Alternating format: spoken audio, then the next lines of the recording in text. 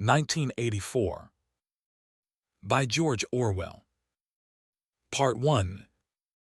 Chapter 1. It was a bright, cold day in April, and the clocks were striking 13. Winston Smith, his chin nuzzled into his breast in an effort to escape the vile wind, slipped quickly through the glass doors of Victory Mansions, though not quickly enough to prevent a swirl of gritty dust from entering along with him. The hallway smelt of boiled cabbage and old rag mats. At one end of it, a colored poster, too large for indoor display, had been tacked to the wall. It depicted simply an enormous face, more than a meter wide, the face of a man of about 45, with a heavy black mustache and ruggedly handsome features. Winston made for the stairs. It was no use trying the lift. Even at the best of times, it was seldom working, and at present the electric current was cut off during daylight hours. It was part of the economy drive in preparation for Hate Week. The flat was 7 flights up, and Winston, who was 39 and had a varicose ulcer above his right ankle, went slowly, resting several times on the way. On each landing, opposite the lift shaft, the poster with the enormous face gazed from the wall. It was one of those pictures which are so contrived that the eyes follow you about when you move. "Big Brother is watching you," the caption beneath it ran. Inside the flat, a fruity voice was reading out a list of figures which had something to do with the production of pig iron. The voice came from an oblong metal plaque like a dulled mirror which formed part of the surface of the right-hand wall.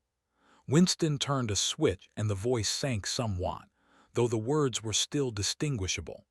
The instrument, the telescreen, it was called, could be dimmed, but there was no way of shutting it off completely. He moved over to the window. A smallish, frail figure, the meagerness of his body merely emphasized by the blue overalls which were the uniform of the party. His hair was very fair, his face naturally sanguine, his skin roughened by coarse soap and blunt razor blades and the cold of the winter that had just ended. Outside, even through the shut window pane, the world looked cold. Down in the street, little eddies of wind were whirling dust and torn paper into spirals, and though the sun was shining and the sky a harsh blue, there seemed to be no color in anything, except the posters that were plastered everywhere. The black mustachioed face gazed down from every commanding corner. There was one on the house front immediately opposite. "Big Brother is watching you," the caption said, while the dark eyes looked deep into Winston's own. Down at street level, another poster, torn at one corner, flapped fitfully in the wind, alternately covering and uncovering the single word INGSOC. In the far distance, a helicopter skimmed down between the roofs, hovered for an instant like a bluebottle, and darted away again with a curving flight. It was the police patrol, snooping into people's windows. The patrols did not matter, however. Only the thought police mattered. Behind Winston's back, the voice from the telescreen was still babbling away about pig iron and the overfulfillment of the 9th three-year plan. The telescreen received and transmitted simultaneously. Any sound that Winston made, above the level of a very low whisper, would be picked up by it. Moreover, so long as he remained within the field of vision which the metal plaque commanded, he could be seen as well as heard. There was of course no way of knowing whether you were being watched at any given moment. How often or on what system the thought police plugged in on any individual wire was guesswork. It was even conceivable that they watched everybody all the time, but at any rate they could plug in your wire whenever they wanted to. You had to live, did live, from habit that became instinct, in the assumption that every sound you made was overheard, and except in darkness, every movement scrutinized. Winston kept his back turned to the telescreen.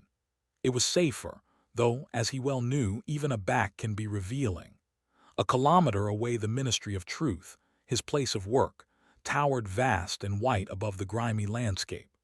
This, he thought with a sort of vague distaste, this was London, chief city of Airstrip 1, itself the third most populous of the provinces of Oceania. He tried to squeeze out some childhood memory that should tell him whether London had always been quite like this. Were there always these vistas of rotting 19th-century houses, their sides shored up with balks of timber, their windows patched with cardboard and their roofs with corrugated iron, their crazy garden walls sagging in all directions, and the bombed sites where the plaster dust swirled in the air and the willow herb straggled over the heaps of rubble, and the places where the bombs had cleared a larger patch and there had sprung up sordid colonies of wooden dwellings like chicken houses. But it was no use. He could not remember. Nothing remained of his childhood except a series of bright-lit tableaus occurring against no background and mostly unintelligible. The Ministry of Truth, Minitru in Newspeak was the official language of Oceania. For an account of its structure and etymology see appendix, was startlingly different from any other object in sight. It was an enormous pyramidal structure of glittering white concrete, soaring up, terrace after terrace, 300 meters into the air. From where Winston stood it was just possible to read, picked out on its white face in elegant lettering, the three slogans of the party. War is peace. Freedom is slavery. Ignorance is strength. The Ministry of Truth contained, it was said, 3,000 rooms above ground level and corresponding ramifications below. Scattered about London, there were just 3 other buildings of similar appearance and size. So completely did they dwarf the surrounding architecture that, from the roof of Victory Mansions, you could see all 4 of them simultaneously.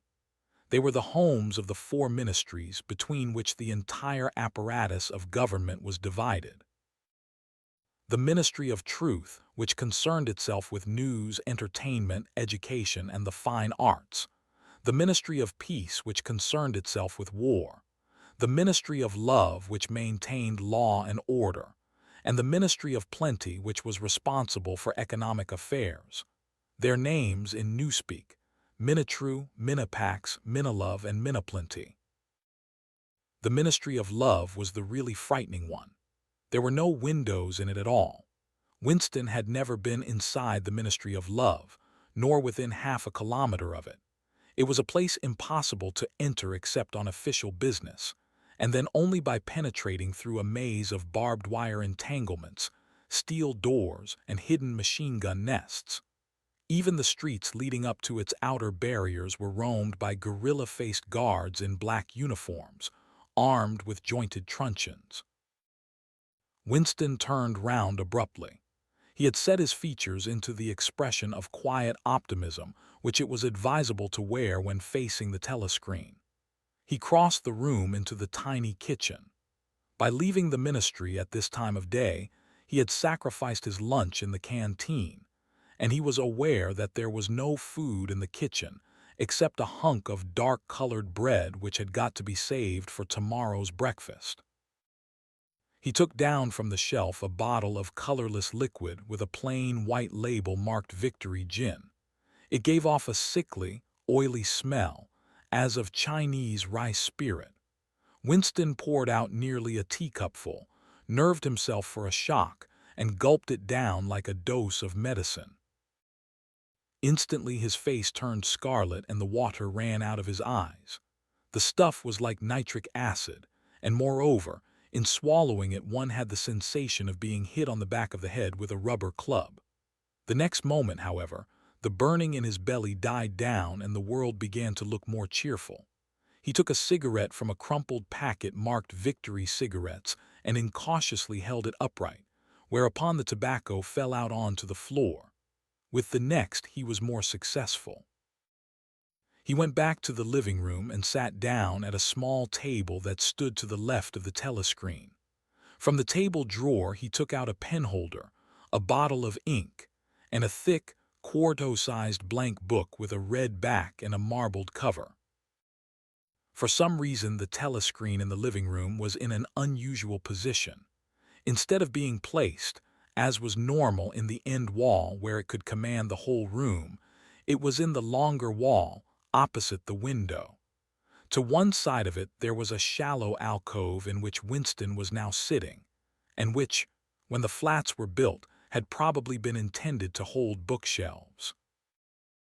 By sitting in the alcove and keeping well back, Winston was able to remain outside the range of the telescreen, so far as sight went. He could be heard, of course, but so long as he stayed in his present position, he could not be seen. It was partly the unusual geography of the room that had suggested to him the thing that he was now about to do. But it had also been suggested by the book that he had just taken out of the drawer. It was a peculiarly beautiful book. Its smooth, creamy paper, a little yellowed by age, was of a kind that had not been manufactured for at least 40 years past. He could guess, however, that the book was much older than that. He had seen it lying in the window of a frowsy little junk shop in a slummy quarter of the town, just what quarter he did not now remember, and had been stricken immediately by an overwhelming desire to possess it. Party members were supposed not to go into ordinary shops, dealing on the free market, it was called, but the rule was not strictly kept, because there were various things, such as shoelaces and razor blades, which it was impossible to get hold of in any other way. He had given a quick glance up and down the street and then had slipped inside and bought the book for $2.50. At the time he was not conscious of wanting it for any particular purpose. He had carried it guiltily home in his briefcase. Even with nothing written in it, it was a compromising possession. The thing that he was about to do was to open a diary. This was not illegal, nothing was illegal, since there were no longer any laws, but if detected it was reasonably certain that it would be punished by death, or at least by 25 years in a forced labor camp. Winston fitted a nib into the penholder and sucked it to get the grease off. The pen was an archaic instrument, seldom used even for signatures, and he had procured one, furtively and with some difficulty, simply because of a feeling that the beautiful creamy paper deserved to be written on with a real nib instead of being scratched with an ink pencil. Actually, he was not used to writing by hand. Apart from very short notes, it was usual to dictate everything into the speakwrite, which was of course impossible for his present purpose. He dipped the pen into the ink and then faltered for just a second. A tremor had gone through his bowels. To mark the paper was the decisive act. In small, clumsy letters he wrote, April 4th, 1984. He sat back. A sense of complete helplessness had descended upon him. To begin with, he did not know with any certainty that this was 1984. It must be round about that date, since he was fairly sure that his age was 39, and he believed that he had been born in 1944 or 1945. But it was never possible nowadays to pin down any date within a year or two. For whom it suddenly occurred to him to wonder, was he writing this diary? For the future, for the unborn. His mind hovered for a moment round the doubtful date on the page, and then fetched up with a bump against the newspeak word doublethink. For the first time the magnitude of what he had undertaken came home to him. How could you communicate with the future? It was of its nature impossible. Either the future would resemble the present, in which case it would not listen to him, or it would be different from it, and his predicament would be meaningless. For some time he sat gazing stupidly at the paper. The telescreen had changed over to strident military music. It was curious that he seemed not merely to have lost the power of expressing himself, but even to have forgotten what it was that he had originally intended to say.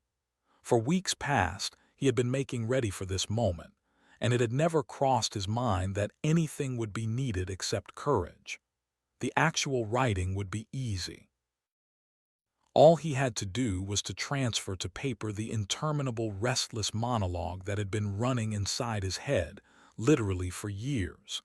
At this moment, however, even the monologue had dried up, Moreover, his varicose ulcer had begun itching unbearably. He dared not scratch it, because if he did so, it always became inflamed. The seconds were ticking by. He was conscious of nothing except the blankness of the page in front of him, the itching of the skin above his ankle, the blaring of the music, and a slight booziness caused by the gin. Suddenly he began writing in sheer panic, only imperfectly aware of what he was setting down. His small but childish handwriting straggled up and down the page, shedding first its capital letters and finally even its full stops. April 4th, 1984. Last night to the flicks. All war films. One very good one of a ship full of refugees being bombed somewhere in the Mediterranean. Audience much amused by shots of a great huge fat man trying to swim away with a helicopter after him. First you saw him wallowing along in the water like a porpoise. Then you saw him through the helicopter's gun sights. Then he was full of holes, and the sea round him turned pink, and he sank as suddenly as though the holes had let in the water, audience shouting with laughter when he sank. Then you saw a lifeboat full of children with a helicopter hovering over it. There was a middle-aged woman, might have been a Jewess, sitting up in the bow with a little boy about 3 years old in her arms. Little boy screaming with fright and hiding his head between her breasts as if he was trying to burrow right into her, and the woman putting her arms round him and comforting him, although she was blue with fright herself, all the time covering him up as much as possible, as if she thought her arms could keep the bullets off him. Then the helicopter planted a 20-kilo bomb in among them, terrific flash, and the boat went all to matchwood. Then there was a wonderful shot of a child's arm going up, right up into the air. A helicopter with a camera in its nose must have followed it up. And there was a lot of applause from the party seats, but a woman down in the prole part of the house suddenly started kicking up a fuss and shouting they didn't oughter have showed it, not in front of kids. They didn't, it ain't right, not in front of kids, it ain't. Until the police turned her out. I don't suppose anything happened to her, nobody cares what the proles say. Typical prole reaction, they never. Winston stopped writing, partly because he was suffering from cramp. He did not know what had made him pour out this stream of rubbish. But the curious thing was that, while he was doing so, a totally different memory had clarified itself in his mind, to the point where he almost felt equal to writing it down. It was, he now realized, because of this other incident that he had suddenly decided to come home and begin the diary today. It had happened that morning at the ministry, if anything so nebulous could be said to happen. It was nearly 1100, and in the records department, where Winston worked, they were dragging the chairs out of the cubicles and grouping them in the center of the hall opposite the big telescreen, in preparation for the 2 minutes hate. Winston was just taking his place in one of the middle rows when two people whom he knew by sight but had never spoken to came unexpectedly into the room. One of them was a girl whom he often passed in the corridors. He did not know her name, but he knew that she worked in the fiction department. Presumably, since he had sometimes seen her with oily hands and carrying a spanner, she had some mechanical job on one of the novel-writing machines. She was a bold-looking girl of about 27 with thick hair, a freckled face, and swift, athletic movements. A narrow scarlet sash, emblem of the Junior Anti-Sex League, was wound several times round the waist of her overalls, just tightly enough to bring out the shapeliness of her hips. Winston had disliked her from the very first moment of seeing her. He knew the reason. It was because of the atmosphere of hockey fields and cold baths and community hikes and general clean-mindedness which she managed to carry about with her. He disliked nearly all women, and especially the young and pretty ones. It was always the women, and above all the young ones, who were the most bigoted adherents of the party, the swallowers of slogans, the amateur spies and nosers out of unorthodoxy. But this particular girl gave him the impression of being more dangerous than most. Once when they passed in the corridor, she gave him a quick sidelong glance which seemed to pierce right into him, and for a moment had filled him with black terror. The idea had even crossed his mind that she might be an agent of the thought police. That it was true was very unlikely. Still, he continued to feel a peculiar uneasiness, which had fear mixed up in it as well as hostility, whenever she was anywhere near him. The other person was a man named O'Brien, a member of the inner party and holder of some post so important and remote that Winston had only a dim idea of its nature. A momentary hush passed over the group of people round the chairs as they saw the black overalls of an inner party member approaching. O'Brien was a large, burly man with a thick neck and a coarse, humorous, brutal face. In spite of his formidable appearance, he had a certain charm of manner. He had a trick of resettling his spectacles on his nose which was curiously disarming, in some indefinable way, curiously civilized. It was a gesture which, if anyone had still thought in such terms, might have recalled an 18th-century nobleman offering his snuff-box. Winston had seen O'Brien perhaps a dozen times in almost as many years. He felt deeply drawn to him, and not solely because he was intrigued by the contrast between O'Brien's urbane manner and his prize-fighter's physique. Much more it was because of a secretly held belief, or perhaps not even a belief, merely a hope, that O'Brien's political orthodoxy was not perfect. Something in his face suggested it irresistibly. And again, perhaps it was not even unorthodoxy that was written in his face, but simply intelligence. But at any rate, he had the appearance of being a person that you could talk to if somehow you could cheat the telescreen and get him alone.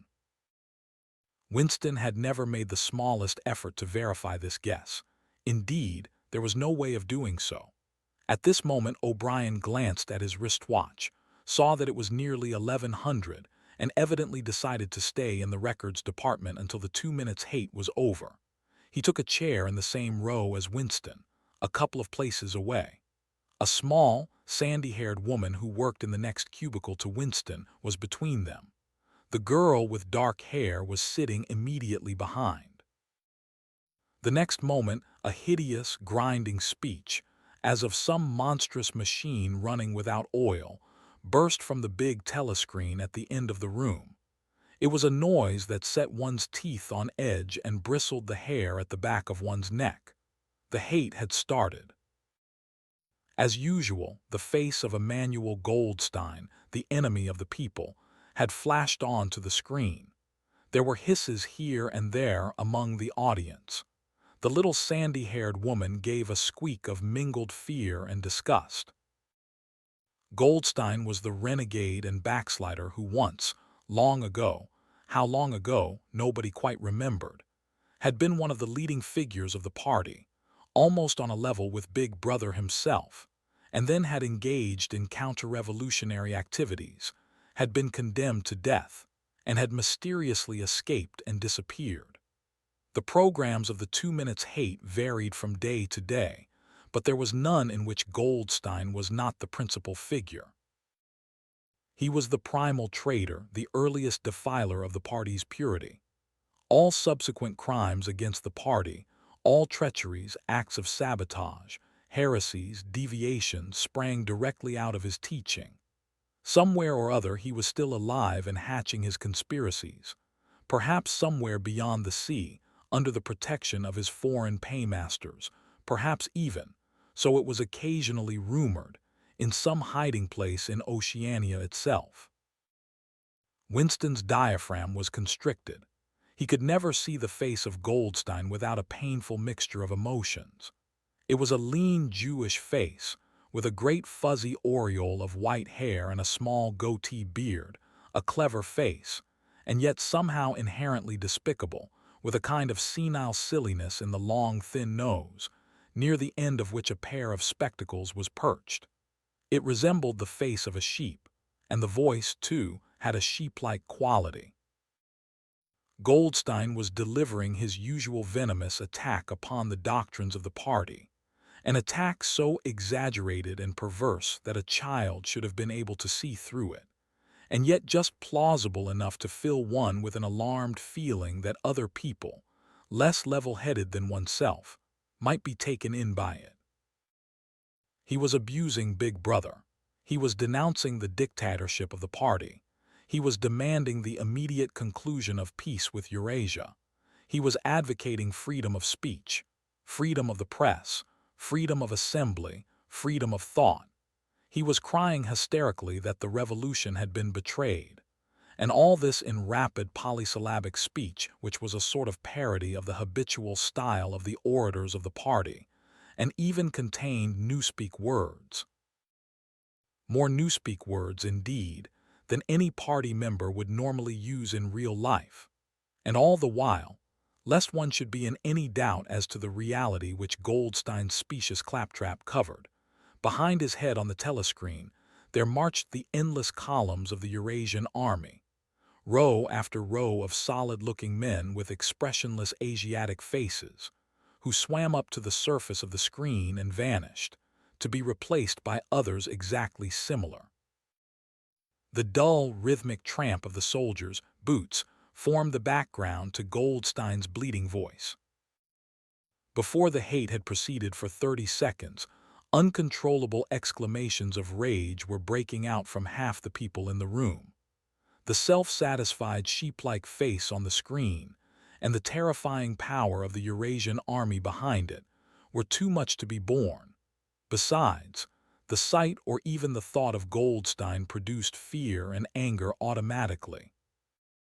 He was an object of hatred more constant than either Eurasia or Eastasia, since when Oceania was at war with one of these powers, it was generally at peace with the other. But what was strange was that, although Goldstein was hated and despised by everybody, although every day and 1,000 times a day, on platforms, on the telescreen, in newspapers, in books, his theories were refuted, smashed, ridiculed, held up to the general gaze for the pitiful rubbish that they were. In spite of all this, his influence never seemed to grow less. Always there were fresh dupes waiting to be seduced by him. A day never passed when spies and saboteurs acting under his directions were not unmasked by the thought police. He was the commander of a vast shadowy army, an underground network of conspirators dedicated to the overthrow of the state. The Brotherhood its name was supposed to be.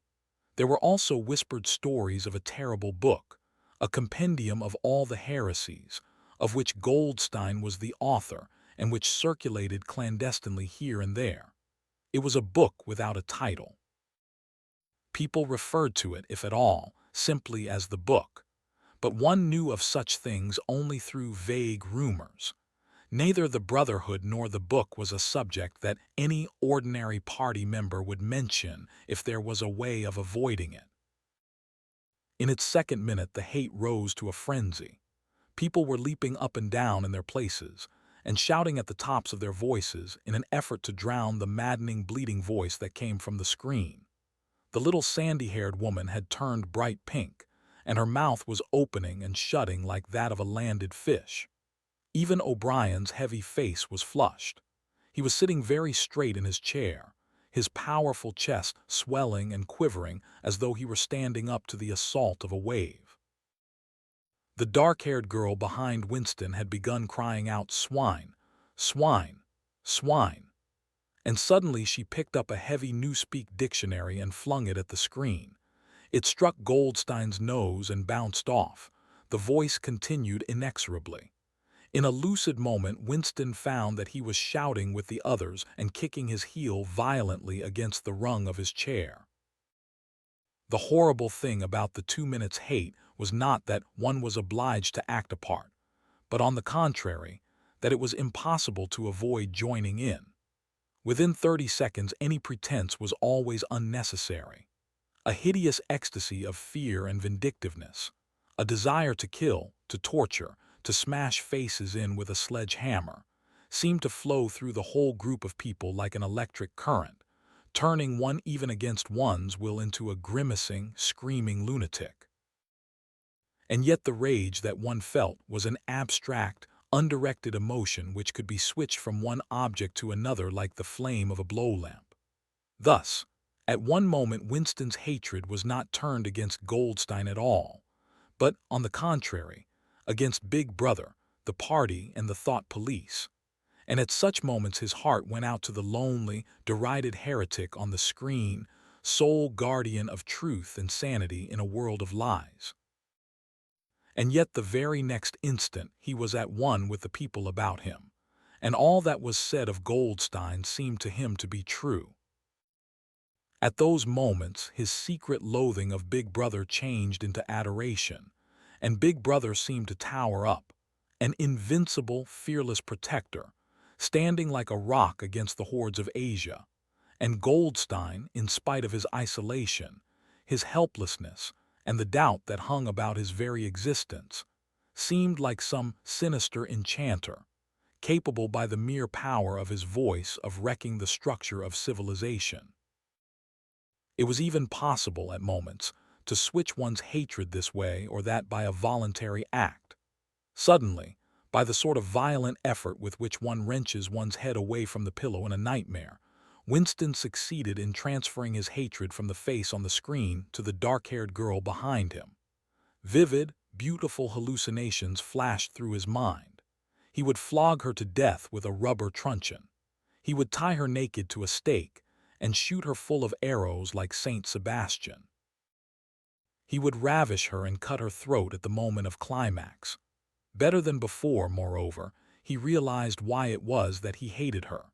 He hated her because she was young and pretty and sexless, because he wanted to go to bed with her and would never do so, because round her sweet supple waist, which seemed to ask you to encircle it with your arm, there was only the odious scarlet sash, aggressive symbol of chastity. The hate rose to its climax. The voice of Goldstein had become an actual sheep's bleat, and for an instant the face changed into that of a sheep. Then the sheep face melted into the figure of a Eurasian soldier who seemed to be advancing, huge and terrible, his submachine gun roaring, and seeming to spring out of the surface of the screen, so that some of the people in the front row actually flinched backwards in their seats. But in the same moment, drawing a deep sigh of relief from everybody, the hostile figure melted into the face of Big Brother, black-haired, black-moustachioed, full of power and mysterious calm, and so vast that it almost filled up the screen. Nobody heard what Big Brother was saying. It was merely a few words of encouragement, the sort of words that are uttered in the din of battle, not distinguishable individually, but restoring confidence by the fact of being spoken. Then the face of Big Brother faded away again, and instead the three slogans of the party stood out in bold capitals.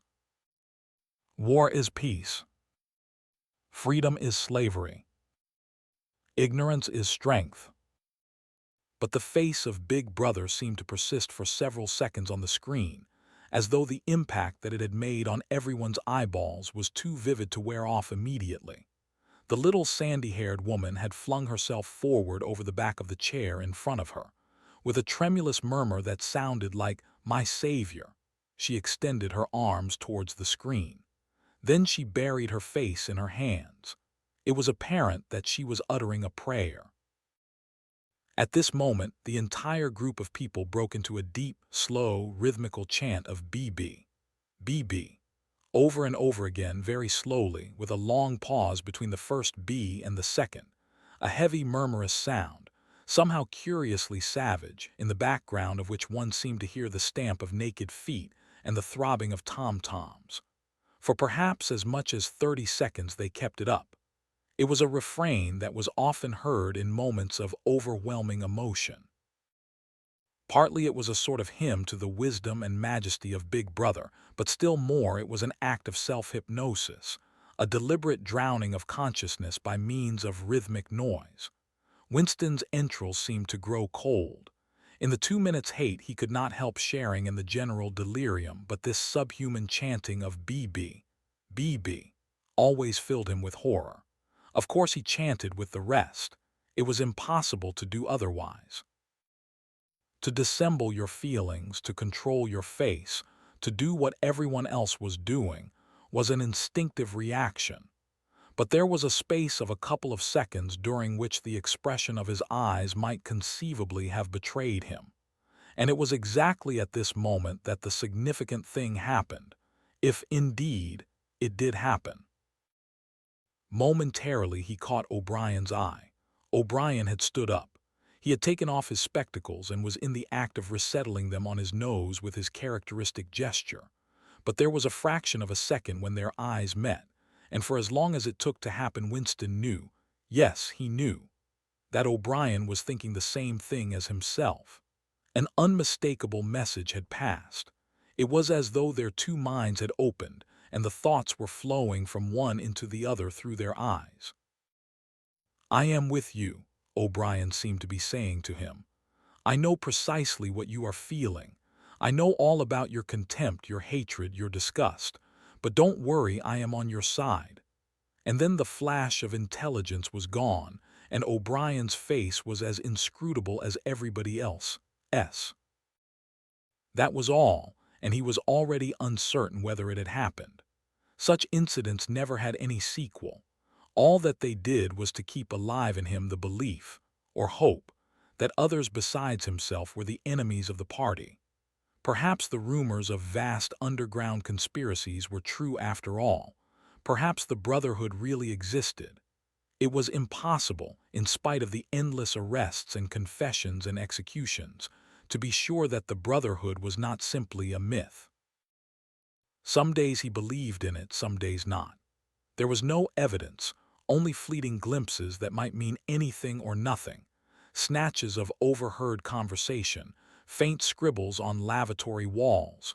Once, even when two strangers met, a small movement of the hand which had looked as though it might be a signal of recognition. It was all guesswork. Very likely he had imagined everything. He had gone back to his cubicle without looking at O'Brien again. The idea of following up their momentary contact hardly crossed his mind. It would have been inconceivably dangerous even if he had known how to set about doing it. For a second, 2 seconds, they had exchanged an equivocal glance, and that was the end of the story. But even that was a memorable event, in the locked loneliness in which one had to live. Winston roused himself and sat up straighter. He let out a belch. The gin was rising from his stomach. His eyes refocused on the page. He discovered that while he sat helplessly musing, he had also been writing, as though by automatic action. And it was no longer the same cramped, awkward handwriting as before. His pen had slid voluptuously over the smooth paper, printing in large, neat capitals, "Down with Big Brother, down with Big Brother, down with Big Brother, down with Big Brother, down with Big Brother," over and over again, filling half a page. He could not help feeling a twinge of panic. It was absurd, since the writing of those particular words was not more dangerous than the initial act of opening the diary. But for a moment he was tempted to tear out the spoiled pages and abandon the enterprise altogether. He did not do so, however, because he knew that it was useless. Whether he wrote down with Big Brother or whether he refrained from writing it made no difference. Whether he went on with the diary or whether he did not go on with it made no difference. The thought police would get him just the same. He had committed, would still have committed, even if he had never set pen to paper, the essential crime that contained all others in itself. Thought crime, they called it. Thought crime was not a thing that could be concealed forever. You might dodge successfully for a while, even for years, but sooner or later they were bound to get you. It was always at night. The arrests invariably happened at night. The sudden jerk out of sleep, the rough hand shaking your shoulder, the lights glaring in your eyes, the ring of hard faces round the bed. In the vast majority of cases there was no trial, no report of the arrest. People simply disappeared, always during the night. Your name was removed from the registers. Every record of everything you had ever done was wiped out. Your one-time existence was denied and then forgotten. You were abolished, annihilated. Vaporized was the usual word. For a moment he was seized by a kind of hysteria. He began writing in a hurried, untidy scrawl. They'll shoot me, I don't care, they'll shoot me in the back of the neck, I don't care, down with Big Brother, they always shoot you in the back of the neck. I don't care, down with Big Brother. He sat back in his chair, slightly ashamed of himself, and laid down the pen. The next moment he started violently. There was a knocking at the door. Already, he sat as still as a mouse in the futile hope that whoever it was might go away after a single attempt. But no, the knocking was repeated. The worst thing of all would be to delay. His heart was thumping like a drum, but his face, from long habit, was probably expressionless. He got up and moved heavily towards the door. Chapter 2. As he put his hand to the doorknob, Winston saw that he had left the diary open on the table. Down with Big Brother was written all over it, in letters almost big enough to be legible across the room. It was an inconceivably stupid thing to have done. But he realized, even in his panic, he had not wanted to smudge the creamy paper by shutting the book while the ink was wet. He drew in his breath and opened the door. Instantly, a warm wave of relief flowed through him. A colorless, crushed-looking woman with wispy hair and a lined face was standing outside. "Oh, comrade," she began in a dreary, whining sort of voice, "I thought I heard you come in. Do you think you could come across and have a look at our kitchen sink?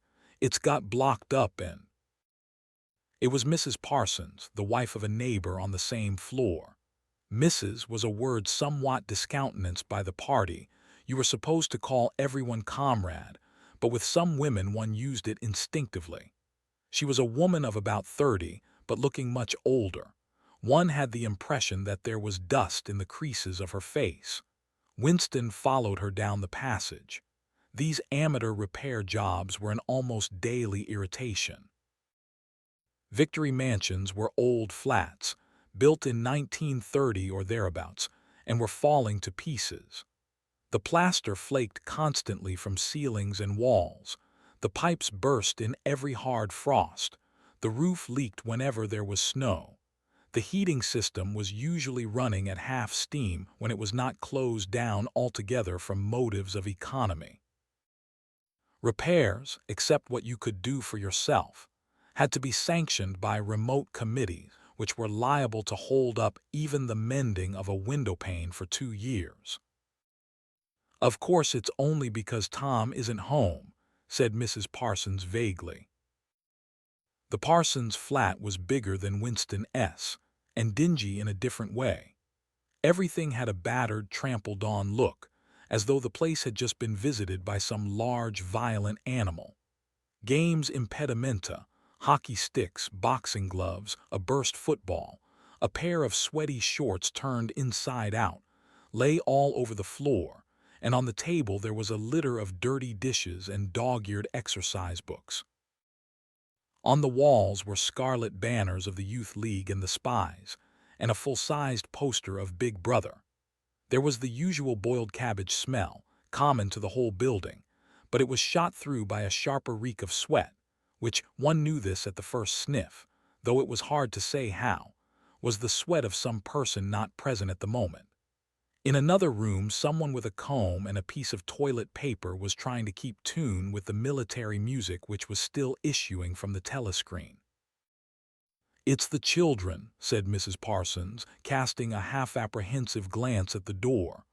"They haven't been out today, and of course—" She had a habit of breaking off her sentences in the middle. The kitchen sink was full nearly to the brim with filthy greenish water which smelt worse than ever of cabbage. Winston knelt down and examined the angle joint of the pipe. He hated using his hands, and he hated bending down, which was always liable to start him coughing. Mrs. Parsons looked on helplessly. "Of course, if Tom was home, he'd put it right in a moment," she said. "He loves anything like that. He's ever so good with his hands, Tom is."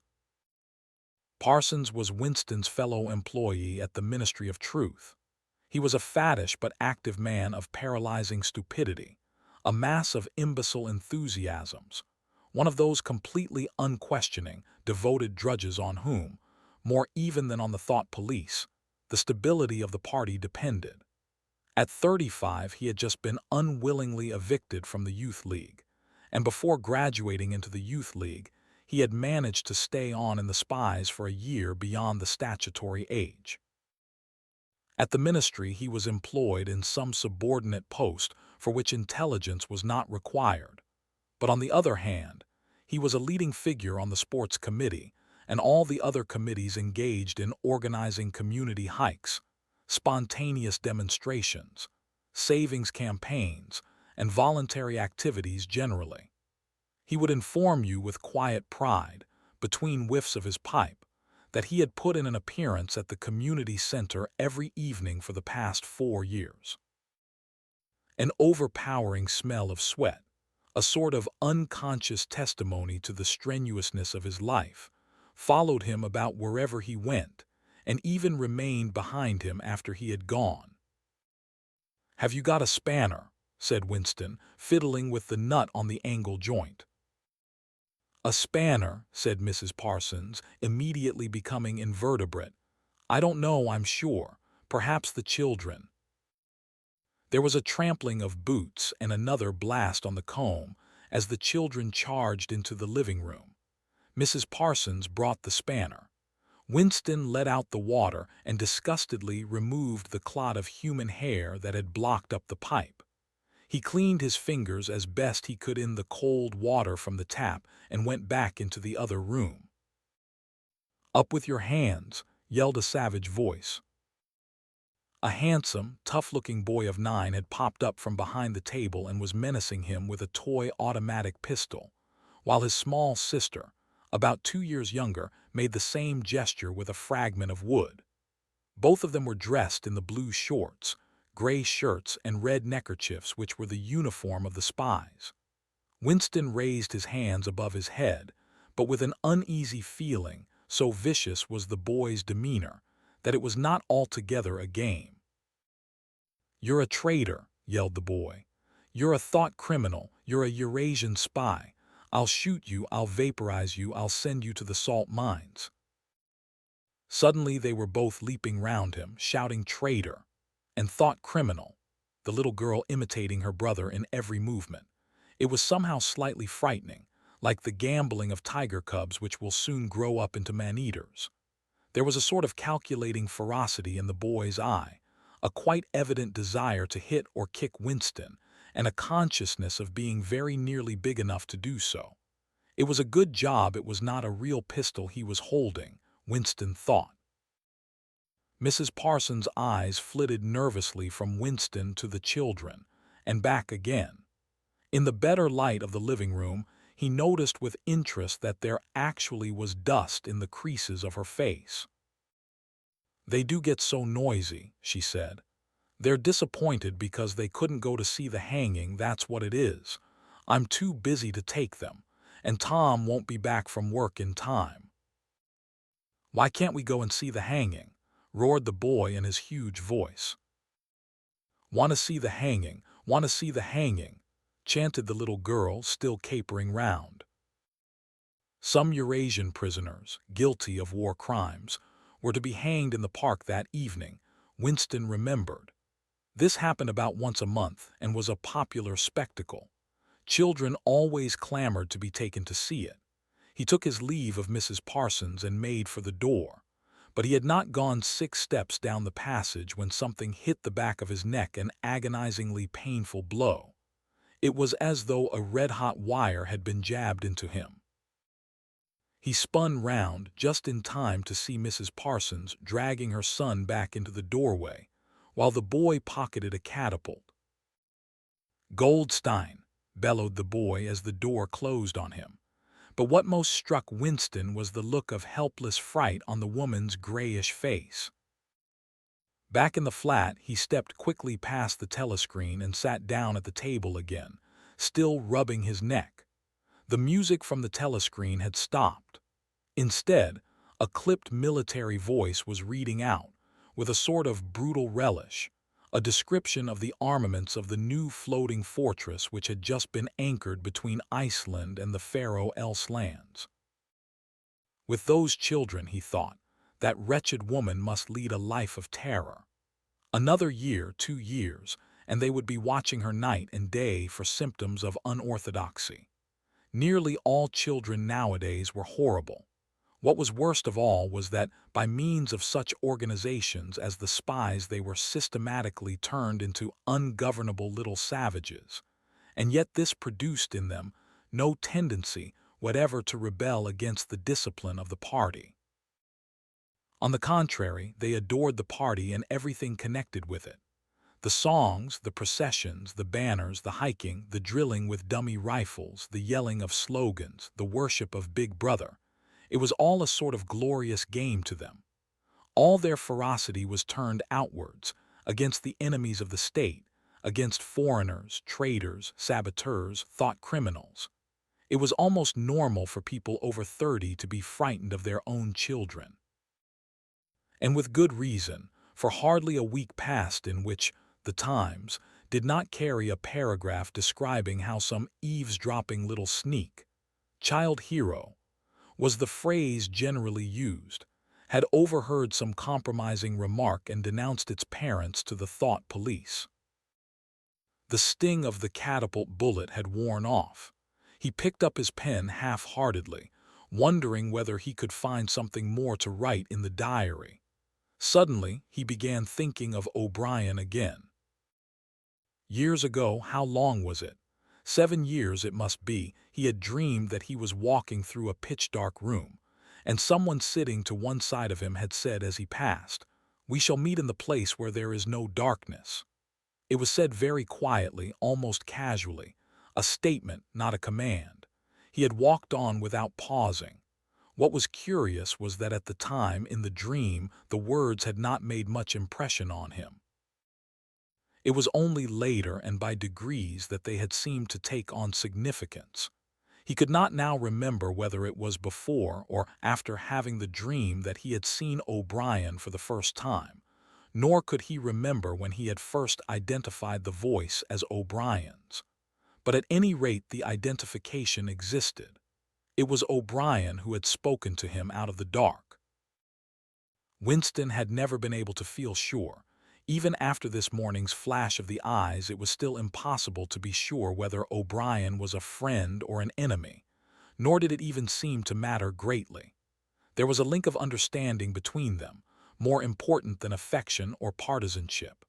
"We shall meet in the place where there is no darkness," he had said. Winston did not know what it meant, only that in some way or another it would come true. The voice from the telescreen paused. A trumpet call, clear and beautiful, floated into the stagnant air. The voice continued raspingly. "Attention! Your attention, please. A news flash has this moment arrived from the Malabar front. Our forces in South India have won a glorious victory. I am authorized to say that the action we are now reporting may well bring the war within measurable distance of its end. Here is the news flash." Bad news coming, thought Winston. And sure enough, following on a gory description of the annihilation of a Eurasian army, with stupendous figures of killed and prisoners, came the announcement that, as from next week, the chocolate ration would be reduced from 30 grams to 20. Winston belched again. The gin was wearing off, leaving a deflated feeling. The telescreen, perhaps to celebrate the victory, perhaps to drown the memory of the lost chocolate, crashed into Oceania. "Teas for thee." You were supposed to stand to attention. However, in his present position he was invisible. Oceania, "Teas for thee" gave way to lighter music. Winston walked over to the window, keeping his back to the telescreen. The day was still cold and clear. Somewhere far away a rocket bomb exploded with a dull, reverberating roar. About 20 or 30 of them a week were falling on London at present. Down in the street, the wind flapped the torn poster to and fro, and the word INGSOC fitfully appeared and vanished. Ingsoc, the sacred principles of Ingsoc, Newspeak doublethink the mutability of the past. He felt as though he were wandering in the forests of the sea bottom, lost in a monstrous world where he himself was the monster. He was alone. The past was dead. The future was unimaginable. What certainty had he that a single human creature now living was on his side? And what way of knowing that the dominion of the party would not endure forever? Like an answer, the three slogans on the white face of the Ministry of Truth came back to him. War is peace. Freedom is slavery. Ignorance is strength. He took a 25-cent piece out of his pocket. There, too, in tiny clear lettering, the same slogans were inscribed, and on the other face of the coin the head of Big Brother. Even from the coin the eyes pursued you. On coins, on stamps, on the covers of books, on banners, on posters, and on the wrappings of a cigarette packet everywhere. Always the eyes watching you and the voice enveloping you.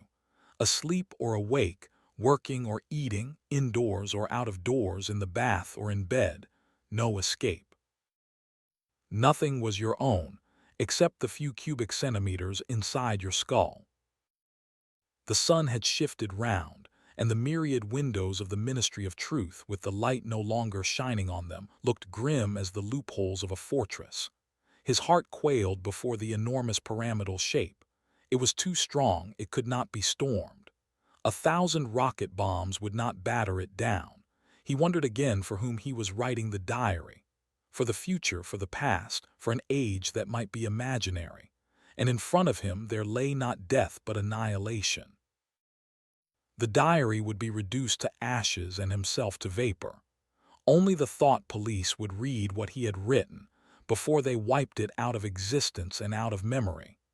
How could you make appeal to the future when not a trace of you, not even an anonymous word scribbled on a piece of paper, could physically survive? The telescreen struck 14. He must leave in 10 minutes. He had to be back at work by 14:30. Curiously, the chiming of the hour seemed to have put new heart into him. He was a lonely ghost uttering a truth that nobody would ever hear. But so long as he uttered it, in some obscure way the continuity was not broken. It was not by making yourself heard but by staying sane that you carried on the human heritage. He went back to the table, dipped his pen, and wrote. To the future or to the past, to a time when thought is free, when men are different from one another and do not live alone, to a time when truth exists and what is done cannot be undone. From the age of uniformity, from the age of solitude, from the age of Big Brother, from the age of doublethink, greetings. He was already dead, he reflected. It seemed to him that it was only now, when he had begun to be able to formulate his thoughts, that he had taken the decisive step. The consequences of every act are included in the act itself. He wrote, "Thought crime does not entail death. Thought crime is death." Now he had recognized himself as a dead man. It became important to stay alive as long as possible. 2 fingers of his right hand were ink-stained. It was exactly the kind of detail that might betray you. Some nosing zealot in the ministry. A woman, probably. Someone like the little sandy-haired woman or the dark-haired girl from the fiction department might start wondering why he had been writing during the lunch interval, why he had used an old-fashioned pen, what he had been writing, and then drop a hint in the appropriate quarter. He went to the bathroom and carefully scrubbed the ink away with the gritty dark brown soap which rasped your skin like sandpaper and was therefore well adapted for this purpose. He put the diary away in the drawer. It was quite useless to think of hiding it, but he could at least make sure whether or not its existence had been discovered. A hair laid across the page ends was too obvious. With the tip of his finger, he picked up an identifiable grain of whitish dust and deposited it on the corner of the cover, where it was bound to be shaken off if the book was moved. Chapter 3. Winston was dreaming of his mother. He must, he thought, have been 10 or 11 years old when his mother had disappeared. She was a tall, statuesque, rather silent woman with slow movements and magnificent fair hair. His father he remembered more vaguely as dark and thin, dressed always in neat dark clothes. Winston remembered especially the very thin soles of his father's shoes, and wearing spectacles. The two of them must evidently have been swallowed up in one of the first great purges of the 50s. At this moment his mother was sitting in some place deep down beneath him with his young sister in her arms. He did not remember his sister at all, except as a tiny, feeble baby, always silent, with large, watchful eyes. Both of them were looking up at him. They were down in some subterranean place, the bottom of a well, for instance, or a very deep grave. But it was a place which, already far below him, was itself moving downwards. They were in the saloon of a sinking ship, looking up at him through the darkening water. There was still air in the saloon, they could still see him and he them, but all the while they were sinking down into the green waters which in another moment must hide them from sight forever. He was out in the light and air while they were being sucked down to death, and they were down there because he was up here. He knew it and they knew it, and he could see the knowledge in their faces. There was no reproach either in their faces or in their hearts, only the knowledge that they must die in order that he might remain alive, and that this was part of the unavoidable order of things. He could not remember what had happened, but he knew in his dream that in some way the lives of his mother and his sister had been sacrificed to his own. It was one of those dreams which, while retaining the characteristic dream scenery, are a continuation of one's intellectual life, and in which one becomes aware of facts and ideas which still seem new and valuable after one is awake. The thing that now suddenly struck Winston was that his mother's death, nearly 30 years ago, had been tragic and sorrowful in a way that was no longer possible. Tragedy, he perceived, belonged to the ancient time, to a time when there was still privacy, love, and friendship, and when the members of a family stood by one another without needing to know the reason. His mother's memory tore at his heart because she had died loving him, when he was too young and selfish to love her in return, and because somehow he did not remember how she had sacrificed herself to a conception of loyalty that was private and unalterable. Such things, he saw, could not happen today. Today there were fear, hatred, and pain, but no dignity of emotion, no deep or complex sorrows.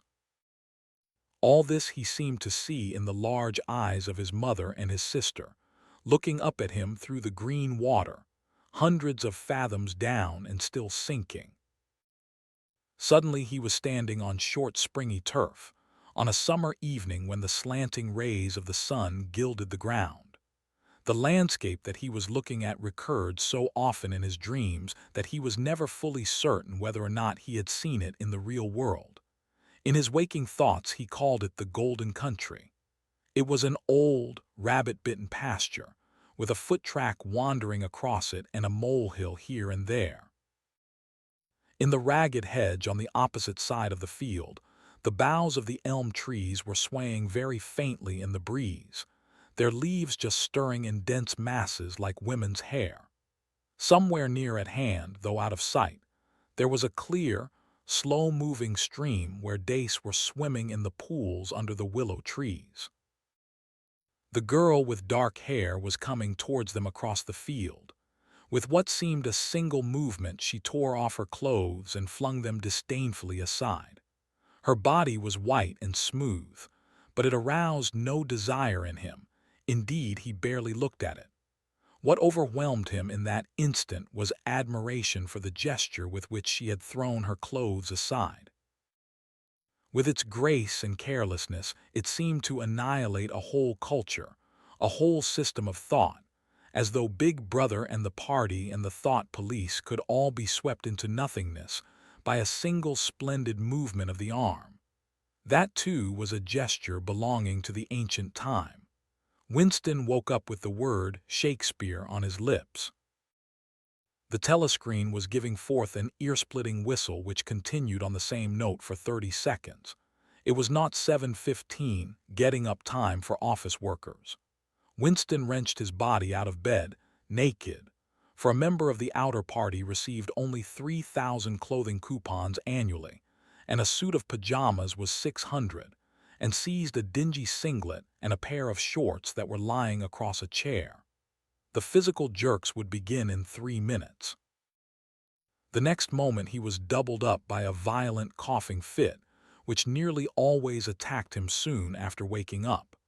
It emptied his lungs so completely that he could only begin breathing again by lying on his back and taking a series of deep gasps. His veins had swelled with the effort of the cough, and the varicose ulcer had started itching. 30 to 40 group, yapped a piercing female voice.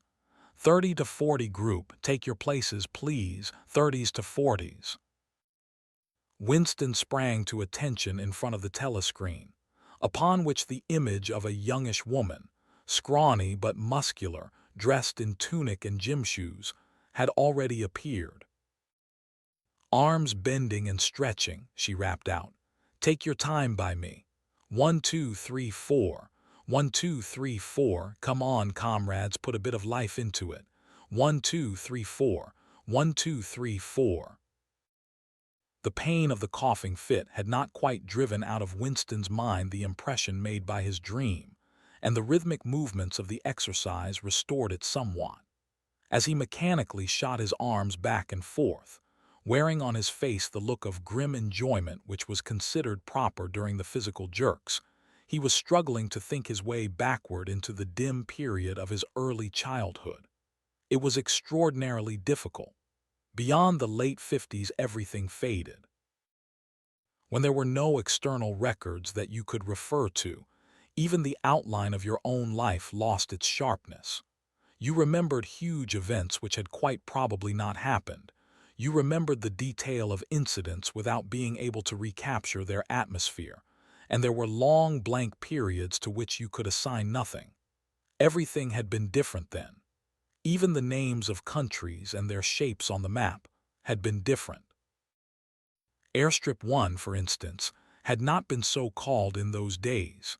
It had been called England or Britain, though London, he felt fairly certain, had always been called London. Winston could not definitely remember a time when his country had not been at war, but it was evident that there had been a fairly long interval of peace during his childhood, because one of his early memories was of an air raid which appeared to take everyone by surprise. Perhaps it was the time when the atomic bomb had fallen on Colchester. He did not remember the raid itself, but he did remember his father's hand clutching his own as they hurried down, down, down into some place deep in the earth, round and round a spiral staircase which rang under his feet, and which finally so wearied his legs that he began whimpering and they had to stop and rest. His mother, in her slow, dreamy way, was following a long way behind them. She was carrying his baby sister, or perhaps it was only a bundle of blankets that she was carrying. He was not certain whether his sister had been born then. Finally, they had emerged into a noisy, crowded place which he had realized to be a tube station. There were people sitting all over the stone-flagged floor, and other people, packed tightly together, were sitting on metal bunks, one above the other.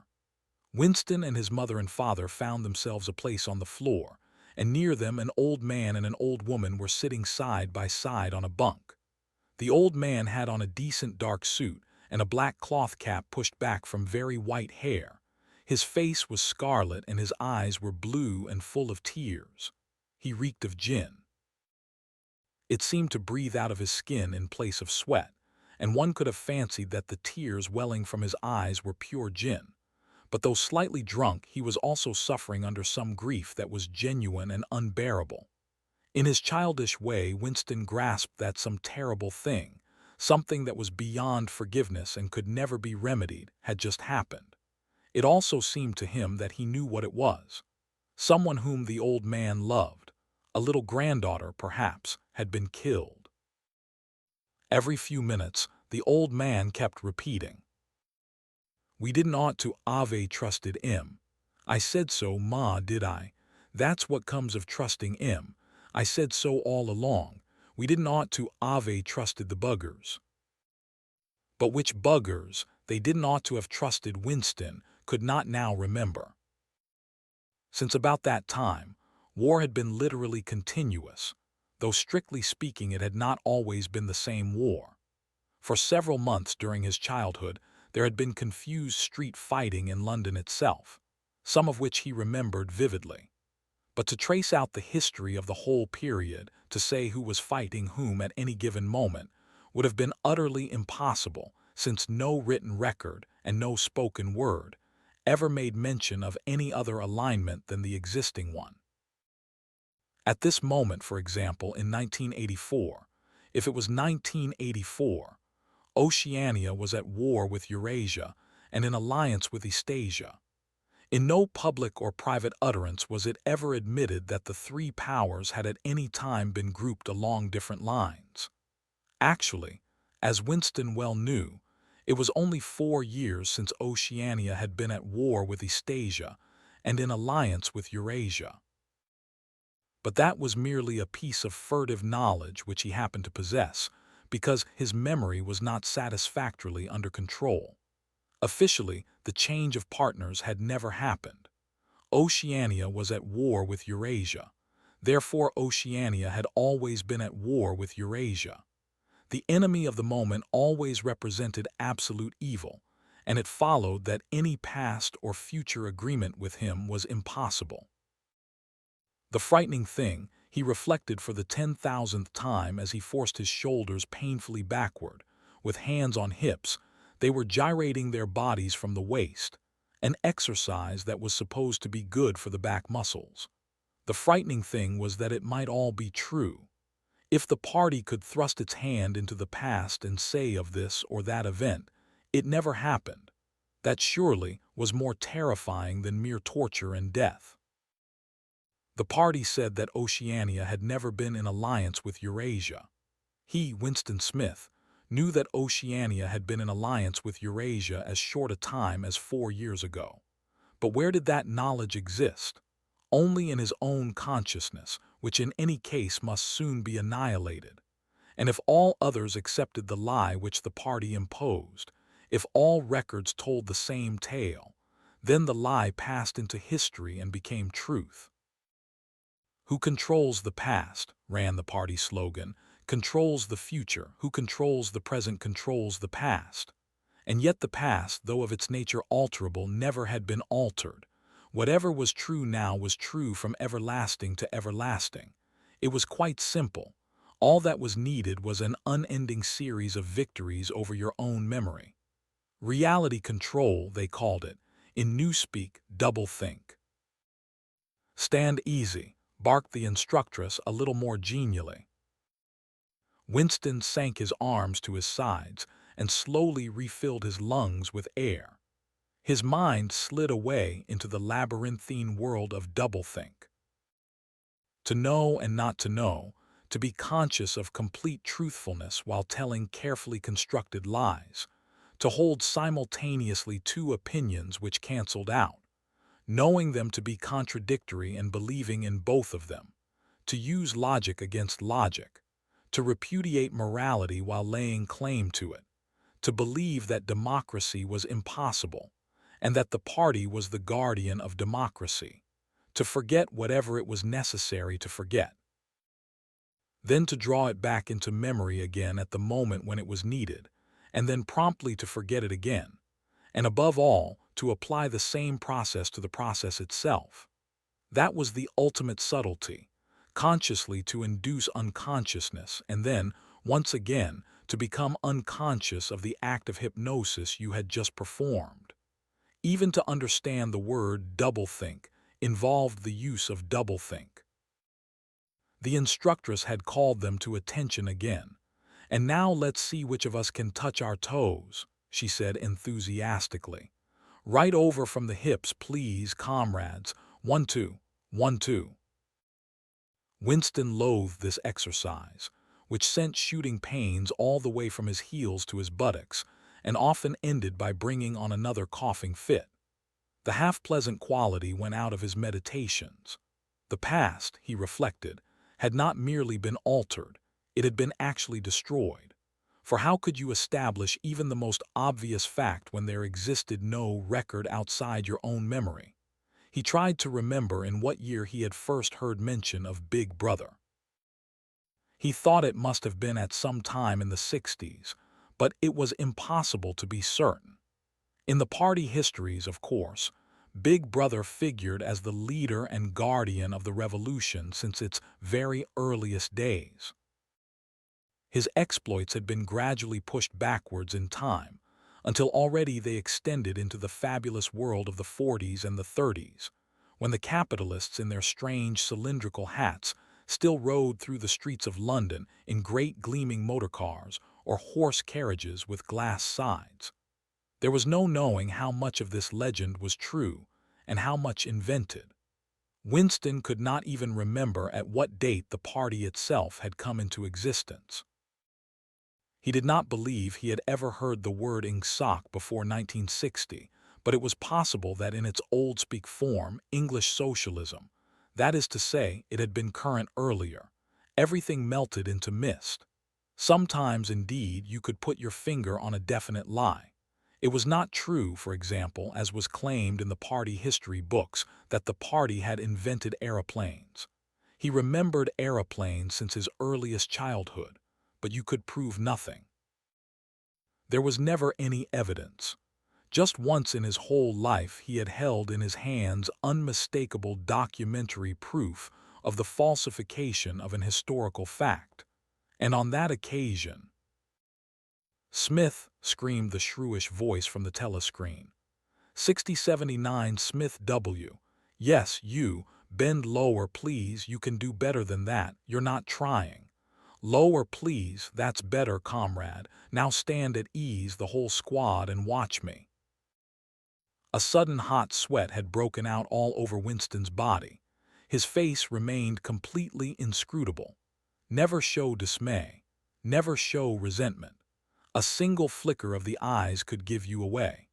He stood watching while the instructress raised her arms above her head and, one could not say gracefully, but with remarkable neatness and efficiency, bent over and tucked the first joint of her fingers under her toes. There, comrades, that's how I want to see you doing it. Watch me again. I'm 39 and I've had 4 children. Now look.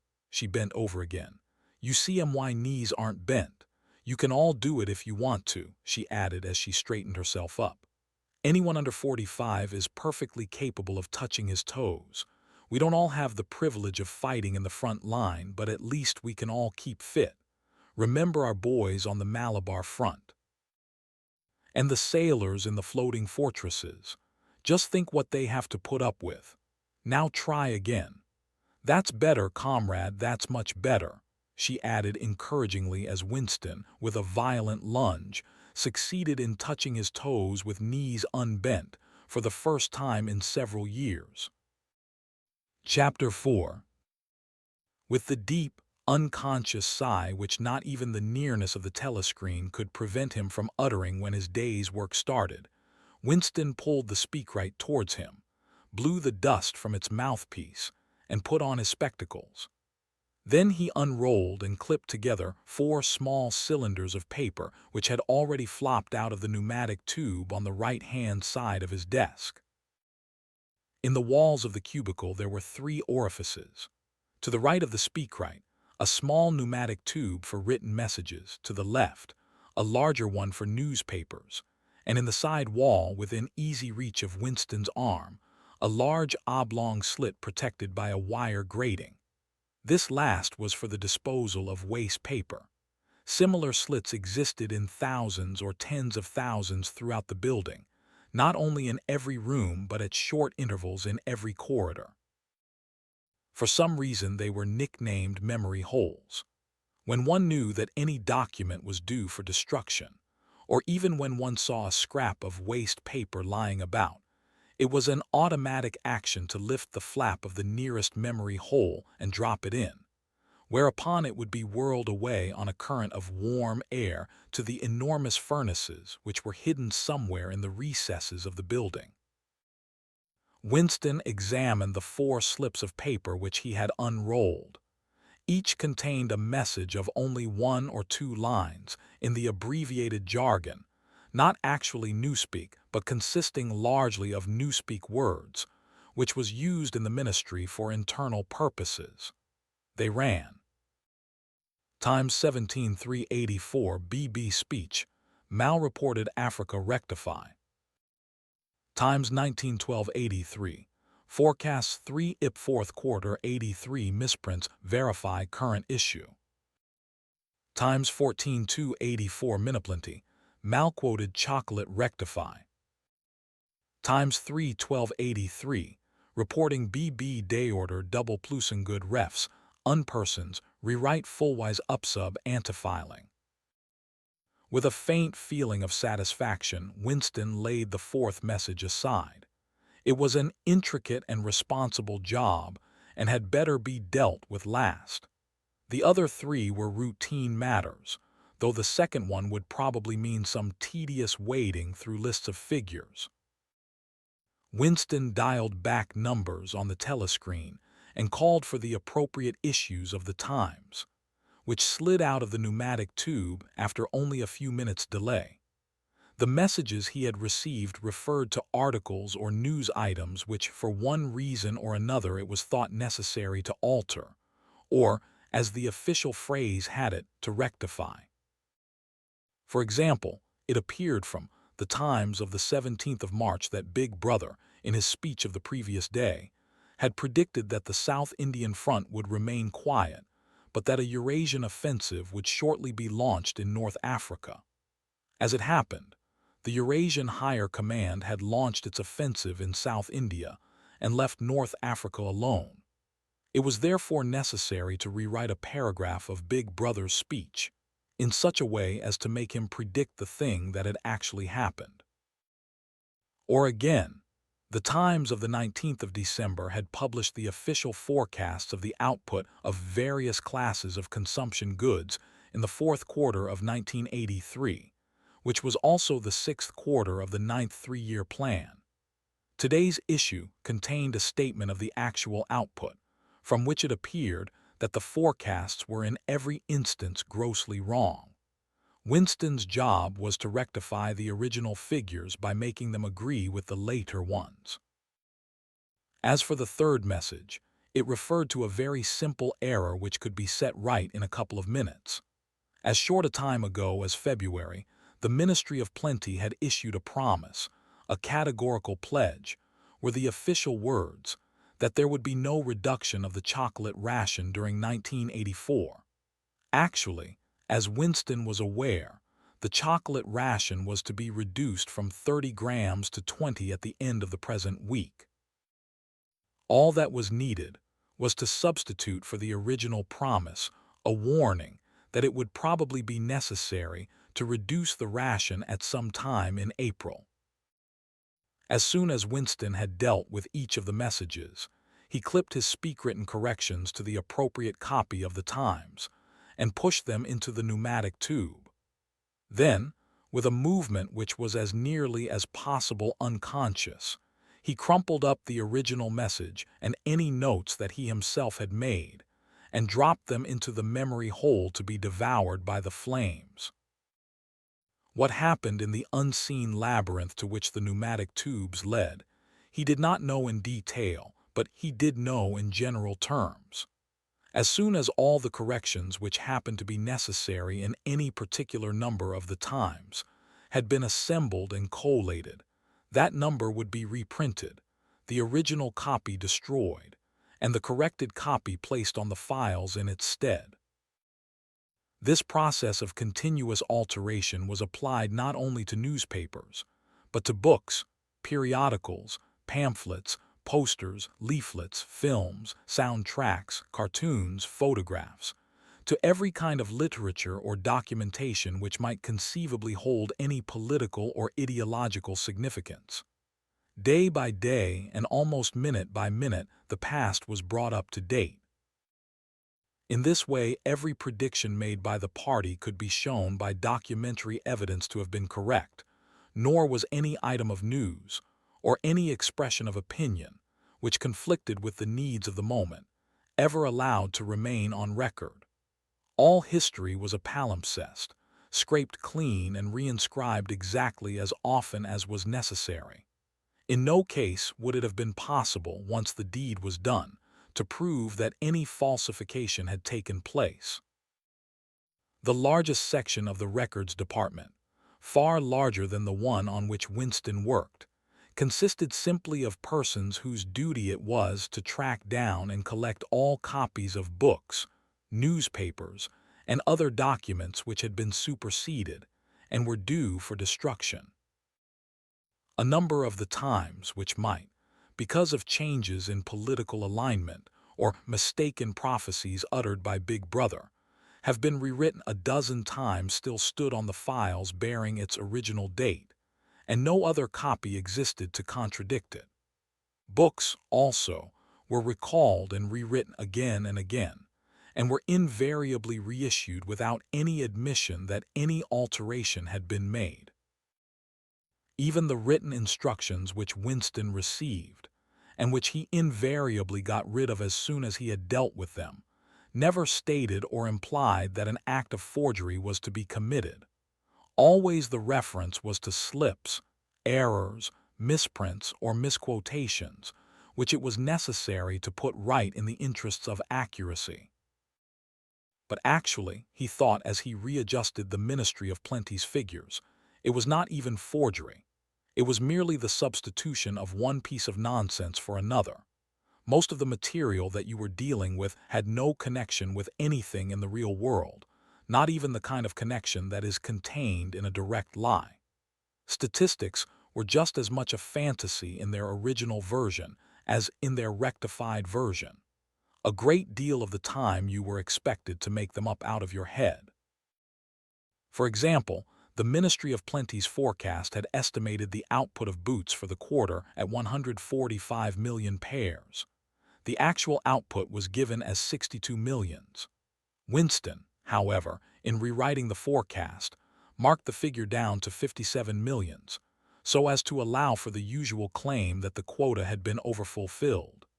In any case, 62 millions was no nearer the truth than 57 millions, or than 145 millions. Very likely no boots had been produced at all. Likelier still, nobody knew how many had been produced, much less cared. All one knew was that every quarter astronomical numbers of boots were produced on paper, while perhaps half the population of Oceania went barefoot. And so it was with every class of recorded fact, great or small. Everything faded away into a shadow world in which, finally, even the date of the year had become uncertain. Winston glanced across the hall. In the corresponding cubicle on the other side, a small, precise-looking, dark-chinned man named Tillotson was working steadily away, with a folded newspaper on his knee and his mouth very close to the mouthpiece of the speakwrite. He had the air of trying to keep what he was saying a secret between himself and the telescreen. He looked up, and his spectacles darted a hostile flash in Winston's direction. Winston hardly knew Tillotson, and had no idea what work he was employed on. People in the records department did not readily talk about their jobs. In the long, windowless hall, with its double row of cubicles and its endless rustle of papers and hum of voices murmuring into speakwrites, there were quite a dozen people whom Winston did not even know by name, though he daily saw them hurrying to and fro in the corridors or gesticulating in the 2 minutes hate. He knew that in the cubicle next to him, the little woman with sandy hair toiled day in day out, simply at tracking down and deleting from the press the names of people who had been vaporized, and were therefore considered never to have existed. There was a certain fitness in this, since her own husband had been vaporized a couple of years earlier. And a few cubicles away, a mild, ineffectual, dreamy creature named Ampliforth, with very hairy ears and a surprising talent for juggling with rhymes and meters, was engaged in producing garbled versions, definitive texts, they were called, of poems which had become ideologically offensive, but which for one reason or another were to be retained in the anthologies. And this hall, with its 50 workers or thereabouts, was only one subsection, a single cell, as it were, in the huge complexity of the records department. Beyond, above, below, were other swarms of workers engaged in an unimaginable multitude of jobs. There were the huge printing shops with their sub-editors, their typography experts, and their elaborately equipped studios for the faking of photographs. There was the teleprogram section with its engineers, its producers, and its teams of actors specially chosen for their skill in imitating voices. There were the armies of reference clerks whose job was simply to draw up lists of books and periodicals which were due for recall. There were the vast repositories where the corrected documents were stored, and the hidden furnaces where the original copies were destroyed. And somewhere or other, quite anonymous, there were the directing brains who coordinated the whole effort and laid down the lines of policy which made it necessary that this fragment of the past should be preserved, that one falsified, and the other rubbed out of existence. And the records department, after all, was itself only a single branch of the Ministry of Truth, whose primary job was not to reconstruct the past, but to supply the citizens of Oceania with newspapers, films, textbooks, telescreen programs, plays, novels, with every conceivable kind of information, instruction, or entertainment, from a statue to a slogan, from a lyric poem to a biological treatise, and from a child's spelling book to a Newspeak dictionary. And the ministry had not only to supply the multifarious needs of the party, but also to repeat the whole operation at a lower level for the benefit of the proletariat. There was a whole chain of separate departments dealing with proletarian literature, music, drama, and entertainment generally. Here were produced rubbishy newspapers containing almost nothing except sport, crime, and astrology, sensational 5-cent novelettes, films oozing with sex, and sentimental songs which were composed entirely by mechanical means on a special kind of kaleidoscope known as a versificator. There was even a whole subsection, pornosec, it was called in newspeak, engaged in producing the lowest kind of pornography, which was sent out in sealed packets, and which no party member, other than those who worked on it, was permitted to look at. 3 messages had slid out of the pneumatic tube while Winston was working, but they were simple matters, and he had disposed of them before the 2 minutes' hate interrupted him.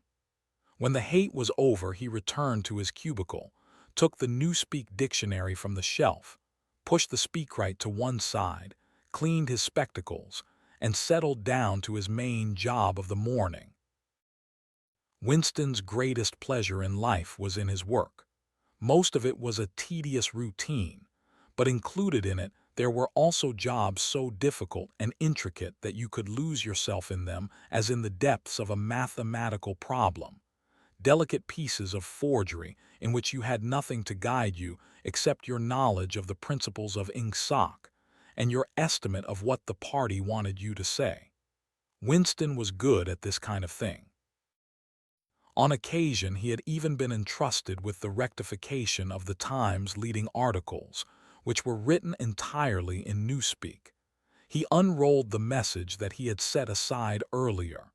It ran: Times 3 1283, reporting BB day order double plusengood refs, unpersons, rewrite fullwise upsub antifiling.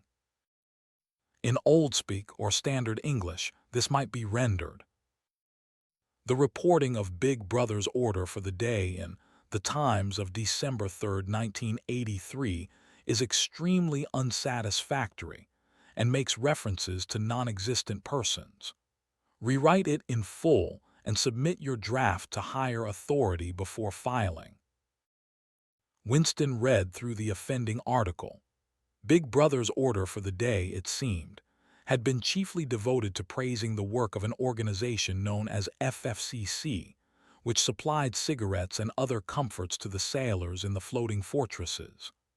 A certain Comrade Withers, a prominent member of the inner party, had been singled out for special mention and awarded a decoration, the Order of Conspicuous Merit, second class. 3 months later, FFCC had suddenly been dissolved with no reasons given. One could assume that Withers and his associates were now in disgrace, but there had been no report of the matter in the press or on the telescreen. That was to be expected, since it was unusual for political offenders to be put on trial or even publicly denounced. The great purges involving thousands of people, with public trials of traitors and thought criminals who made abject confession of their crimes and were afterwards executed, were special showpieces not occurring oftener than once in a couple of years. More commonly, people who had incurred the displeasure of the party simply disappeared and were never heard of again. One never had the smallest clue as to what had happened to them. In some cases, they might not even be dead. Perhaps 30 people personally known to Winston, not counting his parents, had disappeared at one time or another. Winston stroked his nose gently with a paperclip. In the cubicle across the way, Comrade Tillotson was still crouching secretively over his speakwrite. He raised his head for a moment. Again the hostile spectacle flash. Winston wondered whether Comrade Tillotson was engaged on the same job as himself.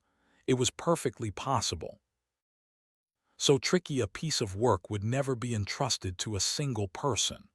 On the other hand, to turn it over to a committee would be to admit openly that an act of fabrication was taking place. Very likely as many as a dozen people were now working away on rival versions of what Big Brother had actually said. And presently some master brain in the inner party would select this version or that, would re-edit it, and set in motion the complex processes of cross-referencing that would be required. And then the chosen lie would pass into the permanent records and become truth. Winston did not know why Withers had been disgraced. Perhaps it was for corruption or incompetence. Perhaps Big Brother was merely getting rid of a too popular subordinate. Perhaps Withers or someone close to him had been suspected of heretical tendencies. Or perhaps, what was likeliest of all, the thing had simply happened because purges and vaporizations were a necessary part of the mechanics of government. The only real clue lay in the words "refs unpersons," which indicated that Withers was already dead. You could not invariably assume this to be the case when people were arrested. Sometimes they were released and allowed to remain at liberty for as much as a year or 2 years before being executed. Very occasionally some person whom you had believed dead long since would make a ghostly reappearance at some public trial where he would implicate hundreds of others by his testimony before vanishing, this time forever. Withers, however, was already an unperson. He did not exist. He had never existed. Winston decided that it would not be enough simply to reverse the tendency of Big Brother's speech. It was better to make it deal with something totally unconnected with its original subject. He might turn the speech into the usual denunciation of traitors and thought criminals, but that was a little too obvious, while to invent a victory at the front, or some triumph of overproduction in the 9th three-year plan might complicate the records too much. What was needed was a piece of pure fantasy.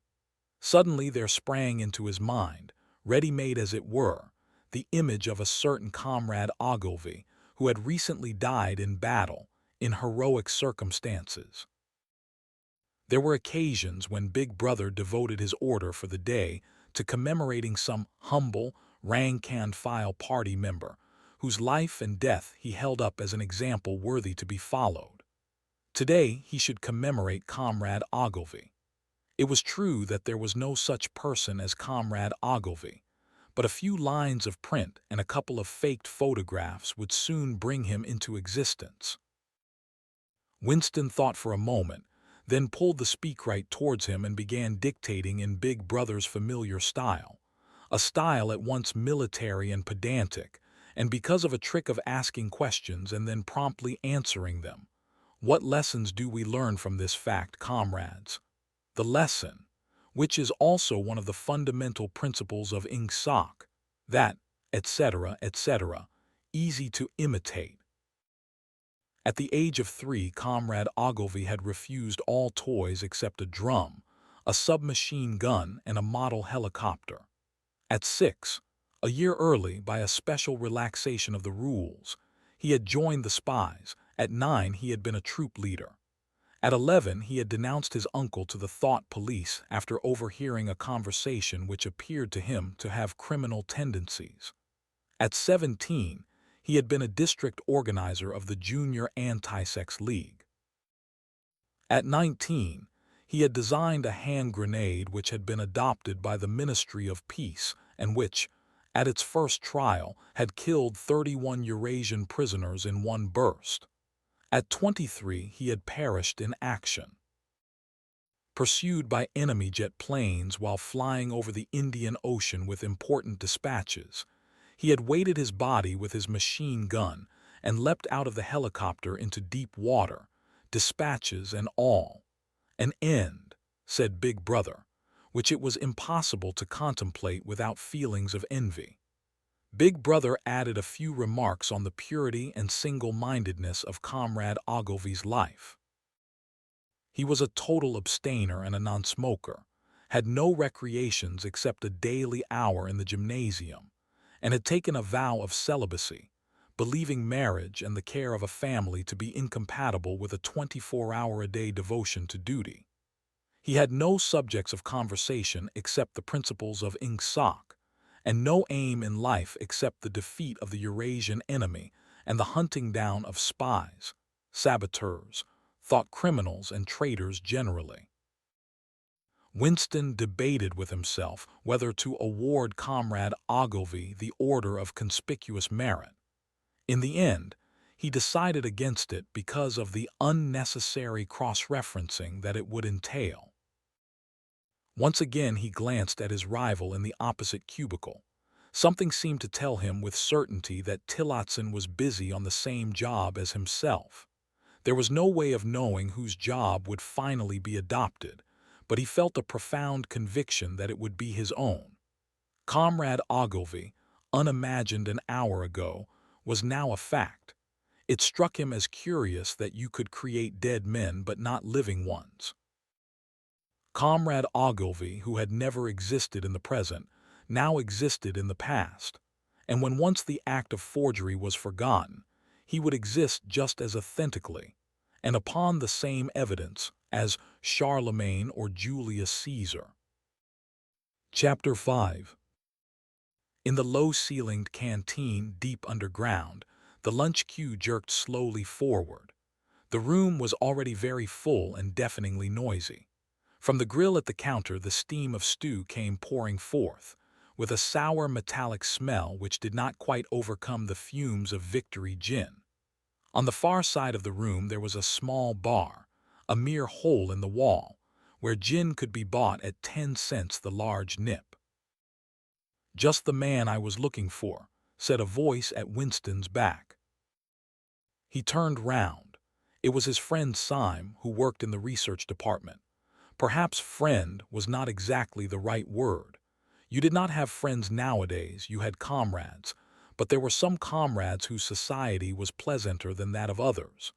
Syme was a philologist, a specialist in newspeak. Indeed, he was one of the enormous team of experts now engaged in compiling the 11th edition of the Newspeak Dictionary. He was a tiny creature, smaller than Winston, with dark hair and large, protuberant eyes, at once mournful and derisive, which seemed to search your face closely while he was speaking to you. "I wanted to ask you whether you'd got any razor blades," he said. "Not one," said Winston with a sort of guilty haste. "I've tried all over the place. They don't exist any longer. Everyone kept asking you for razor blades. Actually, he had 2 unused ones which he was hoarding up. There had been a famine of them for months past. At any given moment there was some necessary article which the party shops were unable to supply. Sometimes it was buttons, sometimes it was darning wool, sometimes it was shoelaces. At present it was razor blades. You could only get hold of them, if at all, by scrounging more or less furtively on the free market. I've been using the same blade for 6 weeks," he added untruthfully. The queue gave another jerk forward. As they halted, he turned and faced Syme again. Each of them took a greasy metal tray from a pile at the end of the counter. "Did you go and see the prisoners hanged yesterday?" said Syme. "I was working," said Winston indifferently. "I shall see it on the flicks, I suppose." "A very inadequate substitute," said Syme. His mocking eyes roved over Winston's face.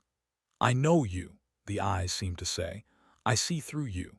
I know very well why you didn't go to see those prisoners hanged." In an intellectual way, Syme was venomously orthodox. He would talk with a disagreeable gloating satisfaction of helicopter raids on enemy villages, and trials and confessions of thought criminals, the executions in the cellars of the Ministry of Love. Talking to him was largely a matter of getting him away from such subjects and entangling him, if possible, in the technicalities of newspeak, on which he was authoritative and interesting. Winston turned his head a little aside to avoid the scrutiny of the large, dark eyes. "It was a good hanging," said Syme reminiscently. "I think it spoils it when they tie their feet together. I like to see them kicking. And above all, at the end, the tongue sticking right out and blue, a quite bright blue. That's the detail that appeals to me." "Next, please," yelled the white-apron prole with the ladle. Winston and Syme pushed their trays beneath the grill. Onto each was dumped swiftly the regulation lunch, a metal pannikin of pinkish-gray stew, a hunk of bread, a cube of cheese, a mug of milkless Victory coffee, and 1 saccharin tablet. "There's a table over there under that telescreen," said Syme. "Let's pick up a gin on the way." The gin was served out to them in handleless china mugs. They threaded their way across the crowded room and unpacked their trays onto the metal-topped table, on one corner of which someone had left a pool of stew, a filthy liquid mess that had the appearance of vomit. Winston took up his mug of gin, paused for an instant to collect his nerve, and gulped the oily-tasting stuff down. When he had winked the tears out of his eyes, he suddenly discovered that he was hungry. He began swallowing spoonfuls of the stew, which, in among its general sloppiness, had cubes of spongy pinkish stuff which was probably a preparation of meat. Neither of them spoke again till they had emptied their pannikins. From the table at Winston's left, a little behind his back, someone was talking rapidly and continuously, a harsh gabble almost like the quacking of a duck, which pierced the general uproar of the room. "How is the dictionary getting on?" said Winston, raising his voice to overcome the noise. "Slowly," said Syme. "I'm on the adjectives. It's fascinating." He had brightened up immediately at the mention of newspeak. He pushed his pannikin aside, took up his hunk of bread in one delicate hand and his cheese in the other, and leaned across the table so as to be able to speak without shouting. "The 11th edition is the definitive edition," he said. "We're getting the language into its final shape, the shape it's going to have when nobody speaks anything else. When we've finished with it, people like you will have to learn it all over again. You think, I dare say, that our chief job is inventing new words, but not a bit of it. We're destroying words, scores of them, hundreds of them, every day. We're cutting the language down to the bone. The 11th edition won't contain a single word that will become obsolete before the year 2050.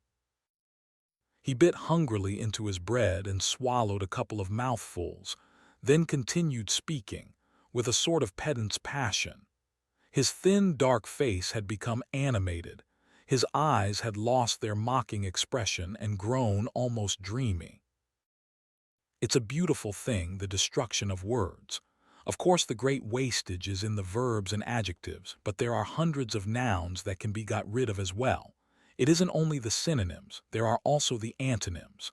After all, what justification is there for a word which is simply the opposite of some other word? A word contains its opposite in itself. Take good, for instance. If you have a word like good, what need is there for a word like bad? Ungood will do just as well better because it's an exact opposite which the other is not. Or again, if you want a stronger version of good, what sense is there in having a whole string of vague, useless words like excellent and splendid and all the rest of them? Plus good covers the meaning, or double plus good if you want something stronger still. Of course we use those forms already, but in the final version of Newspeak there'll be nothing else. In the end, the whole notion of goodness and badness will be covered by only 6 words, in reality, only 1 word. Don't you see the beauty of that, Winston? It was B.B.'s idea originally, of course, he added as an afterthought. A sort of vapid eagerness flitted across Winston's face at the mention of Big Brother. Nevertheless, Syme immediately detected a certain lack of enthusiasm. "You haven't a real appreciation of Newspeak, Winston," he said almost sadly. "Even when you write it, you're still thinking in old speak. I've read some of those pieces that you write in the Times occasionally. They're good enough, but they're translations. In your heart, you prefer to stick to old speak, with all its vagueness and its useless shades of meaning. You don't grasp the beauty of the destruction of words. Do you know that Newspeak is the only language in the world whose vocabulary gets smaller every year?" Winston did know that, of course. He smiled. Sympathetically he hoped, not trusting himself to speak. Syme bit off another fragment of the dark-colored bread, chewed it briefly, and went on. "Don't you see that the whole aim of Newspeak is to narrow the range of thought? In the end we shall make thought crime literally impossible, because there will be no words in which to express it. Every concept that can ever be needed will be expressed by exactly 1 word, with its meaning rigidly defined and all its subsidiary meanings rubbed out and forgotten. Already, in the 11th edition, we're not far from that point. But the process will still be continuing long after you and I are dead. Every year fewer and fewer words, and the range of consciousness always a little smaller. Even now, of course, there's no reason or excuse for committing thought crime. It's merely a question of self-discipline, reality control. But in the end, there won't be any need even for that. The revolution will be complete when the language is perfect. Newspeak is Ingsoc and Ingsoc is Newspeak," he added with a sort of mystical satisfaction. "Has it ever occurred to you, Winston, that by the year 2050, at the very latest, not a single human being will be alive who could understand such a conversation as we are having now?" "Except," began Winston doubtfully, and he stopped. It had been on the tip of his tongue to say, "except the proles," but he checked himself, not feeling fully certain that this remark was not in some way unorthodox. Syme, however, had divined what he was about to say. "The proles are not human beings," he said carelessly. "By 2050, earlier, probably, all real knowledge of old speak will have disappeared. The whole literature of the past will have been destroyed. Chaucer, Shakespeare, Milton, Byron, they'll exist only in Newspeak versions, not merely changed into something different, but actually changed into something contradictory of what they used to be. Even the literature of the party will change. Even the slogans will change. How could you have a slogan like 'freedom is slavery' when the concept of freedom has been abolished? The whole climate of thought will be different. In fact, there will be no thought as we understand it now. Orthodoxy means not thinking, not needing to think. Orthodoxy is unconsciousness. One of these days, thought Winston with sudden deep conviction, Syme will be vaporized. He is too intelligent. He sees too clearly and speaks too plainly. The party does not like such people. One day he will disappear. It is written in his face.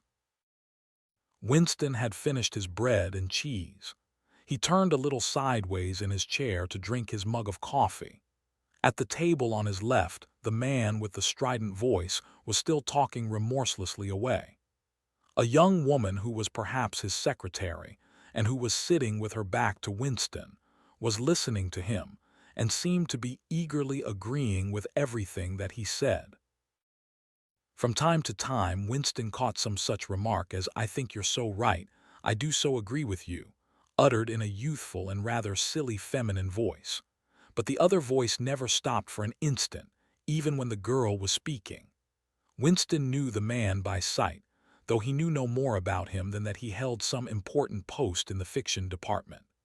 He was a man of about 30, with a muscular throat and a large, mobile mouth.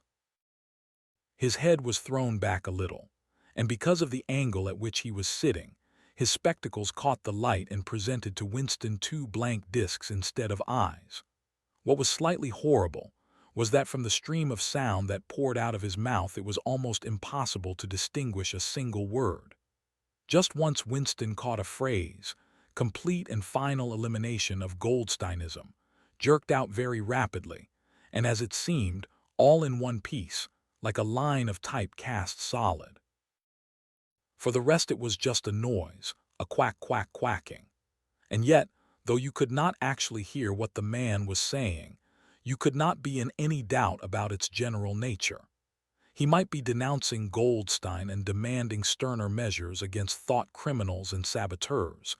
He might be fulminating against the atrocities of the Eurasian army. He might be praising Big Brother or the heroes on the Malabar front. It made no difference. Whatever it was, you could be certain that every word of it was pure orthodoxy, pure ingsoc.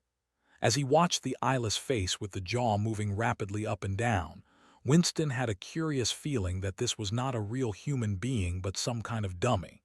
It was not the man's brain that was speaking, it was his larynx. The stuff that was coming out of him consisted of words, but it was not speech in the true sense. It was a noise uttered in unconsciousness, like the quacking of a duck. Syme had fallen silent for a moment, and with the handle of his spoon was tracing patterns in the puddle of stew. The voice from the other table quacked rapidly on, easily audible in spite of the surrounding din. "There is a word in Newspeak," said Syme. "I don't know whether you know it. duckspak, to quack like a duck. It is one of those interesting words that have two contradictory meanings. Applied to an opponent, it is abuse. Applied to someone you agree with, it is praise." Unquestionably Syme will be vaporized, Winston thought again. He thought it with a kind of sadness, although well knowing that Syme despised him and slightly disliked him, and was fully capable of denouncing him as a thought criminal if he saw any reason for doing so. There was something subtly wrong with Syme. There was something that he lacked: discretion, aloofness, a sort of saving stupidity. You could not say that he was unorthodox. He believed in the principles of ingsoc, he venerated Big Brother, he rejoiced over victories. He hated heretics, not merely with sincerity but with a sort of restless zeal, an up-to-dateness of information, which the ordinary party member did not approach. Yet a faint air of disreputability always clung to him. He said things that would have been better unsaid. He had read too many books. He frequented the Chestnut Tree Café, haunt of painters and musicians. There was no law, not even an unwritten law, against frequenting the Chestnut Tree Café, yet the place was somehow ill-omened. The old, discredited leaders of the party had been used to gather there before they were finally purged. Goldstein himself, it was said, had sometimes been seen there, years and decades ago. Syme's fate was not difficult to foresee. And yet it was a fact that if Syme grasped, even for 3 seconds, the nature of his, Winston's, secret opinions, he would betray him instantly to the thought police. So would anybody else for that matter, but Syme more than most. Zeal was not enough. Orthodoxy was unconsciousness. Syme looked up. "Here comes Parsons," he said. Something in the tone of his voice seemed to add, "That bloody fool." Parsons, Winston's fellow tenant at Victory Mansions, was in fact threading his way across the room, a tubby, middle-sized man with fair hair and a frog-like face.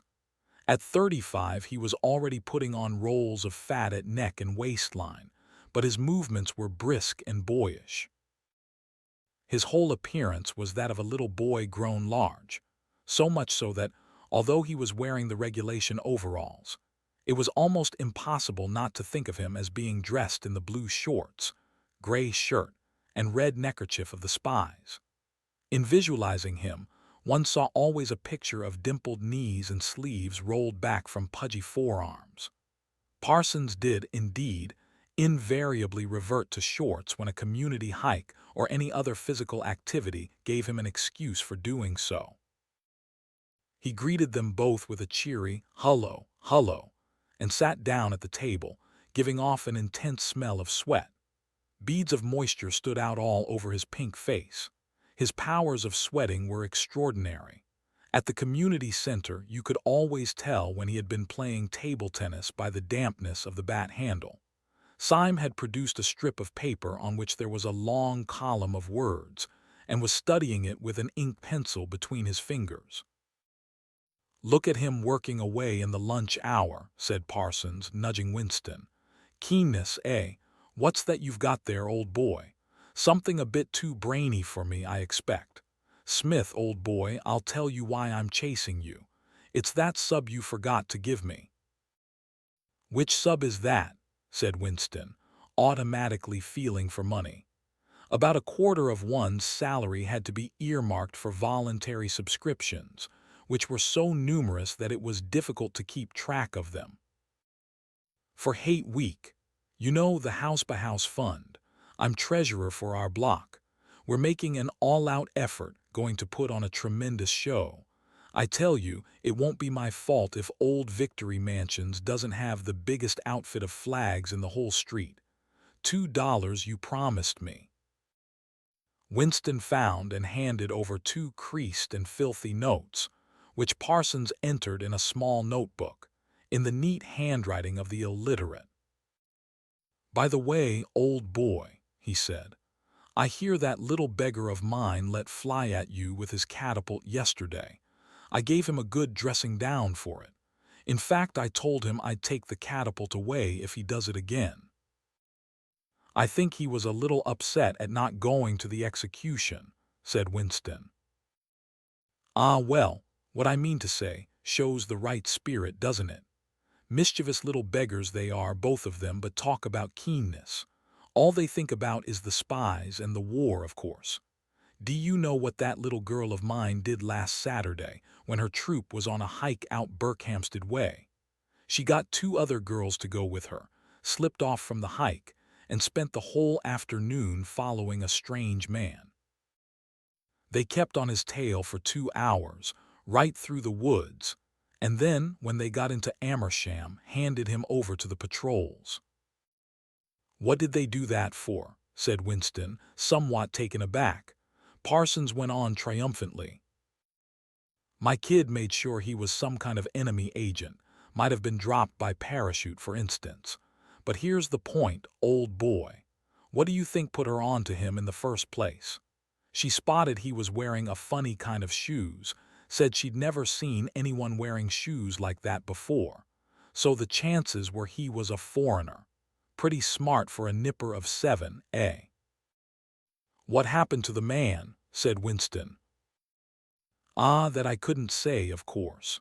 But I wouldn't be altogether surprised if—" Parsons made the motion of aiming a rifle and clicked his tongue for the explosion. "Good," said Syme abstractedly, without looking up from his strip of paper. "Of course we can't afford to take chances," agreed Winston dutifully. "What I mean to say, there is a war on," said Parsons.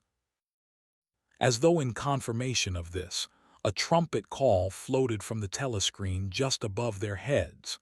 However, it was not the proclamation of a military victory this time, but merely an announcement from the Ministry of Plenty. "Comrades," cried an eager youthful voice. "Attention, comrades! We have glorious news for you. We have won the battle for production. Returns now completed of the output of all classes of consumption goods show that the standard of living has risen by no less than 20% over the past year." All over Oceania this morning, there were irrepressible spontaneous demonstrations when workers marched out of factories and offices and paraded through the streets with banners voicing their gratitude to Big Brother for the new, happy life which his wise leadership has bestowed upon us. Here are some of the completed figures. Foodstuffs. The phrase, "our new, happy life," recurred several times. It had been a favorite of late with the Ministry of Plenty. Parsons, his attention caught by the trumpet call, sat listening with a sort of gaping solemnity, a sort of edified boredom. He could not follow the figures, but he was aware that they were in some way a cause for satisfaction. He had lugged out a huge and filthy pipe which was already half full of charred tobacco. With the tobacco ration at 100 grams a week, it was seldom possible to fill a pipe to the top. Winston was smoking a Victory cigarette which he held carefully horizontal. The new ration did not start till tomorrow, and he had only 4 cigarettes left. For the moment, he had shut his ears to the remoter noises and was listening to the stuff that streamed out of the telescreen. It appeared that there had even been demonstrations to thank Big Brother for raising the chocolate ration to 20 grams a week, and only yesterday, he reflected, it had been announced that the ration was to be reduced to 20 grams a week. Was it possible that they could swallow that after only 24 hours? Yes, they swallowed it. Parsons swallowed it easily, with the stupidity of an animal. The eyeless creature at the other table swallowed it fanatically, passionately, with a furious desire to track down, denounce, and vaporize anyone who should suggest that last week the ration had been 30 grams. Syme, too, in some more complex way involving doublethink, Syme swallowed it. Was he, then, alone in the possession of a memory? The fabulous statistics continued to pour out of the telescreen. As compared with last year, there was more food, more clothes, more houses, more furniture, more cooking pots, more fuel, more ships, more helicopters, more books, more babies, more of everything except disease, crime, and insanity. Year by year and minute by minute, everybody and everything was whizzing rapidly upwards. As Syme had done earlier, Winston had taken up his spoon and was dabbling in the pale-colored gravy that dribbled across the table, drawing a long streak of it out into a pattern. He meditated resentfully on the physical texture of life. Had it always been like this? Had food always tasted like this? He looked round the canteen. A low-ceilinged, crowded room, its walls grimy from the contact of innumerable bodies. Battered metal tables and chairs, placed so close together that you sat with elbows touching, bent spoons, dented trays, coarse white mugs, all surfaces greasy, grime in every crack, and a sourish, composite smell of bad gin and bad coffee and metallic stew and dirty clothes. Always in your stomach and in your skin there was a sort of protest, a feeling that you had been cheated of something that you had a right to. It was true that he had no memories of anything greatly different. In any time that he could accurately remember, there had never been quite enough to eat. One had never had socks or underclothes that were not full of holes. Furniture had always been battered and rickety, rooms underheated, tube trains crowded, houses falling to pieces, bread dark-colored, tea a rarity, coffee filthy tasting, cigarettes insufficient, nothing cheap and plentiful except synthetic gin. And though of course it grew worse as one's body aged, was it not a sign that this was not the natural order of things? If one's heart sickened at the discomfort and dirt and scarcity, the interminable winters, the stickiness of one's socks, the lifts that never worked, the cold water, the gritty soap, the cigarettes that came to pieces, the food with its strange, evil tastes. Why should one feel it to be intolerable unless one had some kind of ancestral memory that things had once been different? He looked round the canteen again. Nearly everyone was ugly, and would still have been ugly even if dressed otherwise than in the uniform blue overalls. On the far side of the room, sitting at a table alone, a small, curiously beetle-like man was drinking a cup of coffee, his little eyes darting suspicious glances from side to side.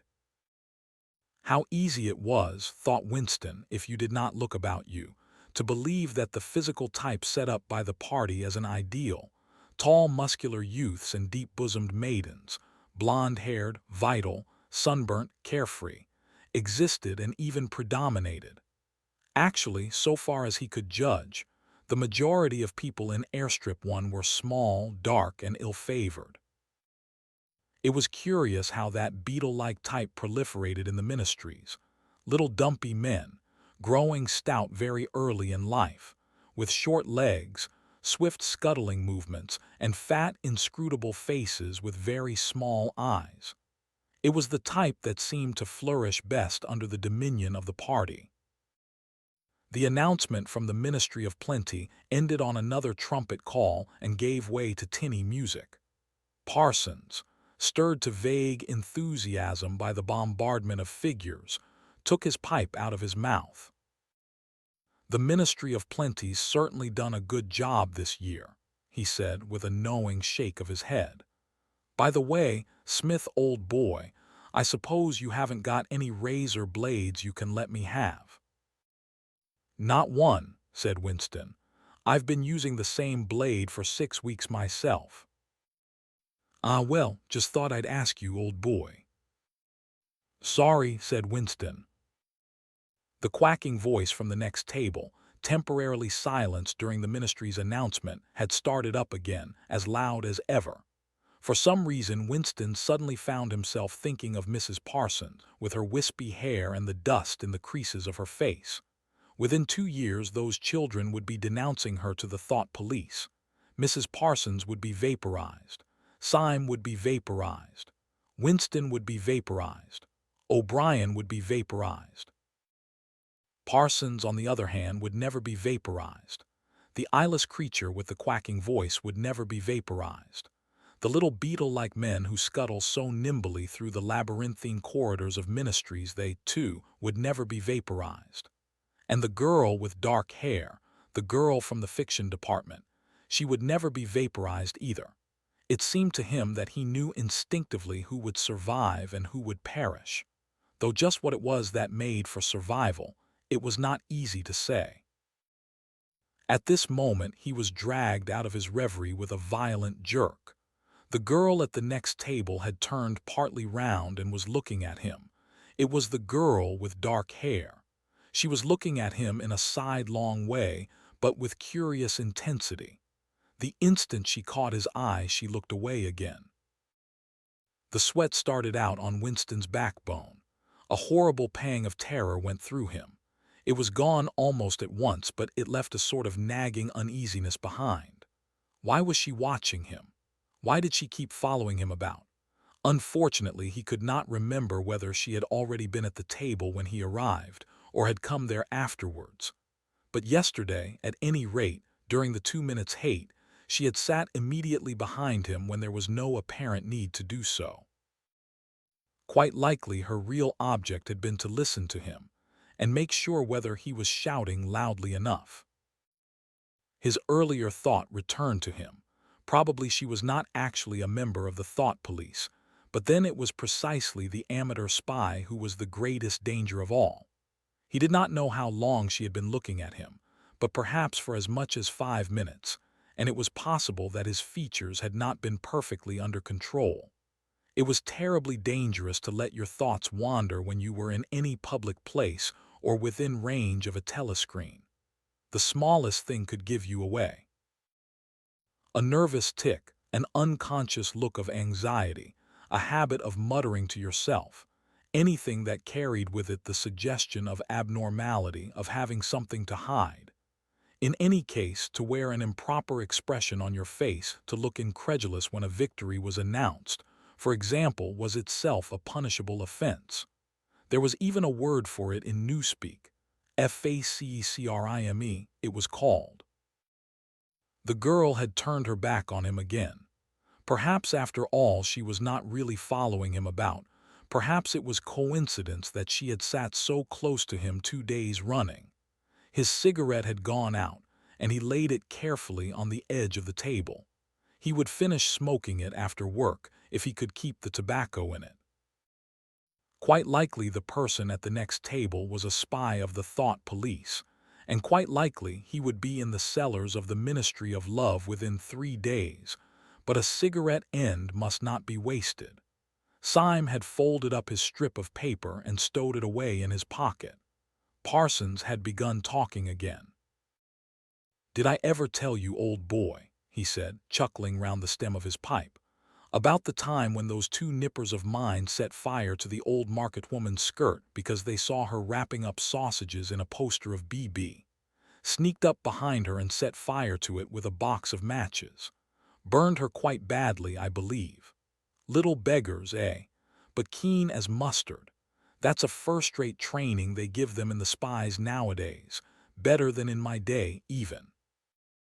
What do you think's the latest thing they've served them out with? Ear trumpets for listening through keyholes. My little girl brought one home the other night, tried it out on our sitting-room door, and reckoned she could hear twice as much as with her ear to the hole. Of course it's only a toy, mind you. Still, gives em the right idea, eh?" At this moment, the telescreen let out a piercing whistle. It was the signal to return to work. All 3 men sprang to their feet to join in the struggle round the lifts, and the remaining tobacco fell out of Winston's cigarette. Chapter 6. Winston was writing in his diary. It was 3 years ago. It was on a dark evening in a narrow side street near one of the big railway stations. She was standing near a doorway in the wall under a street lamp that hardly gave any light. She had a young face, painted very thick. It was really the paint that appealed to me, the whiteness of it like a mask and the bright red lips. Party women never paint their faces. There was nobody else in the street and no telescreens. She said $2. For the moment it was too difficult to go on. He shut his eyes and pressed his fingers against them, trying to squeeze out the vision that kept recurring. He had an almost overwhelming temptation to shout a string of filthy words at the top of his voice, or to bang his head against the wall, to kick over the table, and hurl the inkpot through the window, to do any violent or noisy or painful thing that might black out the memory that was tormenting him. Your worst enemy, he reflected, was your own nervous system. At any moment the tension inside you was liable to translate itself into some visible symptom. He thought of a man whom he had passed in the street a few weeks back, a quite ordinary-looking man, a party member, aged 35 to 40, tallish and thin, carrying a briefcase. They were a few meters apart when the left side of the man's face was suddenly contorted by a sort of spasm. It happened again just as they were passing one another.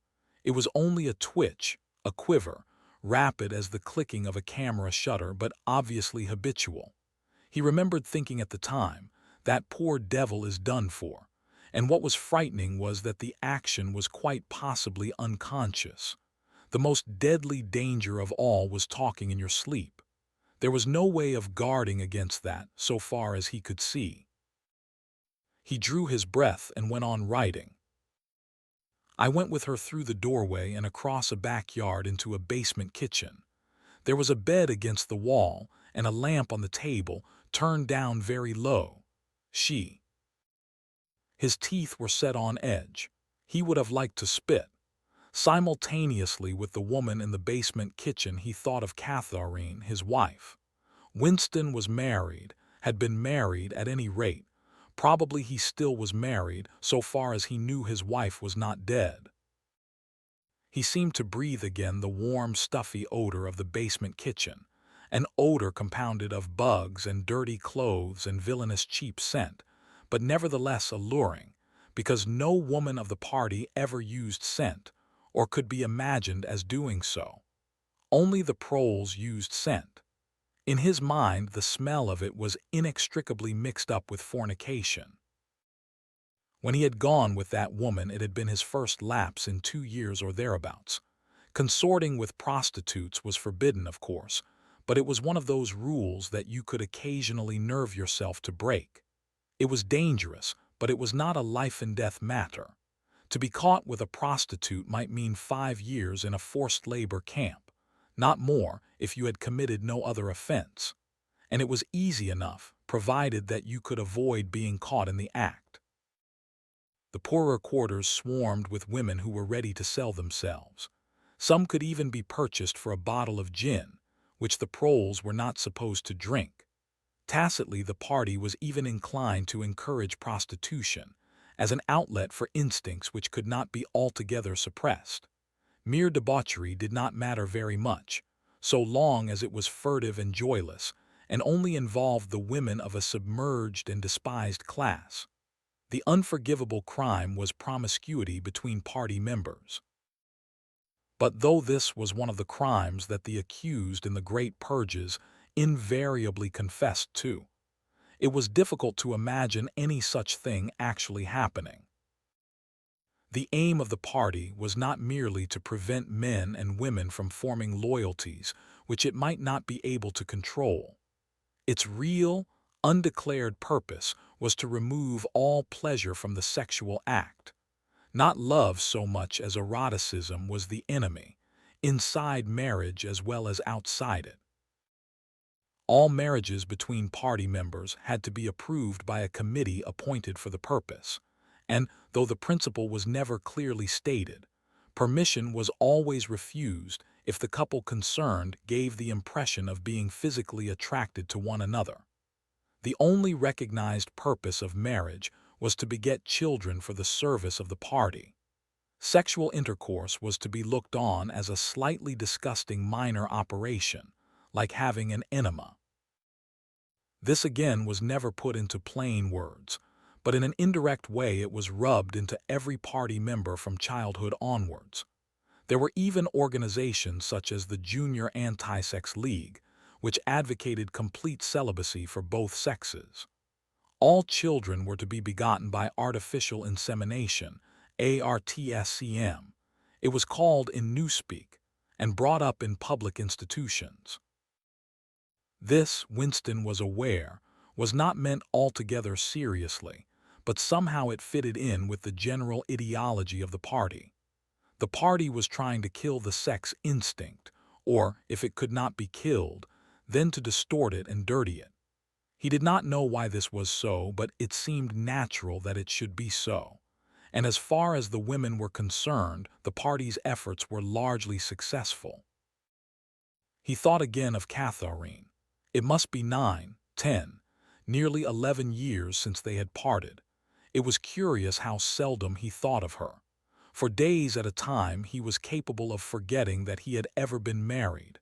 They had only been together for about 15 months. The party did not permit divorce, but it rather encouraged separation in cases where there were no children. Catharine was a tall, fair-haired girl, very straight, with splendid movements. She had a bold, aquiline face, a face that one might have called noble until one discovered that there was as nearly as possible nothing behind it.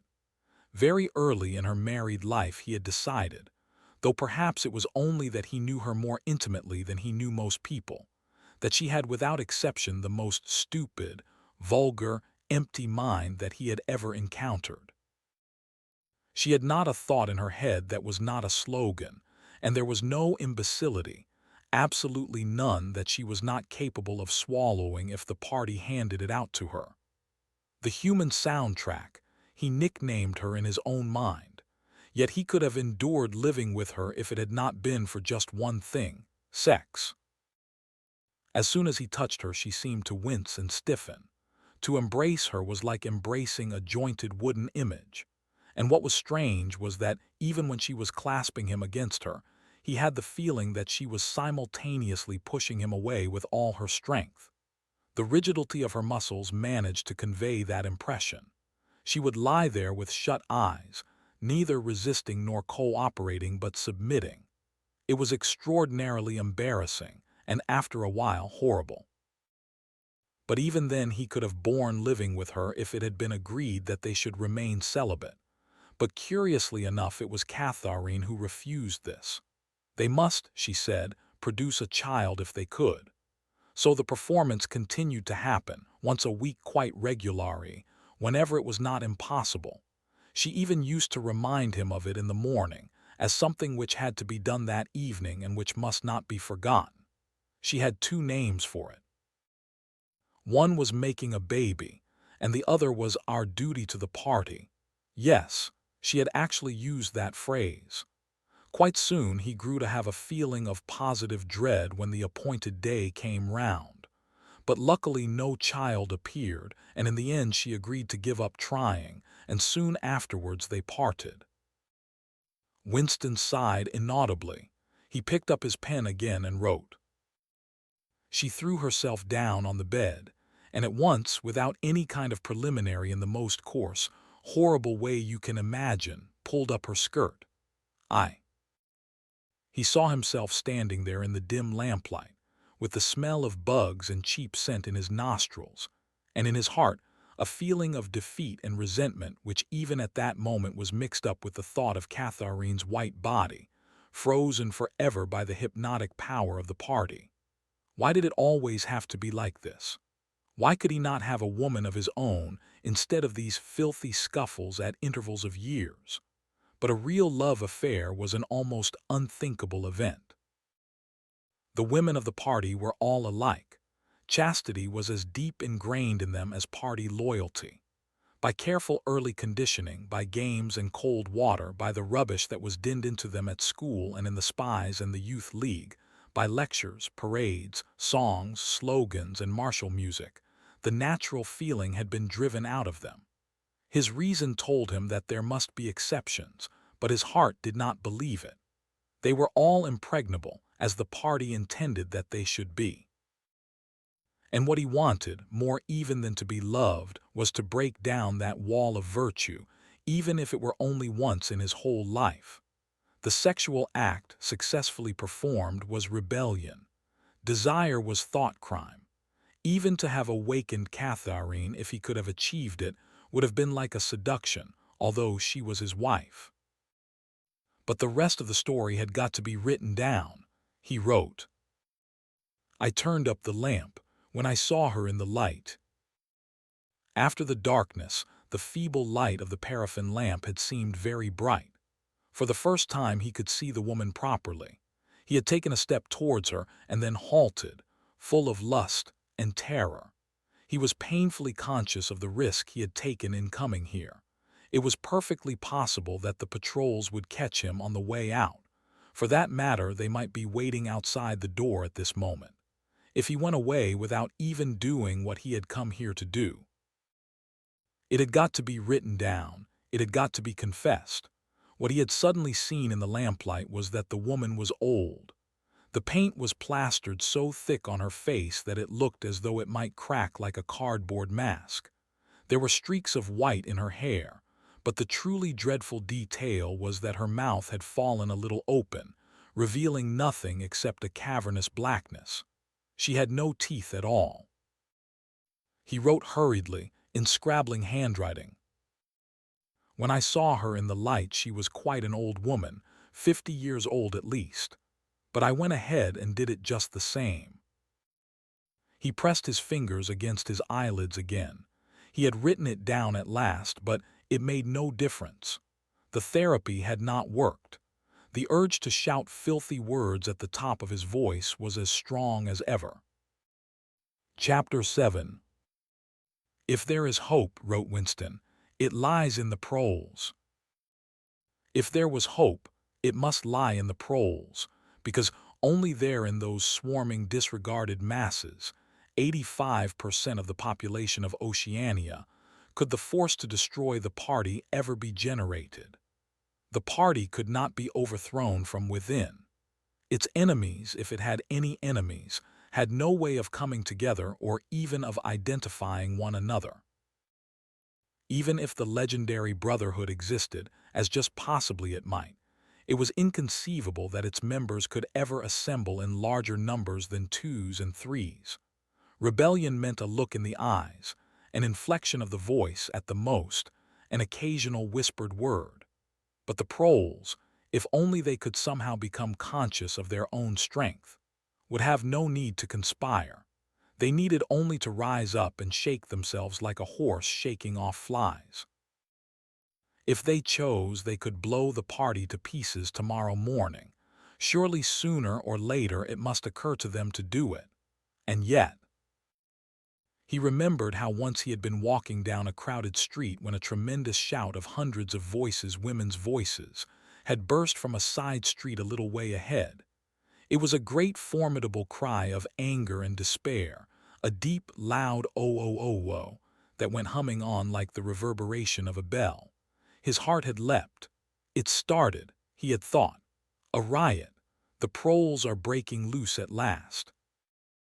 When he had reached the spot, it was to see a mob of 200 or 300 women crowding round the stalls of a street market, with faces as tragic as though they had been the doomed passengers on a sinking ship. But at this moment, the general despair broke down into a multitude of individual quarrels. It appeared that one of the stalls had been selling tin saucepans. They were wretched, flimsy things, but cooking pots of any kind were always difficult to get. Now the supply had unexpectedly given out. The successful women, bumped and jostled by the rest, were trying to make off with their saucepans while dozens of others clamored round the stall, accusing the stall keeper of favoritism and of having more saucepans somewhere in reserve. There was a fresh outburst of yells. 2 bloated women, one of them with her hair coming down, had got hold of the same saucepan and were trying to tear it out of one another's hands. For a moment they were both tugging, and then the handle came off. Winston watched them disgustedly. And yet, just for a moment, what almost frightening power had sounded in that cry from only a few hundred throats? Why was it that they could never shout like that about anything that mattered? He wrote, "Until they become conscious, they will never rebel, and until after they have rebelled, they cannot become conscious."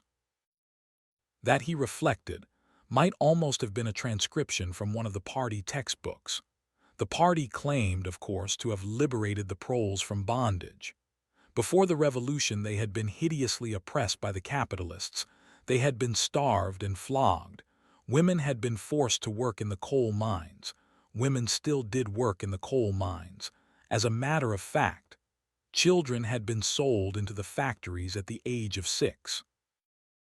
But simultaneously, true to the principles of doublethink, the party taught that the proles were natural inferiors who must be kept in subjection, like animals, by the application of a few simple rules. In reality, very little was known about the proles. It was not necessary to know much. So long as they continued to work and breed, their other activities were without importance. Left to themselves, like cattle turned loose upon the plains of Argentina, they had reverted to a style of life that appeared to be natural to them, a sort of ancestral pattern. They were born, they grew up in the gutters, they went to work at 12, they passed through a brief blossoming period of beauty and sexual desire, they married at 20, they were middle-aged at 30, they died, for the most part, at 60. Heavy physical work, the care of home and children, petty quarrels with neighbors, films, football, beer, and above all, gambling filled up the horizon of their minds. To keep them in control was not difficult. A few agents of the thought police moved always among them, spreading false rumors and marking down, and eliminating the few individuals who were judged capable of becoming dangerous. But no attempt was made to indoctrinate them with the ideology of the party. It was not desirable that the proles should have strong political feelings. All that was required of them was a primitive patriotism which could be appealed to whenever it was necessary to make them accept longer working hours or shorter rations. And even when they became discontented, as they sometimes did, their discontent led nowhere, because being without general ideas, they could only focus it on petty specific grievances. The larger evils invariably escaped their notice. The great majority of proles did not even have telescreens in their homes. Even the civil police interfered with them very little. There was a vast amount of criminality in London, a whole world within a world of thieves, bandits, prostitutes, drug peddlers, and racketeers of every description. But since it all happened among the proles themselves, it was of no importance. In all questions of morals, they were allowed to follow their ancestral code. The sexual puritanism of the party was not imposed upon them. Promiscuity went unpunished. Divorce was permitted. For that matter, even religious worship would have been permitted if the proles had shown any sign of needing or wanting it. They were beneath suspicion. As the party slogan put it, proles and animals are free. Winston reached down and cautiously scratched his varicose ulcer. It had begun itching again. The thing you invariably came back to was the impossibility of knowing what life before the revolution had really been like. He took out of the drawer a copy of a children's history textbook which he had borrowed from Mrs. Parsons, and began copying a passage into the diary. In the old days, it ran, before the glorious revolution, London was not the beautiful city that we know today. It was a dark, dirty, miserable place where hardly anybody had enough to eat, and where hundreds and thousands of poor people had no boots on their feet and not even a roof to sleep under. Children no older than you had to work 12 hours a day for cruel masters who flogged them with whips if they worked too slowly, and fed them on nothing but stale bread crusts and water. But in among all this terrible poverty, there were just a few great big beautiful houses that were lived in by rich men who had as many as 30 servants to look after them. These rich men were called capitalists. They were fat, ugly men with wicked faces, like the one in the picture on the opposite page. You can see that he is dressed in a long black coat which was called a frock coat, and a queer, shiny hat shaped like a stovepipe, which was called a top hat. This was the uniform of the capitalists, and no one else was allowed to wear it. The capitalists owned everything in the world, and everyone else was their slave.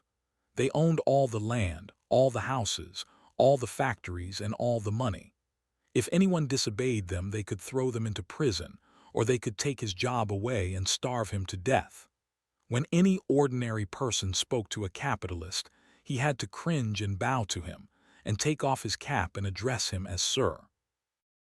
The chief of all the capitalists was called the king, but he knew the rest of the catalogue. There would be mention of the bishops in their lawn sleeves, the judges in their ermine robes, the pillory, the stocks, the treadmill, the cat o' nine tails, the Lord Mayor's banquet, and the practice of kissing the Pope's toe. There was also something called the jus primanoctis, which would probably not be mentioned in a textbook for children. It was the law by which every capitalist had the right to sleep with any woman working in one of his factories. How could you tell how much of it was lies? It might be true that the average human being was better off now than he had been before the revolution.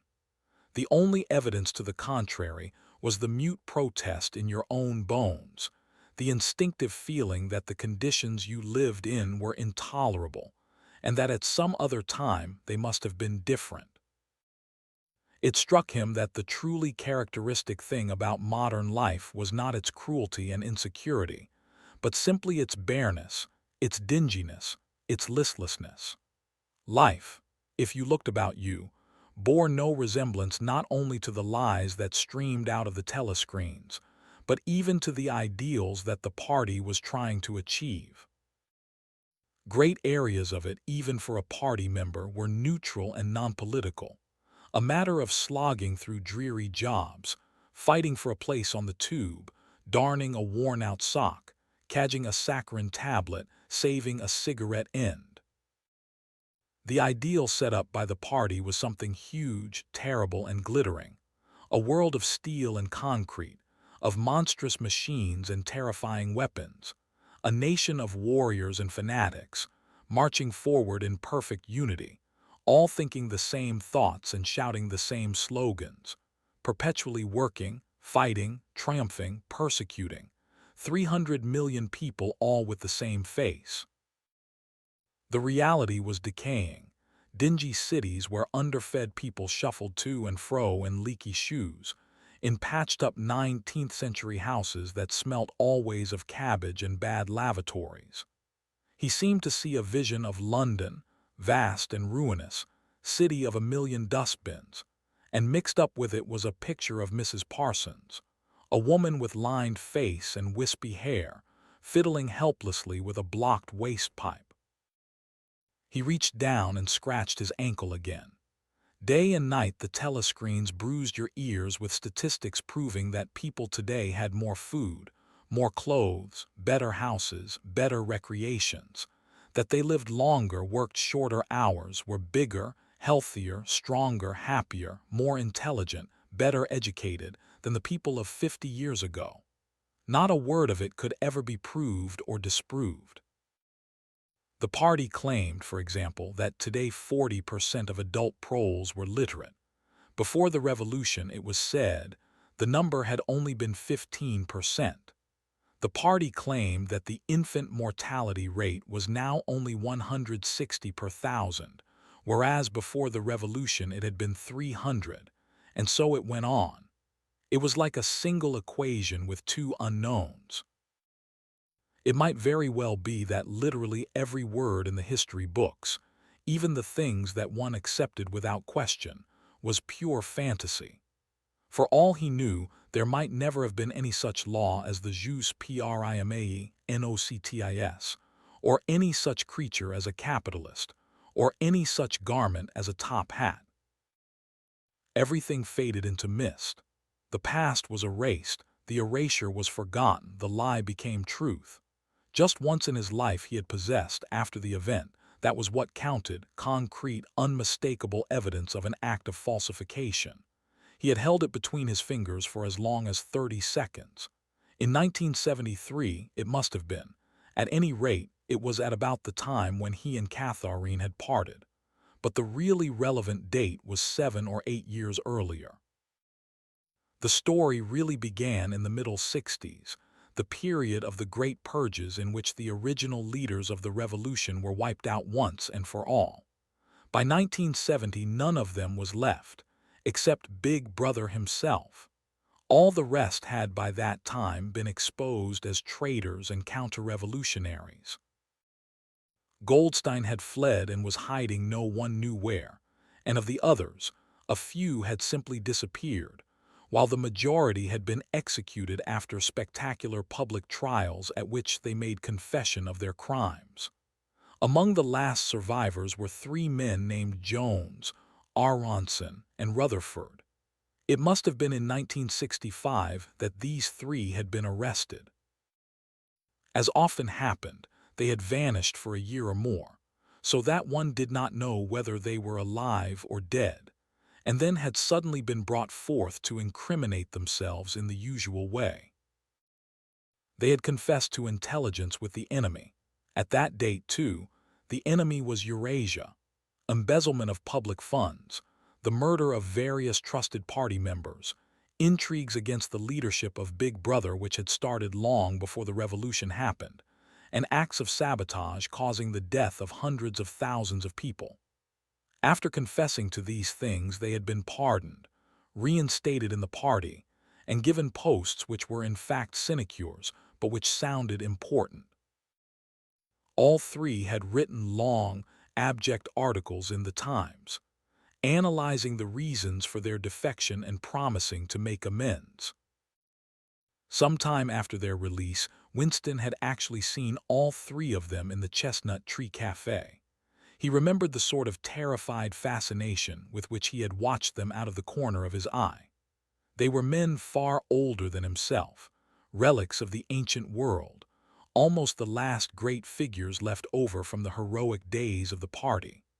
The glamour of the underground struggle and the Civil War still faintly clung to them. He had the feeling, though already at that time facts and dates were growing blurry, that he had known their names years earlier than he had known that of Big Brother. But also they were outlaws, enemies, untouchables, doomed with absolute certainty to extinction within a year or two. No one who had once fallen into the hands of the thought police ever escaped in the end. They were corpses waiting to be sent back to the grave. There was no one at any of the tables nearest to them. It was not wise even to be seen in the neighborhood of such people. They were sitting in silence before glasses of the gin flavored with cloves, which was the speciality of the cafe. Of the three, it was Rutherford whose appearance had most impressed Winston. Rutherford had once been a famous caricaturist, whose brutal cartoons had helped to inflame popular opinion before and during the Revolution. Even now, at long intervals, his cartoons were appearing in the Times. They were simply an imitation of his earlier manner, and curiously lifeless and unconvincing. Always they were a rehashing of the ancient themes: slum tenements, starving children, street battles, capitalists in top hats. Even on the barricades, the capitalists still seemed to cling to their top hats, an endless, hopeless effort to get back into the past. He was a monstrous man with a mane of greasy gray hair, his face pouched and seamed, with thick negroid lips. At one time he must have been immensely strong. Now his great body was sagging, sloping, bulging, falling away in every direction. He seemed to be breaking up before one's eyes, like a mountain crumbling. It was the lonely hour of 15. Winston could not now remember how he had come to be in the cafe at such a time. The place was almost empty. A tinny music was trickling from the telescreens. The three men sat in their corner almost motionless, never speaking. Uncommanded, the waiter brought fresh glasses of gin. There was a chessboard on the table beside them, with the pieces set out but no game started. And then, for perhaps half a minute in all, something happened to the telescreens. The tune that they were playing changed, and the tone of the music changed too. There came into it, but it was something hard to describe. It was a peculiar, cracked, braying, jeering note. In his mind, Winston called it a yellow note. And then a voice from the telescreen was singing. Under the spreading chestnut tree. I sold you, and you sold me. There lie they, and here lie we. Under the spreading chestnut tree. The three men never stirred. But when Winston glanced again at Rutherford's ruinous face, he saw that his eyes were full of tears. And for the first time he noticed, with a kind of inward shudder, and yet not knowing what he shuddered, that both Aronson and Rutherford had broken noses. A little later all three were rearrested. It appeared that they had engaged in fresh conspiracies from the very moment of their release. At their second trial, they confessed to all their old crimes over again, with a whole string of new ones. They were executed, and their fate was recorded in the party histories, a warning to posterity. About 5 years after this, in 1973, Winston was unrolling a wad of documents which had just flopped out of the pneumatic tube onto his desk, when he came on a fragment of paper which had evidently been slipped in among the others, and then forgotten. The instant he had flattened it out, he saw its significance. It was a half-page torn out of the Times of about 10 years earlier, the top half of the page, so that it included the date, and it contained a photograph of the delegates at some party function in New York. Prominent in the middle of the group were Jones, Aronson, and Rutherford. There was no mistaking them. In any case, their names were in the caption at the bottom. The point was that at both trials, all three men had confessed that on that date they had been on Eurasian soil. They had flown from a secret airfield in Canada to a rendezvous somewhere in Siberia, and had conferred with members of the Eurasian General Staff, to whom they had betrayed important military secrets. The date had stuck in Winston's memory because it chanced to be Midsummer Day, but the whole story must be on record in countless other places as well. There was only one possible conclusion: the confessions were lies. Of course, this was not in itself a discovery. Even at that time, Winston had not imagined that the people who were wiped out in the purges had actually committed the crimes that they were accused of. But this was concrete evidence. It was a fragment of the abolished past, like a fossil bone which turns up in the wrong stratum and destroys a geological theory.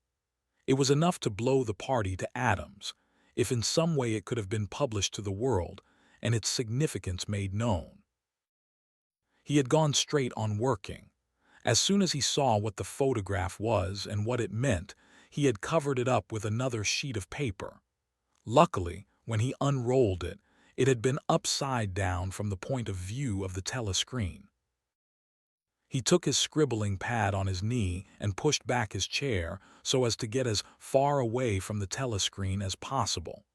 To keep your face expressionless was not difficult, and even your breathing could be controlled with an effort. But you could not control the beating of your heart, and the telescreen was quite delicate enough to pick it up. He let what he judged to be 10 minutes go by, tormented all the while by the fear that some accident, a sudden draft blowing across his desk, for instance, would betray him. Then, without uncovering it again, he dropped the photograph into the memory hole along with some other waste papers. Within another minute, perhaps, it would have crumbled into ashes. That was 10, 11 years ago. Today, probably, he would have kept that photograph. It was curious that the fact of having held it in his fingers seemed to him to make a difference even now, when the photograph itself, as well as the event it recorded, was only memory. Was the party's hold upon the past less strong, he wondered, because a piece of evidence which existed no longer had once existed? But today, supposing that it could be somehow resurrected from its ashes, the photograph might not even be evidence. Already, at the time when he made his discovery, Oceania was no longer at war with Eurasia, and it must have been to the agents of Eastasia that the three dead men had betrayed their country. Since then there had been other changes, 2, 3, he could not remember how many. Very likely the confessions had been rewritten and rewritten until the original facts and dates no longer had the smallest significance. The past not only changed, but changed continuously. What most afflicted him with the sense of nightmare was that he had never clearly understood why the huge imposture was undertaken. The immediate advantages of falsifying the past were obvious, but the ultimate motive was mysterious. He took up his pen again and wrote, "I understand how. I do not understand why." He wondered, as he had many times wondered before, whether he himself was a lunatic. Perhaps a lunatic was simply a minority of one. At one time it had been a sign of madness to believe that the earth goes round the sun. Today, to believe that the past is inalterable. He might be alone in holding that belief, and if alone, then a lunatic. But the thought of being a lunatic did not greatly trouble him. The horror was that he might also be wrong. He picked up the children's history book and looked at the portrait of Big Brother which formed its frontispiece. The hypnotic eyes gazed into his own. It was as though some huge force were pressing down upon you, something that penetrated inside your skull, battering against your brain, frightening you out of your beliefs, persuading you almost to deny the evidence of your senses. In the end, the party would announce that 2 and 2 made 5, and you would have to believe it. It was inevitable that they should make that claim sooner or later. The The logic of their position demanded it. Not merely the validity of experience, but the very existence of external reality was tacitly denied by their philosophy. The heresy of heresies was common sense, and what was terrifying was not that they would kill you for thinking otherwise, but that they might be right. For after all, how do we know that 2 and 2 make 4, or that the force of gravity works, or that the past is unchangeable? If both the past and the external world exist only in the mind, and if the mind itself is controllable, what then? But no, his courage seemed suddenly to stiffen of its own accord. The face of O'Brien, not called up by any obvious association, had floated into his mind. He knew, with more certainty than before, that O'Brien was on his side. He was writing the diary for O'Brien to O'Brien. It was like an interminable letter which no one would ever read, but which was addressed to a particular person and took its color from that fact. The party told you to reject the evidence of your eyes and ears. It was their final, most essential command. His heart sank as he thought of the enormous power arrayed against him, the ease with which any party intellectual would overthrow him in debate, the subtle arguments which he would not be able to understand, much less answer. And yet he was in the right. They were wrong and he was right. The obvious, the silly, and the true had got to be defended. Truisms are true, hold on to that. The solid world exists, its laws do not change. Stones are hard, water is wet, objects unsupported fall towards the earth center. With the feeling that he was speaking to O'Brien and also that he was setting forth an important axiom, he wrote, "Freedom is the freedom to say that 2 plus 2 make 4. If that is granted, all else follows." Chapter 8. From somewhere at the bottom of a passage, the smell of roasting coffee, real coffee, not Victory coffee, came floating out into the street. Winston paused involuntarily. For perhaps 2 seconds he was back in the half-forgotten world of his childhood. Then a door banged, seeming to cut off the smell as abruptly as though it had been a sound. He had walked several kilometers over pavements, and his varicose ulcer was throbbing. This was the second time in 3 weeks that he had missed an evening at the community center, a rash act, since you could be certain that the number of your attendances at the center was carefully checked. In principle, a party member had no spare time, and was never alone except in bed. It was assumed that when he was not working, eating, or sleeping, he would be taking part in some kind of communal recreation. To do anything that suggested a taste for solitude, even to go for a walk by yourself, was always slightly dangerous. There was a word for it in Newspeak, OWNLIFE, it was called, meaning individualism and eccentricity. But this evening, as he came out of the ministry, the balminess of the April air had tempted him. The sky was a warmer blue than he had seen it that year, and suddenly the long, noisy evening at the center, the boring, exhausting games, the lectures, the creaking camaraderie oiled by gin, had seemed intolerable.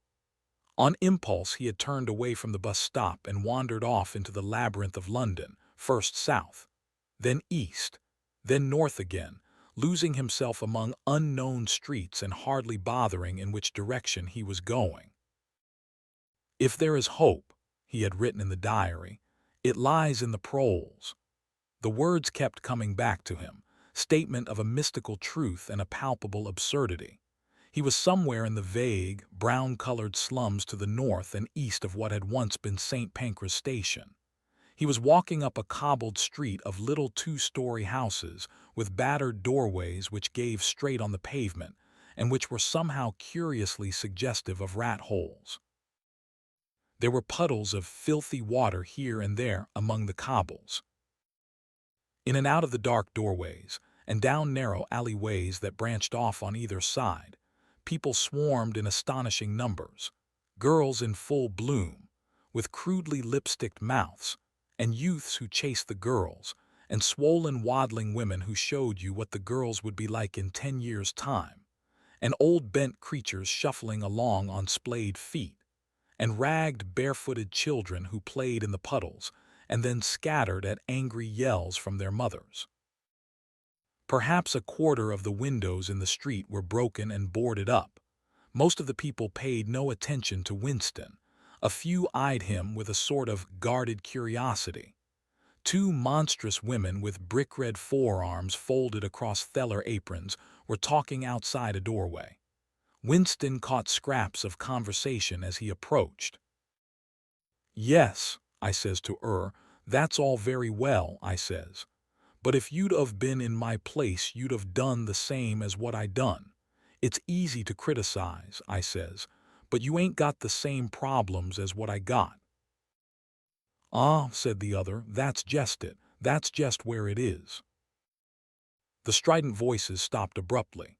The women studied him in hostile silence as he went past, but it was not hostility exactly, merely a kind of wariness, a momentary stiffening, as at the passing of some unfamiliar animal. The blue overalls of the party could not be a common sight in a street like this. Indeed, it was unwise to be seen in such places, unless you had definite business there. The patrols might stop you if you happened to run into them. "May I see your papers, comrade?" "What are you doing here? What time did you leave work? Is this your usual way home?" And so on and so forth. Not that there was any rule against walking home by an unusual route, but it was enough to draw attention to you if the thought police heard about it. Suddenly the whole street was in commotion. There were yells of warning from all sides. People were shooting into the doorways like rabbits. A young woman leapt out of a doorway a little ahead of Winston, grabbed up a tiny child playing in a puddle, whipped her apron round it and leapt back again, all in one movement. At the same instant a man in a concertina-like black suit who had emerged from a side alley ran towards Winston, pointing excitedly to the sky. "Steamer," he yelled. "Look out, governor, bang over Reed, lay down quick." Steamer was a nickname which, for some reason, the proles applied to rocket bombs. Winston promptly flung himself on his face. The proles were nearly always right when they gave you a warning of this kind. They seemed to possess some kind of instinct which told them several seconds in advance when a rocket was coming, although the rockets supposedly traveled faster than sound. Winston clasped his forearms above his head. There was a roar that seemed to make the pavement heave. A shower of light objects pattered onto his back. When he stood up, he found that he was covered with fragments of glass from the nearest window. He walked on. The bomb had demolished a group of houses 200 meters up the street. A black plume of smoke hung in the sky, and below it a cloud of plaster dust in which a crowd was already forming around the ruins. There was a little pile of plaster lying on the pavement ahead of him, and in the middle of it he could see a bright red streak. When he got up to it, he saw that it was a human hand severed at the wrist. Apart from the bloody stump, the hand was so completely whitened as to resemble a plaster cast. He kicked the thing into the gutter and then, to avoid the crowd, turned down a side street to the right. Within 3 or 4 minutes he was out of the area which the bomb had affected, and the sordid swarming life of the streets was going on as though nothing had happened. It was nearly 20 hours, and the drinking shops which the proles frequented, pubs, they called them, were choked with customers. From their grimy swing doors, endlessly opening and shutting, there came forth a smell of urine, sawdust, and sour beer. In an angle formed by a projecting house front, 3 men were standing very close together, the middle one of them holding a folded-up newspaper which the other 2 were studying over his shoulder. Even before he was near enough to make out the expression on their faces, Winston could see absorption in every line of their bodies. It was obviously some serious piece of news that they were reading. He was a few paces away from them when suddenly the group broke up, and 2 of the men were in violent altercation. For a moment they seemed almost on the point of blows. Can't you bleeding well listen to what I say? I tell you no number ending in 781 for over 14 months. Yes, it as then. No, it as not.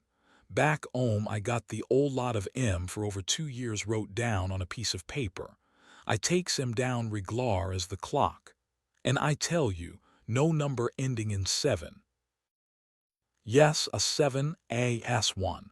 I could pretty near tell you the bleeding number. 407 it ended in. It were in February, second week in February. February your grandmother. I got it all down in black and white.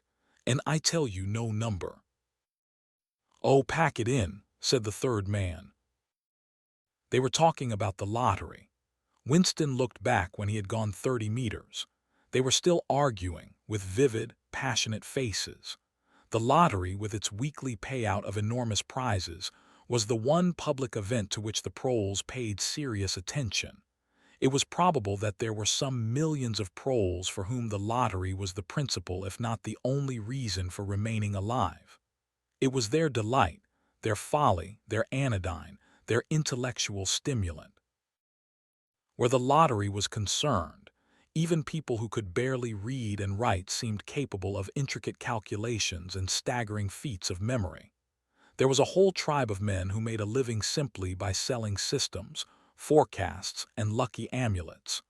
Winston had nothing to do with the running of the lottery, which was managed by the Ministry of Plenty, but he was aware, indeed everyone in the party was aware, that the prizes were largely imaginary.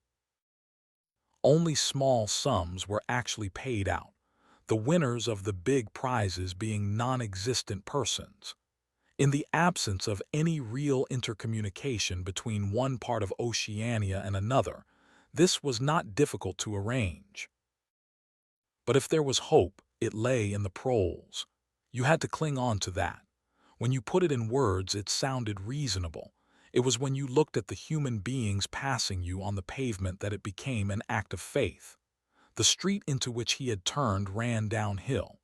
He had a feeling that he had been in this neighborhood before, and that there was a main thoroughfare not far away. From somewhere ahead there came a din of shouting voices.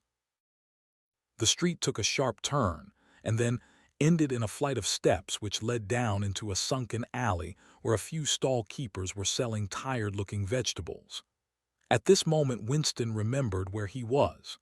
The alley led out into the main street, and down the next turning, not 5 minutes away, was the junk shop where he had bought the blank book which was now his diary. And in a small stationer's shop not far away he had bought his penholder and his bottle of ink. He paused for a moment at the top of the steps.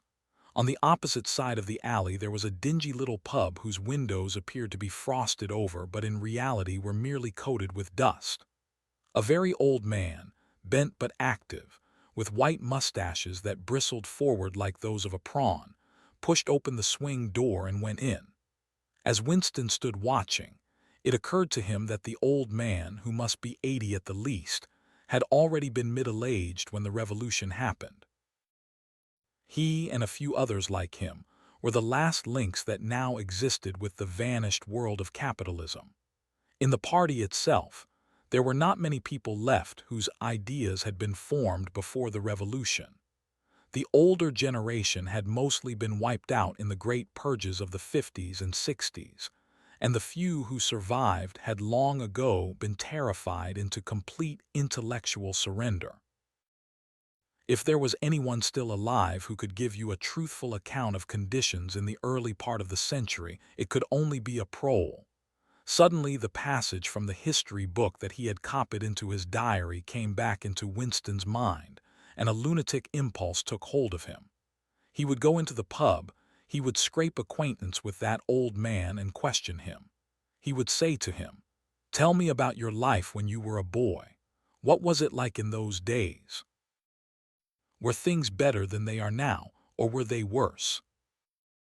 Hurriedly, lest he should have time to become frightened, he descended the steps and crossed the narrow street. It was madness, of course. As usual, there was no definite rule against talking to proles and frequenting their pubs, but it was far too unusual an action to pass unnoticed. If the patrols appeared, he might plead an attack of faintness, but it was not likely that they would believe him. He pushed open the door, and a hideous, cheesy smell of sour beer hit him in the face. As he entered, the din of voices dropped to about half its volume. Behind his back, he could feel everyone eyeing his blue overalls. A game of darts which was going on at the other end of the room interrupted itself for perhaps as much as 30 seconds. The old man whom he had followed was standing at the bar, having some kind of altercation with the barman, a large, stout, hook-nosed young man with enormous forearms. A knot of others, standing round with glasses in their hands, were watching the scene. "I arst you civil enough, did I?" said the old man, straightening his shoulders pugnaciously.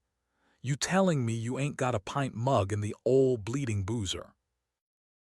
"And what in hell's name is a pint?" said the barman, leaning forward with the tips of his fingers on the counter. "Ark at I him, calls hisself a barman and don't know what a pint is. Why, a pint's the half of a quart, and there's 4 quarts to the gallon. Ave to teach you the A, B, C next." "Never heard of 'em," said the barman shortly. "Liter and half-liter, that's all we serve. There's the glasses on the shelf in front of you." "I likes a pint," persisted the old man.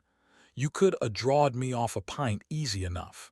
We did ave these bleeding liters when I was a young man."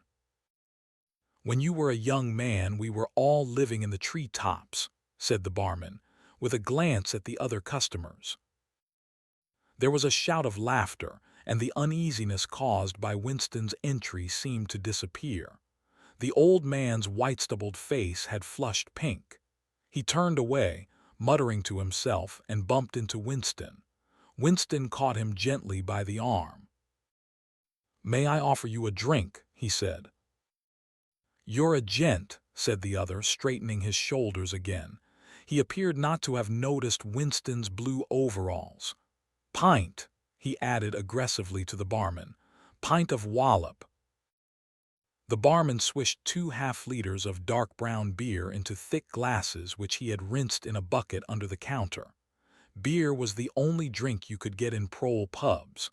The proles were supposed not to drink gin, though in practice they could get hold of it easily enough. The game of darts was in full swing again, and the knot of men at the bar had begun talking about lottery tickets. Winston's presence was forgotten for a moment. There was a deal table under the window where he and the old man could talk without fear of being overheard. It was horribly dangerous, but at any rate there was no telescreen in the room, a point he had made sure of as soon as he came in. "'E could a drawed me off a pint," grumbled the old man as he settled down behind a glass. "A 1/2 liter ain't enough, it don't satisfy, and a 1/2 liter s too much. It starts my bladder running, let alone the price." "You must have seen great changes since you were a young man," said Winston tentatively. The old man's pale blue eyes moved from the darts board to the bar, and from the bar to the door of the gents, as though it were in the bar room that he expected the changes to have occurred. "The beer was better," he said finally, "and cheaper.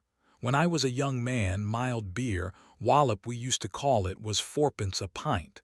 That was before the war, of course." "Which war was that?" said Winston. "It's all wars," said the old man vaguely. He took up his glass and his shoulders straightened again. "Airs wishing you the very best of 'ealth." In his lean throat, the sharp-pointed Adam's apple made a surprisingly rapid up-and-down movement, and the beer vanished. Winston went to the bar and came back with 2 more half-liters. The old man appeared to have forgotten his prejudice against drinking a full liter. "You are very much older than I am," said Winston. "You must have been a grown man before I was born. You can remember what it was like in the old days before the Revolution. People of my age don't really know anything about those times. We can only read about them in books, and what it says in the books may not be true. I should like your opinion on that. The history books say that life before the revolution was completely different from what it is now. There was the most terrible oppression, injustice, poverty worse than anything we can imagine. Here in London, the great mass of the people never had enough to eat from birth to death. Half of them hadn't even boots on their feet. They worked 12 hours a day, they left school at 9, they slept 10 in a room. And at the same time, there were very few people, only a few thousands, the capitalists they were called, who were rich and powerful. They owned everything that there was to own. They lived in great gorgeous houses with 30 servants. They rode about in motor cars and 4-horse carriages. They drank champagne. They wore top hats. The old man brightened suddenly. Top hats, he said. Funny you should mention 'em. The same thing come into my head only yesterday, I don't know why. I was just thinking I ain't seen a top hat in years. Gorn right out, they ave. The last time I wore one was at my sister-in-law's funeral, and that was, well, I couldn't give you the date, but it'd been 50 years ago. Of course it was only hired for the occasion, you understand. It isn't very important about the top hats, said Winston patiently. The point is these capitalists, they and a few lawyers and priests and so forth who lived on them, were the lords of the earth. Everything existed for their benefit. You, the ordinary people, the workers, were their slaves. They could do what they liked with you. They could ship you off to Canada like cattle. They could sleep with your daughters if they chose. They could order you to be flogged with something called a cat o' nine tails. You had to take your cap off when you passed them. Every capitalist went about with a gang of lackeys who... The old man brightened again. Lackeys, he said. Now there's a word I eared since ever so long. Lackeys. That reglar takes me back, that does. I recollect donkeys years ago. I used to sometimes go to Id Park of a Sunday afternoon to hear the blokes making speeches. Salvation Army, Roman Catholics, Jews, Indians, all sorts there was. And there was one bloke, well, I couldn't give you his name, but a real powerful speaker he was. He did Alf give it lackeys. He says, lackeys of the bourgeoisie. Flunkies of the ruling class, parasites, that was another of them. And hyenas, he definitely called hyenas. Of course, he was referring to the Labour Party, you understand. Winston had the feeling that they were talking at cross purposes. What I really wanted to know was this, he said. Do you feel that you have more freedom now than you had in those days? Are you treated more like a human being? In the old days, the rich people, the people at the top, the ooze of lords, put in the old man reminiscently. The House of Lords, if you like. What I am asking is, were these people able to treat you as an inferior, simply because they were rich and you were poor? Is it a fact, for instance, that you had to call them sir, and take off your cap when you passed them? The old man appeared to think deeply. He drank off about a quarter of his beer before answering. Yes, he said, they liked you to touch your cap to 'em. It showed respect like. I didn't agree with it myself, but I done it often enough. Had to, as you might say. And was it usual? I'm only quoting what I've read in history books. Was it usual for these people and their servants to push you off the pavement into the gutter? One of 'em pushed me once, said the old man. I recollect it as if it was yesterday. It was boat race night, terribly rowdy they used to get on boat race night, and I bumps into a young bloke on Shaftesbury Avenue. Quite a gent, he was dress shirt top at black overcoat. He was kind of zigzagging across the pavement, and I bumps into him accidental like. He says, why can't you look where you're going? He says, I say, d'you think you've bought the bleeding pavement? He says, I'll twist your bloody eat off if you get fresh with me. I says, you're drunk.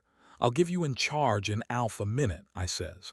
And if you'll believe me, he puts and on my chest and gives me a shove as pretty near sent me under the wheels of a bus. Well, I was young in them days, and I was going to Ave fetched one only. A sense of helplessness took hold of Winston. The old man's memory was nothing but a rubbish heap of details. One could question him all day without getting any real information. The party histories might still be true after a fashion. They might even be completely true. He made a last attempt. "Perhaps I have not made myself clear," he said. "What I'm trying to say is this. You have been alive a very long time. You lived half your life before the revolution. In 1925, for instance, you were already grown up. Would you say from what you can remember that life in 1925 was better than it is now, or worse? If you could choose, would you prefer to live then or now?" The old man looked meditatively at the darts board. He finished up his beer more slowly than before. When he spoke, it was with a tolerant philosophical air, as though the beer had mellowed him. "I know what you expect me to say," he said. "You expect me to say as I'd sooner be young again. Most people'd say they'd sooner be young if you arst, You got your eelth and strength when you're young. When you get to my time of life you ain't never well. I suffer something wicked from my feet and my bladder's just terrible. 6 and 7 times a night it has me out of bed. On the other end, there's great advantages in being a old man. You ain't got the same worries. No truck with women, and that's a great thing. I add a woman for near on 30 year if you'd credit it. Nor wanted to, what's more." Winston sat back against the windowsill. It was no use going on. He was about to buy some more beer when the old man suddenly got up and shuffled rapidly into the stinking urinal at the side of the room. The extra half-liter was already working on him. Winston sat for a minute or two gazing at his empty glass, and hardly noticed when his feet carried him out into the street again. Within 20 years at the most, he reflected, the huge and simple question, was life better before the revolution than it is now? Would have ceased once and for all to be answerable. But in effect it was unanswerable even now, since the few scattered survivors from the ancient world were incapable of comparing one age with another. They remembered a million useless things, a quarrel with a workmate, a hunt for a lost bicycle pump, the expression on a long-dead sister's face, the swirls of dust on a windy morning 70 years ago. But all the relevant facts were outside the range of their vision. They were like the ant, which can see small objects but not large ones. And when memory failed and written records were falsified, when that happened, the claim of the party to have improved the conditions of human life had got to be accepted, because there did not exist, and never again could exist, any standard against which it could be tested. At this moment his train of thought stopped abruptly. He halted and looked up. He was in a narrow street with a few dark little shops interspersed among dwelling houses. Immediately above his head there hung 3 discolored metal balls which looked as if they had once been gilded. He seemed to know the place. Of course. He was standing outside the junk shop where he had bought the diary. A twinge of fear went through him. It had been a sufficiently rash act to buy the book in the beginning, and he had sworn never to come near the place again. And yet the instant that he allowed his thoughts to wander, his feet had brought him back here of their own accord. It was precisely against suicidal impulses of this kind that he had hoped to guard himself by opening the diary. At the same time he noticed that, although it was nearly 21 hours, the shop was still open. With the feeling that he would be less conspicuous inside than hanging about on the pavement, he stepped through the doorway. If questioned, he could plausibly say that he was trying to buy razor blades. The proprietor had just lighted a hanging oil lamp which gave off an unclean but friendly smell. He was a man of perhaps 60, frail and bowed, with a long, benevolent nose and mild eyes distorted by thick spectacles. His hair was almost white, but his eyebrows were bushy and still black. His spectacles, his gentle, fussy movements, and the fact that he was wearing an aged jacket of black velvet gave him a vague air of intellectuality, as though he had been some kind of literary man or perhaps a musician. His voice was soft as though faded, and his accent less debased than that of the majority of proles. "I recognized you on the pavement," he said immediately. "You're the gentleman that bought the young lady's keepsake album. That was a beautiful bit of paper, that was. Cream-laid, it used to be called. There's been no paper like that made for, oh, I dare say 50 years. He peered at Winston over the top of his spectacles. "Is there anything special I can do for you, or did you just want to look round?" "I was passing," said Winston vaguely. "I just looked in. I don't want anything in particular." "It's just as well," said the other, "because I don't suppose I could have satisfied you." He made an apologetic gesture with his soft-palmed hand. "You see how it is, an empty shop, you might say. Between you and me, the antique trade's just about finished. No demand any longer and no stock either. Furniture, china, glass, it's all been broken up by degrees. And of course the metal stuff's mostly been melted down. I haven't seen a brass candlestick in years." The tiny interior of the shop was in fact uncomfortably full, but there was almost nothing in it of the slightest value. The floor space was very restricted, because all round the walls were stacked innumerable dusty picture frames. In the window there were trays of nuts and bolts, worn-out chisels, pen-knives with broken blades, tarnished watches that did not even pretend to be in going order, and other miscellaneous rubbish.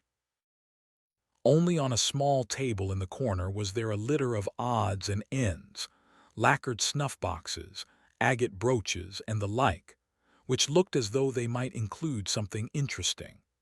As Winston wandered towards the table, his eye was caught by a round, smooth thing that gleamed softly in the lamplight, and he picked it up.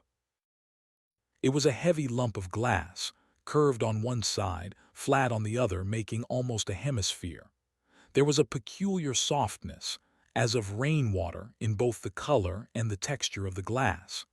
At the heart of it, magnified by the curved surface, there was a strange, pink, convoluted object that recalled a rose or a sea anemone.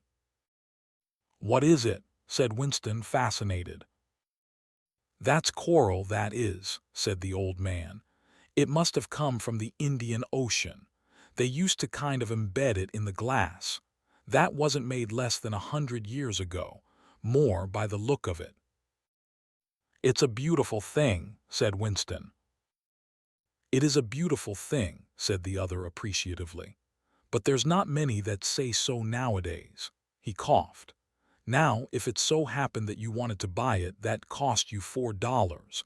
I can remember when a thing like that would have fetched £8, and £8 was, well, I can't work it out, but it was a lot of money.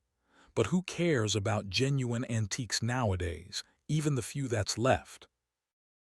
Winston immediately paid over the $4 and slid the coveted thing into his pocket.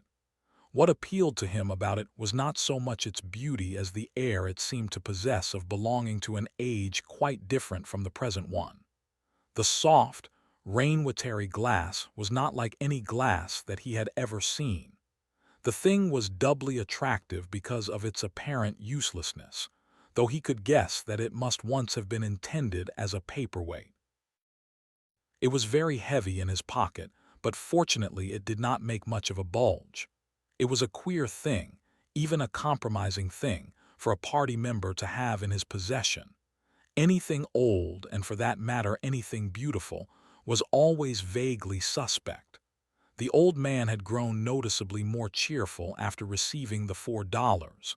Winston realized that he would have accepted 3 or even 2. "There's another room upstairs that you might care to take a look at," he said. "There's not much in it, just a few pieces. We'll do with a light if we're going upstairs." He lit another lamp, and with bowed back, led the way slowly up the steep and worn stairs and along a tiny passage, into a room which did not give on the street but looked out on a cobbled yard and a forest of chimney pots. Winston noticed that the furniture was still arranged as though the room were meant to be lived in. There was a strip of carpet on the floor, a picture or two on the walls, and a deep, slatternly armchair drawn up to the fireplace. An old-fashioned glass clock with a 12-hour face was ticking away on the mantelpiece. Under the window, and occupying nearly a quarter of the room, was an enormous bed with the mattress still on it. "We lived here till my wife died," said the old man half apologetically. "I'm selling the furniture off by little and little. Now that's a beautiful mahogany bed, or at least it would be if you could get the bugs out of it. But I dare say you'd find it a little bit cumbersome."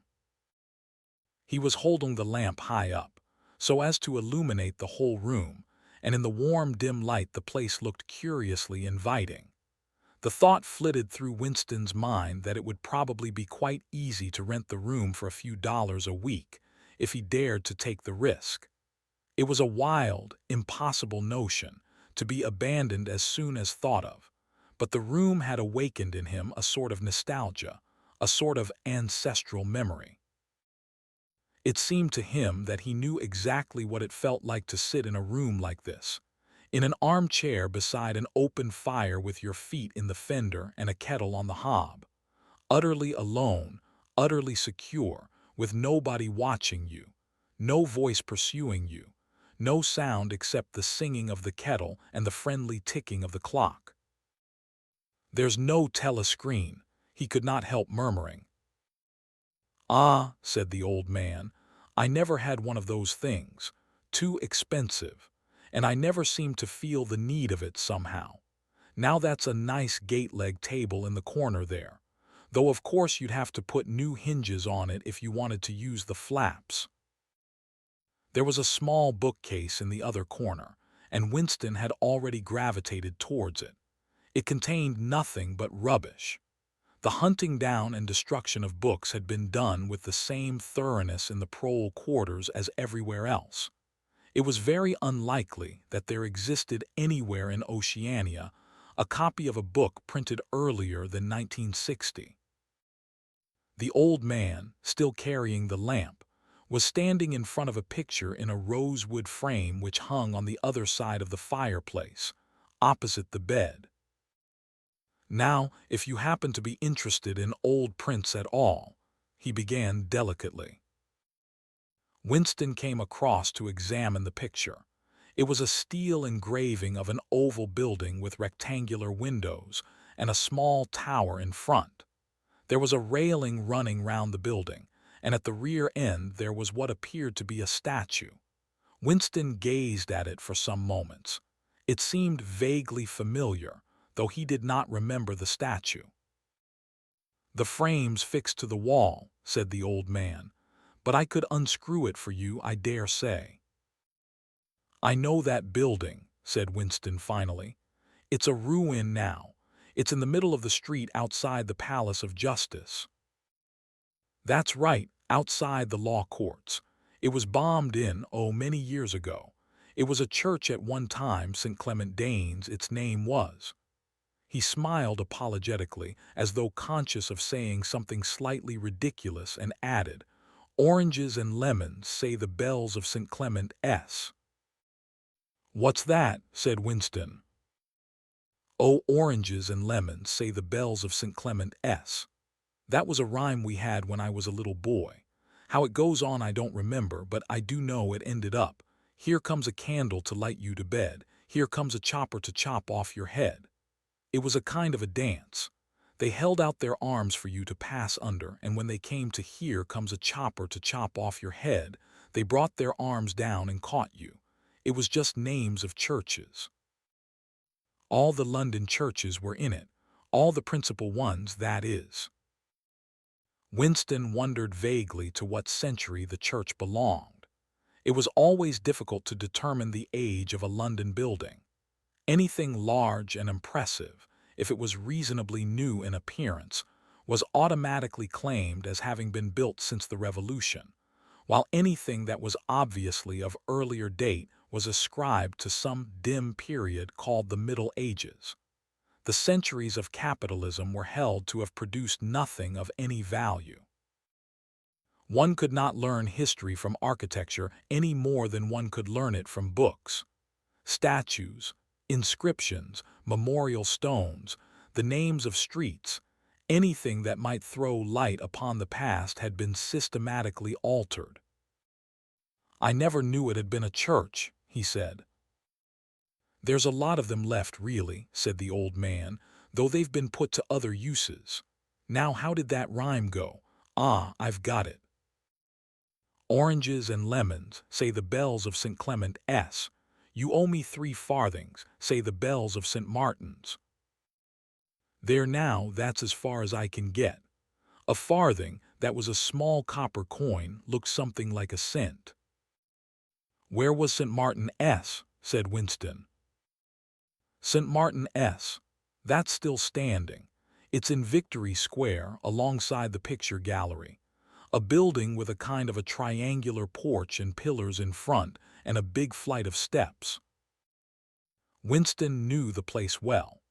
It was a museum used for propaganda displays of various kinds, scale models of rocket bombs and floating fortresses, waxwork tableaus illustrating enemy atrocities, and the like.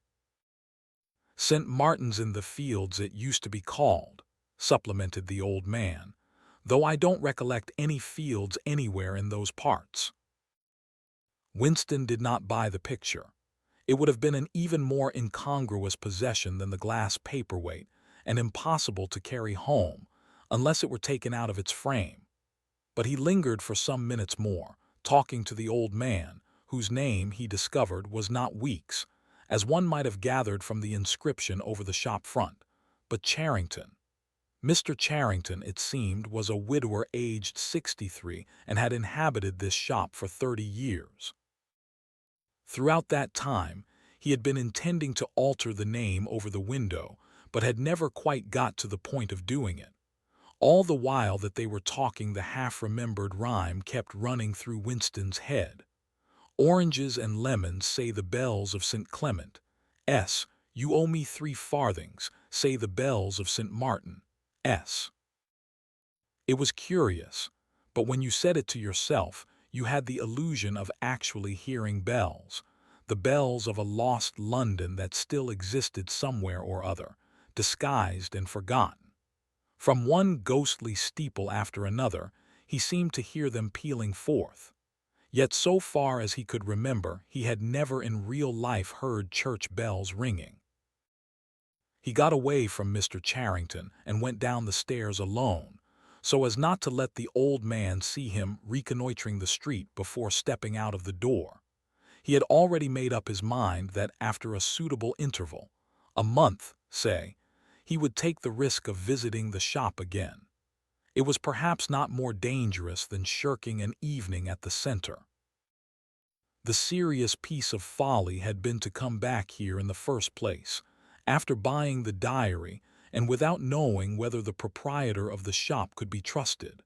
However, yes, he thought again, he would come back. He would buy further scraps of beautiful rubbish. He would buy the engraving of St. Clement Danes, take it out of its frame, and carry it home concealed under the jacket of his overalls. He would drag the rest of that poem out of Mr. Charrington's memory. Even the lunatic project of renting the room upstairs flashed momentarily through his mind again. For perhaps 5 seconds exaltation made him careless, and he stepped out onto the pavement without so much as a preliminary glance through the window. He had even started humming to an improvised tune. "Oranges and lemons, say the bells of St. Clement S. You owe me 3 farthings, say the—" Suddenly his heart seemed to turn to ice and his bowels to water. A figure in blue overalls was coming down the pavement, not 10 meters away. It was the girl from the fiction department, the girl with dark hair. The light was failing, but there was no difficulty in recognizing her. She looked him straight in the face, then walked quickly on as though she had not seen him. For a few seconds Winston was too paralyzed to move. Then he turned to the right and walked heavily away, not noticing for the moment that he was going in the wrong direction. At any rate, one question was settled. There was no doubting any longer that the girl was spying on him. She must have followed him here, because it was not credible that by pure chance she should have happened to be walking on the same evening up the same obscure back street, kilometers distant from any quarter where party members lived. It was too great a coincidence. Whether she was really an agent of the thought police, or simply an amateur spy actuated by officiousness, hardly mattered. It was enough that she was watching him. Probably she had seen him go into the pub as well. It was an effort to walk. The lump of glass in his pocket banged against his thigh at each step, and he was half-minded to take it out and throw it away. The worst thing was the pain in his belly. For a couple of minutes he had the feeling that he would die if he did not reach a lavatory soon, but there would be no public lavatories in a quarter like this. Then the spasm passed, leaving a dull ache behind. The street was a blind alley. Winston halted, stood for several seconds wondering vaguely what to do, then turned round and began to retrace his steps. As he turned, it occurred to him that the girl had only passed him 3 minutes ago, and that by running he could probably catch up with her. He could keep on her track till they were in some quiet place, and then smash her skull in with a cobblestone. The piece of glass in his pocket would be heavy enough for the job. But he abandoned the idea immediately, because even the thought of making any physical effort was unbearable. He could not run, he could not strike a blow. Besides, she was young and lusty and would defend herself. He thought also of hurrying to the community center and staying there till the place closed, so as to establish a partial alibi for the evening. But that too was impossible. A deadly lassitude had taken hold of him. All he wanted was to get home quickly and then sit down and be quiet. It was after 22 hours when he got back to the flat. The lights would be switched off at the main at 23:30. He went into the kitchen and swallowed nearly a teacupful of Victory gin. Then he went to the table in the alcove, sat down, and took the diary out of the drawer. But he did not open it at once. From the telescreen, a brassy female voice was squalling a patriotic song. He sat staring at the marbled cover of the book, trying without success to shut the voice out of his consciousness. It was at night that they came for you, always at night. The proper thing was to kill yourself before they got you. Undoubtedly, some people did so. Many of the disappearances were actually suicides, but it needed desperate courage to kill yourself in a world where firearms, or any quick and certain poison, were completely unprocurable. He thought with a kind of astonishment of the biological uselessness of pain and fear, the treachery of the human body which always freezes into inertia at exactly the moment when a special effort is needed. He might have silenced the dark-haired girl if only he had acted quickly enough. But precisely because of the extremity of his danger, he had lost the power to act. It struck him that in moments of crisis, one is never fighting against an external enemy, but always against one's own body. Even now, in spite of the gin, the dull ache in his belly made consecutive thought impossible. And it is the same, he perceived, in all seemingly heroic or tragic situations. On the battlefield, in the torture chamber, on a sinking ship, the issues that you are fighting for are always forgotten, because the body swells up until it fills the universe.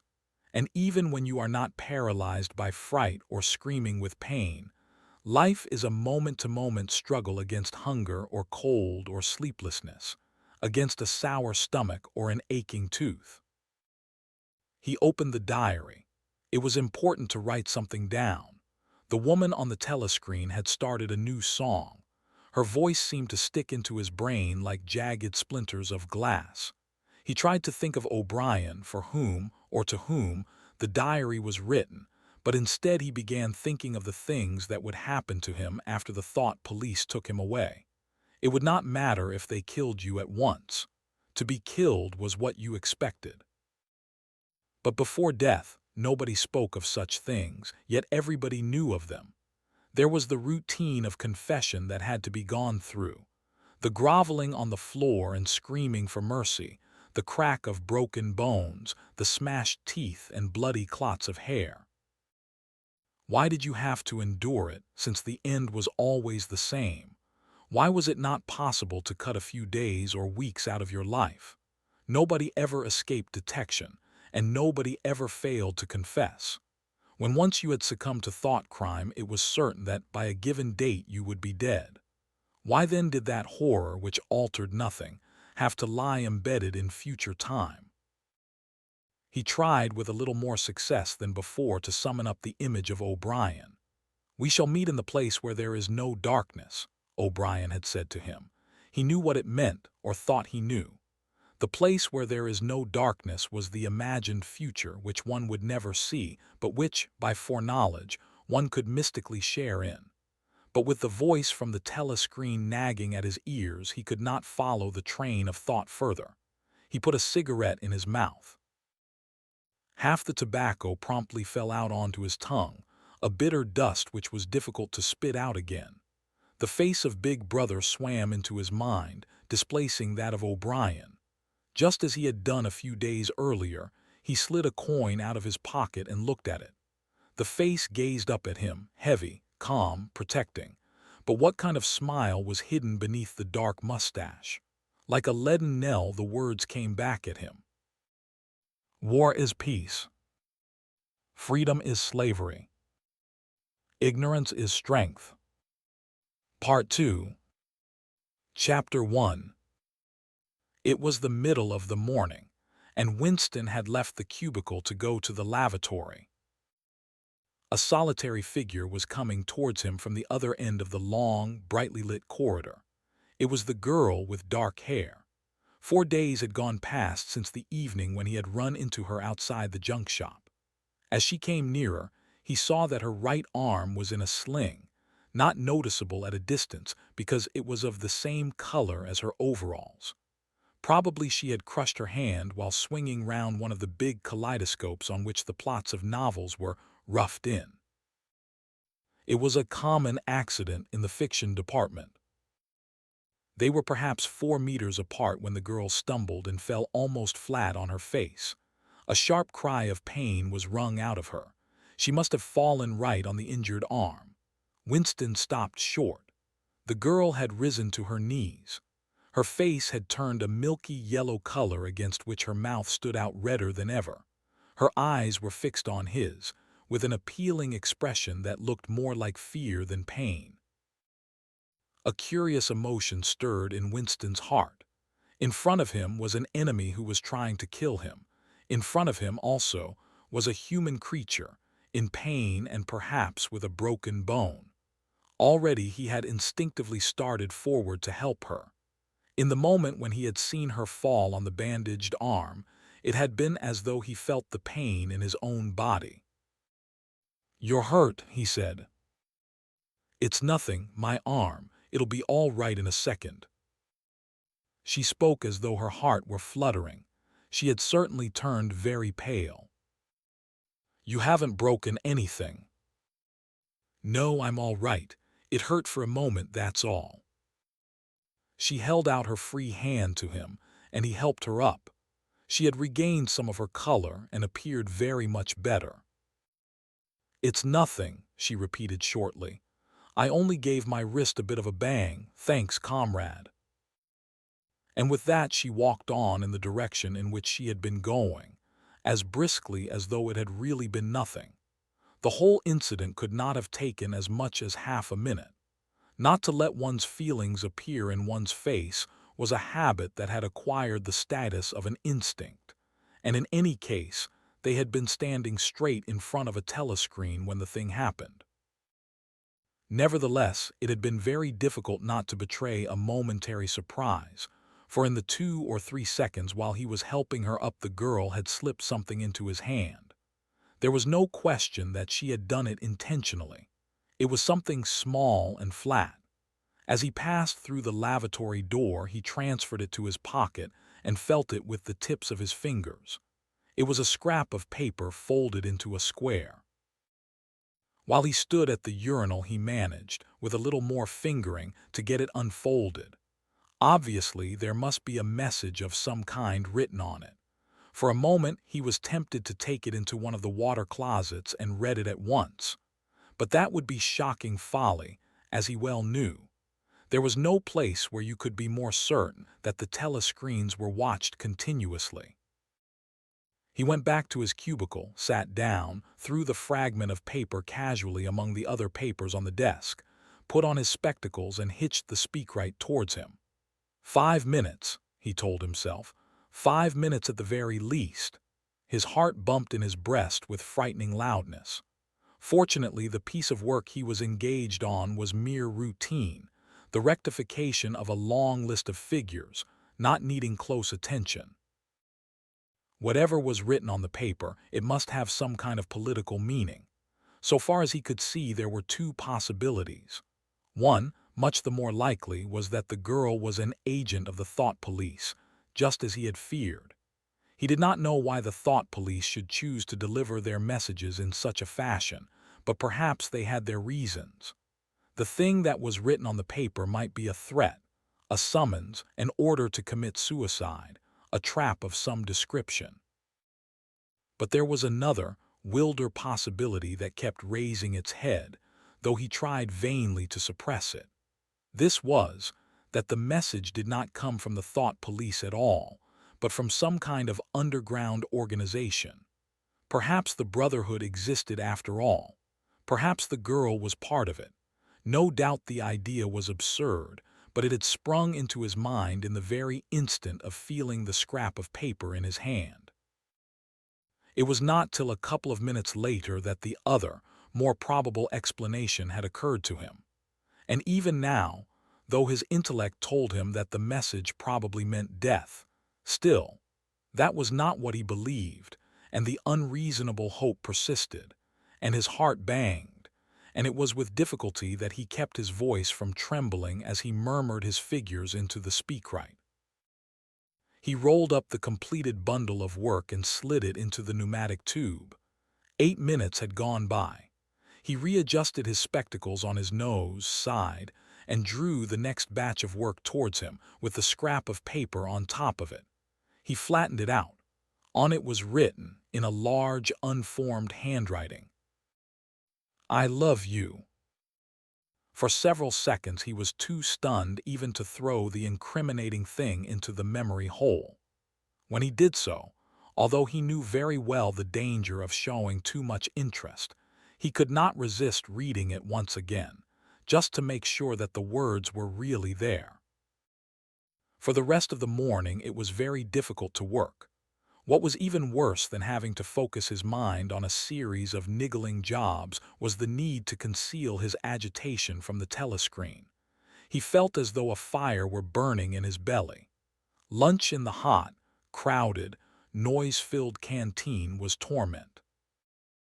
He had hoped to be alone for a little while during the lunch hour, but as bad luck would have it, the imbecile Parsons flopped down beside him, the tang of his sweat almost defeating the tinny smell of stew, and kept up a stream of talk about the preparations for Hate Week.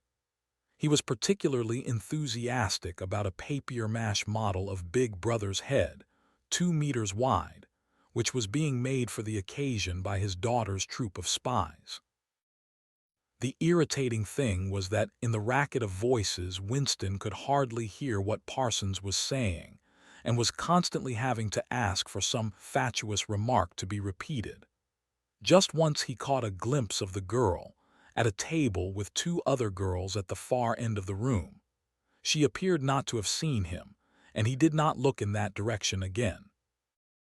The afternoon was more bearable. Immediately after lunch, there arrived a delicate, difficult piece of work which would take several hours and necessitated putting everything else aside.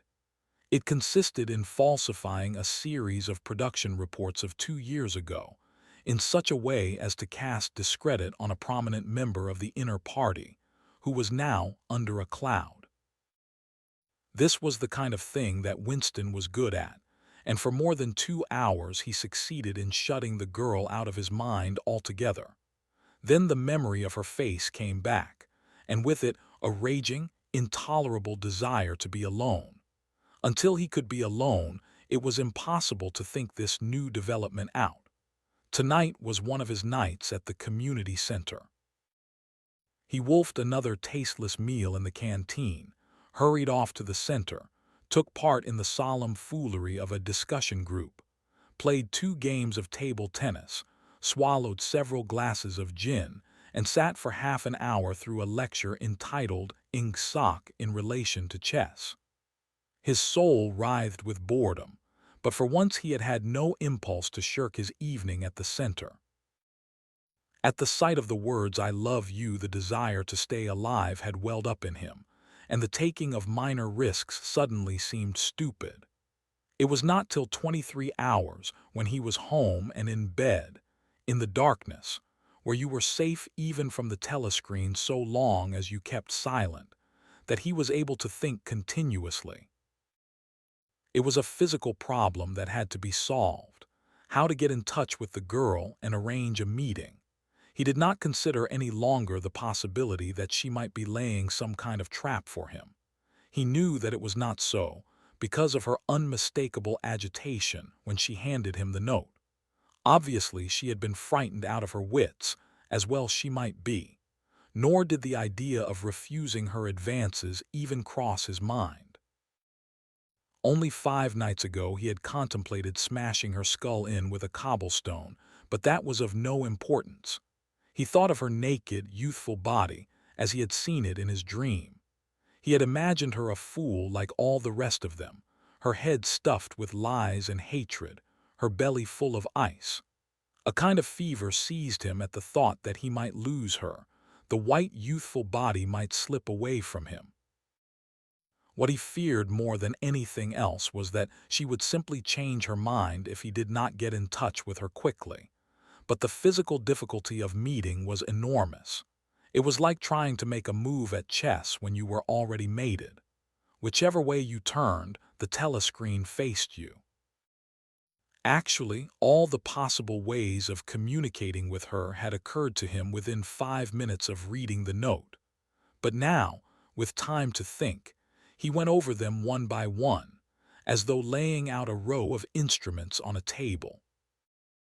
Obviously, the kind of encounter that had happened this morning could not be repeated. If she had worked in the records department, it might have been comparatively simple, but he had only a very dim idea whereabouts in the building the fiction department lay, and he had no pretext for going there. If he had known where she lived and at what time she left work, he could have contrived to meet her somewhere on her way home. But to try to follow her home was not safe, because it would mean loitering about outside the ministry, which was bound to be noticed. As for sending a letter through the mails, it was out of the question. By a routine that was not even secret, all letters were opened in transit. Actually, few people ever wrote letters. For the messages that it was occasionally necessary to send, there were printed postcards with long lists of phrases, and you struck out the ones that were inapplicable. In any case, he did not know the girl's name, let alone her address.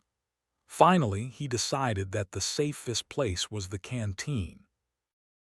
If he could get her at a table by herself, somewhere in the middle of the room, not too near the telescreens, and with a sufficient buzz of conversation all round. If these conditions endured for, say, 30 seconds, it might be possible to exchange a few words. For a week after this, life was like a restless dream. On the next day she did not appear in the canteen until he was leaving it, the whistle having already blown. Presumably she had been changed on to a later shift. They passed each other without a glance. On the day after that she was in the canteen at the usual time, but with 3 other girls and immediately under a telescreen. Then for 3 dreadful days she did not appear at all. His whole mind and body seemed to be afflicted with an unbearable sensitivity, a sort of transparency, which made every movement, every sound, every contact, every word that he had to speak or listen to, an agony. Even in sleep he could not altogether escape from her image. He did not touch the diary during those days. If there was any relief, it was in his work, in which he could sometimes forget himself for 10 minutes at a stretch. He had absolutely no clue as to what had happened to her. There was no inquiry he could make. She might have been vaporized, she might have committed suicide, she might have been transferred to the other end of Oceania. Worst and likeliest of all, she might simply have changed her mind and decided to avoid him. The next day she reappeared. Her arm was out of the sling and she had a band of sticking plaster round her wrist.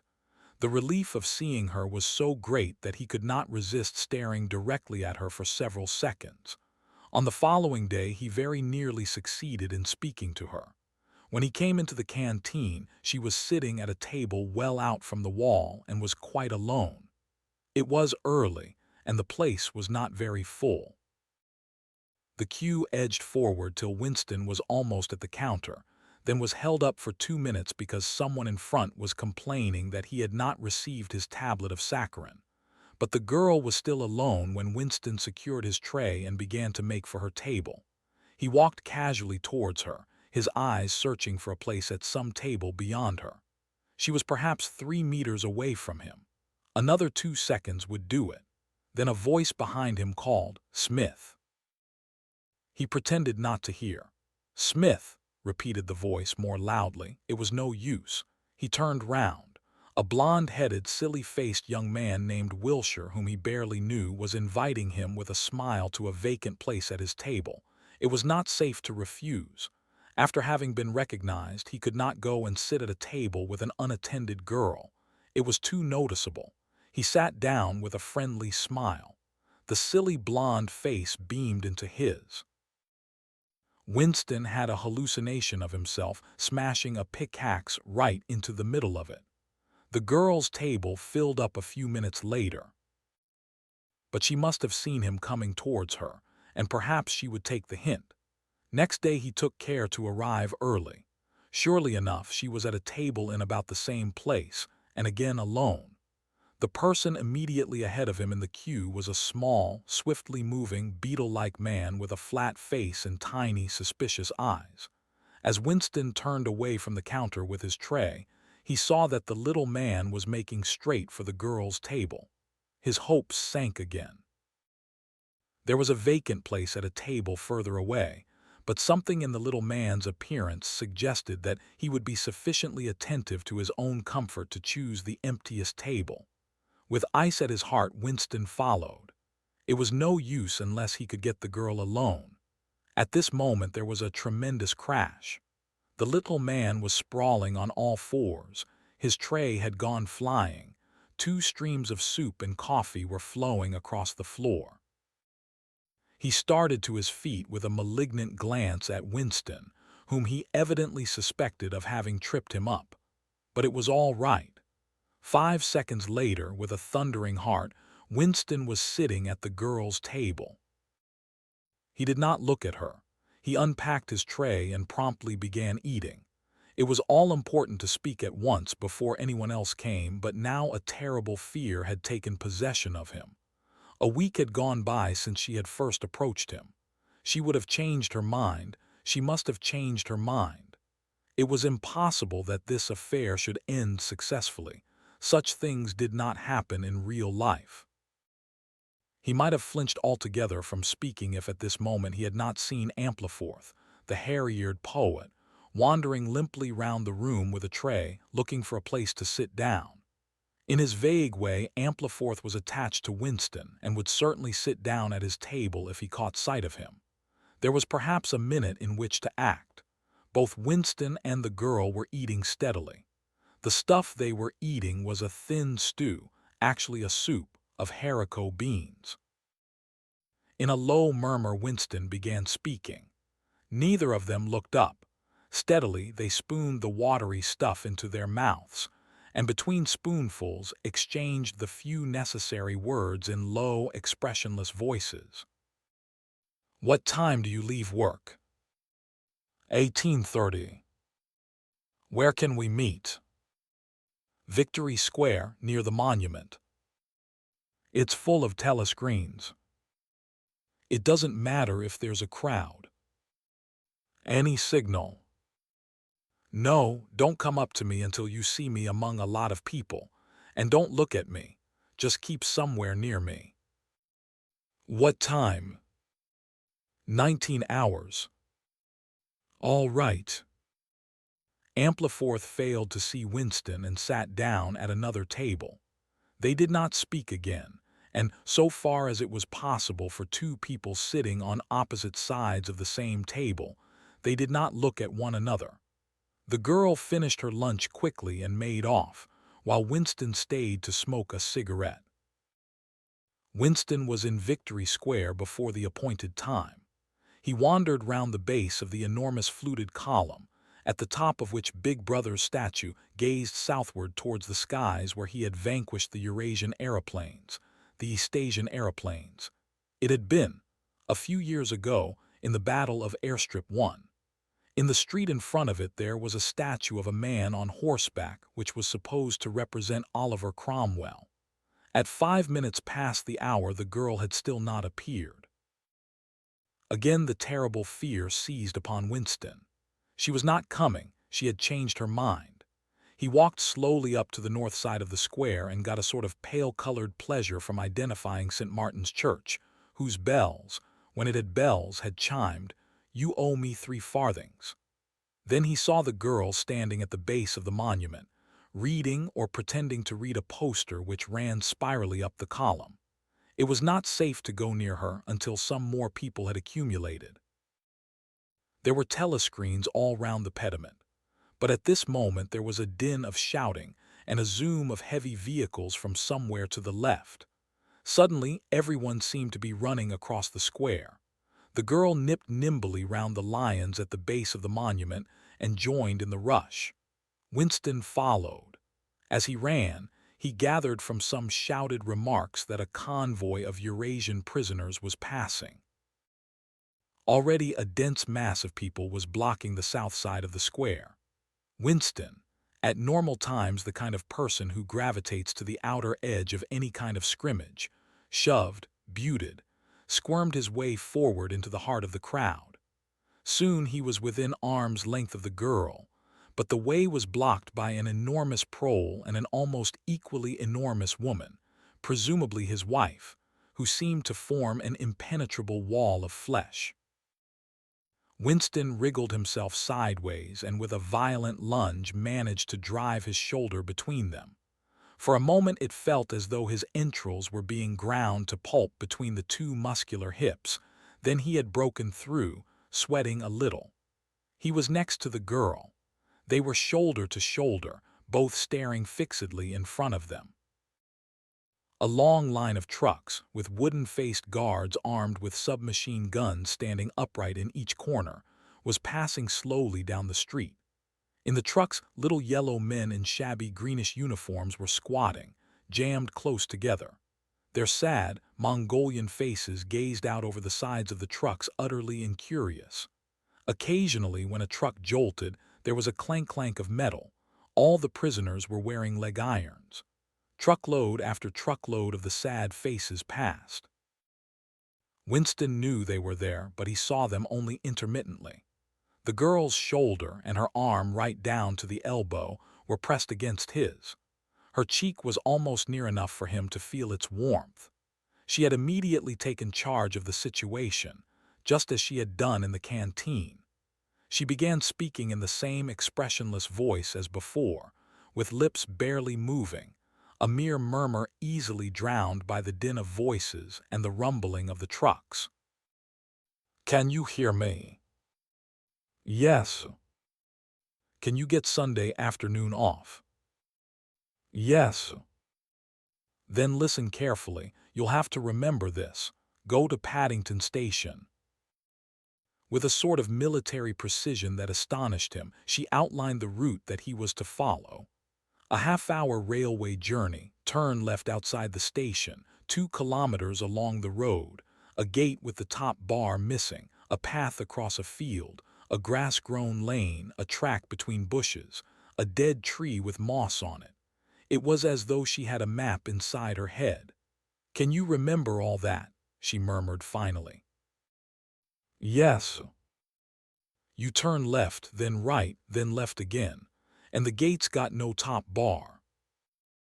"Yes, what time?"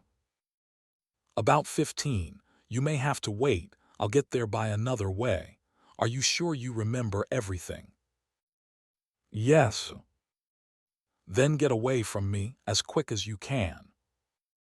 She need not have told him that, but for the moment they could not extricate themselves from the crowd. The trucks were still filing past, the people still insatiably gaping.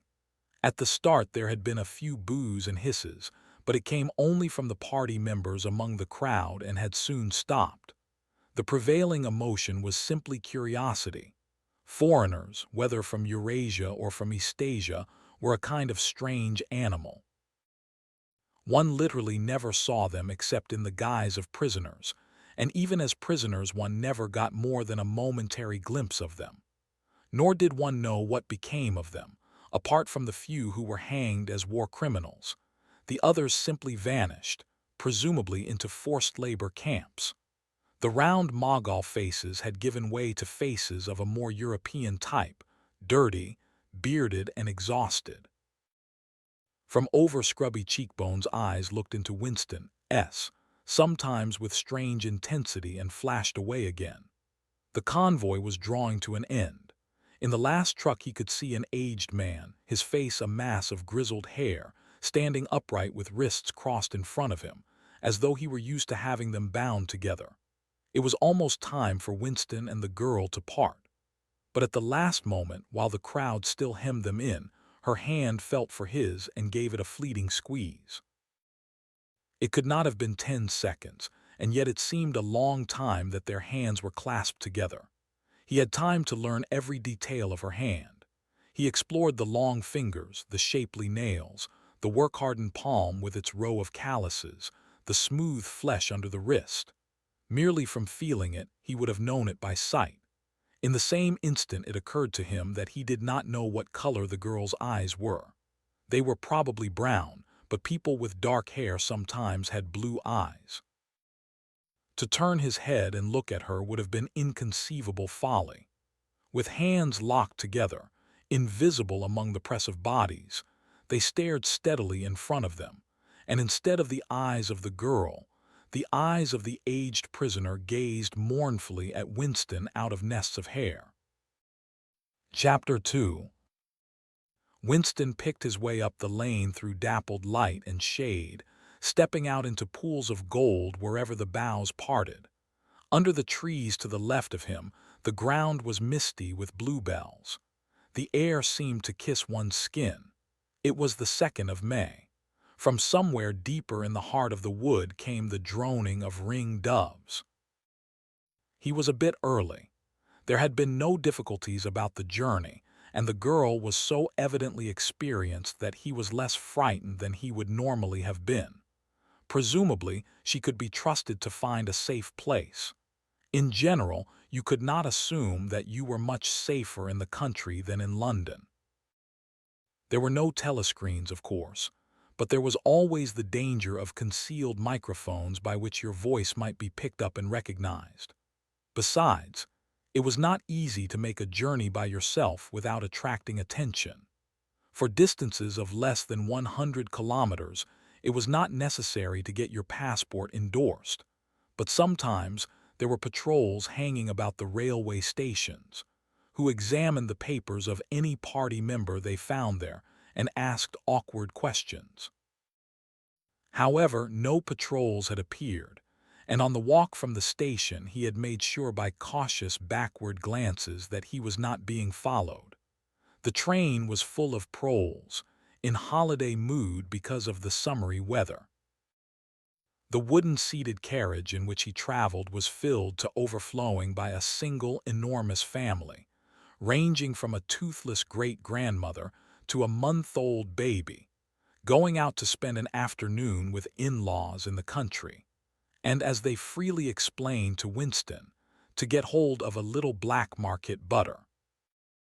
The lane widened, and in a minute he came to the footpath she had told him of, a mere cattle track which plunged between the bushes. He had no watch, but it could not be 15 yet. The bluebells were so thick underfoot that it was impossible not to tread on them. He knelt down and began picking some partly to pass the time away, but also from a vague idea that he would like to have a bunch of flowers to offer to the girl when they met. He had got together a big bunch and was smelling their faint sickly scent when a sound at his back froze him, the unmistakable crackle of a foot on twigs. He went on picking bluebells. It was the best thing to do. It might be the girl, or he might have been followed after all. To look round was to show guilt. He picked another and another. A hand fell lightly on his shoulder. He looked up. It was the girl. She shook her head, evidently as a warning that he must keep silent, then parted the bushes and quickly led the way along the narrow track into the wood. Obviously she had been that way before, for she dodged the boggy bits as though by habit. Winston followed, still clasping his bunch of flowers. His first feeling was relief, but as he watched the strong, slender body moving in front of him, with the scarlet sash that was just tight enough to bring out the curve of her hips, the sense of his own inferiority was heavy upon him. Even now it seemed quite likely that, when she turned round and looked at him, she would draw back after all. The sweetness of the air and the greenness of the leaves daunted him.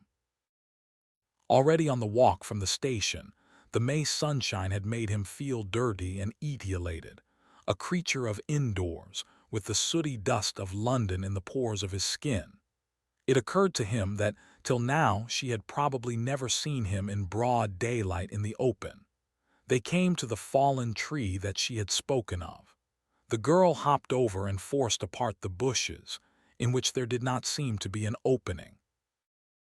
When Winston followed her, he found that they were in a natural clearing, a tiny grassy knoll surrounded by tall saplings that shut it in completely. The girl stopped and turned. "Here we are," she said. He was facing her at several paces distance. As yet he did not dare move nearer to her.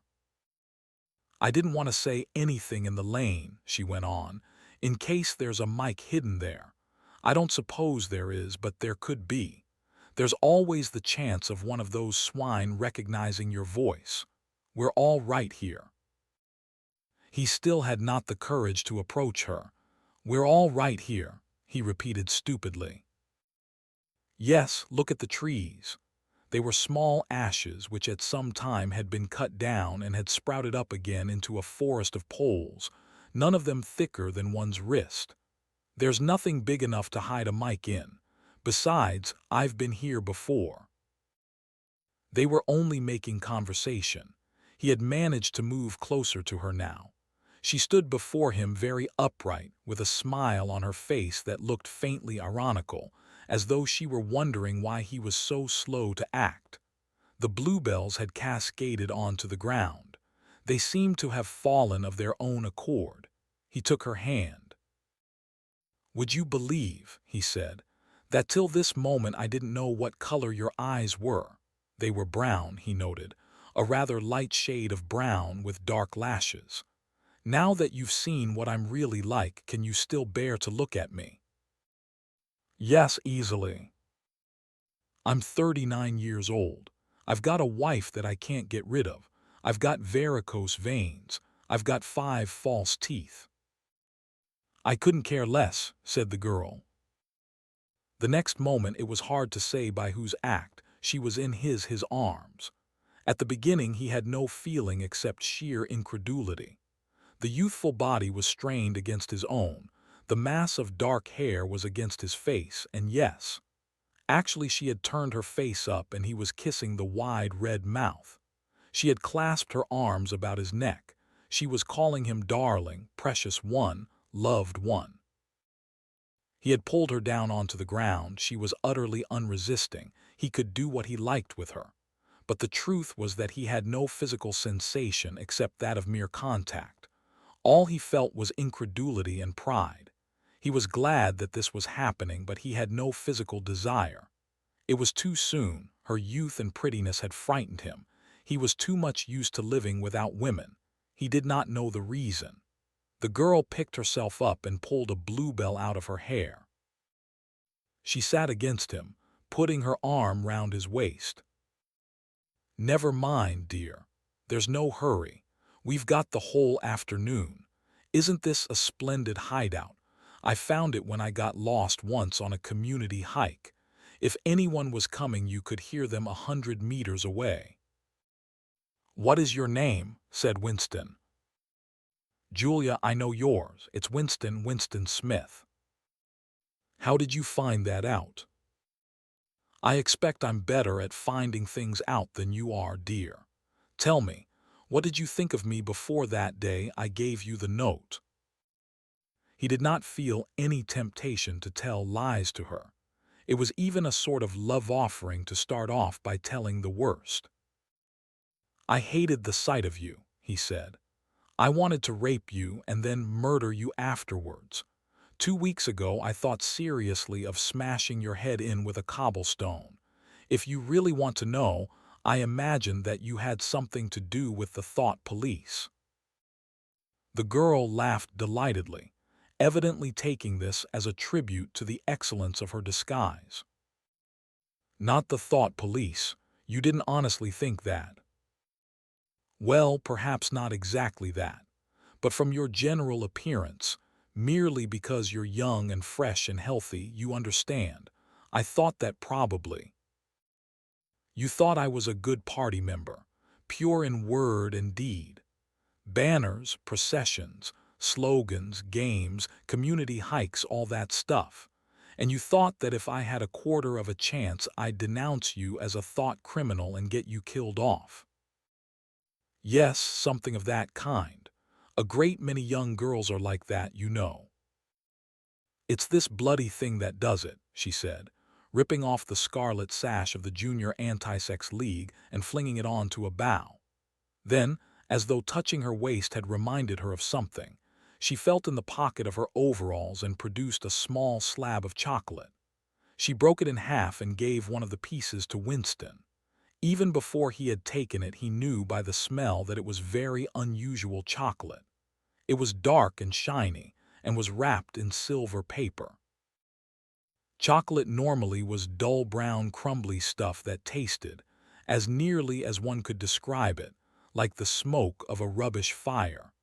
But at some time or another he had tasted chocolate like the piece she had given him. The first whiff of its scent had stirred up some memory which he could not pin down, but which was powerful and troubling. "Where did you get this stuff?" he said. "Black market," she said indifferently. "Actually, I am that sort of girl to look at. I'm good at games. I was a troop leader in the Spies. I do voluntary work 3 evenings a week for the Junior Anti-Sex League. Hours and hours I've spent pasting their bloody rot all over London. I always carry one end of a banner in the processions. I always look cheerful and I never shirk anything. Always yell with the crowd, that's what I say. It's the only way to be safe." The first fragment of chocolate had melted on Winston's tongue. The taste was delightful, but there was still that memory moving round the edges of his consciousness, something strongly felt but not reducible to definite shape, like an object seen out of the corner of one's eye. He pushed it away from him, aware only that it was the memory of some action which he would have liked to undo but could not. "You are very young," he said. "You are 10 or 15 years younger than I am. What could you see to attract you in a man like me?" "It was something in your face. I thought I'd take a chance. I'm good at spotting people who don't belong. As soon as I saw you, I knew you were against them." Them, it appeared, meant the party, and above all the inner party, about whom she talked with an open, jeering hatred which made Winston feel uneasy, although he knew that they were safe here if they could be safe anywhere. A thing that astonished him about her was the coarseness of her language. Party members were supposed not to swear, and Winston himself very seldom did swear, aloud at any rate. Julia, however, seemed unable to mention the party, and especially the inner party, without using the kind of words that you saw chalked up in dripping alleyways. He did not dislike it. It was merely one symptom of her revolt against the party in all its ways, and somehow it seemed natural and healthy, like the sneeze of a horse that smells bad hay. They had left the clearing and were wandering again through the checkered shade, with their arms round each other's waists whenever it was wide enough to walk two abreast. He noticed how much softer her waist seemed to feel now that the sash was gone. They did not speak above a whisper. Outside the clearing, Julia said, it was better to go quietly. Presently they had reached the edge of the little wood. She stopped him. "Don't go out into the open. There might be someone watching. We're all right if we keep behind the boughs." They were standing in the shade of hazel bushes. The sunlight, filtering through innumerable leaves, was still hot on their faces. Winston looked out into the field beyond and underwent a curious, slow shock of recognition. He knew it by sight. An old, close-bitten pasture, with a footpath wandering across it and a molehill here and there. In the ragged hedge on the opposite side, the boughs of the elm trees swayed just perceptibly in the breeze, and their leaves stirred faintly in dense masses like women's hair. Surely somewhere nearby, but out of sight, there must be a stream with green pools where dace were swimming. "Isn't there a stream somewhere near here?" he whispered. "That's right, there is a stream. It's at the edge of the next field, actually. There are fish in it, great big ones. You can watch them lying in the pools under the willow trees, waving their tails." "It's the golden country, almost," he murmured. "The golden country. It's nothing, really. A landscape I've seen sometimes in a dream." "Look," whispered Julia. A thrush had alighted on a bough not 5 meters away, almost at the level of their faces. Perhaps it had not seen them. It was in the sun, they in the shade. It spread out its wings, fitted them carefully into place again, ducked its head for a moment, as though making a sort of obeisance to the sun, and then began to pour forth a torrent of song. In the afternoon hush, the volume of sound was startling. Winston and Julia clung together, fascinated. The music went on, minute after minute, with astonishing variations, never once repeating itself, almost as though the bird were deliberately showing off its virtuosity. Sometimes it stopped for a few seconds, spread out and resettled its wings, then swelled its speckled breast and again burst into song. Winston watched it with a sort of vague reverence. For whom, for what was that bird singing? No mate, no rival was watching it. What made it sit at the edge of the lonely wood and pour its music into nothingness? He wondered whether after all there was a microphone hidden somewhere near. He and Julia had spoken only in low whispers, and it would not pick up what they had said, but it would pick up the thrush. Perhaps at the other end of the instrument, some small, beetle-like man was listening intently, listening to that.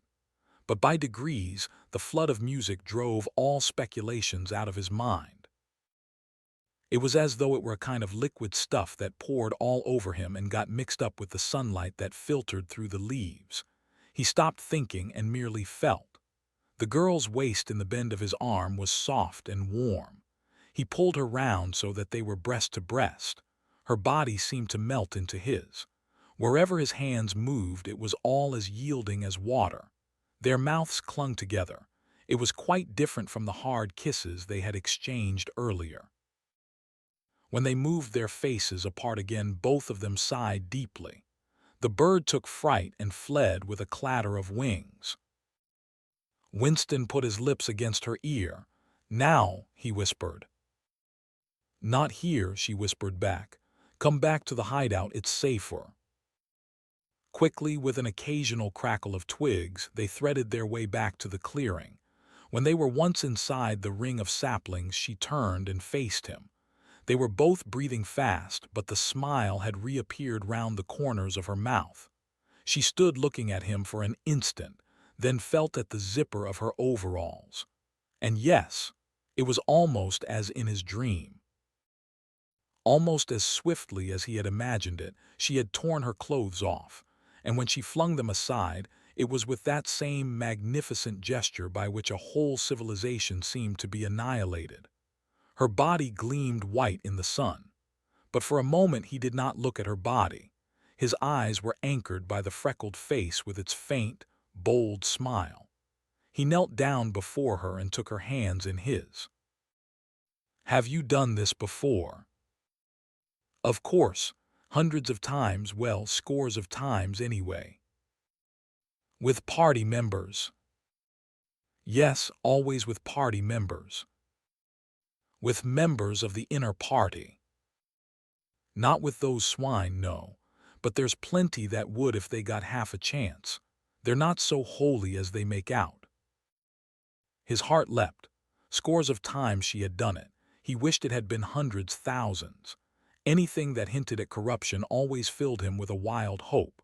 Who knew, perhaps the party was rotten under the surface, its cult of strenuousness and self-denial simply a sham concealing iniquity. If he could have infected the whole lot of them with leprosy or syphilis, how gladly he would have done so. Anything to rot, to weaken, to undermine. He pulled her down so that they were kneeling face to face. "Listen, the more men you've had, the more I love you. Do you understand that?"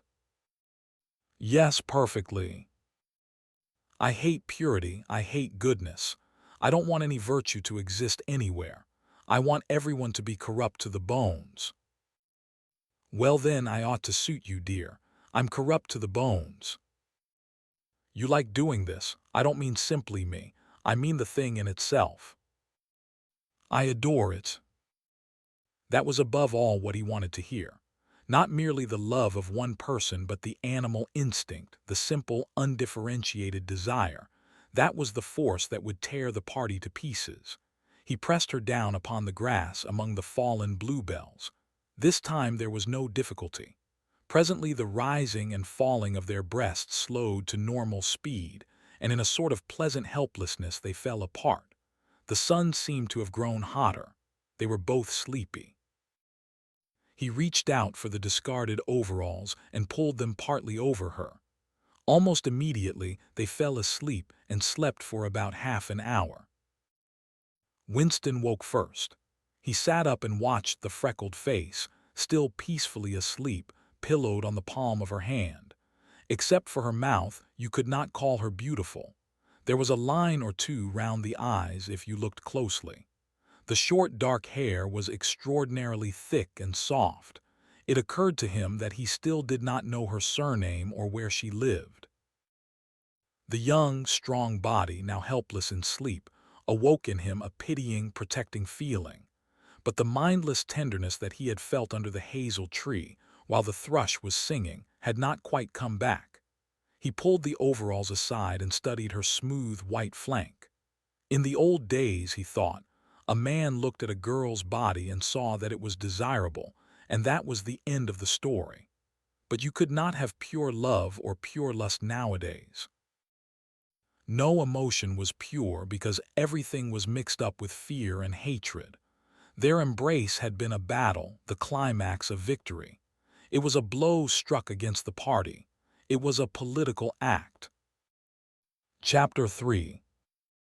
"We can come here once again," said Julia. "It's generally safe to use any hideout twice, but not for another month or two, of course." As soon as she woke up, her demeanor had changed. She became alert and businesslike, put her clothes on, knotted the scarlet sash about her waist, and began arranging the details of the journey home. It seemed natural to leave this to her. She obviously had a practical cunning which Winston lacked, and she seemed also to have an exhaustive knowledge of the countryside round London, stored away from innumerable community hikes. The route she gave him was quite different from the one by which he had come, and brought him out at a different railway station. "Never go home the same way as you went out," she said, as though enunciating an important general principle. She would leave first, and Winston was to wait half an hour before following her. She had named a place where they could meet after work, 4 evenings hence.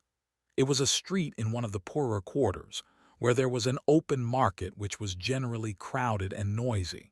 She would be hanging about among the stalls, pretending to be in search of shoelaces or sewing thread.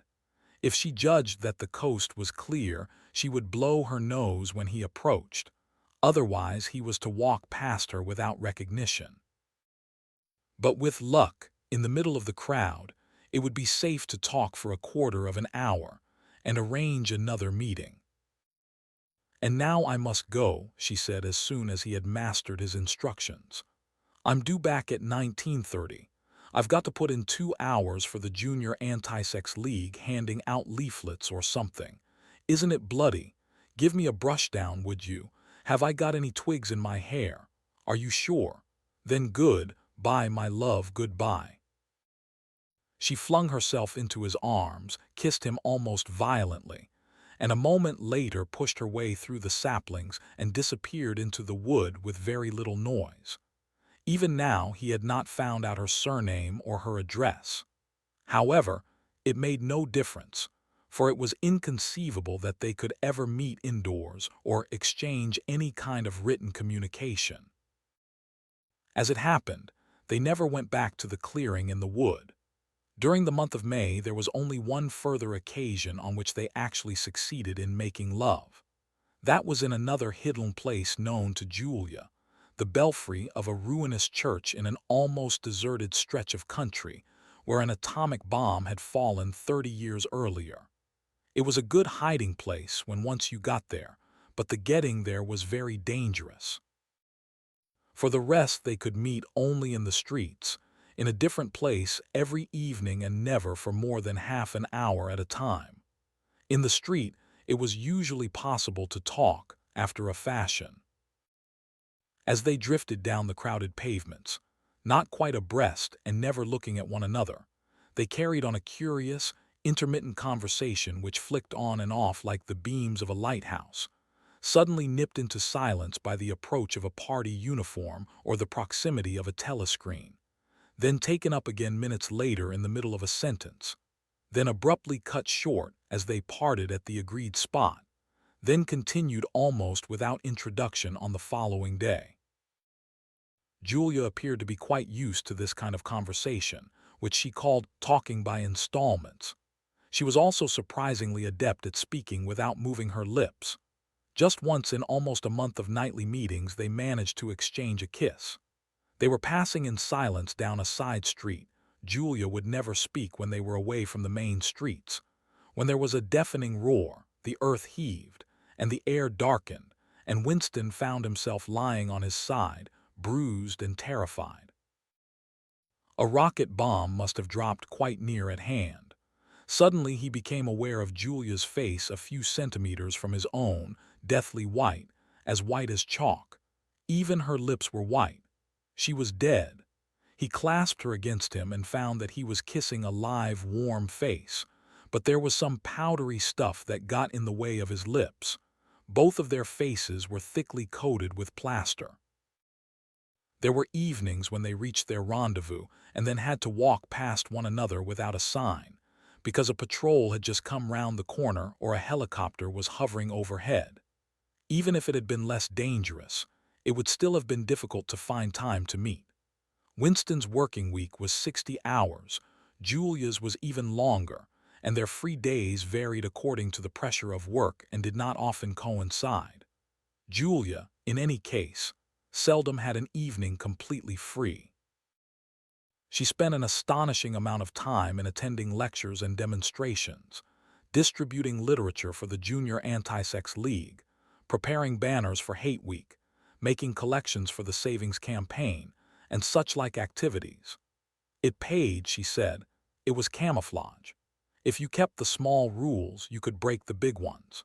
She even induced Winston to mortgage yet another of his evenings by enrolling himself for the part-time munition work which was done voluntarily by zealous party members. So, one evening every week, Winston spent 4 hours of paralyzing boredom, screwing together small bits of metal which were probably parts of bomb fuses, in a drafty, ill-lit workshop where the knocking of hammers mingled drearily with the music of the telescreens. When they met in the church tower, the gaps in their fragmentary conversation were filled up. It was a blazing afternoon. The air in the little square chamber above the bells was hot and stagnant, and smelt overpoweringly of pigeon dung.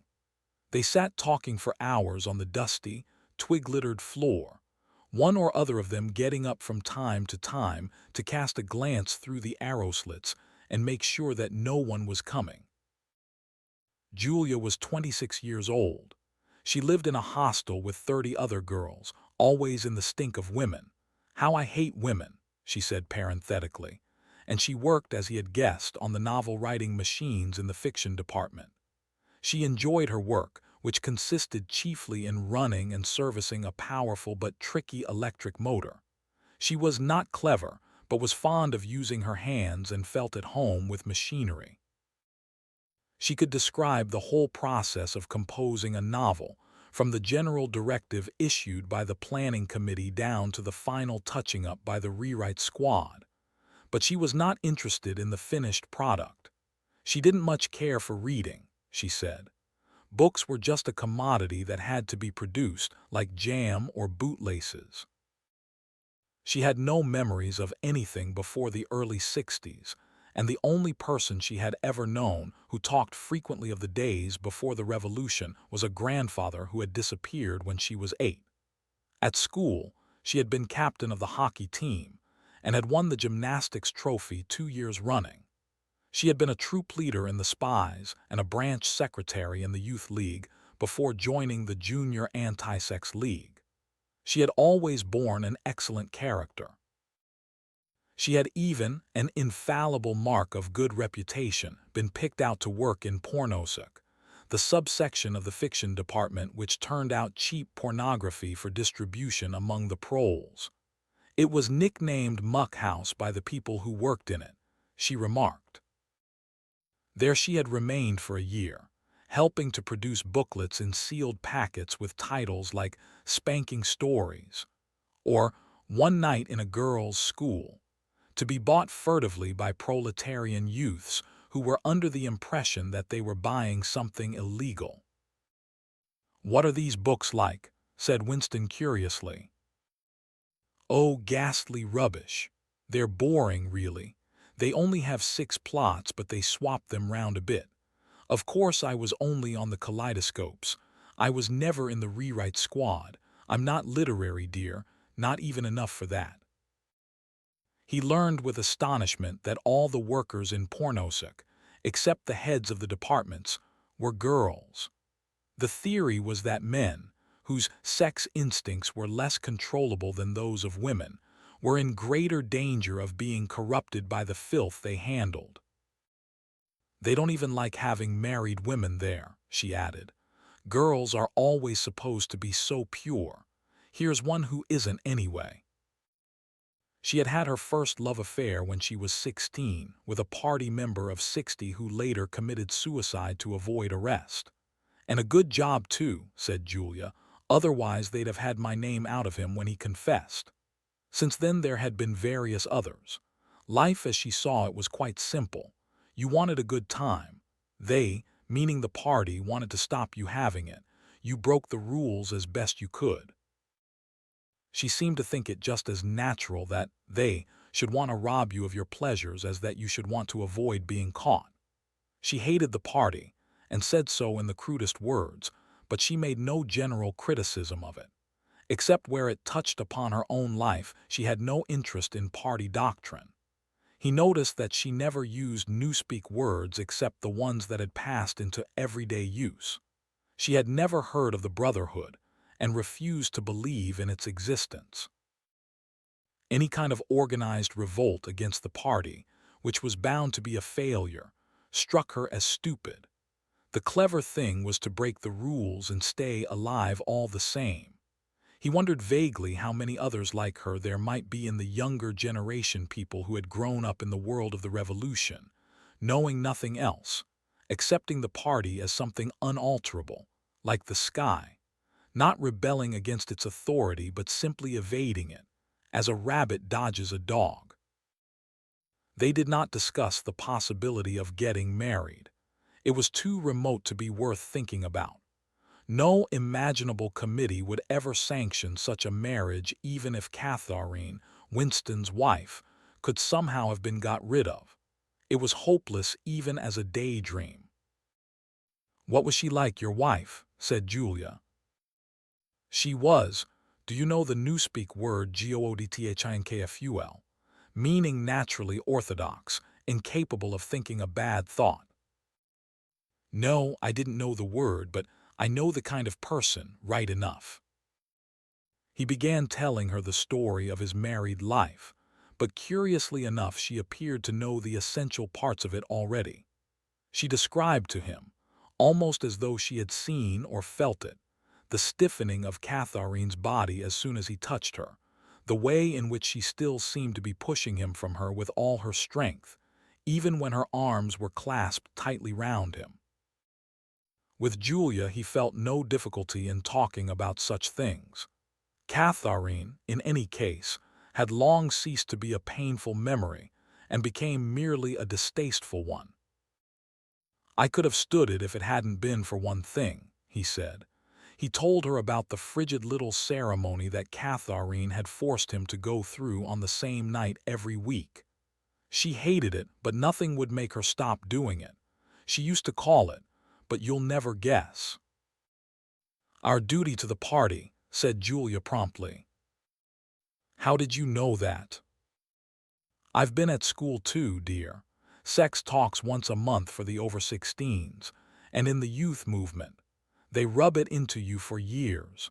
I dare say it works in a lot of cases, but of course you can never tell. People are such hypocrites." She began to enlarge upon the subject. With Julia, everything came back to her own sexuality. As soon as this was touched upon in any way, she was capable of great acuteness. Unlike Winston, she had grasped the inner meaning of the party's sexual puritanism. It was not merely that the sex instinct created a world of its own which was outside the party's control, and which therefore had to be destroyed if possible. What was more important was that sexual privation induced hysteria, which was desirable because it could be transformed into war fever and leader worship. The way she put it was, "When you make love, you're using up energy, and afterwards you feel happy and don't give a damn for anything.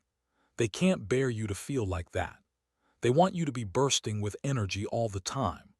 All this marching up and down and cheering and waving flags is simply sex gone sour.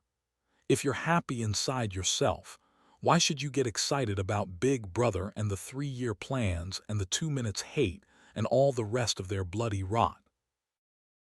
That was very true, he thought. There was a direct, intimate connection between chastity and political orthodoxy. For how could the fear, the hatred, and the lunatic credulity which the party needed in its members be kept at the right pitch, except by bottling down some powerful instinct and using it as a driving force? The sex impulse was dangerous to the party, and the party had turned it to account. They had played a similar trick with the instinct of parenthood.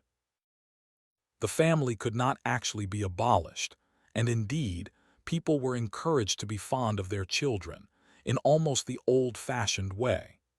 The children, on the other hand, were systematically turned against their parents and taught to spy on them and report their deviations. The family had become in effect an extension of the thought police. It was a device by means of which everyone could be surrounded night and day by informers who knew him intimately. Abruptly his mind went back to Catharine.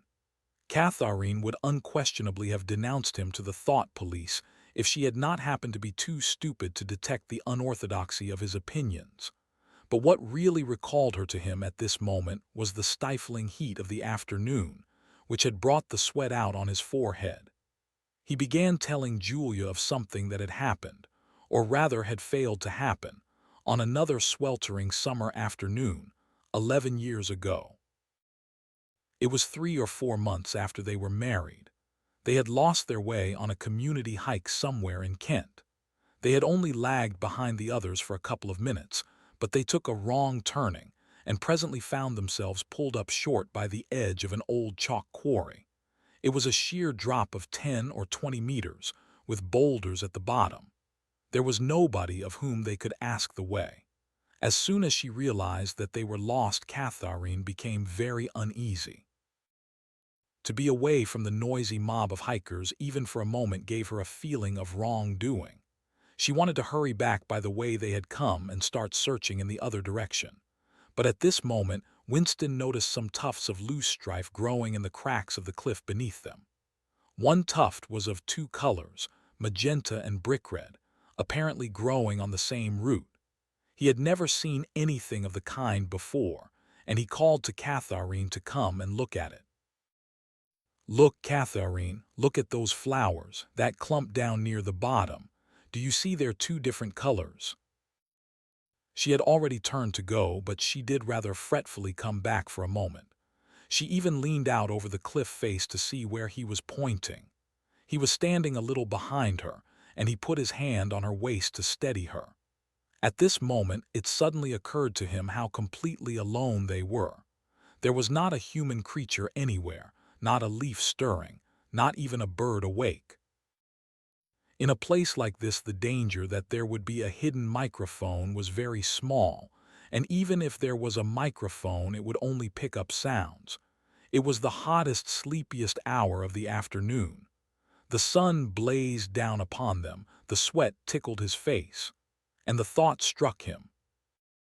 "Why didn't you give her a good shove?" said Julia. "I would have." "Yes, dear, you would have. I would if I'd been the same person then as I am now. Or perhaps I would, I'm not certain." "Are you sorry you did?" "Yes, on the whole I'm sorry I didn't." They were sitting side by side on the dusty floor. He pulled her closer against him.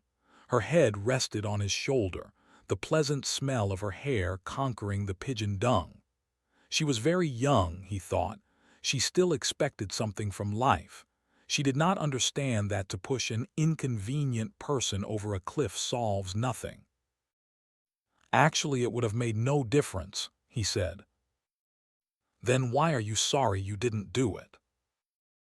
"Only because I prefer a positive to a negative. In this game that we're playing, we can't win. Some kinds of failure are better than other kinds, that's all." He felt her shoulders give a wriggle of dissent. She always contradicted him when he said anything of this kind. She would not accept it as a law of nature that the individual is always defeated. In a way, she realized that she herself was doomed, that sooner or later the thought police would catch her and kill her. But with another part of her mind, she believed that it was somehow possible to construct a secret world in which you could live as you chose. All you needed was luck and cunning and boldness. She did not understand that there was no such thing as happiness, that the only victory lay in the far future, long after you were dead, that from the moment of declaring war on the party, it was better to think of yourself as a corpse. "We are the dead," he said. "We're not dead yet," said Julia prosaically. "Not physically. 6 months, a year, 5 years, conceivably. I am afraid of death. You are young, so presumably you're more afraid of it than I am. Obviously, we shall put it off as long as we can, but it makes very little difference. So long as human beings stay human, death and life are the same thing." "Oh, rubbish! Which would you sooner sleep with, me or a skeleton? Don't you enjoy being alive? Don't you like feeling, this is me, this is my hand, this is my leg, I'm real, I'm solid, I'm alive? Don't you like this?" She twisted herself round and pressed her bosom against him. He could feel her breasts, ripe yet firm, through her overalls. Her body seemed to be pouring some of its youth and vigor into his.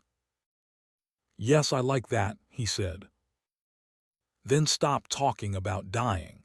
And now listen, dear, we've got to fix up about the next time we meet. We may as well go back to the place in the wood. We've given it a good long rest. But you must get there by a different way this time. I've got it all planned out. You take the train, but look, I'll draw it out for you." And in her practical way, she scraped together a small square of dust, and with a twig from a pigeon's nest, began drawing a map on the floor. Chapter 4. Winston looked round the shabby little room above Mr. Charrington's shop. Beside the window, the enormous bed was made up, with ragged blankets and a coverless bolster. The old-fashioned clock with the 12-hour face was ticking away on the mantelpiece. In the corner, on the gate-leg table, the glass paperweight which he had bought on his last visit gleamed softly out of the half-darkness. In the fender was a battered tin oil stove, a saucepan, and 2 cups provided by Mr. Charrington. Winston lit the burner and set a pan of water to boil. He had brought an envelope full of Victory coffee and some saccharin tablets. The clock's hand said 17:20. It was 19:20 really. She was coming at 19:30. Folly, folly, his heart kept saying. Conscious, gratuitous, suicidal folly. Of all the crimes that a party member could commit, this one was the least possible to conceal. Actually, the idea had first floated into his head in the form of a vision, of the glass paperweight mirrored by the surface of the gate-leg table. As he had foreseen, Mr. Charrington had made no difficulty about letting the room. He was obviously glad of the few dollars that it would bring him. Nor did he seem shocked or become offensively knowing when it was made clear that Winston wanted the room for the purpose of a love affair. Instead, he looked into the middle distance and spoke in generalities, with so delicate an air as to give the impression that he had become partly invisible. Privacy, he said, was a very valuable thing. Everyone wanted a place where they could be alone occasionally. And when they had such a place, it was only common courtesy in anyone else who knew of it to keep his knowledge to himself. He even, seeming almost to fade out of existence as he did so, added that there were 2 entries to the house, one of them through the backyard, which gave on an alley. Under the window somebody was singing. Winston peeped out, secure in the protection of the muslin curtain. The June sun was still high in the sky, and in the sun-filled court below, a monstrous woman, solid as a Norman pillar, with brawny red forearms and a sacking apron strapped about her middle, was stumping to and fro between a wash-tub and a clothes line, pegging out a series of square white things which Winston recognized as babies' diapers. Whenever her mouth was not corked with clothes pegs, she was singing in a powerful contralto. It was only an hopeless fancy. It passed like an April dye. But a look and a word and the dreams they stirred. They have stolen my eared eye. The tune had been haunting London for weeks past. It was one of countless similar songs published for the benefit of the proles by a subsection of the music department. The words of these songs were composed without any human intervention whatever on an instrument known as a versificator. But the woman sang so tunefully as to turn the dreadful rubbish into an almost pleasant sound. He could hear the woman singing and the scrape of her shoes on the flagstones, and the cries of the children in the street, and somewhere in the far distance a faint roar of traffic, and yet the room seemed curiously silent, thanks to the absence of a telescreen. Folly, folly, folly, he thought again. It was inconceivable that they could frequent this place for more than a few weeks without being caught, but the temptation of having a hiding place that was truly their own, indoors and near at hand, had been too much for both of them. For some time after their visit to the church belfry, it had been impossible to arrange meetings. Working hours had been drastically increased in anticipation of Hate Week. It was more than a month distant, but the enormous, complex preparations that it entailed were throwing extra work on to everybody. Finally, both of them managed to secure a free afternoon on the same day. They had agreed to go back to the clearing in the wood. On the evening beforehand, they met briefly in the street. As usual, Winston hardly looked at Julia as they drifted towards one another in the crowd, but from the short glance he gave her, it seemed to him that she was paler than usual. "It's all off," she murmured as soon as she judged it safe to speak. "Tomorrow, I mean." "What?" "Tomorrow afternoon. I can't come." "Why not?" "Oh, the usual reason. It started early this time." For a moment he was violently angry. During the month that he had known her, the nature of his desire for her had changed. At the beginning there had been little true sensuality in it. Their first love-making had been simply an act of the will, but after the second time it was different. The smell of her hair, the taste of her mouth, the feeling of her skin seemed to have got inside him, or into the air all round him. She had become a physical necessity, something that he not only wanted but felt that he had a right to. When she said that she could not come, he had the feeling that she was cheating him.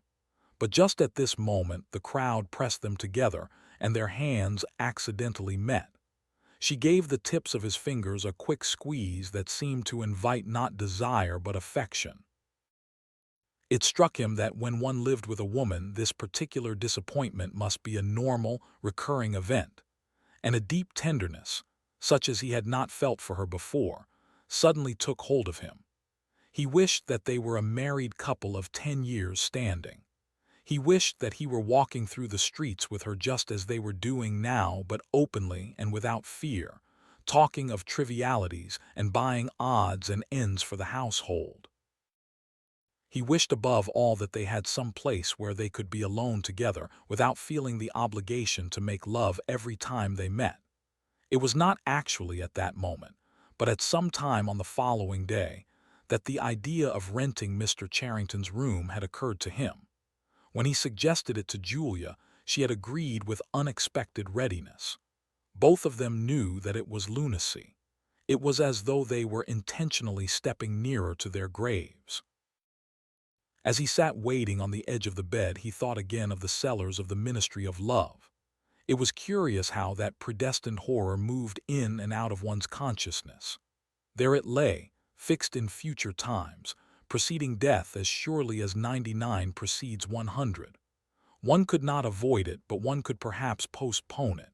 And yet instead, every now and again, by a conscious, willful act, one chose to shorten the interval before it happened. At this moment there was a quick step on the stairs. Julia burst into the room. She was carrying a tool bag of coarse brown canvas, such as he had sometimes seen her carrying to and fro at the ministry. He started forward to take her in his arms, but she disengaged herself rather hurriedly, partly because she was still holding the tool bag. "Half a second," she said. "Just let me show you what I've brought. Did you bring some of that filthy Victory coffee? I thought you would. You can chuck it away again because we shan't be needing it. Look here." She fell on her knees, threw open the bag, and tumbled out some spanners and a screwdriver that filled the top part of it. Underneath were a number of neat paper packets. The first packet that she passed to Winston had a strange and yet vaguely familiar feeling. It was filled with some kind of heavy, sand-like stuff which yielded wherever you touched it. "It isn't sugar," he said. "Real sugar, not saccharine sugar, and here's a loaf of bread, proper white bread, not our bloody stuff, and a little pot of jam, and here's a tin of milk, but look, this is the one I'm really proud of. I had to wrap a bit of sacking round it because—" But she did not need to tell him why she had wrapped it up. The smell was already filling the room, a rich hot smell which seemed like an emanation from his early childhood, but which one did occasionally meet with even now, blowing down a passageway before a door slammed, or diffusing itself mysteriously in a crowded street, sniffed for an instant and then lost again. "It's coffee," he murmured, "real coffee. It's inner-party coffee. There's a whole kilo here," she said. How did you manage to get hold of all these things? It's all inter-party stuff. There's nothing those swine don't have, nothing. But of course waiters and servants and people pinch things, and look, I got a little packet of tea as well. Winston had squatted down beside her. He tore open a corner of the packet. It's real tea, not blackberry leaves. There's been a lot of tea about lately. They've captured India or something, she said vaguely. But listen, dear, I want you to turn your back on me for 3 minutes. Go and sit on the other side of the bed. Don't go too near the window, and don't turn round till I tell you. Winston gazed abstractedly through the muslin curtain. Down in the yard, the red-armed woman was still marching to and fro between the wash-tub and the line. She took 2 more pegs out of her mouth and sang with deep feeling. They say that time heals all things. They say you can always forget. But the smiles and the tears across the years, they twist my ear strings yet. She knew the whole driveling song by heart, it seemed. Her voice floated upward with the sweet summer air, very tuneful, charged with a sort of happy melancholy. One had the feeling that she would have been perfectly content if the June evening had been endless and the supply of clothes inexhaustible, to remain there for 1,000 years, pegging out diapers and singing rubbish. It struck him as a curious fact that he had never heard a member of the party singing alone and spontaneously. It would even have seemed slightly unorthodox, a dangerous eccentricity, like talking to oneself. Perhaps it was only when people were somewhere near the starvation level that they had anything to sing about. "You can turn round now," said Julia. He turned round and for a second almost failed to recognize her. What he had actually expected was to see her naked, but she was not naked. The transformation that had happened was much more surprising than that. She had painted her face. She must have slipped into some shop in the proletarian quarters and bought herself a complete set of makeup materials. Her lips were deeply reddened, her cheeks rouged, her nose powdered. There was even a touch of something under the eyes to make them brighter. It was not very skillfully done, but Winston's standards in such matters were not high. He had never before seen or imagined a woman of the party with cosmetics on her face. The improvement in her appearance was startling. With just a few dabs of color in the right places, she had become not only very much prettier, but, above all, far more feminine. Her short hair and boyish overalls merely added to the effect. As he took her in his arms, a wave of synthetic violets flooded his nostrils. He remembered the half-darkness of a basement kitchen and a woman's cavernous mouth. It was the very same scent that she had used, but at the moment it did not seem to matter. "Scent too," he said. "Yes, dear, scent too. And do you know what I'm going to do next? I'm going to get hold of a real woman's frock from somewhere and wear it instead of these bloody trousers. I'll wear silk stockings and high-heeled shoes. In this room I'm going to be a woman, not a party comrade." They flung their clothes off and climbed into the huge mahogany bed. It was the first time that he had stripped himself naked in her presence. Until now he had been too much ashamed of his pale and meager body, with the varicose veins standing out on his calves and the discolored patch over his ankle. There were no sheets, but the blanket they lay on was threadbare and smooth, and the size and springiness of the bed astonished both of them. "It's sure to be full of bugs, but who cares?" said Julia. One never saw a double bed nowadays, except in the homes of the proles. Winston had occasionally slept in one in his boyhood. Julia had never been in one before, so far as she could remember. Presently they fell asleep for a little while. When Winston woke up, the hands of the clock had crept round to nearly 9. He did not stir, because Julia was sleeping with her head in the crook of his arm. Most of her makeup had transferred itself to his own face or the bolster, but a light stain of rouge still brought out the beauty of her cheekbone.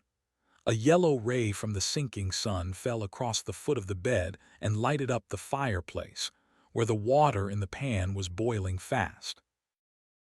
Down in the yard, the woman had stopped singing, but the faint shouts of children floated in from the street.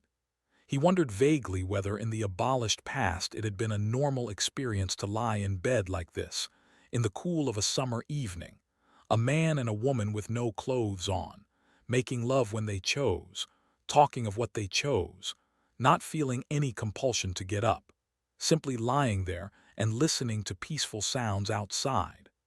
Surely there could never have been a time when that seemed ordinary.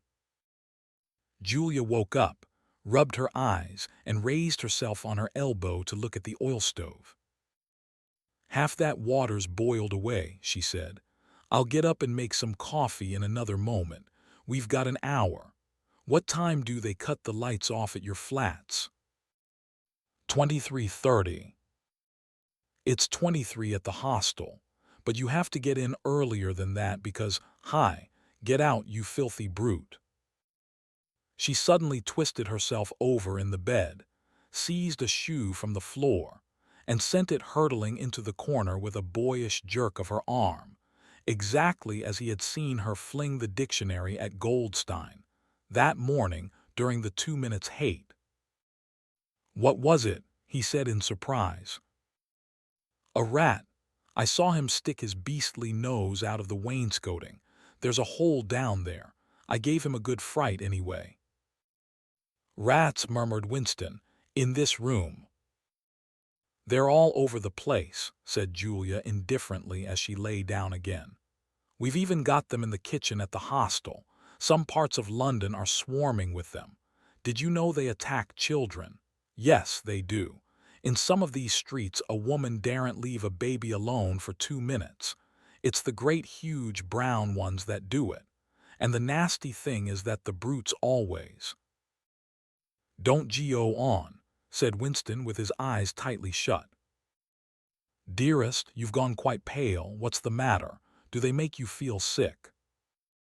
"Of all horrors in the world, a rat." She pressed herself against him and wound her limbs round him, as though to reassure him with the warmth of her body. He did not reopen his eyes immediately. For several moments, he had had the feeling of being back in a nightmare which had recurred from time to time throughout his life. It was always very much the same. He was standing in front of a wall of darkness, and on the other side of it there was something unendurable, something too dreadful to be faced. In the dream, his deepest feeling was always one of self-deception, because he did in fact know what was behind the wall of darkness. With a deadly effort, like wrenching a piece out of his own brain, he could even have dragged the thing into the open. He always woke up without discovering what it was, but somehow it was connected with what Julia had been saying when he cut her short. "I'm sorry," he said. "It's nothing. I don't like rats, that's all." "Don't worry, dear. We're not going to have the filthy brutes in here. I'll stuff the hole with a bit of sacking before we go, and next time we come here I'll bring some plaster and bung it up properly."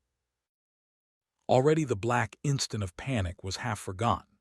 Feeling slightly ashamed of himself, he sat up against the bedhead. Julia got out of bed, pulled on her overalls, and made the coffee. The smell that rose from the saucepan was so powerful and exciting that they shut the window lest anybody outside should notice it and become inquisitive. What was even better than the taste of the coffee was the silky texture given to it by the sugar, a thing Winston had almost forgotten after years of saccharin. With one hand in her pocket and a piece of bread and jam in the other, Julia wandered about the room, glancing indifferently at the bookcase, pointing out the best way of repairing the gate-leg table, plumping herself down in the ragged armchair to see if it was comfortable, and examining the absurd 12-hour clock with a sort of tolerant amusement. She brought the glass paperweight over to the bed to have a look at it in a better light. He took it out of her hand, fascinated as always by the soft, rain-watery appearance of the glass. "What is it, do you think?" said Julia. I don't think it's anything. I mean, I don't think it was ever put to any use. That's what I like about it. It's a little chunk of history that they've forgotten to alter. It's a message from 100 years ago if one knew how to read it. And that picture over there. She nodded at the engraving on the opposite wall. Would that be 100 years old? More 200, I dare say. One can't tell. It's impossible to discover the age of anything nowadays. She went over to look at it. Here, where that brute stuck his nose out, she said, kicking the wainscoting immediately below the picture. What is this place? I've seen it before somewhere. It's a church, or at least it used to be. St. Clement Danes its name was. The fragment of rhyme that Mr. Charrington had taught him came back into his head, and he added half nostalgically, "Oranges and lemons, say the bells of St. Clement, S." To his astonishment, she capped the line. "You owe me 3 farthings, say the bells of St. Martin, S." "When will you pay me, say the bells of Old Bailey?" I can't remember how it goes on after that. But anyway, I remember it ends up, "Here comes a candle to light you to bed. Here comes a chopper to chop off your head." It was like the 2 halves of a countersign. But there must be another line after the bells of Old Bailey. Perhaps it could be dug out of Mr. Charrington's memory if he were suitably prompted. "Who taught you that?" he said. "My grandfather. He used to say it to me when I was a little girl. He was vaporized when I was 8. At any rate, he disappeared. I wonder what a lemon was," she added inconsequently. "I've seen oranges. They're a kind of round yellow fruit with a thick skin." "I can remember lemons," said Winston. "They were quite common in the 50s. They were so sour that it set your teeth on edge even to smell them." "I bet that picture's got bugs behind it," said Julia. "I'll take it down and give it a good clean someday. I suppose it's almost time we were leaving. I must start washing this paint off. What a bore. I'll get the lipstick off your face afterwards." Winston did not get up for a few minutes more. The room was darkening. He turned over towards the light and lay gazing into the glass paperweight. The inexhaustibly interesting thing was not the fragment of coral but the interior of the glass itself. There was such a depth of it, and yet it was almost as transparent as air. It was as though the surface of the glass had been the arch of the sky, enclosing a tiny world with its atmosphere complete. He had the feeling that he could get inside it, and that in fact he was inside it, along with the mahogany bed and the gate-leg table, and the clock and the steel engraving and the paperweight itself. The paperweight was the room he was in, and the coral was Julia's life and his own, fixed in a sort of eternity at the heart of the crystal. Chapter 5. Syme had vanished. A morning came and he was missing from work. A few thoughtless people commented on his absence. On the next day nobody mentioned him. On the 3rd day Winston went into the vestibule of the records department to look at the notice board. One of the notices carried a printed list of the members of the chess committee, of whom Syme had been one. It looked almost exactly as it had looked before. Nothing had been crossed out, but it was one name shorter. It was enough. Syme had ceased to exist. He had never existed. The weather was baking hot. In the labyrinthine ministry, the windowless, air-conditioned rooms kept their normal temperature, but outside the pavement scorched one's feet, and the stench of the tubes at the rush hours was a horror. The preparations for Hate Week were in full swing, and the staffs of all the ministries were working overtime. Processions, meetings, military parades, lectures, waxworks, displays, film shows, telescreen programs all had to be organized. Stands had to be erected, effigies built, slogans coined, songs written, rumors circulated, photographs faked. Julia's unit in the fiction department had been taken off the production of novels and was rushing out a series of atrocity pamphlets. Winston, in addition to his regular work, spent long periods every day in going through back files of the Times and altering and embellishing news items which were to be quoted in speeches. Late at night, when crowds of rowdy proles roamed the streets, the town had a curiously febrile air.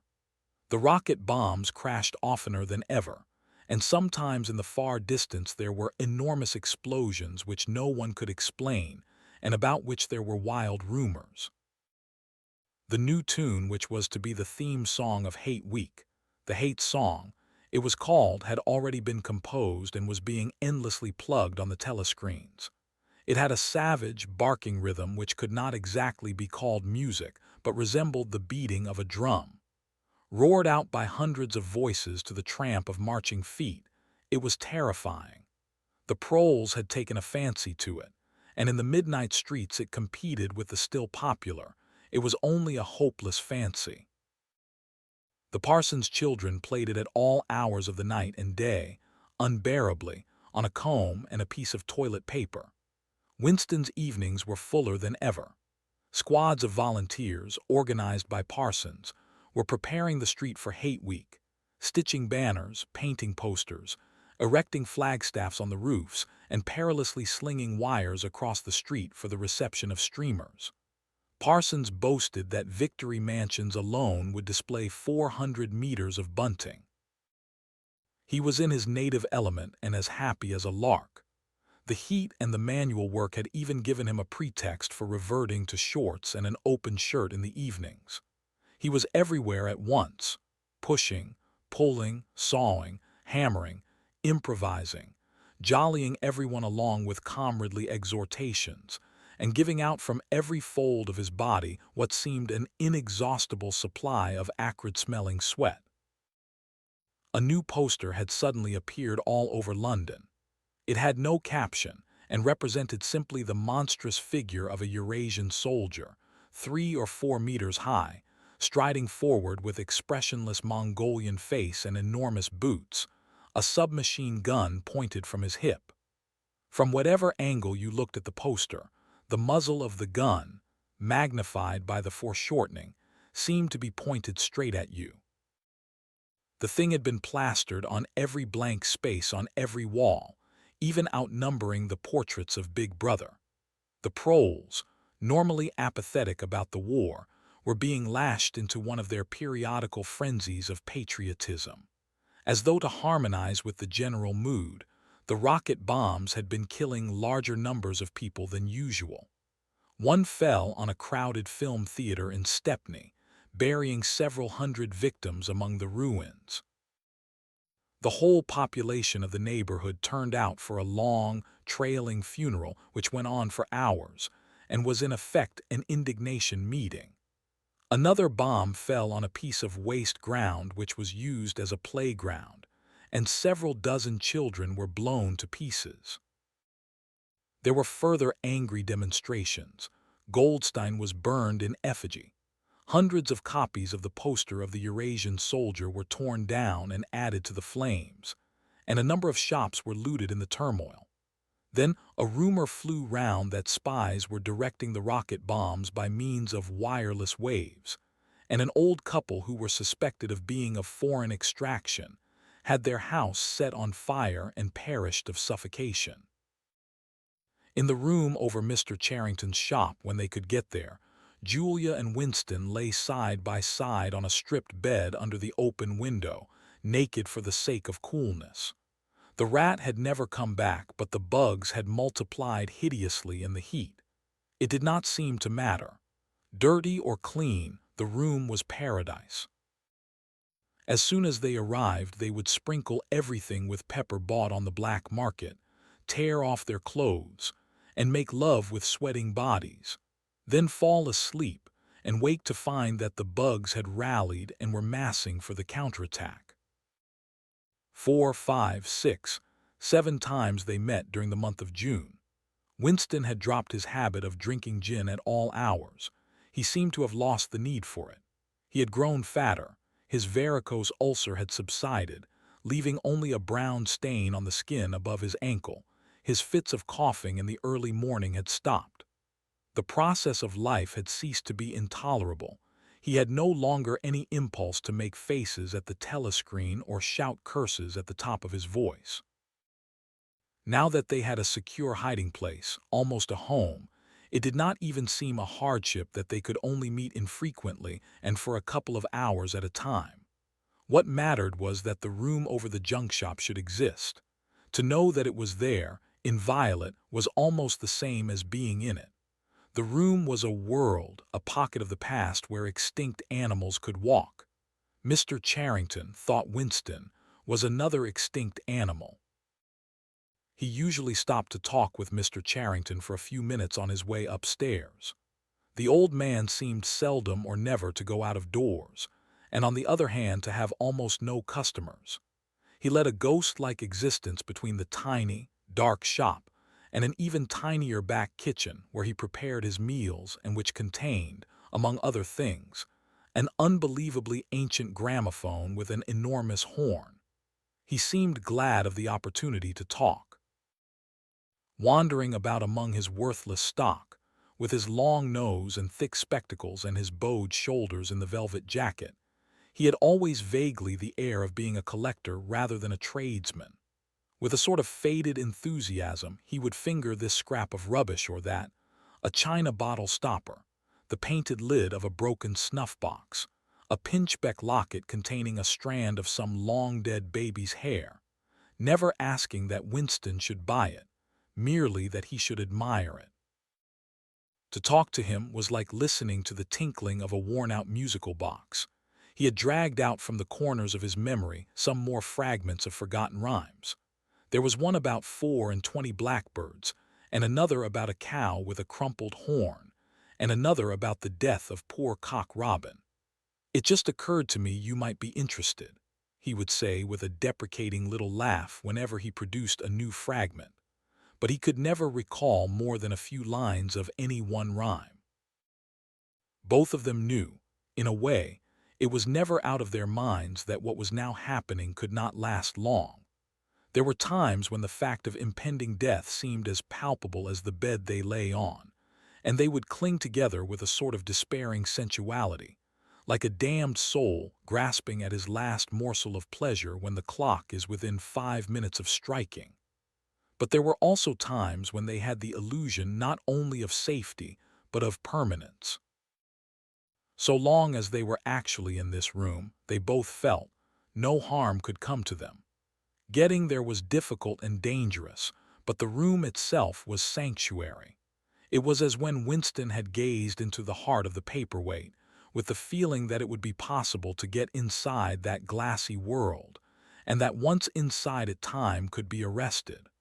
Often they gave themselves up to daydreams of escape. Their luck would hold indefinitely, and they would carry on their intrigue just like this, for the remainder of their natural lives. Or Catharine would die, and by subtle maneuverings Winston and Julia would succeed in getting married. Or they would commit suicide together. Or they would disappear, alter themselves out of recognition, learn to speak with proletarian accents, get jobs in a factory and live out their lives undetected in a back street. It was all nonsense, as they both knew. In reality, there was no escape. Even the one plan that was practicable, suicide, they had no intention of carrying out. To hang on from day to day and from week to week, spinning out a present that had no future, seemed an unconquerable instinct, just as one's lungs will always draw the next breath so long as there is air available.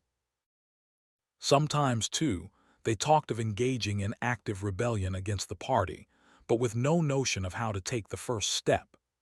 Even if the fabulous brotherhood was a reality, there still remained the difficulty of finding one's way into it. He told her of the strange intimacy that existed, or seemed to exist, between himself and O'Brien, and of the impulse he sometimes felt, simply to walk into O'Brien's presence, announce that he was the enemy of the party, and demand his help. Curiously enough, this did not strike her as an impossibly rash thing to do. She was used to judging people by their faces, and it seemed natural to her that Winston should believe O'Brien to be trustworthy on the strength of a single flash of the eyes. Moreover, she took it for granted that everyone, or nearly everyone, secretly hated the party and would break the rules if he thought it safe to do so. But she refused to believe that widespread, organized opposition existed or could exist. The tales about Goldstein and his underground army, she said, were simply a lot of rubbish which the party had invented for its own purposes, and which you had to pretend to believe in. Times beyond number, at party rallies and spontaneous demonstrations, she had shouted at the top of her voice for the execution of people whose names she had never heard, and in whose supposed crimes she had not the faintest belief. When public trials were happening, she had taken her place in the detachments from the Youth League who surrounded the courts from morning to night, chanting at intervals death to the traitors.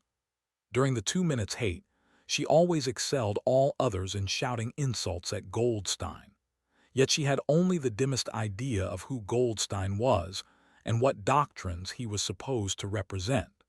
She had grown up since the Revolution and was too young to remember the ideological battles of the 50s and 60s. Such a thing as an independent political movement was outside her imagination, and in any case the party was invincible. It would always exist, and it would always be the same. You could only rebel against it by secret disobedience or, at most, by isolated acts of violence such as killing somebody or blowing something up. In some ways she was far more acute than Winston, and far less susceptible to party propaganda.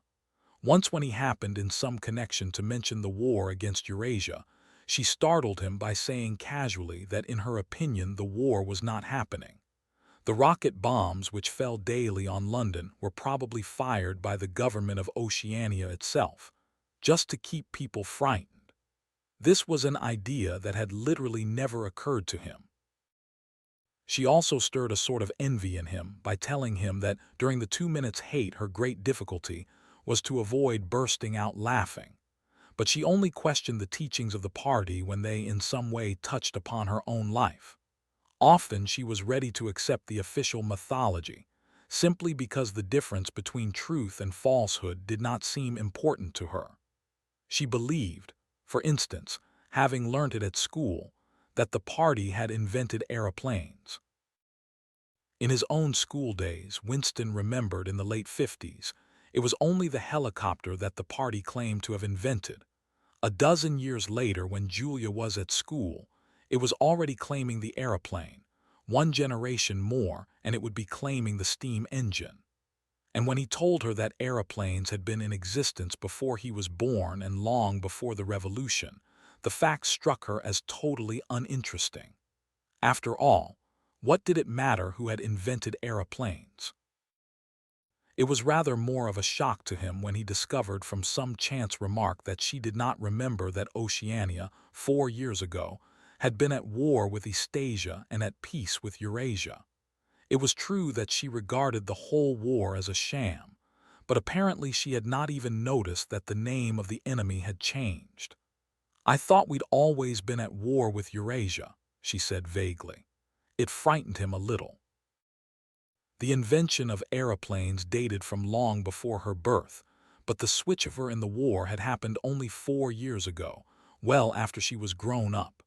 He argued with her about it for perhaps a quarter of an hour. In the end he succeeded in forcing her memory back until she did dimly recall that at one time Eastasia and not Eurasia had been the enemy, but the issue still struck her as unimportant. "Who cares?" she said impatiently. "It's always one bloody war after another, and one knows the news is all lies anyway." Sometimes he talked to her of the records department and the impudent forgeries that he committed there.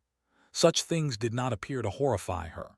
She did not feel the abyss opening beneath her feet at the thought of lies becoming truths. He told her the story of Jones, Aronson, and Rutherford, and the momentous slip of paper which he had once held between his fingers. It did not make much impression on her. At first, indeed, she failed to grasp the point of the story. "Were they friends of yours?" she said. "No, I never knew them. They were inner-party members. Besides, they were far older men than I was. They belonged to the old days before the revolution. I barely knew them by sight." "Then what was there to worry about? People are being killed off all the time, aren't they?" He tried to make her understand. This was an exceptional case. It wasn't just a question of somebody being killed. "Do you realize that the past, starting from yesterday, has been actually abolished? If it survives anywhere, it's in a few solid objects with no words attached to them, like that lump of glass there. Already we know almost literally nothing about the revolution and the years before the revolution.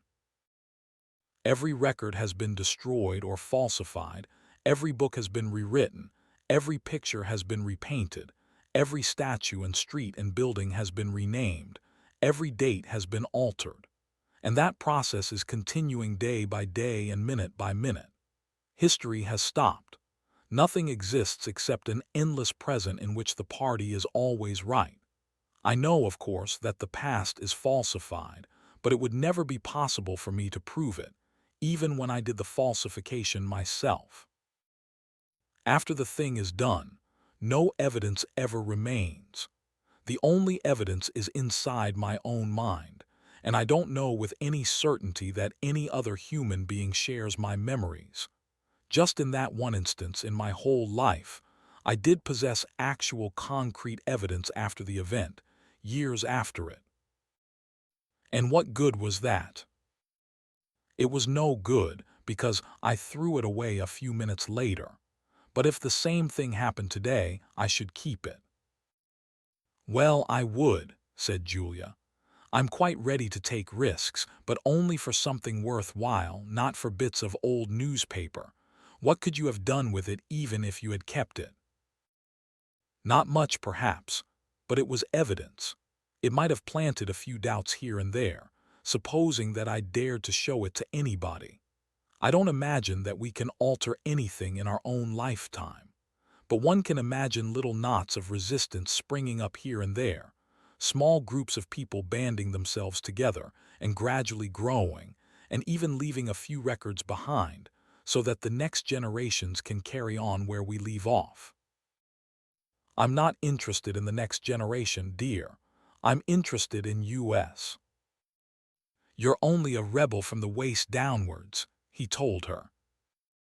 She thought this brilliantly witty, and flung her arms round him in delight.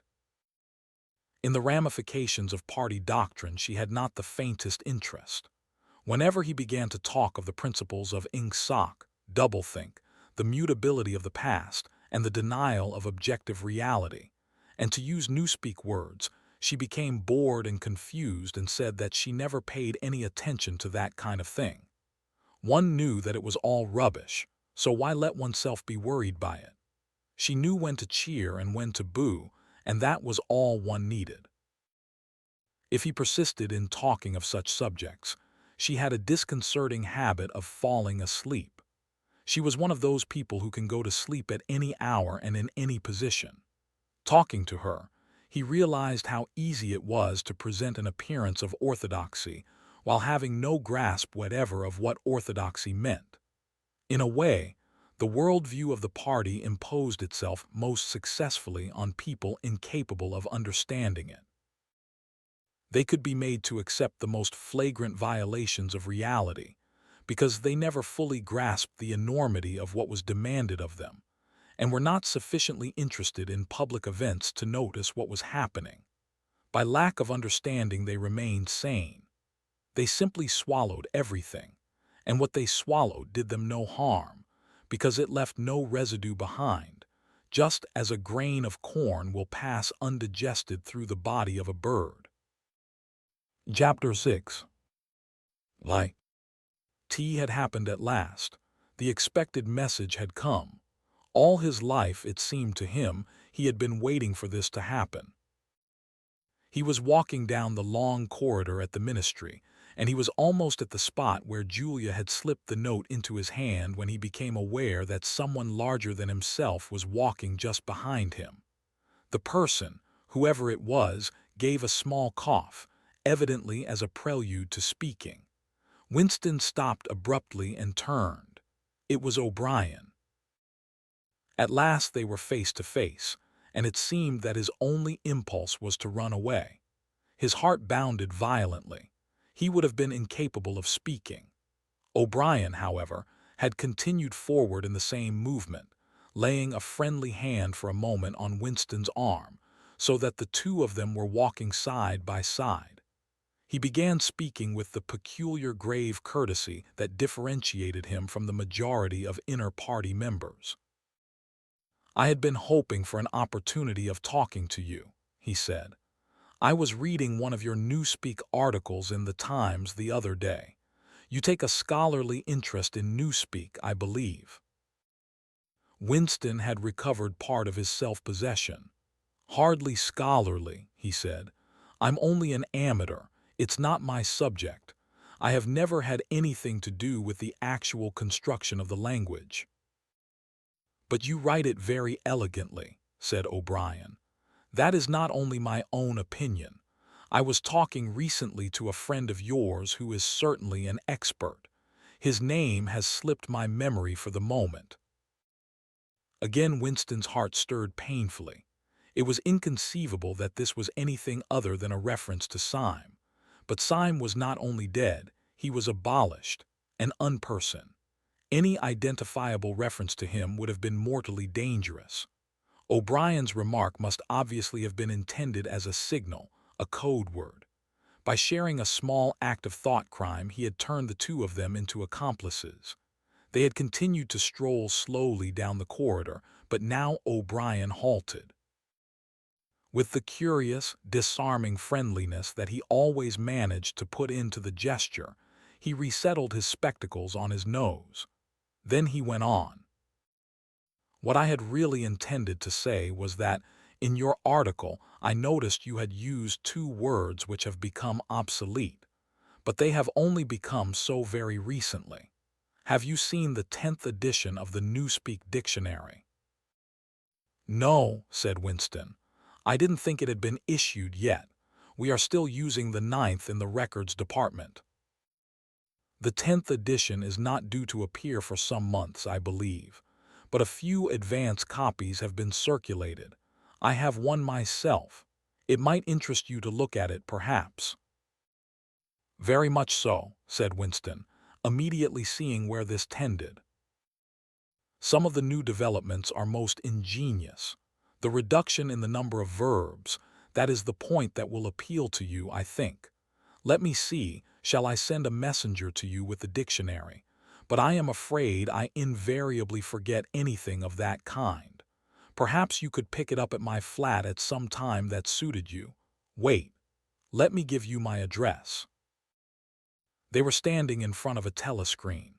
Somewhat absent-mindedly, O'Brien felt two of his pockets and then produced a small leather-covered notebook and a gold ink pencil. Immediately beneath the telescreen, in such a position that anyone who was watching at the other end of the instrument could read what he was writing, he scribbled an address, tore out the page, and handed it to Winston. "I am usually at home in the evenings," he said. "If not, my servant will give you the dictionary." He was gone, leaving Winston holding the scrap of paper, which this time there was no need to conceal. Nevertheless, he carefully memorized what was written on it, and some hours later dropped it into the memory hole along with a mass of other papers. They had been talking to one another for a couple of minutes at the most. There was only one meaning that the episode could possibly have. It had been contrived as a way of letting Winston know O'Brien's address. This was necessary, because except by direct inquiry it was never possible to discover where anyone lived. There were no directories of any kind. "If you ever want to see me, this is where I can be found," was what O'Brien had been saying to him. Perhaps there would even be a message concealed somewhere in the dictionary.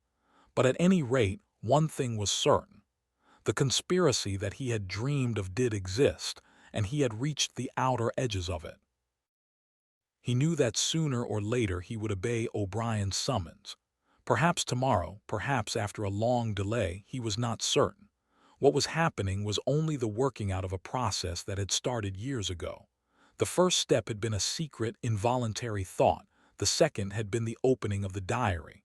He had moved from thoughts to words and now from words to actions. The last step was something that would happen in the ministry of love. He had accepted it. The end was contained in the beginning. But it was frightening. Or more exactly, it was like a foretaste of death, like being a little less alive. Even while he was speaking to O'Brien, when the meaning of the words had sunk in, a chilly, shuddering feeling had taken possession of his body. He had the sensation of stepping into the dampness of a grave, and it was not much better because he had always known that the grave was there and waiting for him. Chapter 7. W. Winston had woken up with his eyes full of tears. Julia rolled sleepily against him, murmuring something that might have been, "What's the matter?" "I dreamt," he began, and stopped short. It was too complex to be put into words. There was the dream itself, and there was a memory connected with it that had swum into his mind in the few seconds after waking. He lay back with his eyes shut, still sodden in the atmosphere of the dream. It was a vast, luminous dream in which his whole life seemed to stretch out before him like a landscape on a summer evening after rain. It had all occurred inside the glass paperweight, but the surface of the glass was the dome of the sky, and inside the dome everything was flooded with clear, soft light in which one could see into interminable distances. The dream had also been comprehended by, indeed, in some sense it had consisted in, a gesture of the arm made by his mother, and made again 30 years later by the Jewish woman he had seen on the news film, trying to shelter the small boy from the bullets, before the helicopter blew them both to pieces. "Do you know," he said, "that until this moment I believed I had murdered my mother." "Why did you murder her?" said Julia, almost asleep. "I didn't murder her, not physically." In the dream, he had remembered his last glimpse of his mother, and within a few moments of waking the cluster of small events surrounding it had all come back. It was a memory that he must have deliberately pushed out of his consciousness over many years. He was not certain of the date, but he could not have been less than 10 years old, possibly 12, when it had happened. His father had disappeared some time earlier. How much earlier he could not remember. He remembered better the rackety, uneasy circumstances of the time, the periodical panics about air raids and the sheltering in tube stations, the piles of rubble everywhere, the unintelligible proclamations posted at street corners, the gangs of youths in shirts all the same color, the enormous queues outside the bakeries, the intermittent machine gun fire in the distance. Above all, the fact that there was never enough to eat. He remembered long afternoons spent with other boys in scrounging round dustbins and rubbish heaps, picking out the ribs of cabbage leaves, potato peelings, sometimes even scraps of stale bread crust from which they carefully scraped away the cinders, and also in waiting for the passing of trucks which traveled over a certain route and were known to carry cattle feed, and which, when they jolted over the bad patches in the road, sometimes spilt a few fragments of oil cake. When his father disappeared, his mother did not show any surprise or any violent grief, but a sudden change came over her. She seemed to have become completely spiritless. It was evident even to Winston that she was waiting for something that she knew must happen. She did everything that was needed, cooked, washed, mended, made the bed, swept the floor, dusted the mantelpiece, always very slowly and with a curious lack of superfluous motion, like an artist's lay figure moving of its own accord. Her large, shapely body seemed to relapse naturally into stillness. For hours at a time she would sit almost immobile on the bed, nursing his young sister, a tiny, ailing, very silent child of 2 or 3, with a face made simian by thinness. Very occasionally she would take Winston in her arms and press him against her for a long time without saying anything. He was aware, in spite of his youthfulness and selfishness, that this was somehow connected with the never-mentioned thing that was about to happen. He remembered the room where they lived, a dark, close-smelling room that seemed half filled by a bed with a white counterpane. There was a gas ring in the fender, and a shelf where food was kept, and on the landing outside there was a brown earthenware sink, common to several rooms. He remembered his mother's statuesque body bending over the gas ring to stir at something in a saucepan. Above all, he remembered his continuous hunger and the fierce, sordid battles at mealtimes. He would ask his mother naggingly, over and over again, why there was not more food. He would shout and storm at her. He even remembered the tones of his voice, which was beginning to break prematurely and sometimes boomed in a peculiar way. Or he would attempt a sniveling note of pathos in his efforts to get more than his share. His mother was quite ready to give him more than his share. She took it for granted that he, the boy, should have the biggest portion, but however much she gave him, he invariably demanded more. At every meal she would beseech him not to be selfish and to remember that his little sister was sick and also needed food, but it was no use. He would cry out with rage when she stopped ladling. He would try to wrench the saucepan and spoon out of her hands. He would grab bits from his sister's plate. He knew that he was starving the other two, but he could not help it. He even felt that he had a right to do it. The clamorous hunger in his belly seemed to justify him. Between meals, if his mother did not stand guard, he was constantly pilfering at the wretched store of food on the shelf. One day a chocolate ration was issued. There had been no such issue for weeks or months past. He remembered quite clearly that precious little morsel of chocolate. It was a 2-ounce slab. They still talked about ounces in those days between the 3 of them. It was obvious that it ought to be divided into 3 equal parts. Suddenly, as though he were listening to somebody else, Winston heard himself demanding in a loud, booming voice that he should be given the whole piece. His mother told him not to be greedy. There was a long, nagging argument that went round and round, with shouts, whines, tears, remonstrances, bargainings. His tiny sister, clinging to her mother with both hands exactly like a baby monkey, sat looking over her shoulder at him with large, mournful eyes. In the end his mother broke off 3/4 of the chocolate and gave it to Winston, giving the other quarter to his sister. The little girl took hold of it and looked at it dully, perhaps not knowing what it was. Winston stood watching her for a moment. Then with a sudden swift spring he had snatched the piece of chocolate out of his sister's hand and was fleeing for the door. "Winston, Winston," his mother called after him, "come back, give your sister back her chocolate." He stopped but did not come back. His mother's anxious eyes were fixed on his face. Even now he was thinking about the thing. He did not know what it was that was on the point of happening. His sister, conscious of having been robbed of something, had set up a feeble wail.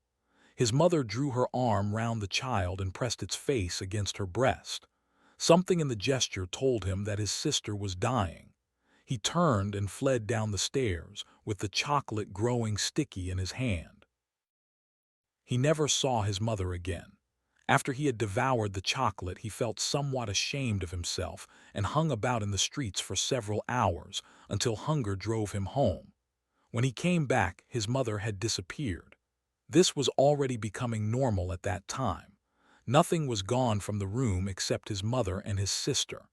They had not taken any clothes, not even his mother's overcoat. To this day, he did not know with any certainty that his mother was dead. It was perfectly possible that she had merely been sent to a forced labor camp.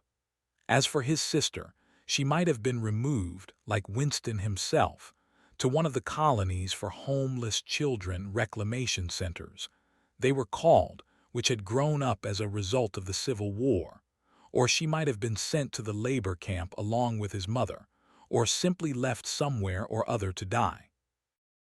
The dream was still vivid in his mind, especially the enveloping protecting gesture of the arm in which its whole meaning seemed to be contained. His mind went back to another dream of 2 months ago, exactly as his mother had sat on the dingy white-quilted bed, with the child clinging to her. So she had sat in the sunken ship, far underneath him, and drowning deeper every minute, but still looking up at him through the darkening water. He told Julia the story of his mother's disappearance. Without opening her eyes, she rolled over and settled herself into a more comfortable position. "I expect you were a beastly little swine in those days," she said indistinctly. "All children are swine." "Yes, but the real point of the story." From her breathing it was evident that she was going off to sleep again. He would have liked to continue talking about his mother.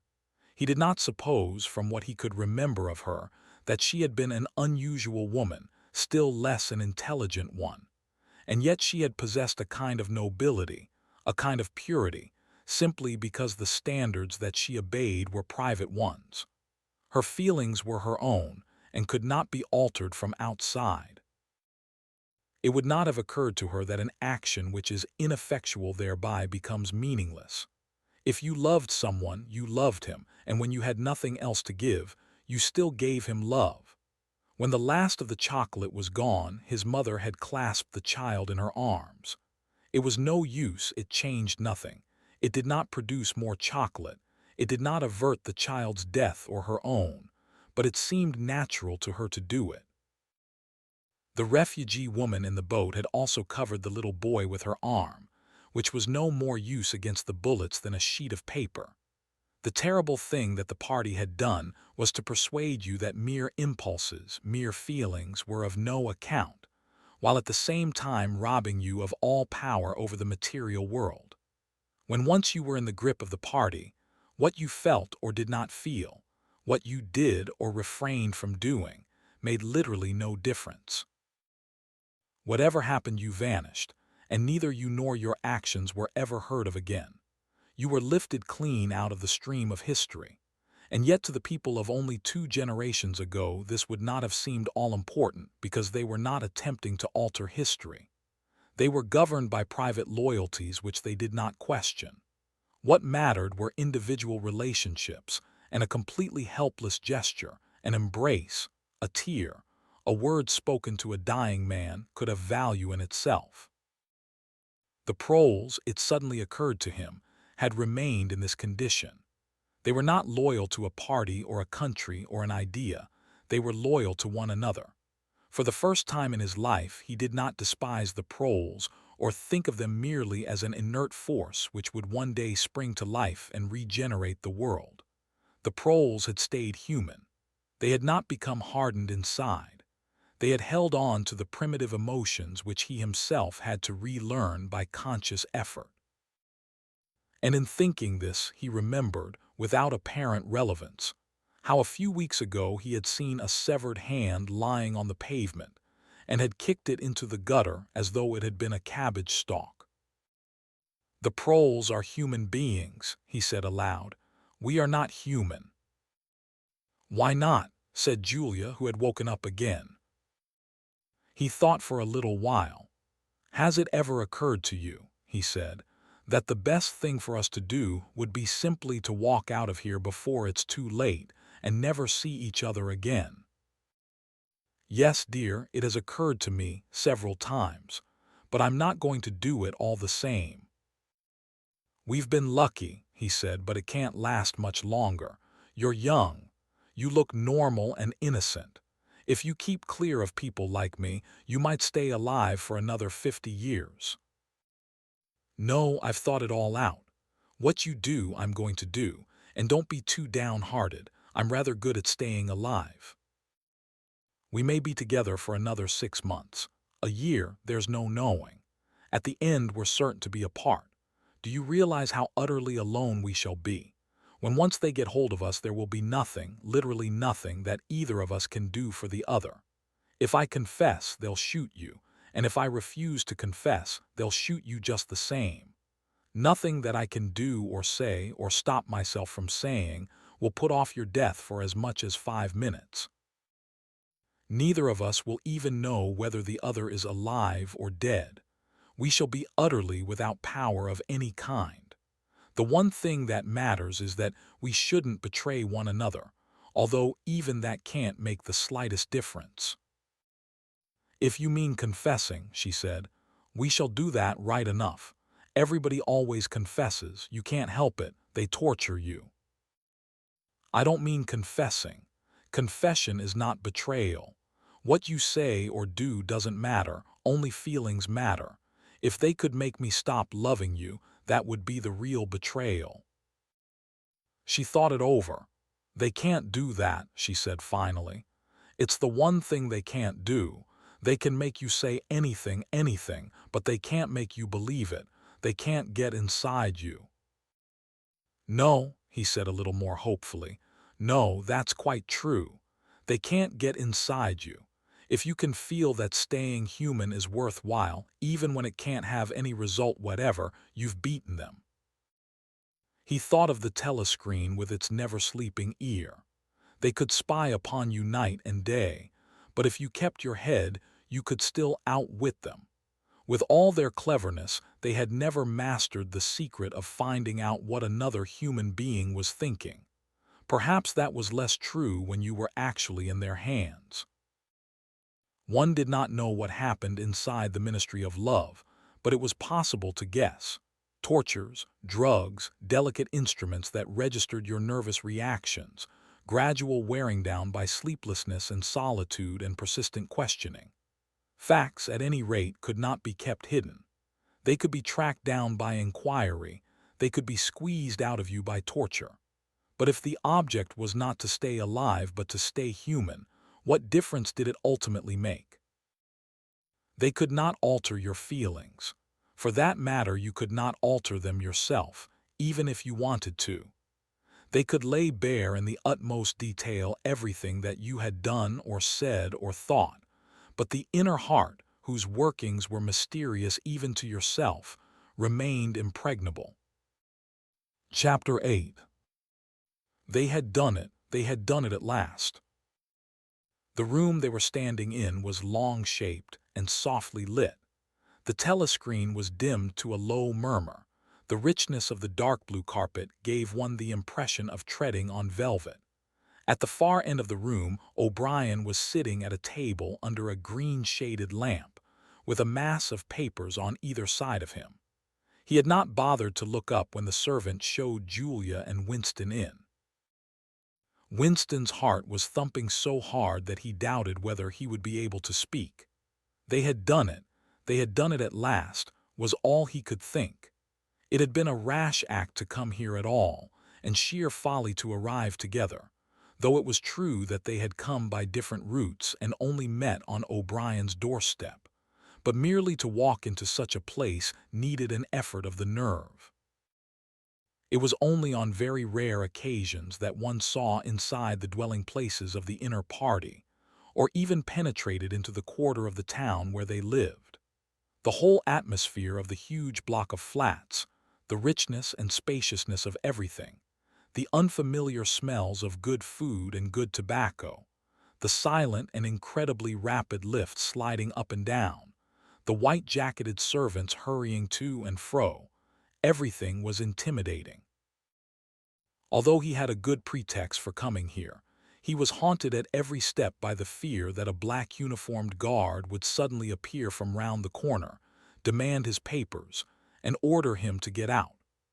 O'Brien's servant, however, had admitted the two of them without demur.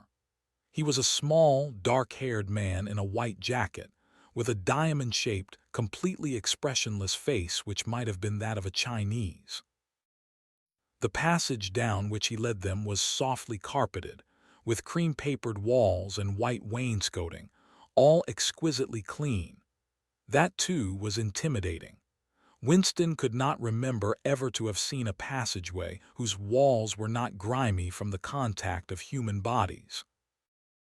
O'Brien had a slip of paper between his fingers and seemed to be studying it intently.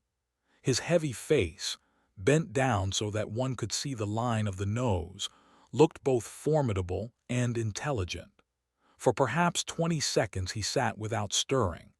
Then he pulled the speakwrite towards him and rapped out a message in the hybrid jargon of the ministries.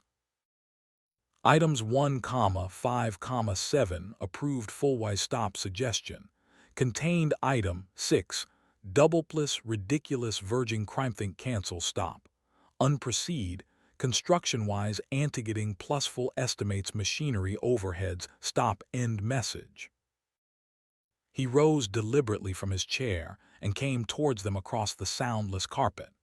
A little of the official atmosphere seemed to have fallen away from him with the newspeak words, but his expression was grimmer than usual, as though he were not pleased at being disturbed. The terror that Winston already felt was suddenly shot through by a streak of ordinary embarrassment. It seemed to him quite possible that he had simply made a stupid mistake. For what evidence had he in reality that O'Brien was any kind of political conspirator? Nothing but a flash of the eyes and a single equivocal remark. Beyond that, only his own secret imaginings, founded on a dream.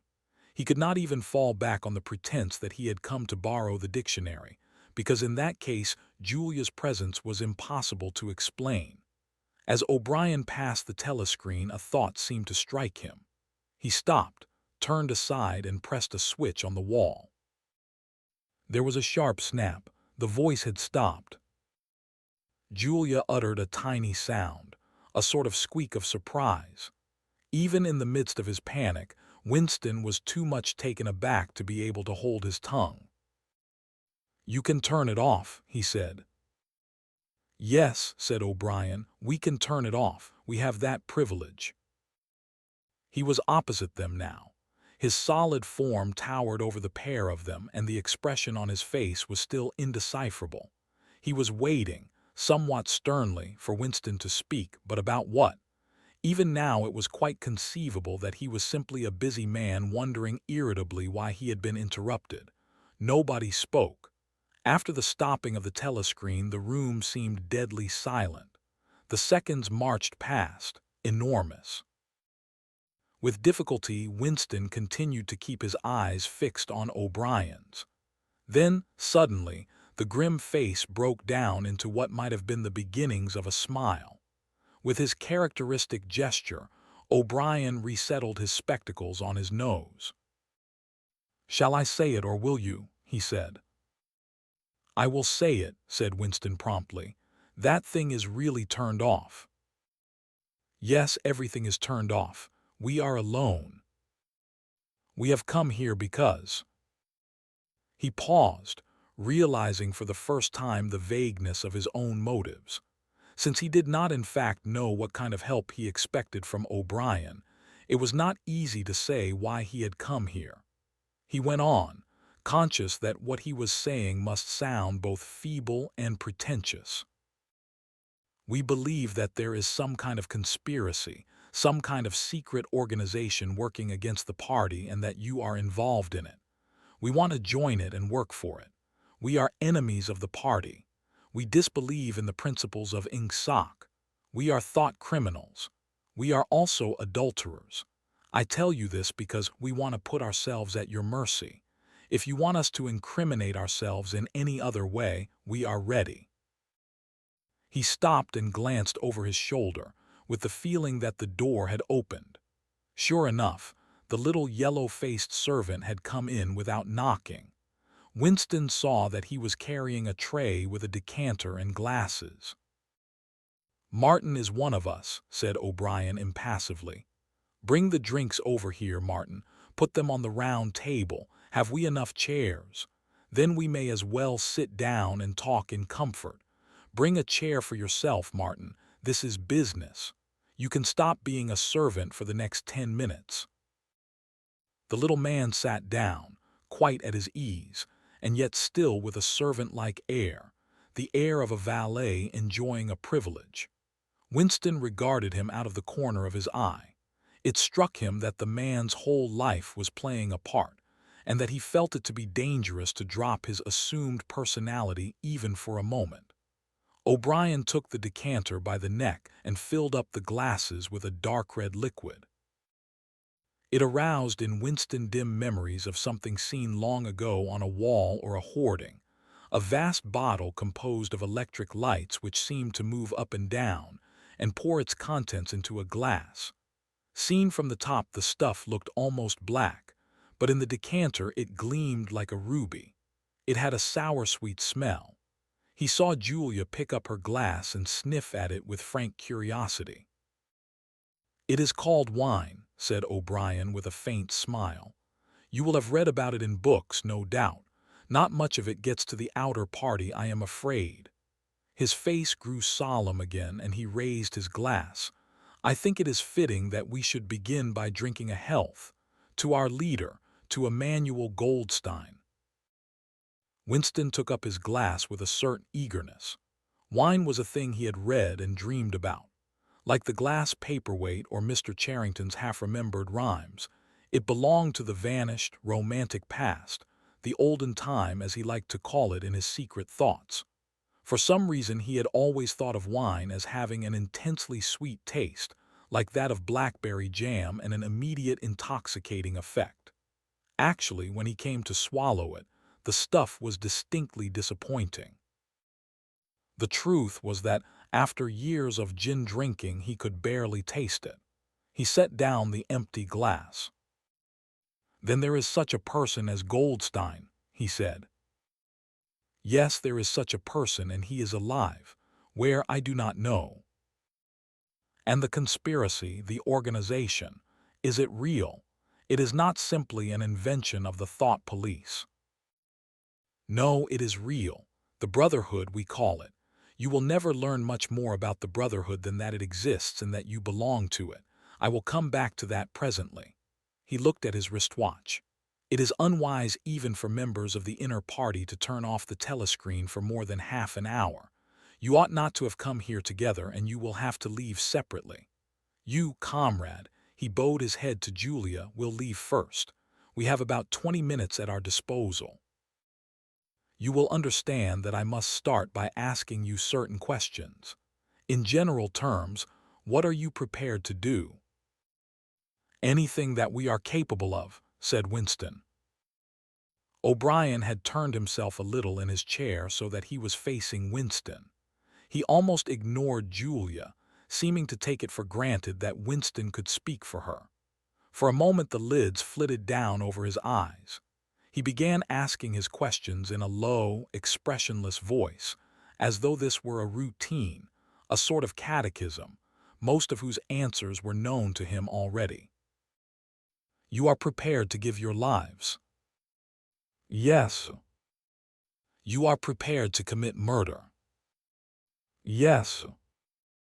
"To commit acts of sabotage, which may cause the death of hundreds of innocent people?" "Yes." "To betray your country to foreign powers?"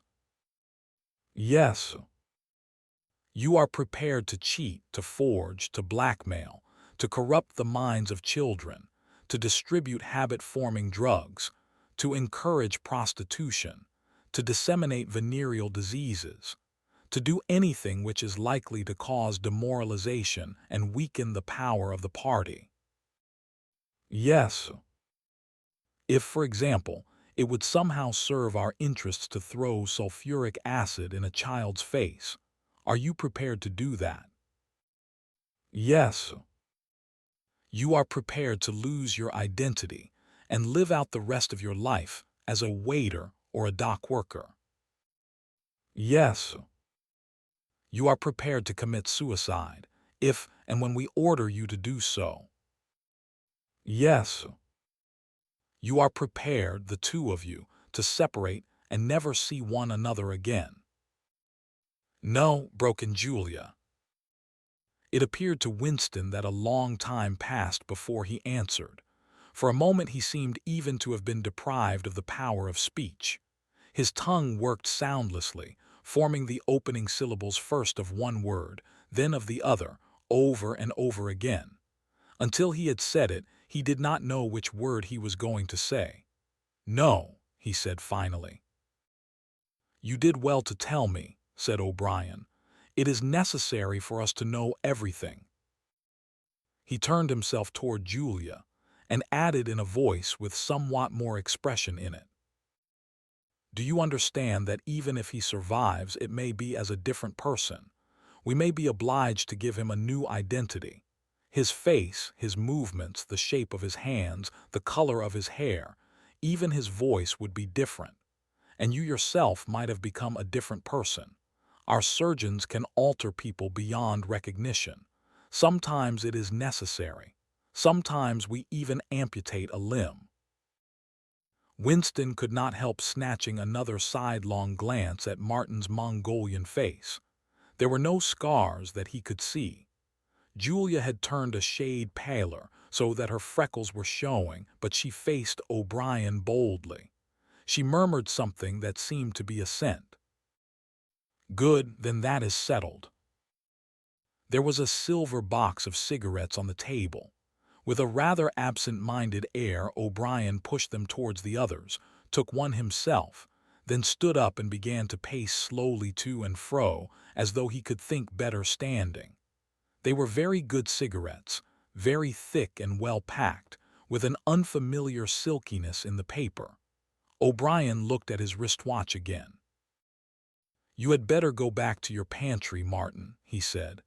"I shall switch on in a quarter of an hour. Take a good look at these comrades' faces before you go. You will be seeing them again. I may not." Exactly as they had done at the front door, the little man's dark eyes flickered over their faces. There was not a trace of friendliness in his manner. He was memorizing their appearance, but he felt no interest in them, or appeared to feel none. It occurred to Winston that a synthetic face was perhaps incapable of changing its expression. Without speaking or giving any kind of salutation, Martin went out, closing the door silently behind him. O'Brien was strolling up and down, one hand in the pocket of his black overalls, the other holding his cigarette. "You understand," he said, "that you will be fighting in the dark. You will always be in the dark. You will receive orders and you will obey them without knowing why. Later I shall send you a book from which you will learn the true nature of the society we live in and the strategy by which we shall destroy it. When you have read the book, you will be full members of the Brotherhood.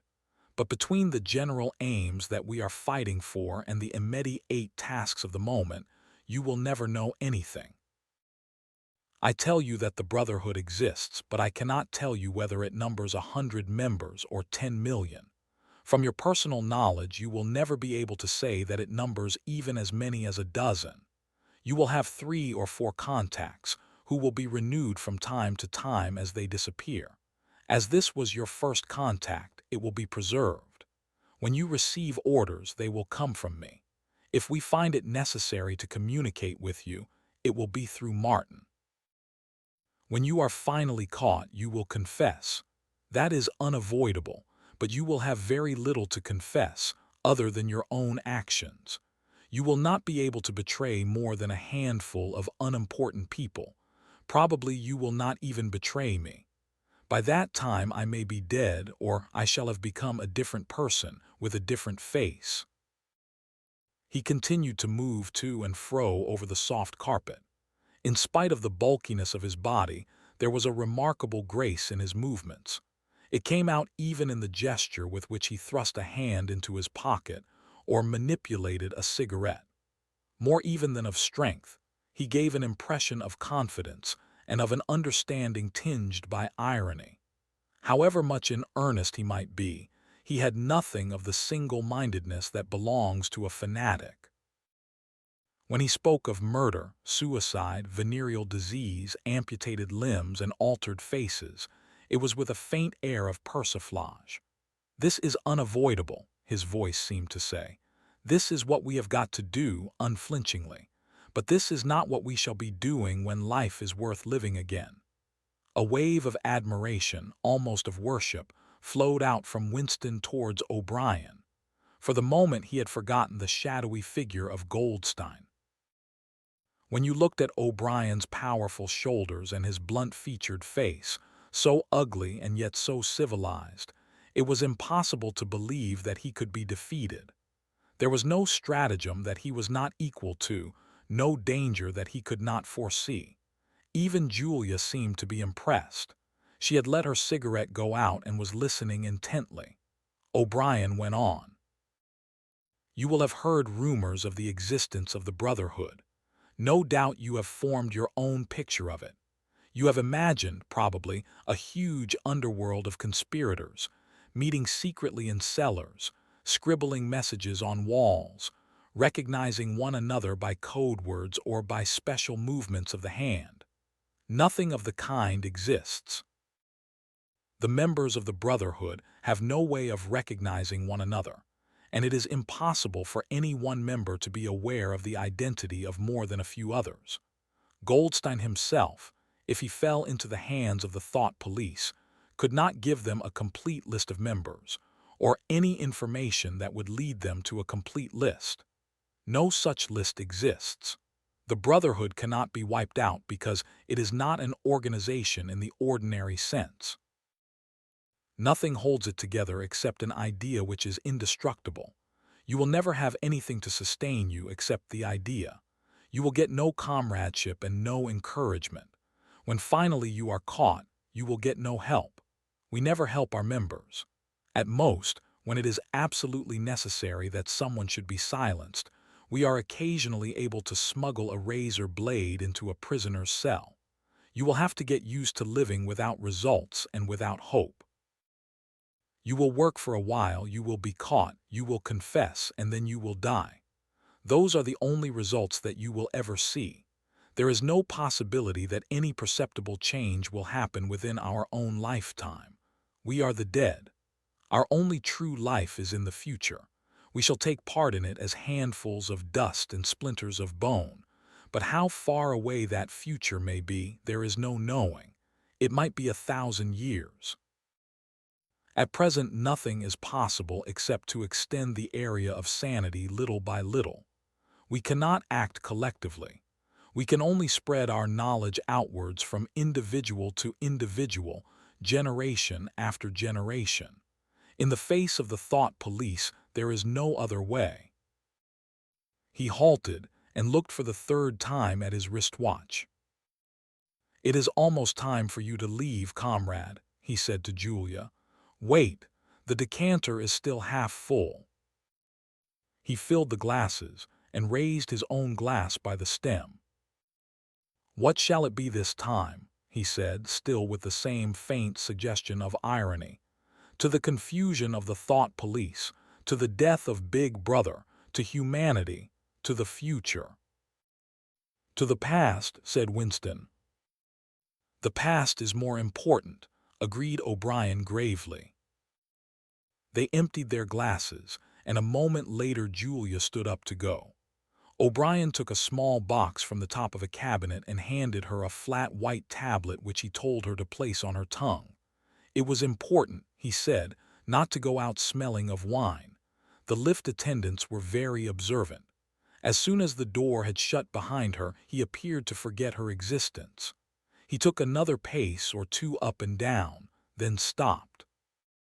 There are details to be settled, he said. I assume that you have a hiding place of some kind. Winston explained about the room over Mr. Charrington's shop. That will do for the moment. Later we will arrange something else for you. It is important to change one's hiding place frequently. Meanwhile, I shall send you a copy of the book. Even O'Brien, Winston noticed, seemed to pronounce the words as though they were in italics. Goldstein's book, you understand, as soon as possible. It may be some days before I can get hold of one. There are not many in existence, as you can imagine.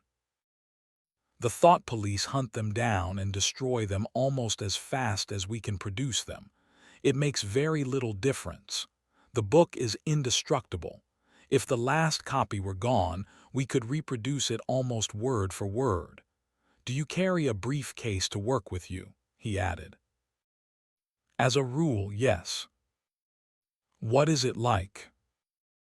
Black, very shabby, with 2 straps. Black, 2 straps, very shabby, good. One day in the fairly near future, I cannot give a date. One of the messages among your morning's work will contain a misprinted word, and you will have to ask for a repeat. On the following day, you will go to work without your briefcase. At some time during the day in the street, a man will touch you on the arm and say, "I think you have dropped your briefcase." The one he gives you will contain a copy of Goldstein's book. You will return it within 14 days. They were silent for a moment. "There are a couple of minutes before you need go," said O'Brien. "We shall meet again, if we do meet again." Winston looked up at him. "In the place where there is no darkness," he said hesitantly. O'Brien nodded without appearance of surprise. "In the place where there is no darkness," he said, as though he had recognized the allusion. "And in the meantime, is there anything that you wish to say before you leave? Any message? Any question?" Winston thought. There did not seem to be any further question that he wanted to ask. Still less did he feel any impulse to utter high-sounding generalities. Instead of anything directly connected with O'Brien or the Brotherhood, there came into his mind a sort of composite picture of the dark bedroom where his mother had spent her last days, and the little room over Mr. Charrington's shop, and the glass paperweight, and the steel engraving in its rosewood frame. Almost at random, he said, "Did you ever happen to hear an old rhyme that begins, 'Oranges and lemons, say the bells of St. Clement, S.'" Again O'Brien nodded. With a sort of grave courtesy he completed the stanza. "Oranges and lemons, say the bells of St. Clement, S. You owe me 3 farthings, say the bells of St. Martin, S. When will you pay me, say the bells of Old Bailey. When I grow rich, say the bells of Shoreditch." "You knew the last line," said Winston. "Yes, I knew the last line. And now I am afraid it is time for you to go. But wait, you had better let me give you one of these tablets." As Winston stood up, O'Brien held out a hand. His powerful grip crushed the bones of Winston's palm. At the door, Winston looked back, but O'Brien seemed already to be in process of putting him out of mind. He was waiting with his hand on the switch that controlled the telescreen. Beyond him, Winston could see the writing table with its green-shaded lamp and the speakwrite and the wire baskets deep-laden with papers. The incident was closed. Within 30 seconds, it occurred to him, O'Brien would be back at his interrupted and important work on behalf of the party. Chapter 9. Winston was gelatinous with fatigue. Gelatinous was the right word. It had come into his head spontaneously. His body seemed to have not only the weakness of a jelly, but its translucency. He felt that if he held up his hand, he would be able to see the light through it. All the blood and lymph had been drained out of him by an enormous debauch of work, leaving only a frail structure of nerves, bones, and skin. All sensation seemed to be magnified. His overalls fretted his shoulders. The pavement tickled his feet. Even the opening and closing of a hand was an effort that made his joints creak. He had worked more than 90 hours in 5 days. So had everyone else in the ministry. Now it was all over, and he had literally nothing to do, no party work of any description, until tomorrow morning. He could spend 6 hours in the hiding place and another 9 in his own bed. Slowly, in mild afternoon sunshine, he walked up a dingy street in the direction of Mr. Charrington's shop, keeping one eye open for the patrols, but irrationally convinced that this afternoon there was no danger of anyone interfering with him.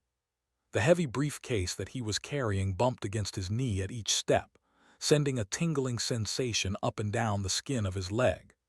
Inside it was the book, which he had now had in his possession for 6 days and had not yet opened, nor even looked at. On the 6th day of Hate Week, after the processions, The speeches, the shouting, the singing, the banners, the posters, the films, the waxworks, the rolling of drums and squealing of trumpets, the tramp of marching feet, the grinding of the caterpillars of tanks, the roar of massed planes, the booming of guns.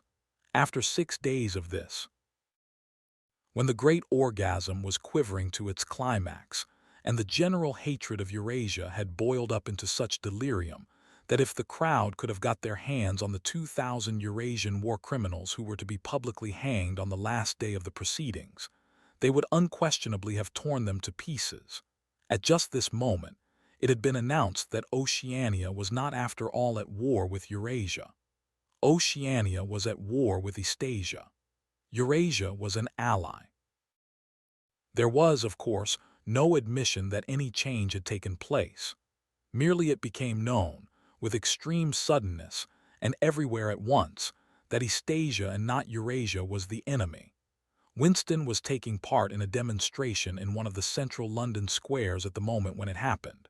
It was night, and the white faces and the scarlet banners were luridly floodlit. The square was packed with several thousand people, including a block of about 1,000 schoolchildren in the uniform of the spies. On a scarlet-draped platform, an orator of the inner party, a small, lean man with disproportionately long arms and a large, bald skull over which a few lank locks straggled, was haranguing the crowd. A little Rumpelstiltskin figure, contorted with hatred, he gripped the neck of the microphone with one hand while the other, enormous at the end of a bony arm, clawed the air menacingly above his head. His voice, made metallic by the amplifiers, boomed forth an endless catalogue of atrocities, massacres, deportations, lootings, rapings, torture of prisoners, bombing of civilians, lying propaganda, unjust aggressions, broken treaties. It was almost impossible to listen to him without being first convinced, and then maddened.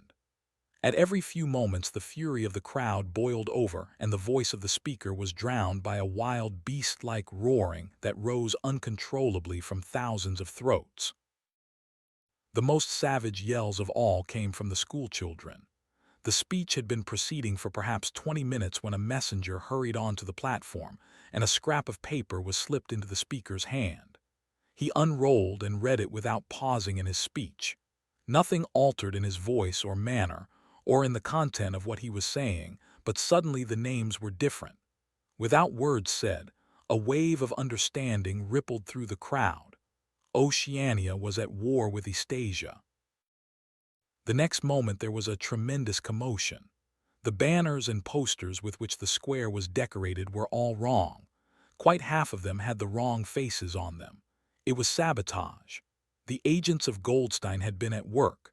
There was a riotous interlude while posters were ripped from the walls, banners torn to shreds and trampled underfoot. The spies performed prodigies of activity in clambering over the rooftops and cutting the streamers that fluttered from the chimneys. But within 2 or 3 minutes it was all over. The orator, still gripping the neck of the microphone, his shoulders hunched forward, his free hand clawing at the air, had gone straight on with his speech. 1 minute more, and the feral roars of rage were again bursting from the crowd. The hate continued exactly as before, except that the target had been changed. The thing that impressed Winston in looking back was that the speaker had switched from one line to the other actually in mid-sentence, not only without a pause, but without even breaking the syntax. But at the moment, he had other things to preoccupy him. It was during the moment of disorder while the posters were being torn down that a man whose face he did not see had tapped him on the shoulder and said, "Excuse me, I think you've dropped your briefcase." He took the briefcase abstractedly, without speaking. He knew that it would be days before he had an opportunity to look inside it. The instant that the demonstration was over he went straight to the Ministry of Truth, though the time was now nearly 23 hours. The entire staff of the ministry had done likewise. The orders already issuing from the telescreen, recalling them to their posts, were hardly necessary. Oceania was at war with Eastasia. Oceania had always been at war with Eastasia. A large part of the political literature of 5 years was now completely obsolete. Reports and records of all kinds, newspapers, books, pamphlets, films, soundtracks, photographs, all had to be rectified at lightning speed. Although no directive was ever issued, it was known that the chiefs of the department intended that within 1 week no reference to the war with Eurasia or the alliance with Eastasia should remain in existence anywhere. The work was overwhelming, all the more so because the processes that it involved could not be called by their true names. Everyone in the records department worked 18 hours in the 24, with 2 3-hour snatches of sleep. Mattresses were brought up from the cellars and pitched all over the corridors. Meals consisted of sandwiches and Victory coffee wheeled round on trolleys by attendants from the canteen. Each time that Winston broke off for one of his spells of sleep, he tried to leave his desk clear of work. And each time that he crawled back sticky-eyed and aching, it was to find that another shower of paper cylinders had covered the desk like a snowdrift, half burying the speakwrite and overflowing onto the floor, so that the first job was always to stack them into a neat enough pile to give him room to work. What was worst of all was that the work was by no means purely mechanical. Often it was enough merely to substitute one name for another, but any detailed report of events demanded care and imagination. Even the geographical knowledge that one needed in transferring the war from one part of the world to another was considerable. By the 3rd day his eyes ached unbearably, and his spectacles needed wiping every few minutes. It was like struggling with some crushing physical task, something which one had the right to refuse, and which one was nevertheless neurotically anxious to accomplish. Insofar as he had time to remember it, he was not troubled by the fact that every word he murmured into the speakwrite, every stroke of his ink pencil, was a deliberate lie. He was as anxious as anyone else in the department that the forgery should be perfect. On the morning of the 6th day, the dribble of cylinders slowed down.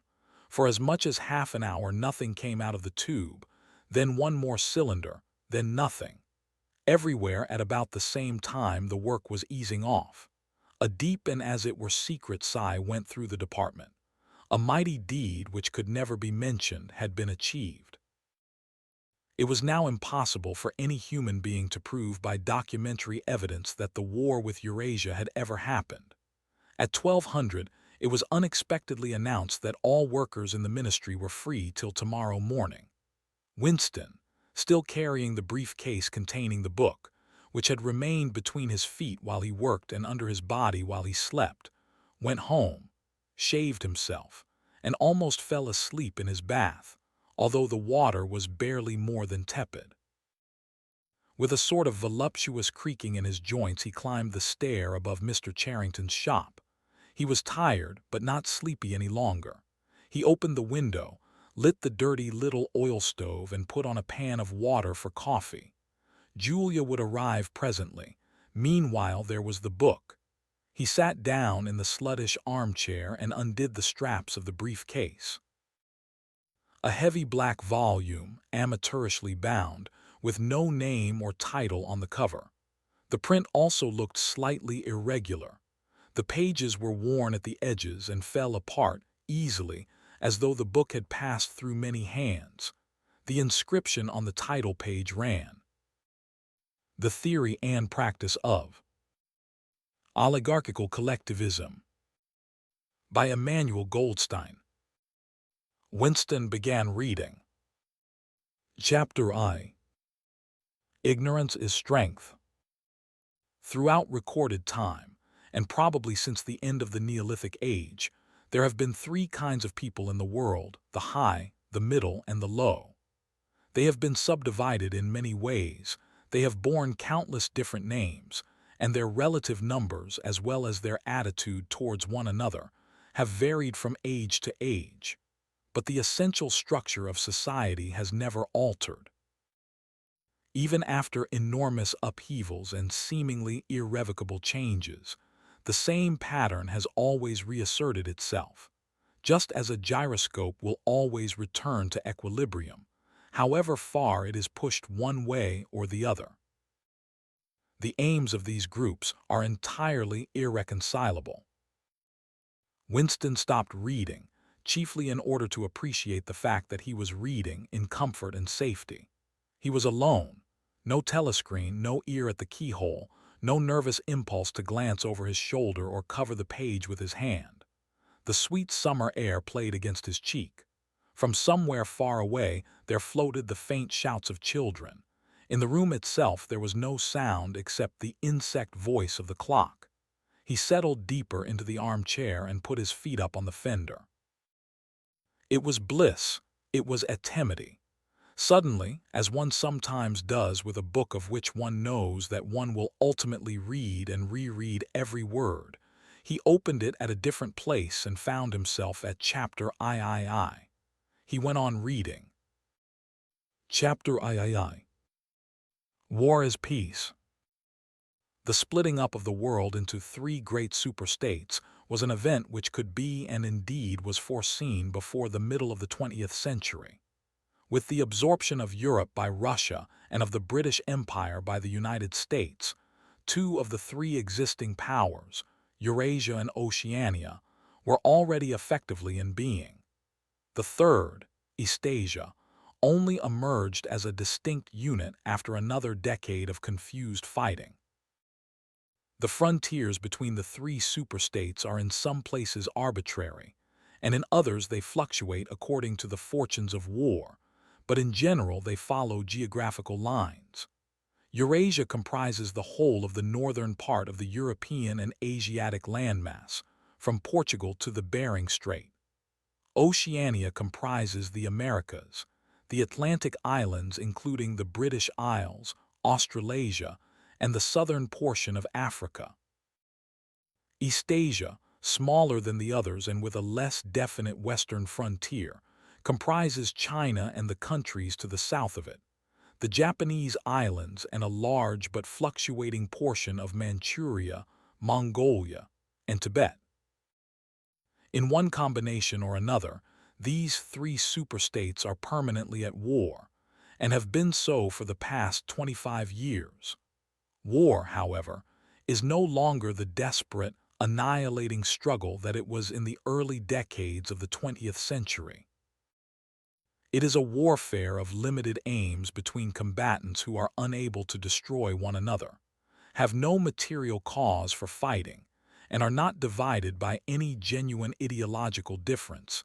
This is not to say that either the conduct of war or the prevailing attitude towards it has become less bloodthirsty or more chivalrous. On the contrary, war hysteria is continuous and universal in all countries, and such acts as raping, looting, the slaughter of children, the reduction of whole populations to slavery, and reprisals against prisoners which extend even to boiling and burying alive, are looked upon as normal, and when they are committed by one's own side and not by the enemy, meritorious. But in a physical sense, war involves very small numbers of people, mostly highly trained specialists, and causes comparatively few casualties. The fighting, when there is any, takes place on the vague frontiers whose whereabouts the average man can only guess at, or round the floating fortresses which guard strategic spots on the sea lanes. In the centers of civilization, war means no more than a continuous shortage of consumption goods, and the occasional crash of a rocket bomb which may cause a few scores of deaths. War has in fact changed its character. More exactly, the reasons for which war is waged have changed in their order of importance. Motives which were already present to some small extent in the great wars of the early 20th century have now become dominant and are consciously recognized and acted upon. To understand the nature of the present war, for in spite of the regrouping which occurs every few years, it is always the same war, one must realize in the first place that it is impossible for it to be decisive.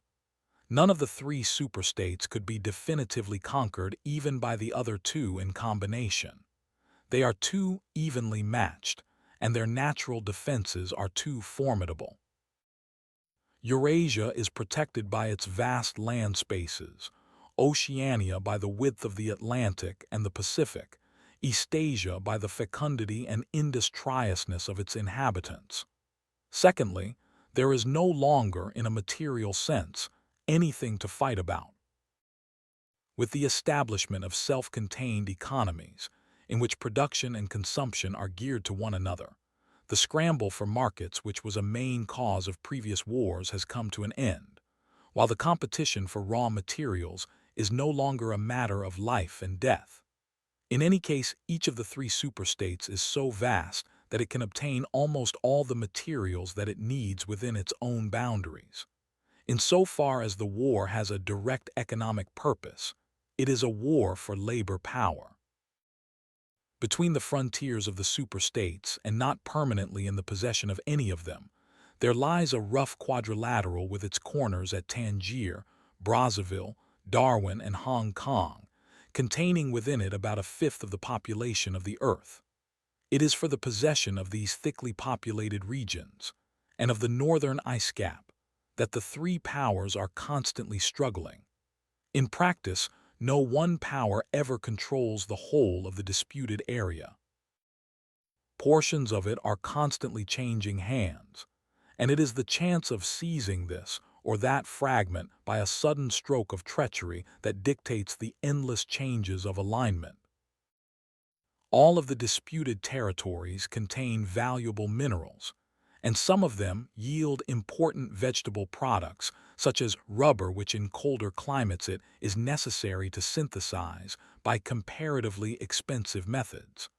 But above all, they contain a bottomless reserve of cheap labor.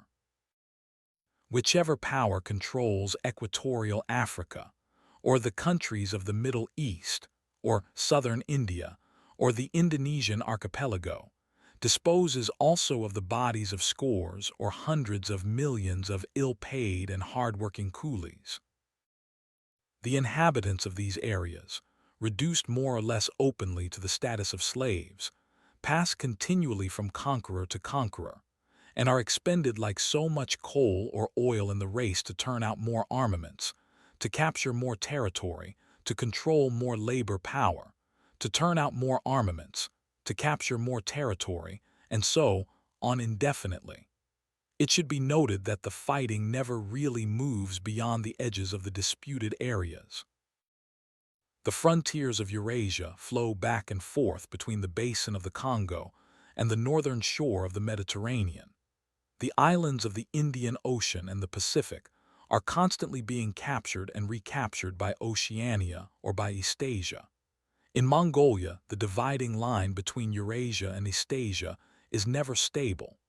Round the pole, all three powers lay claim to enormous territories, which in fact are largely uninhabited and unexplored.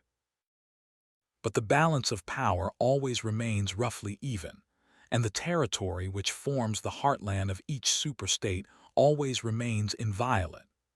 Moreover, the labor of the exploited peoples round the equator is not really necessary to the world's economy. They add nothing to the wealth of the world, since whatever they produce is used for purposes of war, and the object of waging a war is always to be in a better position in which to wage another war. By their labor, the slave populations allow the tempo of continuous warfare to be speeded up. But if they did not exist, the structure of world society and the process by which it maintains itself would not be essentially different. The primary aim of modern warfare, in accordance with the principles of doublethink, this aim is simultaneously recognized and not recognized by the directing brains of the inner party, is to use up the products of the machine without raising the general standard of living. Ever since the end of the 19th century, the problem of what to do with the surplus of consumption goods has been latent in industrial society. At present, when few human beings even have enough to eat, this problem is obviously not urgent, and it might not have become so, even if no artificial processes of destruction had been at work. The world of today is a bare, hungry, dilapidated place compared with the world that existed before 1914, and still more so if compared with the imaginary future to which the people of that period looked forward.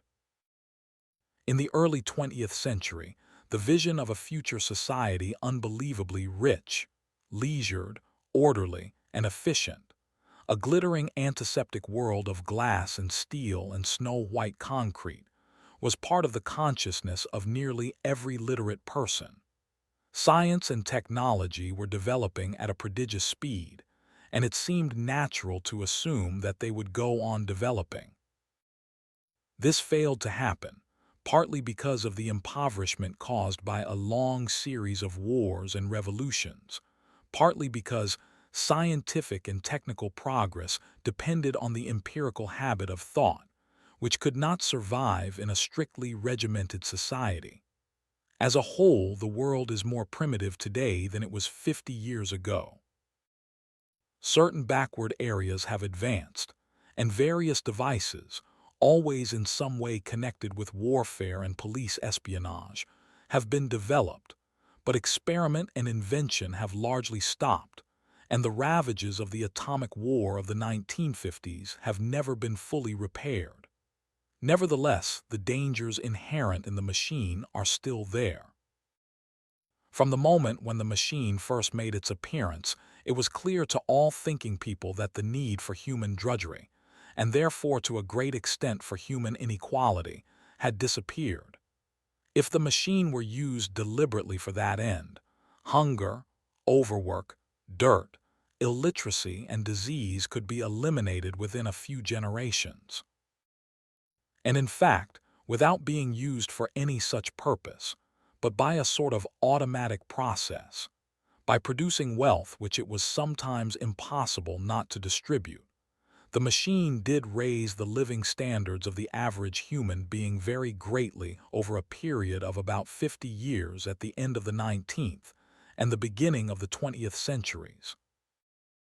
But it was also clear that an all-round increase in wealth threatened the destruction, indeed, in some sense was the destruction, of a hierarchical society. In a world in which everyone worked short hours, had enough to eat, lived in a house with a bathroom and a refrigerator, and possessed a motor car or even an aeroplane, the most obvious and perhaps the most important form of inequality would already have disappeared. If it once became general, wealth would confer no distinction. It was possible, no doubt, to imagine a society in which wealth, in the sense of personal possessions and luxuries, should be evenly distributed, while power remained in the hands of a small privileged caste. But in practice, such a society could not long remain stable. For if leisure and security were enjoyed by all alike, the great mass of human beings who are normally stupefied by poverty would become literate and would learn to think for themselves. And when once they had done this, they would sooner or later realize that the privileged minority had no function, and they would sweep it away. In the long run, a hierarchical society was only possible on a basis of poverty and ignorance. To return to the agricultural past, as some thinkers about the beginning of the 20th century dreamed of doing, was not a practicable solution. It conflicted with the tendency towards mechanization which had become quasi-instinctive throughout almost the whole world. And moreover, any country which remained industrially backward was helpless in a military sense, and was bound to be dominated, directly or indirectly, by its more advanced rivals. Nor was it a satisfactory solution to keep the masses in poverty by restricting the output of goods. This happened to a great extent during the final phase of capitalism, roughly between 1920 and 1940. The economy of many countries was allowed to stagnate, land went out of cultivation, capital equipment was not added to, Great blocks of the population were prevented from working and kept half alive by state charity. But this, too, entailed military weakness, and since the privations it inflicted were obviously unnecessary, it made opposition inevitable. The problem was how to keep the wheels of industry turning without increasing the real wealth of the world. Goods must be produced, but they must not be distributed. And in practice, the only way of achieving this was by continuous warfare. The essential act of war is destruction, not necessarily of human lives, but of the products of human labor. War is a way of shattering to pieces, or pouring into the stratosphere, or sinking in the depths of the sea, materials which might otherwise be used to make the masses too comfortable, and hence, in the long run, too intelligent. Even when weapons of war are not actually destroyed, their manufacture is still a convenient way of expending labor power without producing anything that can be consumed. A floating fortress, for example, has locked up in it the labor that would build several hundred cargo ships. Ultimately, it is scrapped as obsolete, never having brought any material benefit to anybody, and with further enormous labors another floating fortress is built. In principle, the war effort is always so planned as to eat up any surplus that might exist after meeting the bare needs of the population. In practice, the needs of the population are always underestimated, with the result that there is a chronic shortage of half the necessities of life. But this is looked on as an advantage. It is deliberate policy to keep even the favored groups somewhere near the brink of hardship, because a general state of scarcity increases the importance of small privileges, and thus magnifies the distinction between one group and another. By the standards of the early 20th century, even a member of the inner party lives an austere, laborious kind of life. Nevertheless, the few luxuries that he does enjoy, his large, well-appointed flat, the better texture of his clothes, the better quality of his food and drink and tobacco, his 2 or 3 servants, his private motor car or helicopter, set him in a different world from a member of the outer party, and the members of the outer party have a similar advantage in comparison with the submerged masses whom we call the proles. The social atmosphere is that of a besieged city, where the possession of a lump of horseflesh makes the difference between wealth and poverty, and at the same time the consciousness of being at war, and therefore in danger, makes the handing over of all power to a small caste seem the natural, unavoidable condition of survival. War, it will be seen, accomplishes the necessary destruction, but accomplishes it in a psychologically acceptable way. In principle, it would be quite simple to waste the surplus labor of the world by building temples and pyramids, by digging holes and filling them up again, or even by producing vast quantities of goods and then setting fire to them. But this would provide only the economic and not the emotional basis for a hierarchical society. What is concerned here is not the morale of masses, whose attitude is unimportant so long as they are kept steadily at work, but the morale of the party itself. Even the humblest party member is expected to be competent, industrious, and even intelligent within narrow limits, but it is also necessary that he should be a credulous and ignorant fanatic whose prevailing moods are fear, hatred, adulation, and orgiastic triumph. In other words, it is necessary that he should have the mentality appropriate to a state of war. It does not matter whether the war is actually happening, and since no decisive victory is possible, it does not matter whether the war is going well or badly. All that is needed is that a state of war should exist.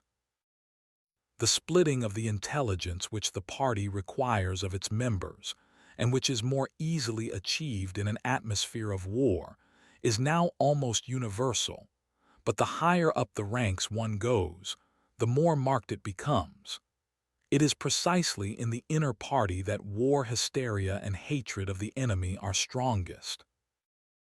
In his capacity as an administrator, it is often necessary for a member of the inner party to know that this or that item of war news is untruthful, and he may often be aware that the entire war is spurious and is either not happening or is being waged for purposes quite other than the declared ones. But such knowledge is easily neutralized by the technique of doublethink. Meanwhile, no inner party member wavers for an instant in his mystical belief that the war is real and that it is bound to end victoriously, with Oceania the undisputed master of the entire world. All members of the inner party believe in this coming conquest as an article of faith. It is to be achieved either by gradually acquiring more and more territory, and so building up an overwhelming preponderance of power, or by the discovery of some new and unanswerable weapon. The search for new weapons continues unceasingly, and is one of the very few remaining activities in which the inventive or speculative type of mind can find any outlet. In Oceania at the present day, science, in the old sense, has almost ceased to exist. In Newspeak there is no word for science. The empirical method of thought, on which all the scientific achievements of the past were founded, is opposed to the most fundamental principles of Ingsoc, and even technological progress only happens when its products can in some way be used for the diminution of human liberty. In all the useful arts the world is either standing still or going backwards. The fields are cultivated with horse plows while books are written by machinery, but in matters of vital importance, meaning, in effect, war and police espionage, the empirical approach is still encouraged, or at least tolerated. The two aims of the party are to conquer the whole surface of the earth and to extinguish once and for all the possibility of independent thought. There are therefore two great problems which the party is concerned to solve. One is how to discover, against his will, what another human being is thinking, and the other is how to kill several 100 million people in a few seconds without giving warning beforehand. Insofar as scientific research still continues, this is its subject matter.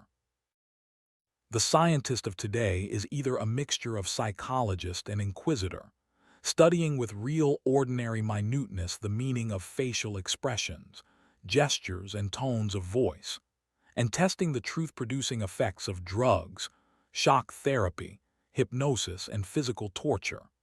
Or he is chemist, physicist, or biologist concerned only with such branches of his special subject as are relevant to the taking of life. In the vast laboratories of the Ministry of Peace, and in the experimental stations hidden in the Brazilian forests, or in the Australian desert, or on lost islands of the Antarctic, the teams of experts are indefatigably at work. Some are concerned simply with planning the logistics of future wars. Others devise larger and larger rocket bombs, more and more powerful explosives, and more impenetrable armor plating. Others search for new and deadlier gases, or for soluble poisons capable of being produced in such quantities as to destroy the vegetation of whole continents, or for breeds of disease germs immunized against all possible antibodies.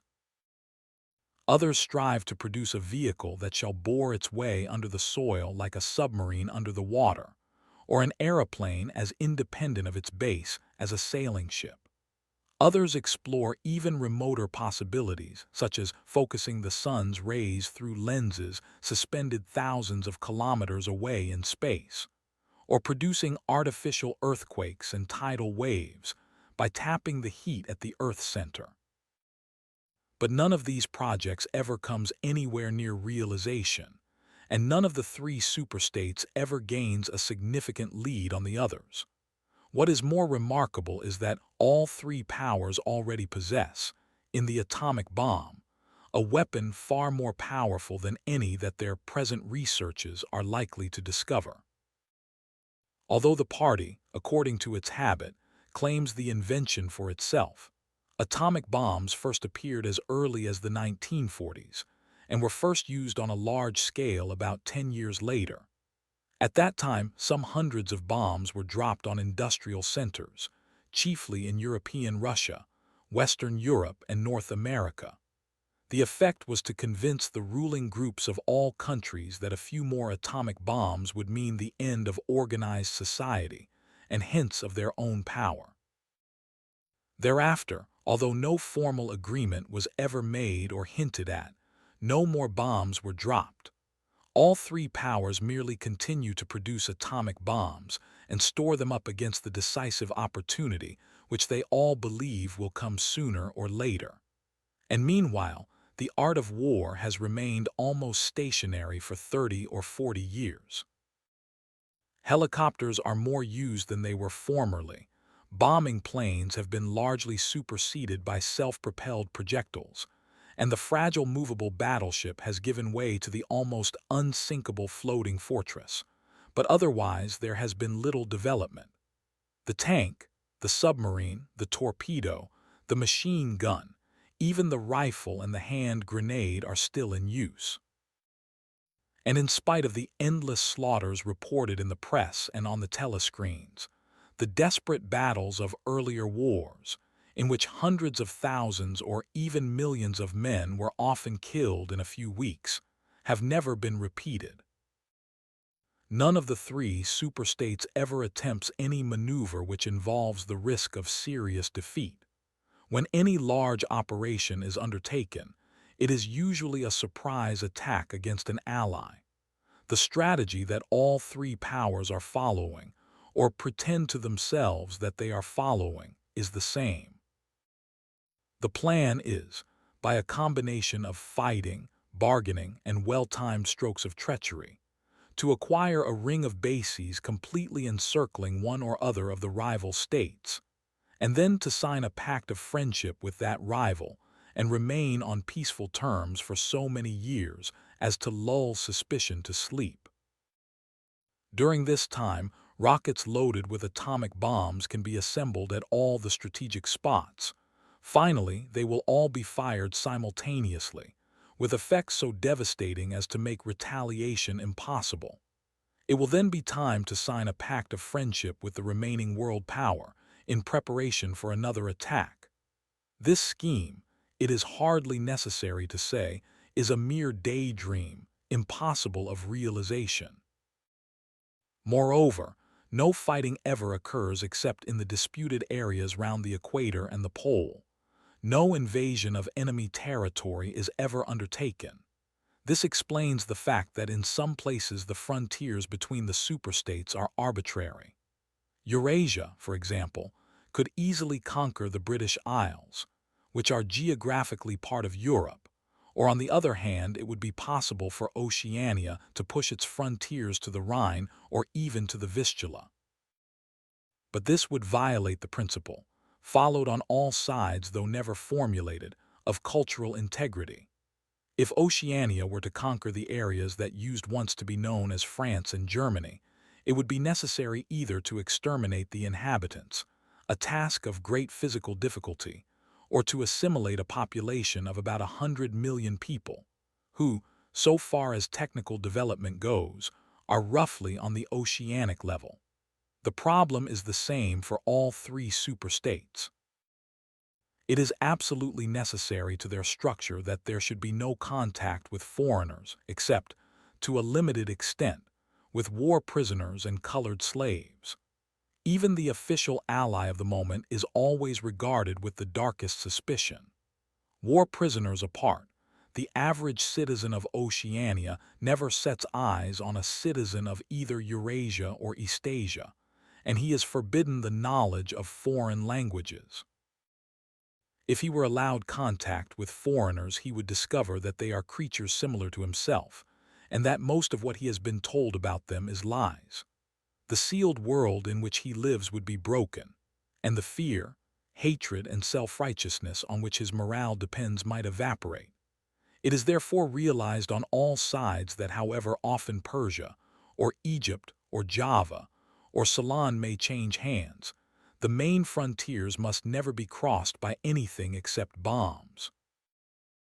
Under this lies a fact never mentioned aloud, but tacitly understood and acted upon, namely, that the conditions of life in all three superstates are very much the same. In Oceania, the prevailing philosophy is called Ingsoc. In Eurasia, it is called Neo-Bolshevism. And in Eastasia, it is called by a Chinese name usually translated as death worship, but perhaps better rendered as obliteration of the self.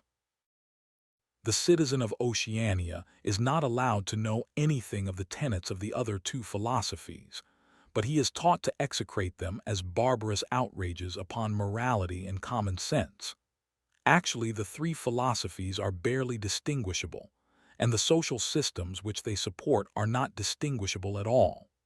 Everywhere there is the same pyramidal structure, the same worship of semi-divine leader, the same economy existing by and for continuous warfare.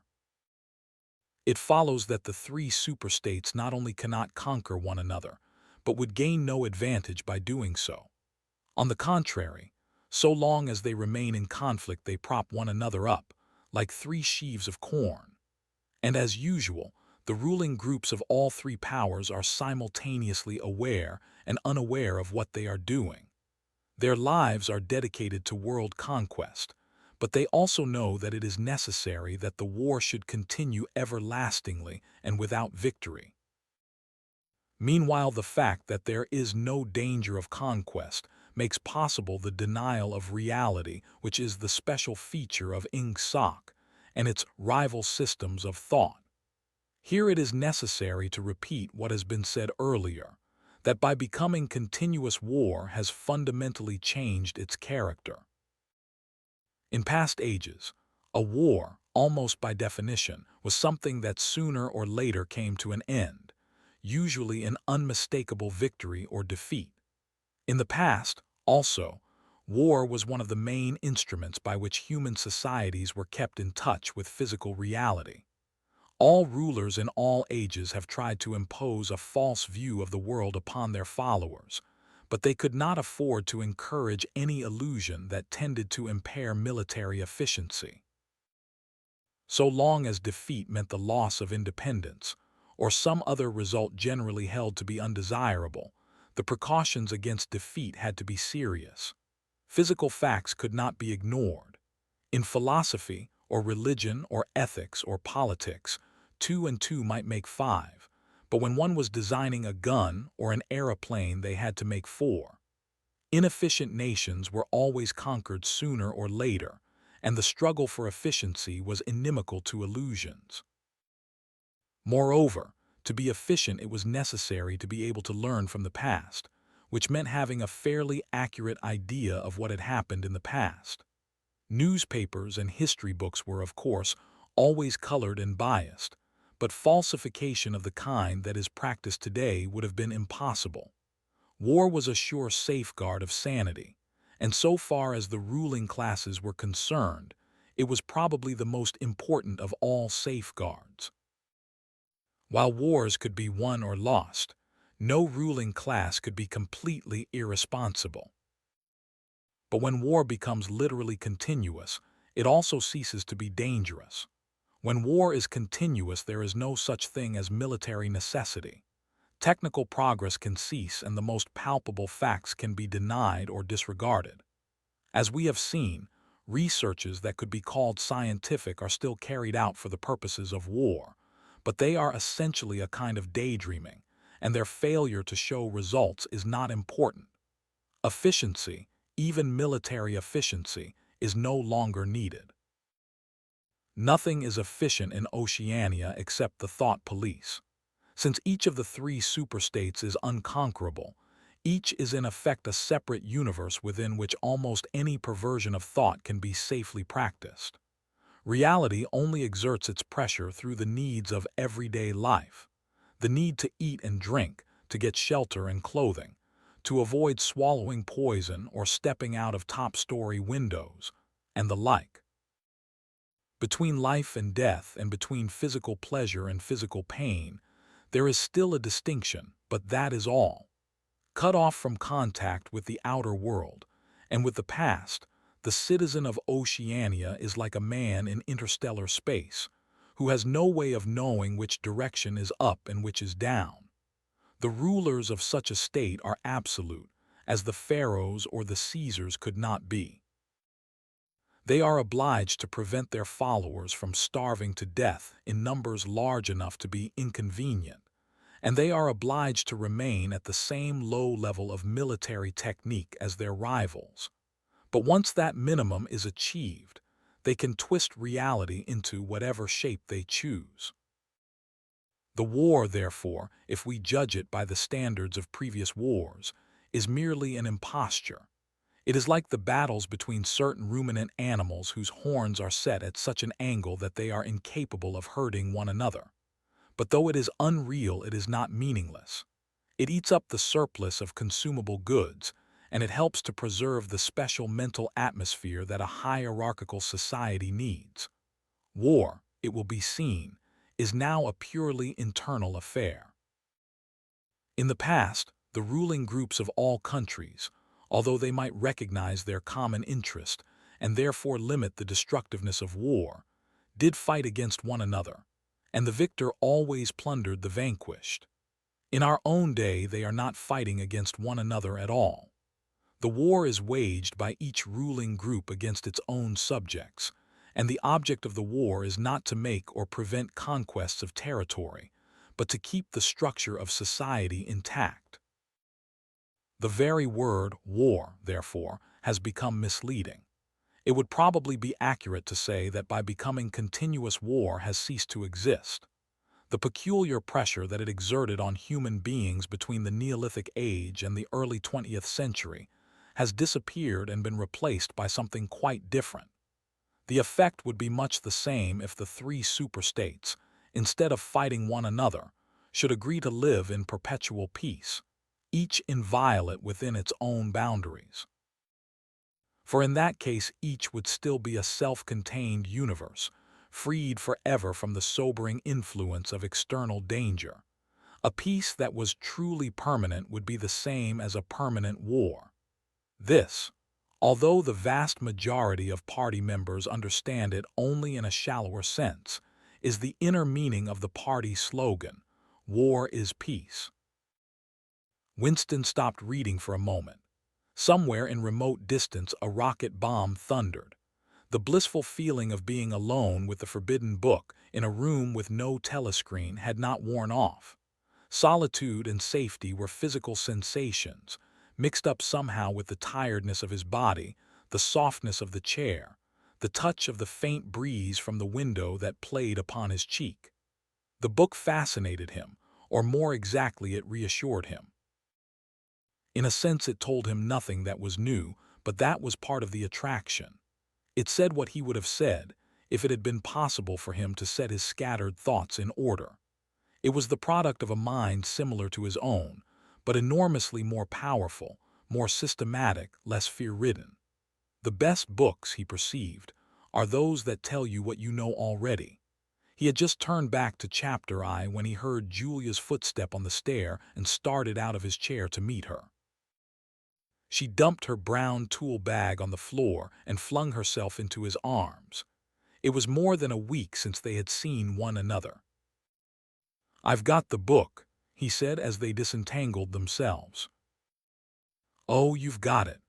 Good," she said without much interest, and almost immediately knelt down beside the oil stove to make the coffee.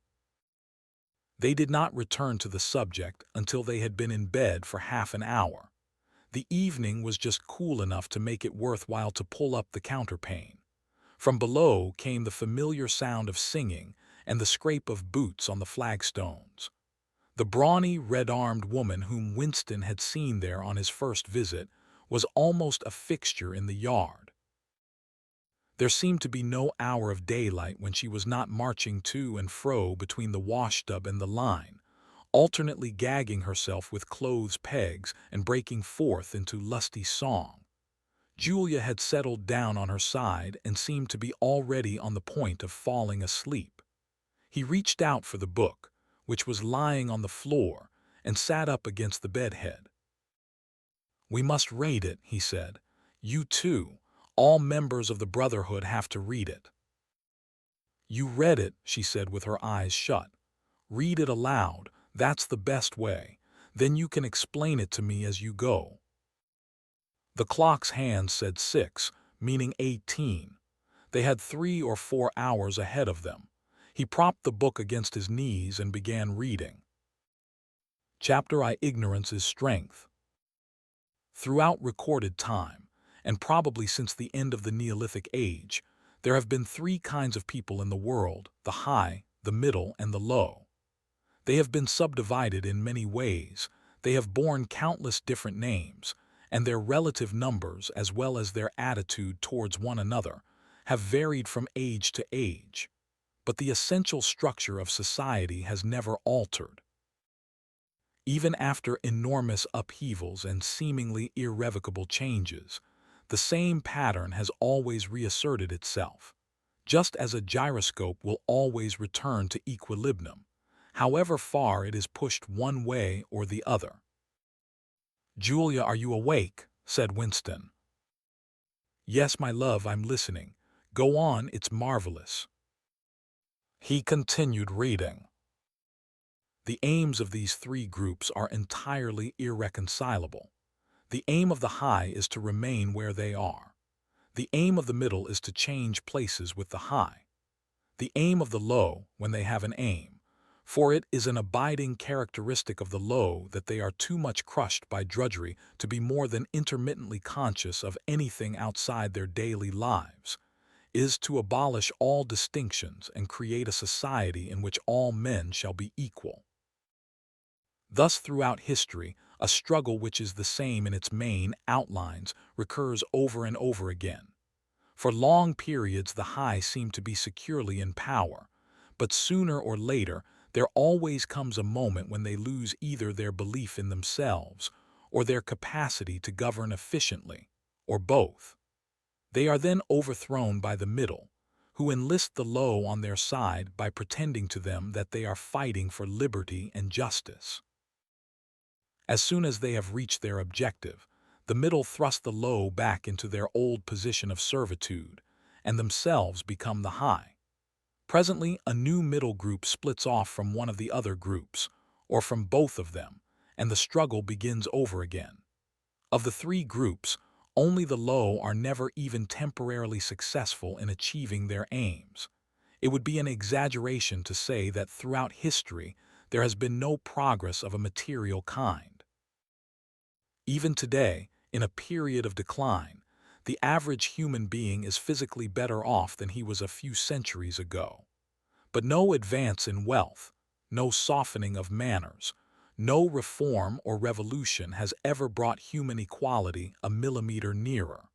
From the point of view of the low, no historic change has ever meant much more than a change in the name of their masters.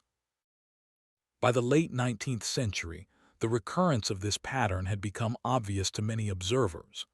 There then rose schools of thinkers who interpreted history as a cyclical process and claimed to show that inequality was the unalterable law of human life. This doctrine, of course, had always had its adherents, but in the manner in which it was now put forward, there was a significant change. In the past, the need for a hierarchical form of society had been the doctrine specifically of the high. It had been preached by kings and aristocrats and by the priests, lawyers, and the like who were parasitical upon them, and it had generally been softened by promises of compensation in an imaginary world beyond the grave. The middle, so long as it was struggling for power, had always made use of such terms as freedom, justice, and fraternity. Now, however, the concept of human brotherhood began to be assailed by people who were not yet in positions of command, but merely hoped to be so before long. In the past, the middle had made revolutions under the banner of equality, and then had established a fresh tyranny as soon as the old one was overthrown. The new middle groups in effect proclaimed their tyranny beforehand. Socialism, a theory which appeared in the early 19th century, and was the last link in a chain of thought stretching back to the slave rebellions of antiquity, was still deeply infected by the utopianism of past ages. But in each variant of socialism that appeared from about 1900 onwards, the aim of establishing liberty and equality was more and more openly abandoned. The new movements which appeared in the middle years of the century, Ingsoc in Oceania, Neo-Bolshevism in Eurasia, death worship, as it is commonly called in Eastasia, had the conscious aim of perpetuating UN freedom and inequality. These new movements, of course, grew out of the old ones and tended to keep their names and pay lip service to their ideology. But the purpose of all of them was to arrest progress and freeze history at a chosen moment. The familiar pendulum swing was to happen once more and then stop. As usual, the high were to be turned out by the middle, who would then become the high. But this time, by conscious strategy, the high would be able to maintain their position permanently. The new doctrines arose partly because of the accumulation of historical knowledge and the growth of the historical sense, which had hardly existed before the 19th century. The cyclical movement of history was now intelligible, or appeared to be so, and if it was intelligible, then it was alterable.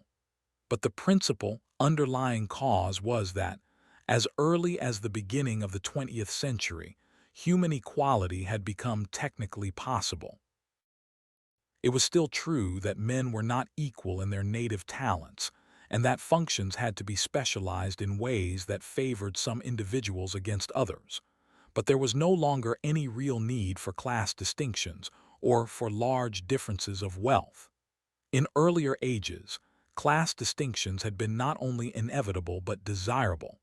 Inequality was the price of civilization. With the development of machine production, however, the case was altered.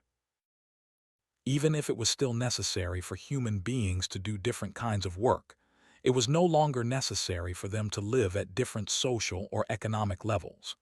Therefore, from the point of view of the new groups who were on the point of seizing power, human equality was no longer an ideal to be striven after, but a danger to be averted. In more primitive ages, when a just and peaceful society was, in fact, not possible, it had been fairly easy to believe it. The idea of an earthly paradise in which men should live together in a state of brotherhood, without laws and without brute labor, had haunted the human imagination for thousands of years. And this vision had had a certain hold even on the groups who actually profited by each historical change. The heirs of the French, English, and American revolutions had partly believed in their own phrases about the rights of man, freedom of speech, equality before the law, and the like, and have even allowed their conduct to be influenced by them to some extent. But by the fourth decade of the 20th century, all the main currents of political thought were authoritarian. The earthly paradise had been discredited at exactly the moment when it became realizable. Every new political theory, by whatever name it called itself, led back to hierarchy and regimentation. And in the general hardening of outlook that set in round about 1930, practices which had been long abandoned, in some cases for hundreds of years, imprisonment without trial, the use of war prisoners as slaves, public executions, torture to extract confessions, the use of hostages, and the deportation of whole populations, not only became common again, but were tolerated and even defended by people who considered themselves enlightened and progressive. It was only after a decade of national wars, civil wars, revolutions, and counter-revolutions in all parts of the world that Ingsoc and its rivals emerged as fully worked-out political theories. But they had been foreshadowed by the various systems, generally called totalitarian, which had appeared earlier in the century, and the main outlines of the world which would emerge from the prevailing chaos had long been obvious. What kind of people would control this world had been equally obvious. The new aristocracy was made up for the most part of bureaucrats, scientists, technicians, trade union organizers, publicity experts, sociologists, teachers, journalists, and professional politicians. These people, whose origins lay in the salaried middle class and the upper grades of the working class, had been shaped and brought together by the barren world of monopoly industry and centralized government. As compared with their opposite numbers in past ages, they were less avaricious, less tempted by luxury, hungrier for pure power, and above all, more conscious of what they were doing and more intent on crushing opposition. This last difference was cardinal. By comparison with that existing today, all the tyrannies of the past were half-hearted and inefficient. The ruling groups were always infected to some extent by liberal ideas, and were content to leave loose ends everywhere, to regard only the overt act and to be uninterested in what their subjects were thinking. Even the Catholic Church of the Middle Ages was tolerant by modern standards. Part of the reason for this was that, in the past, no government had the power to keep its citizens under constant surveillance. The invention of print, however, made it easier to manipulate public opinion, and the film and the radio carried the process further. With the development of television and the technical advance which made it possible to receive and transmit simultaneously on the same instrument, private life came to an end. Every citizen, or at least every citizen important enough to be worth watching, could be kept for 24 hours a day under the eyes of the police and in the sound of official propaganda, with all other channels of communication closed. The possibility of enforcing not only complete obedience to the will of the state, but complete uniformity of opinion on all subjects, now existed for the first time.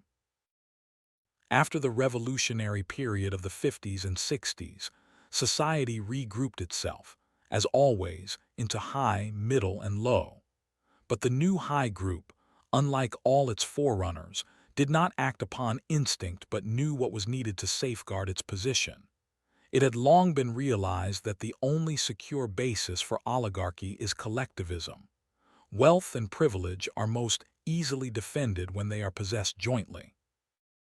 The so-called abolition of private property, which took place in the middle years of the century, meant, in effect, the concentration of property in far fewer hands than before, but with this difference that the new owners were a group instead of a mass of individuals.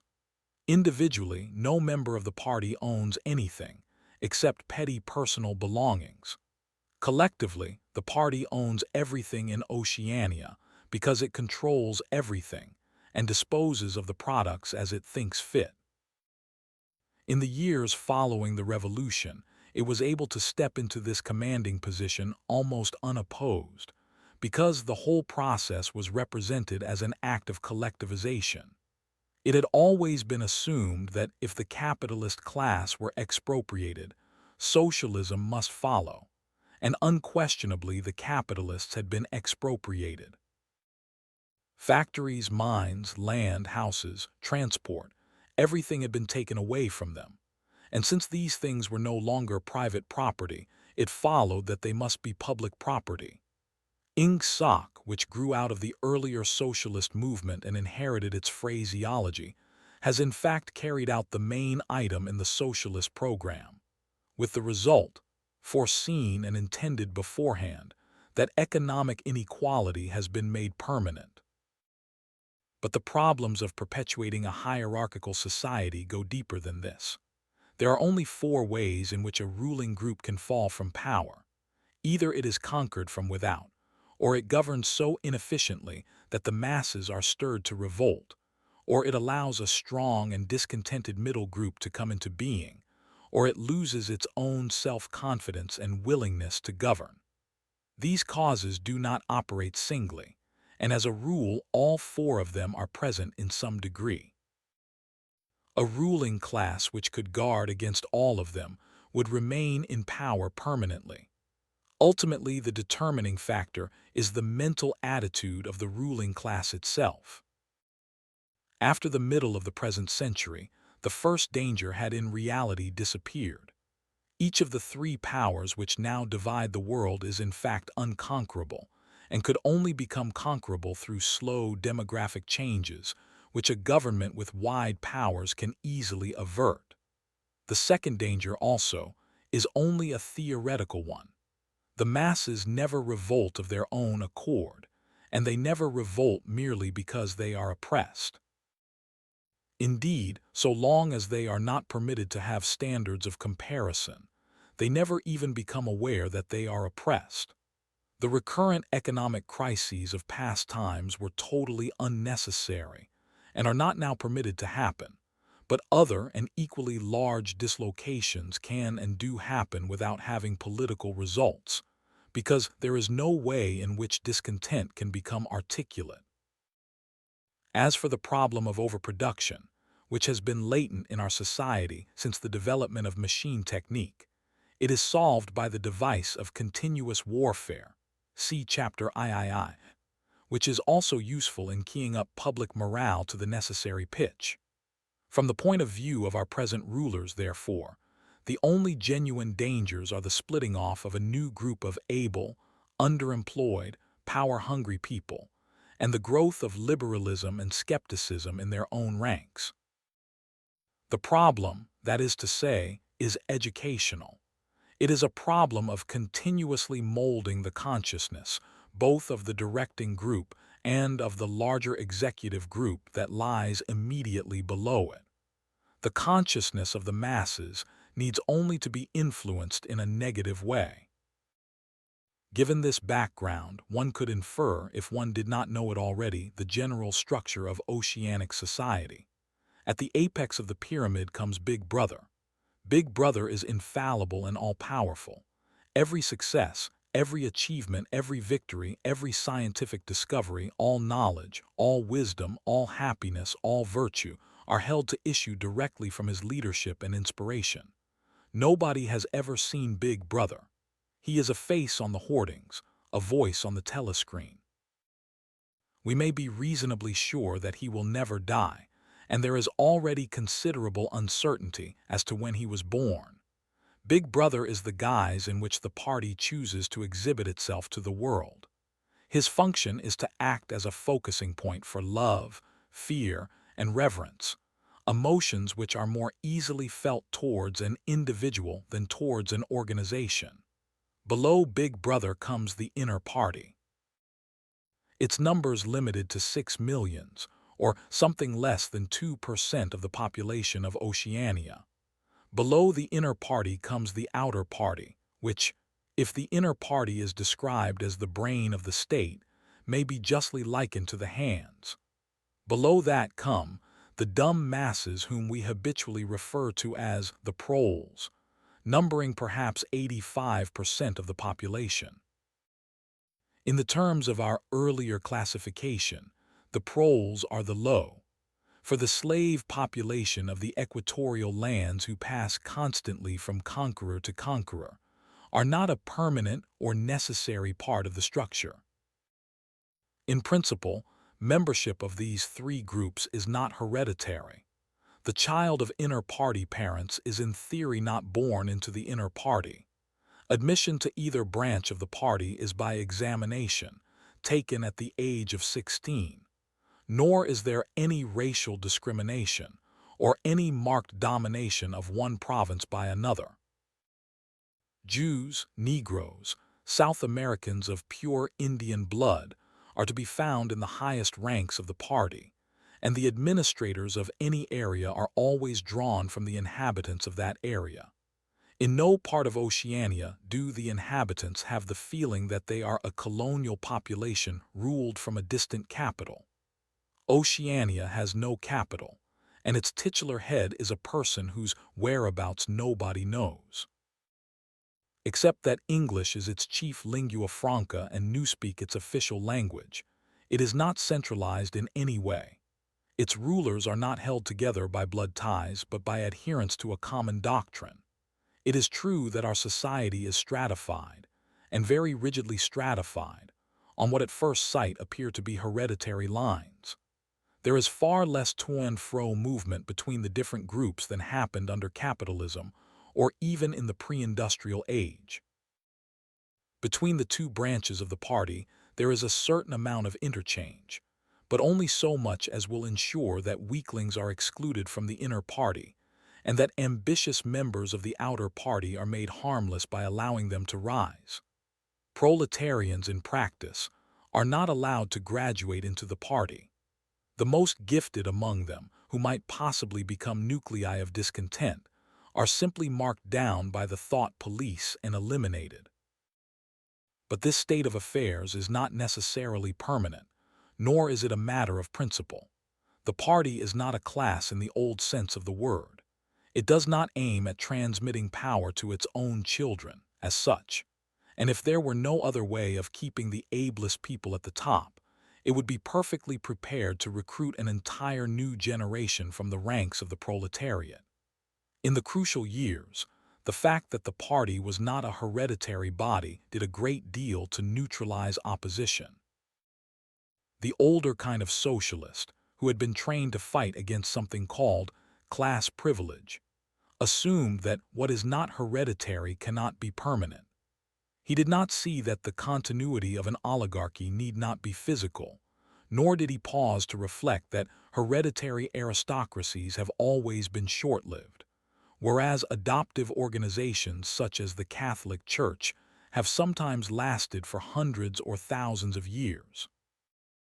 The essence of oligarchical rule is not father-to-son inheritance, but the persistence of a certain worldview and a certain way of life, imposed by the dead upon the living. A ruling group is a ruling group so long as it can nominate its successors. The party is not concerned with perpetuating its blood, but with perpetuating itself.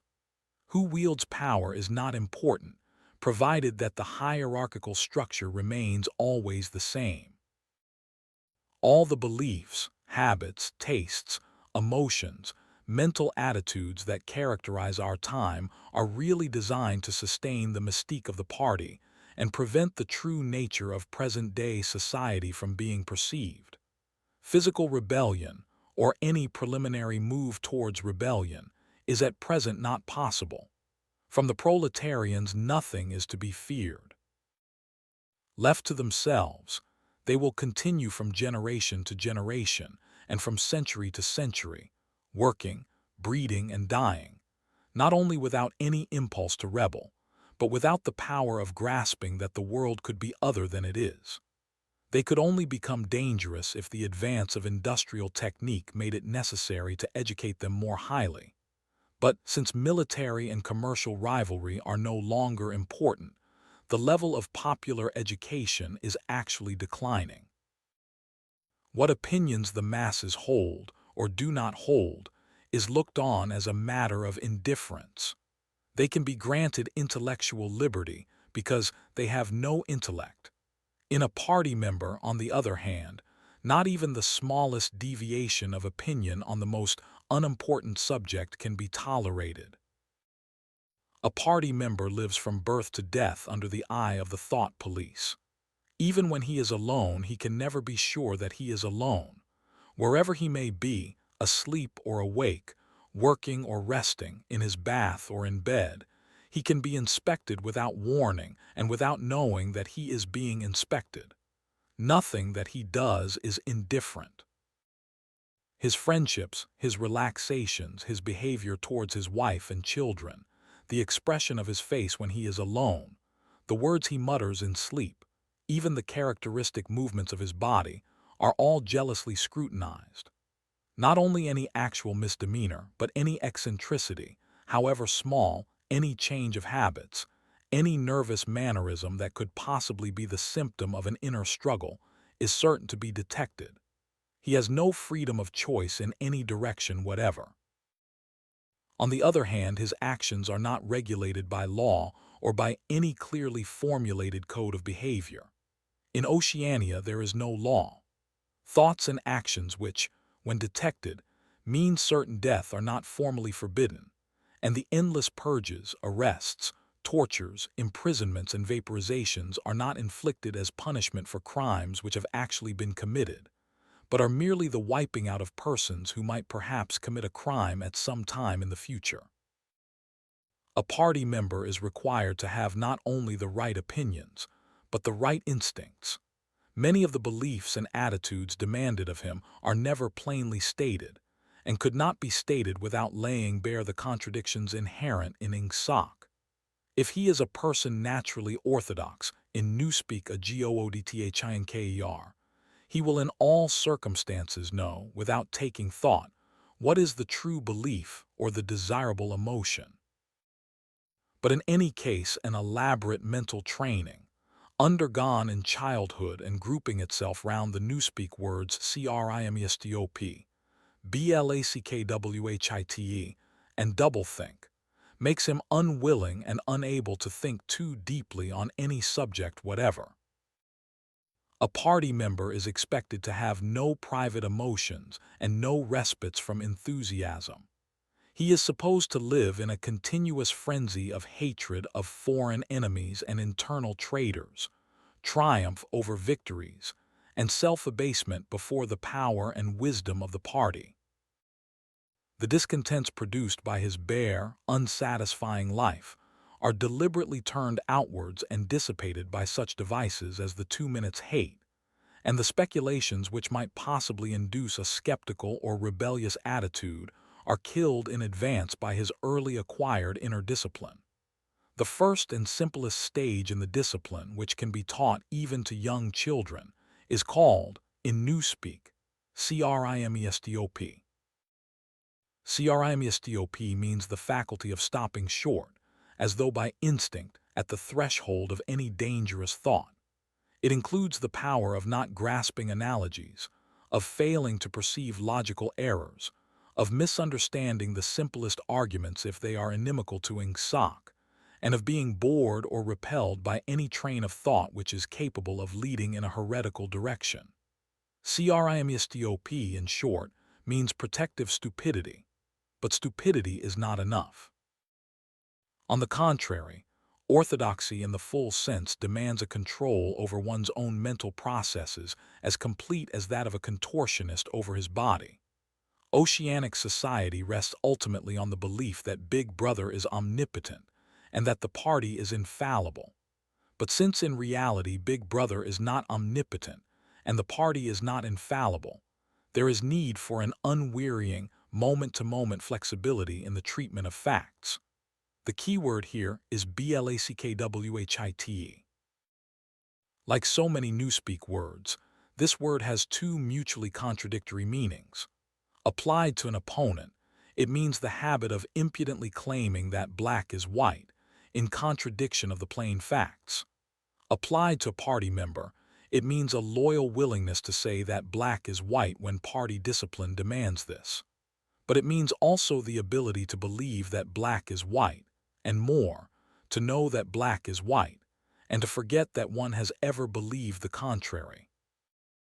This demands a continuous alteration of the past, made possible by the system of thought which really embraces all the rest, and which is known in newspeak as doublethink. The alteration of the past is necessary for two reasons, one of which is subsidiary and, so to speak, precautionary. The subsidiary reason is that the party member, like the proletarian, tolerates present-day conditions partly because he has no standards of comparison. He must be cut off from the past, just as he must be cut off from foreign countries, because it is necessary for him to believe that he is better off than his ancestors, and that the average level of material comfort is constantly rising. But by far the more important reason for the readjustment of the past is the need to safeguard the infallibility of the party. It is not merely that speeches, statistics, and records of every kind must be constantly brought up to date in order to show that the predictions of the party were in all cases right. It is also that no change in doctrine or in political alignment can ever be admitted. For to change one's mind, or even one's policy, is a confession of weakness. If, for example, Eurasia or Eastasia, whichever it may be, is the enemy today, then that country must always have been the enemy. And if the facts say otherwise, then the facts must be altered. Thus history is continuously rewritten. This day-to-day falsification of the past, carried out by the Ministry of Truth, is as necessary to the stability of the regime as the work of repression and espionage carried out by the Ministry of Love. The mutability of the past is the central tenet of Ingsoc. Past events, it is argued, have no objective existence, but survive only in written records and in human memories. The past is whatever the records and the memories agree upon. And since the party is in full control of all records and in equally full control of the minds of its members, it follows that the past is whatever the party chooses to make it. It also follows that though the past is alterable, it never has been altered in any specific instance. For when it has been recreated in whatever shape is needed at the moment, then this new version is the past, and no different past can ever have existed. This holds good even when, as often happens, the same event has to be altered out of recognition several times in the course of a year. At all times the party is in possession of absolute truth, and clearly the absolute can never have been different from what it is now. It will be seen that the control of the past depends above all on the training of memory. To make sure that all written records agree with the orthodoxy of the moment is merely a mechanical act, but it is also necessary to remember that events happened in the desired manner. And if it is necessary to rearrange one's memories or to tamper with written records, then it is necessary to forget that one has done so. The trick of doing this can be learned like any other mental technique. It is learned by the majority of party members, and certainly by all who are intelligent as well as orthodox. In old speak it is called, quite frankly, reality control. In new speak it is called doublethink, though doublethink comprises much else as well. Doublethink means the power of holding two contradictory beliefs in one's mind simultaneously and accepting both of them. The party intellectual knows in which direction his memories must be altered. He therefore knows that he is playing tricks with reality. But by the exercise of doublethink, he also satisfies himself that reality is not violated. The process has to be conscious, or it would not be carried out with sufficient precision, but it also has to be unconscious, or it would bring with it a feeling of falsity and hence of guilt. Doublethink lies at the very heart of Ingsoc, since the essential act of the party is to use conscious deception while retaining the firmness of purpose that goes with complete honesty. To tell deliberate lies while genuinely believing in them, to forget any fact that has become inconvenient, and then, when it becomes necessary again, to draw it back from oblivion for just so long as it is needed, to deny the existence of objective reality, and all the while to take account of the reality which one denies. All this is indispensably necessary. Even in using the word doublethink, it is necessary to exercise doublethink. For by using the word one admits that one is tampering with reality. By a fresh act of doublethink one erases this knowledge, and so on indefinitely, with the lie always one leap ahead of the truth. Ultimately, it is by means of doublethink that the party has been able, and may, for all we know, continue to be able for thousands of years, to arrest the course of history. All past oligarchies have fallen from power either because they ossified or because they grew soft. Either they became stupid and arrogant, failed to adjust themselves to changing circumstances, and were overthrown, or they became liberal and cowardly, made concessions when they should have used force, and once again were overthrown. They fell, that is to say, either through consciousness or through unconsciousness. It is the achievement of the party to have produced a system of thought in which both conditions can exist simultaneously. And upon no other intellectual basis could the dominion of the party be made permanent. If one is to rule, And to continue ruling, one must be able to dislocate the sense of reality. For the secret of rulership is to combine a belief in one's own infallibility with the power to learn from past mistakes. It need hardly be said that the subtlest practitioners of doublethink are those who invented doublethink, and know that it is a vast system of mental cheating. In our society, those who have the best knowledge of what is happening are also those who are furthest from seeing the world as it is. In general, the greater the understanding, the greater the delusion, the more intelligent, the less sane. One clear illustration of this is the fact that war hysteria increases in intensity as one rises in the social scale. Those whose attitude towards the war is most nearly rational are the subject peoples of the disputed territories. To these people, the war is simply a continuous calamity which sweeps to and fro over their bodies like a tidal wave. Which side is winning is a matter of complete indifference to them. They are aware that a change of overlordship means simply that they will be doing the same work as before for new masters who treat them in the same manner as the old ones. The slightly more favored workers, whom we call the proles, are only intermittently conscious of the war. When it is necessary, they can be prodded into frenzies of fear and hatred, but when left to themselves, they are capable of forgetting for long periods that the war is happening. It is in the ranks of the party, and above all of the inner party, that the true war enthusiasm is found. World conquest is believed in most firmly by those who know it to be impossible. This peculiar linking together of opposites, knowledge with ignorance, cynicism with fanaticism, is one of the chief distinguishing marks of oceanic society. The official ideology abounds with contradictions even when there is no practical reason for them.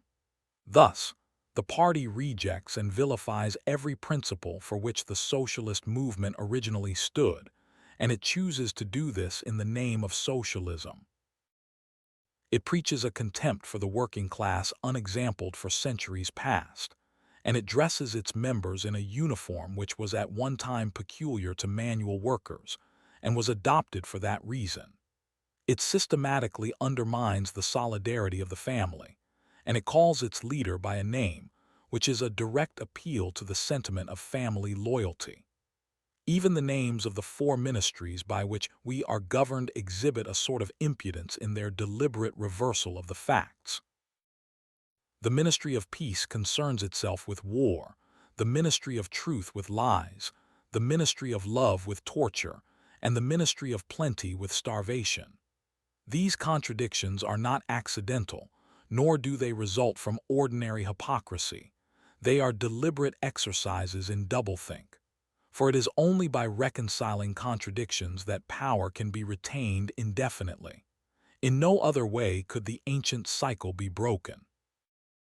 If human equality is to be forever averted, if the high, as we have called them, are to keep their places permanently, then the prevailing mental condition must be controlled insanity. But there is one question which until this moment we have almost ignored. It is, why should human equality be averted? Supposing that the mechanics of the process have been rightly described, what is the motive for this huge, accurately planned effort to freeze history at a particular moment of time? Here we reach the central secret. As we have seen, the mystique of the party, and above all of the inner party, depends upon doublethink, but deeper than this lies the original motive, the never-questioned instinct that first led to the seizure of power and brought doublethink, the thought police, continuous warfare, and all the other necessary paraphernalia into existence afterwards. This motive really consists. Winston became aware of silence, as one becomes aware of a new sound. It seemed to him that Julia had been very still for some time past. She was lying on her side, naked from the waist upwards, with her cheek pillowed on her hand and one dark lock tumbling across her eyes. Her breast rose and fell slowly and regularly. Julia. No answer. "Julia, are you awake?" No answer. She was asleep.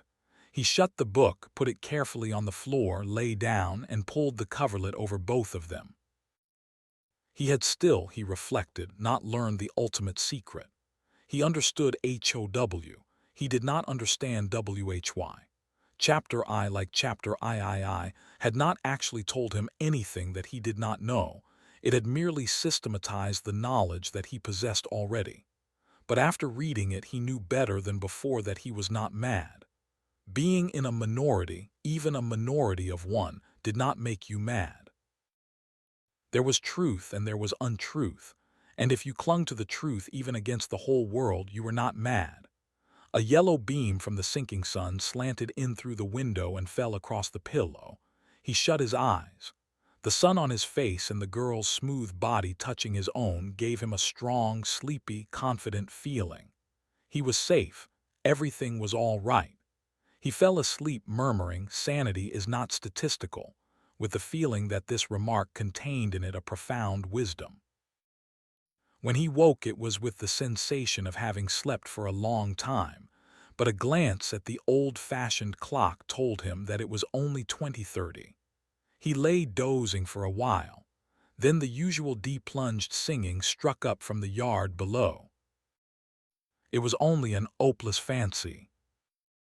It passed like an April day. But a look and a word and the dreams they stirred. They have stolen my eared eye. The driveling song seemed to have kept its popularity. You still heard it all over the place. It had outlived the hate song. Julia woke at the sound, stretched herself luxuriously, and got out of bed. "I'm hungry," she said.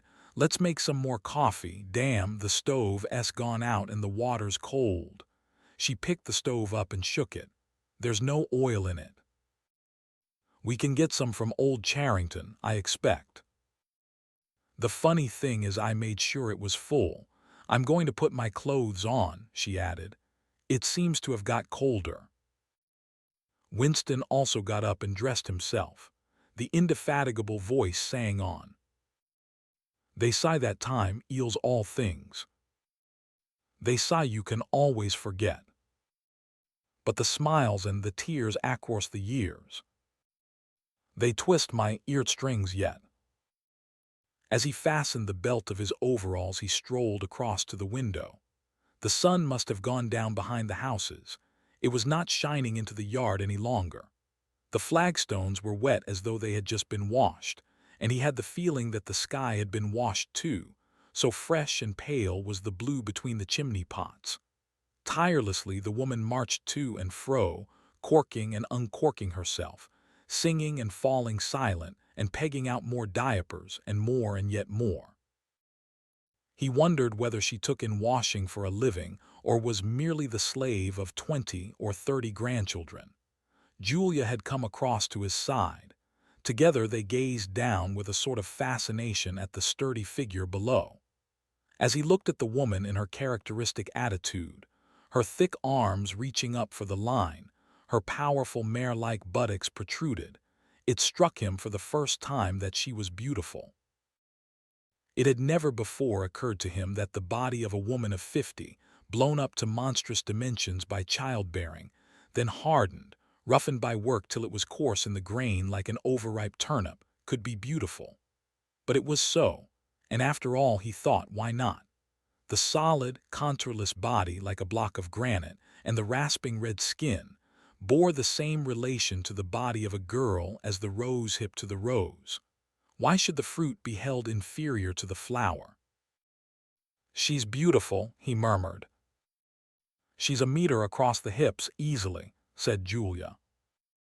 "That is her style of beauty," said Winston. He held Julia's supple waist easily encircled by his arm. From the hip to the knee her flank was against his. Out of their bodies no child would ever come. That was the one thing they could never do. Only by word of mouth from mind to mind could they pass on the secret. The woman down there had no mind. She had only strong arms, a warm heart, and a fertile belly. He wondered how many children she had given birth to. It might easily be 15. She had had her momentary flowering, a year, perhaps, of wild rose beauty, and then she had suddenly swollen like a fertilized fruit and grown hard and red and coarse. And then her life had been laundering, scrubbing, darning, cooking, sweeping, polishing, mending, scrubbing, laundering, first for children, then for grandchildren, over 30 unbroken years. At the end of it she was still singing. The mystical reverence that he felt for her was somehow mixed up with the aspect of the pale, cloudless sky, stretching away behind the chimney pots into interminable distance. It was curious to think that the sky was the same for everybody, in Eurasia or Eastasia as well as here. And the people under the sky were also very much the same. Everywhere, all over the world, hundreds of thousands of millions of people just like this.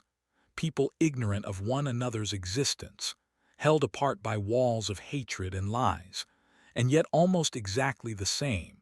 People who had never learned to think but who were storing up in their hearts and bellies and muscles the power that would one day overturn the world.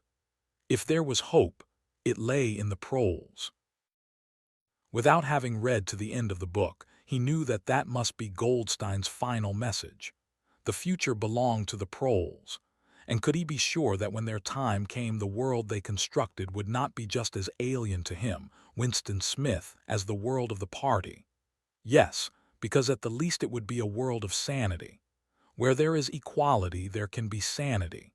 Sooner or later it would happen. Strength would change into consciousness. The proles were immortal. You could not doubt it when you looked at that valiant figure in the yard. In the end their awakening would come.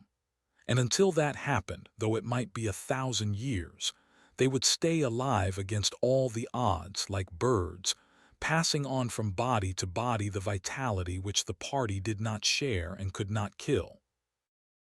"Do you remember," he said, "the thrush that sang to us that first day at the edge of the wood?" "He wasn't singing to us," said Julia. "He was singing to please himself, not even that. He was just singing." The birds sang, the proles sang. The party did not sing.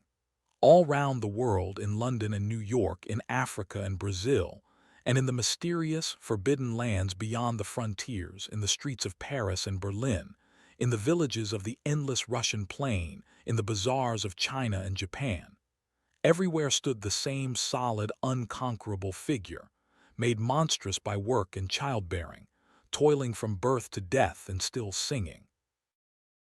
Out of those mighty loins a race of conscious beings must one day come. You were the dead, theirs was the future, but you could share in that future if you kept alive the mind as they kept alive the body, and passed on the secret doctrine that 2 + 2 make 4. "We are the dead," he said. "We are the dead," echoed Julia dutifully. "You are the dead," said an iron voice behind them.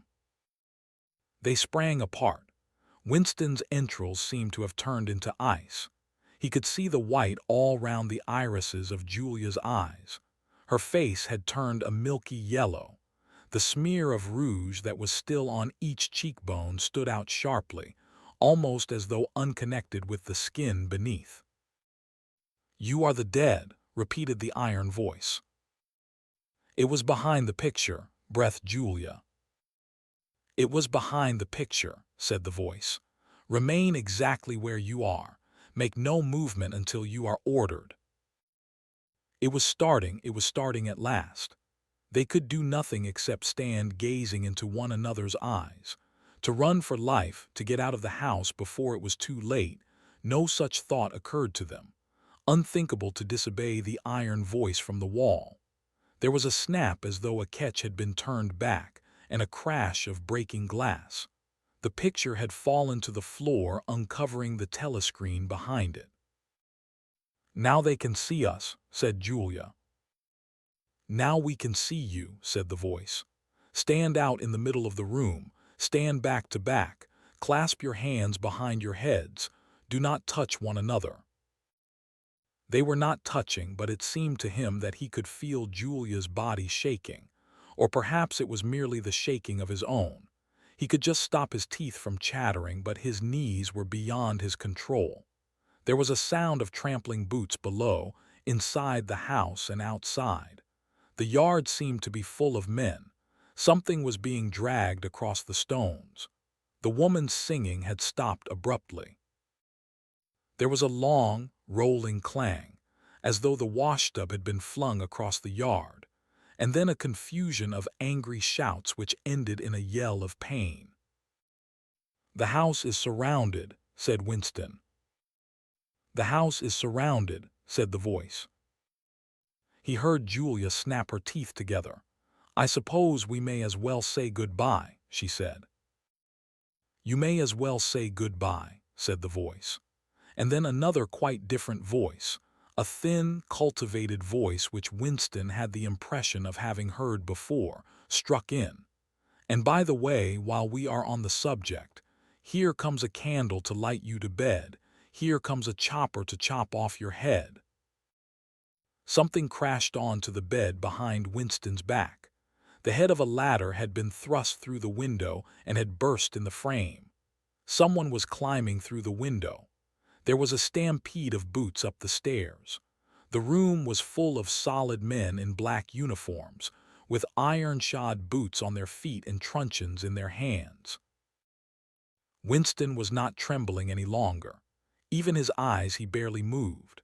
One thing alone mattered, to keep still and not give them an excuse to hit you. A man with a smooth prizefighter's jowl in which the mouth was only a slit paused opposite him, balancing his truncheon meditatively between thumb and forefinger. Winston met his eyes. The feeling of nakedness, with one's hands behind one's head and one's face and body all exposed, was almost unbearable. The man protruded the tip of a white tongue, licked the place where his lips should have been, and then passed on. There was another crash. Someone had picked up the glass paperweight from the table and smashed it to pieces on the hearthstone. The fragment of coral, a tiny crinkle of pink like a sugar rosebud from a cake, rolled across the mat. How small, thought Winston, how small it always was. There was a gasp and a thump behind him, and he received a violent kick on the ankle which nearly flung him off his balance. One of the men had smashed his fist into Julia's solar plexus, doubling her up like a pocket ruler. She was thrashing about on the floor, fighting for breath. Winston dared not turn his head even by a millimeter, but sometimes her livid, gasping face came within the angle of his vision. Even in his terror, it was as though he could feel the pain in his own body, the deadly pain which nevertheless was less urgent than the struggle to get back her breath. He knew what it was like, the terrible, agonizing pain which was there all the while but could not be suffered yet, because before all else it was necessary to be able to breathe. Then two of the men hoisted her up by knees and shoulders and carried her out of the room like a sack. Winston had a glimpse of her face, upside down, yellow and contorted, with the eyes shut, and still with a smear of rouge on either cheek, and that was the last he saw of her. He stood dead still. No one had hit him yet. Thoughts which came of their own accord but seemed totally uninteresting began to flit through his mind. He wondered whether they had got Mr. Charrington. He wondered what they had done to the woman in the yard. He noticed that he badly wanted to urinate and felt a faint surprise because he had done so only 2 or 3 hours ago. He noticed that the clock on the mantelpiece said 9, meaning 21, but the light seemed too strong. Would not the light be fading at 21 hours on an August evening? He wondered whether after all he and Julia had mistaken the time, had slept the clock round and thought it was 20:30 when really it was not 8:30 on the following morning. But he did not pursue the thought further. It was not interesting. There was another, lighter step in the passage. Mr. Charrington came into the room.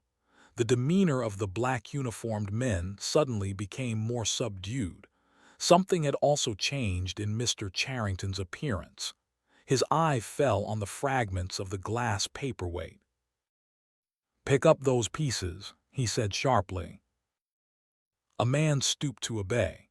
The Cockney accent had disappeared. Winston suddenly realized whose voice it was that he had heard a few moments ago on the telescreen. Mr. Charrington was still wearing his old velvet jacket, but his hair, which had been almost white, had turned black. Also, he was not wearing his spectacles. He gave Winston a single sharp glance, as though verifying his identity, and then paid no more attention to him. He was still recognizable, but he was not the same person any longer. His body had straightened and seemed to have grown bigger. His face had undergone only tiny changes that had nevertheless worked a complete transformation. The black eyebrows were less bushy, the wrinkles were gone, the whole lines of the face seemed to have altered, even the nose seemed shorter. It was the alert, cold face of a man of about 35. It occurred to Winston that, for the first time in his life, he was looking, with knowledge, at a member of the thought police. Part 3. Chapter 1. He did not know where he was. Presumably he was in the Ministry of Love, but there was no way of making certain. He was in a high-ceilinged, windowless cell with walls of glittering white porcelain. Concealed lamps flooded it with cold light, and there was a low, steady humming sound which he supposed had something to do with the air supply. A bench or shelf, just wide enough to sit on, ran round the wall, broken only by the door, and at the end opposite the door, a lavatory pan with no wooden seat. There were 4 telescreens, one in each wall. There was a dull aching in his belly. It had been there ever since they had bundled him into the closed van and driven him away. But he was also hungry, with a gnawing, unwholesome kind of hunger. It might be 24 hours since he had eaten. It might be 36. He still did not know, probably never would know, whether it had been morning or evening when they arrested him. Since he was arrested, he had not been fed. He sat as still as he could on the narrow bench, with his hands crossed on his knee. He had already learned to sit still. If you made unexpected movements, they yelled at you from the telescreen. But the craving for food was growing upon him. What he longed for above all was a piece of bread. He had an idea that there were a few breadcrumbs in the pocket of his overalls. It was even possible. He thought this because from time to time something seemed to tickle his leg, that there might be a sizable bit of crust there. In the end, the temptation to find out overcame his fear. He slipped a hand into his pocket. "Smith," yelled a voice from the telescreen. 6079 Smith W., hands out of pockets in the cells. He sat still again, his hands crossed on his knee. Before being brought here, he had been taken to another place which must have been an ordinary prison or a temporary lockup used by the patrols. He did not know how long he had been there, some hours at any rate. With no clocks and no daylight, it was hard to gauge the time. It was a noisy, evil-smelling place. They had put him into a cell similar to the one he was now in, but filthily dirty, and at all times crowded by 10 or 15 people. The majority of them were common criminals, but there were a few political prisoners among them. He had sat silent against the wall, jostled by dirty bodies, too preoccupied by fear and the pain in his belly to take much interest in his surroundings, but still noticing the astonishing difference in demeanor between the party prisoners and the others. The party prisoners were always silent and terrified, but the ordinary criminals seemed to care nothing for anybody. They yelled insults at the guards, fought back fiercely when their belongings were impounded, wrote obscene words on the floor, ate smuggled food which they produced from mysterious hiding places in their clothes, and even shouted down the telescreen when it tried to restore order. On the other hand, some of them seemed to be on good terms with the guards, called them by nicknames, and tried to wheedle cigarettes through the spy-hole in the door. The guards, too, treated the common criminals with a certain forbearance, even when they had to handle them roughly. There was much talk about the forced labor camps to which most of the prisoners expected to be sent. It was all right in the camps, he gathered, so long as you had good contacts and knew the ropes. There was bribery, favoritism, and racketeering of every kind. There was homosexuality and prostitution. There was even illicit alcohol distilled from potatoes. The positions of trust were given only to the common criminals, especially the gangsters and the murderers, who formed a sort of aristocracy. All the dirty jobs were done by the politicals. There was a constant come and go of prisoners of every description: drug peddlers, thieves, bandits, black marketeers, drunks, prostitutes. Some of the drunks were so violent that the other prisoners had to combine to suppress them. An enormous wreck of a woman, aged about 60, with great tumbling breasts and thick coils of white hair which had come down in her struggles, was carried in, kicking and shouting, by 4 guards who had hold of her, one at each corner. They wrenched off the boots with which she had been trying to kick them and dumped her down across Winston's lap, almost breaking his thigh bones. The woman hoisted herself upright and followed them out with a yell of "F, bastards." Then, noticing that she was sitting on something uneven, she slid off Winston's knees onto the bench. "Beg pardon, dearie," she said. "I would 'a' sat on you, only the buggers put me there. They don't know 'ow to treat a lady, do they?" She paused, patted her breast, and belched. "Pardon," she said, "I ain't myself quite." She leant forward and vomited copiously on the floor. "Tha's better," she said, leaning back with closed eyes. "Never keep it down, tha's what I say. Get it up while it's fresh on your stomach, like." She revived, turned to have another look at Winston, and seemed immediately to take a fancy to him. She put a vast arm round his shoulder and drew him towards her, breathing beer and vomit into his face. "What's your name, dearie?" she said. "Smith," said Winston. "Smith," said the woman. "Tha's funny, my name's Smith too. Why," she added sentimentally, "I might be your mother." She might, thought Winston, be his mother. She was about the right age and physique, and it was probable that people changed somewhat after 20 years in a forced labor camp. No one else had spoken to him. To a surprising extent, the ordinary criminals ignored the party prisoners. The polits, they called them, with a sort of uninterested contempt. The party prisoners seemed terrified of speaking to anybody, and above all of speaking to one another. Only once, when 2 party members, both women, were pressed close together on the bench, he overheard amid the din of voices a few hurriedly whispered words, and in particular a reference to something called Room 101, which he did not understand. It might be 2 or 3 hours ago that they had brought him here. The dull pain in his belly never went away, but sometimes it grew better and sometimes worse, and his thoughts expanded or contracted accordingly. When it grew worse, he thought only of the pain itself, and of his desire for food. When it grew better, panic took hold of him.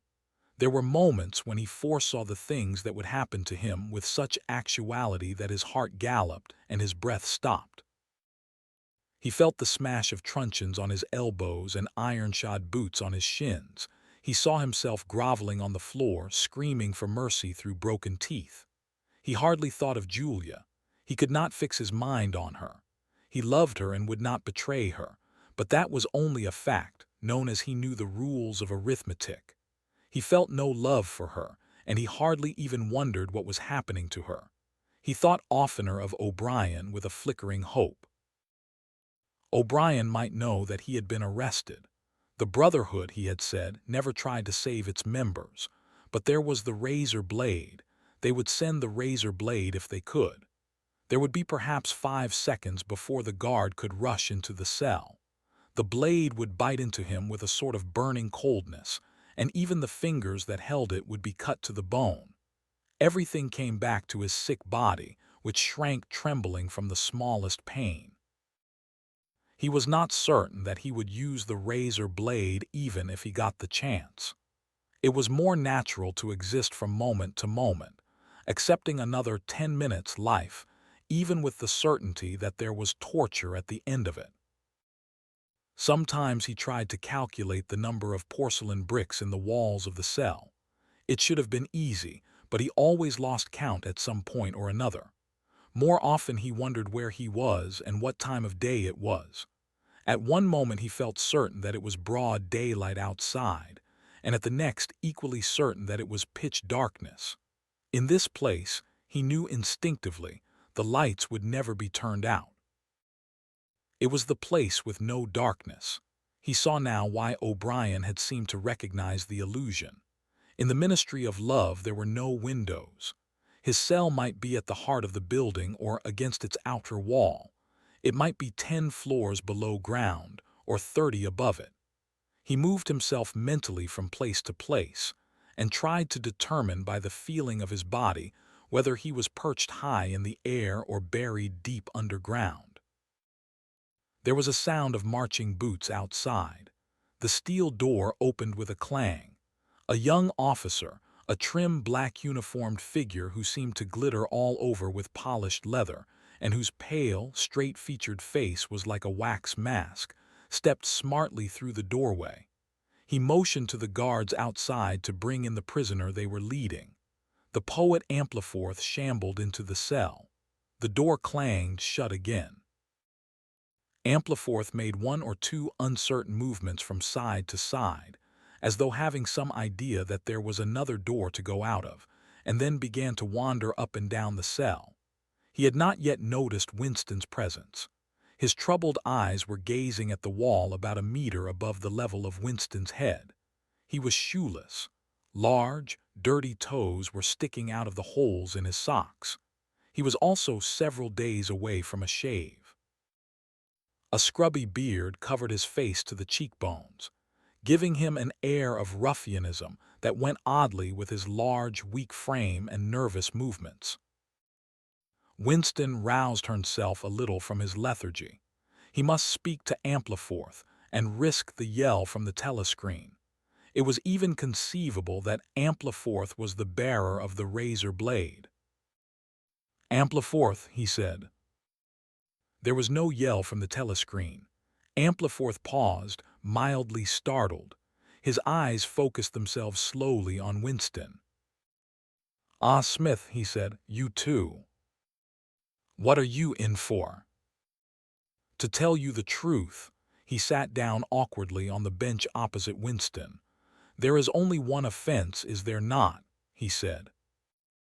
"And have you committed it?" "Apparently I have." He put a hand to his forehead and pressed his temples for a moment, as though trying to remember something. "These things happen," he began vaguely. "I have been able to recall one instance, a possible instance. It was an indiscretion, undoubtedly. We were producing a definitive edition of the poems of Kipling. I allowed the word God to remain at the end of a line. I could not help it," he added almost indignantly, raising his face to look at Winston. "It was impossible to change the line. The rhyme was rod.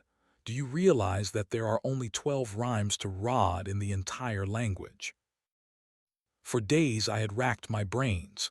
There was no other rhyme. The expression on his face changed. The annoyance passed out of it, and for a moment he looked almost pleased. A sort of intellectual warmth, the joy of the pedant who has found out some useless fact, shone through the dirt and scrubby hair.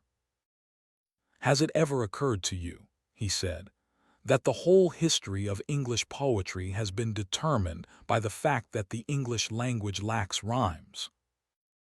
No, that particular thought had never occurred to Winston, nor, in the circumstances, did it strike him as very important or interesting. "Do you know what time of day it is?" he said. Ampleforth looked startled again. "I had hardly thought about it. They arrested me. It could be 2 days ago, perhaps 3. His eyes flitted round the walls as though he half expected to find a window somewhere. "There is no difference between night and day in this place. I do not see how one can calculate the time."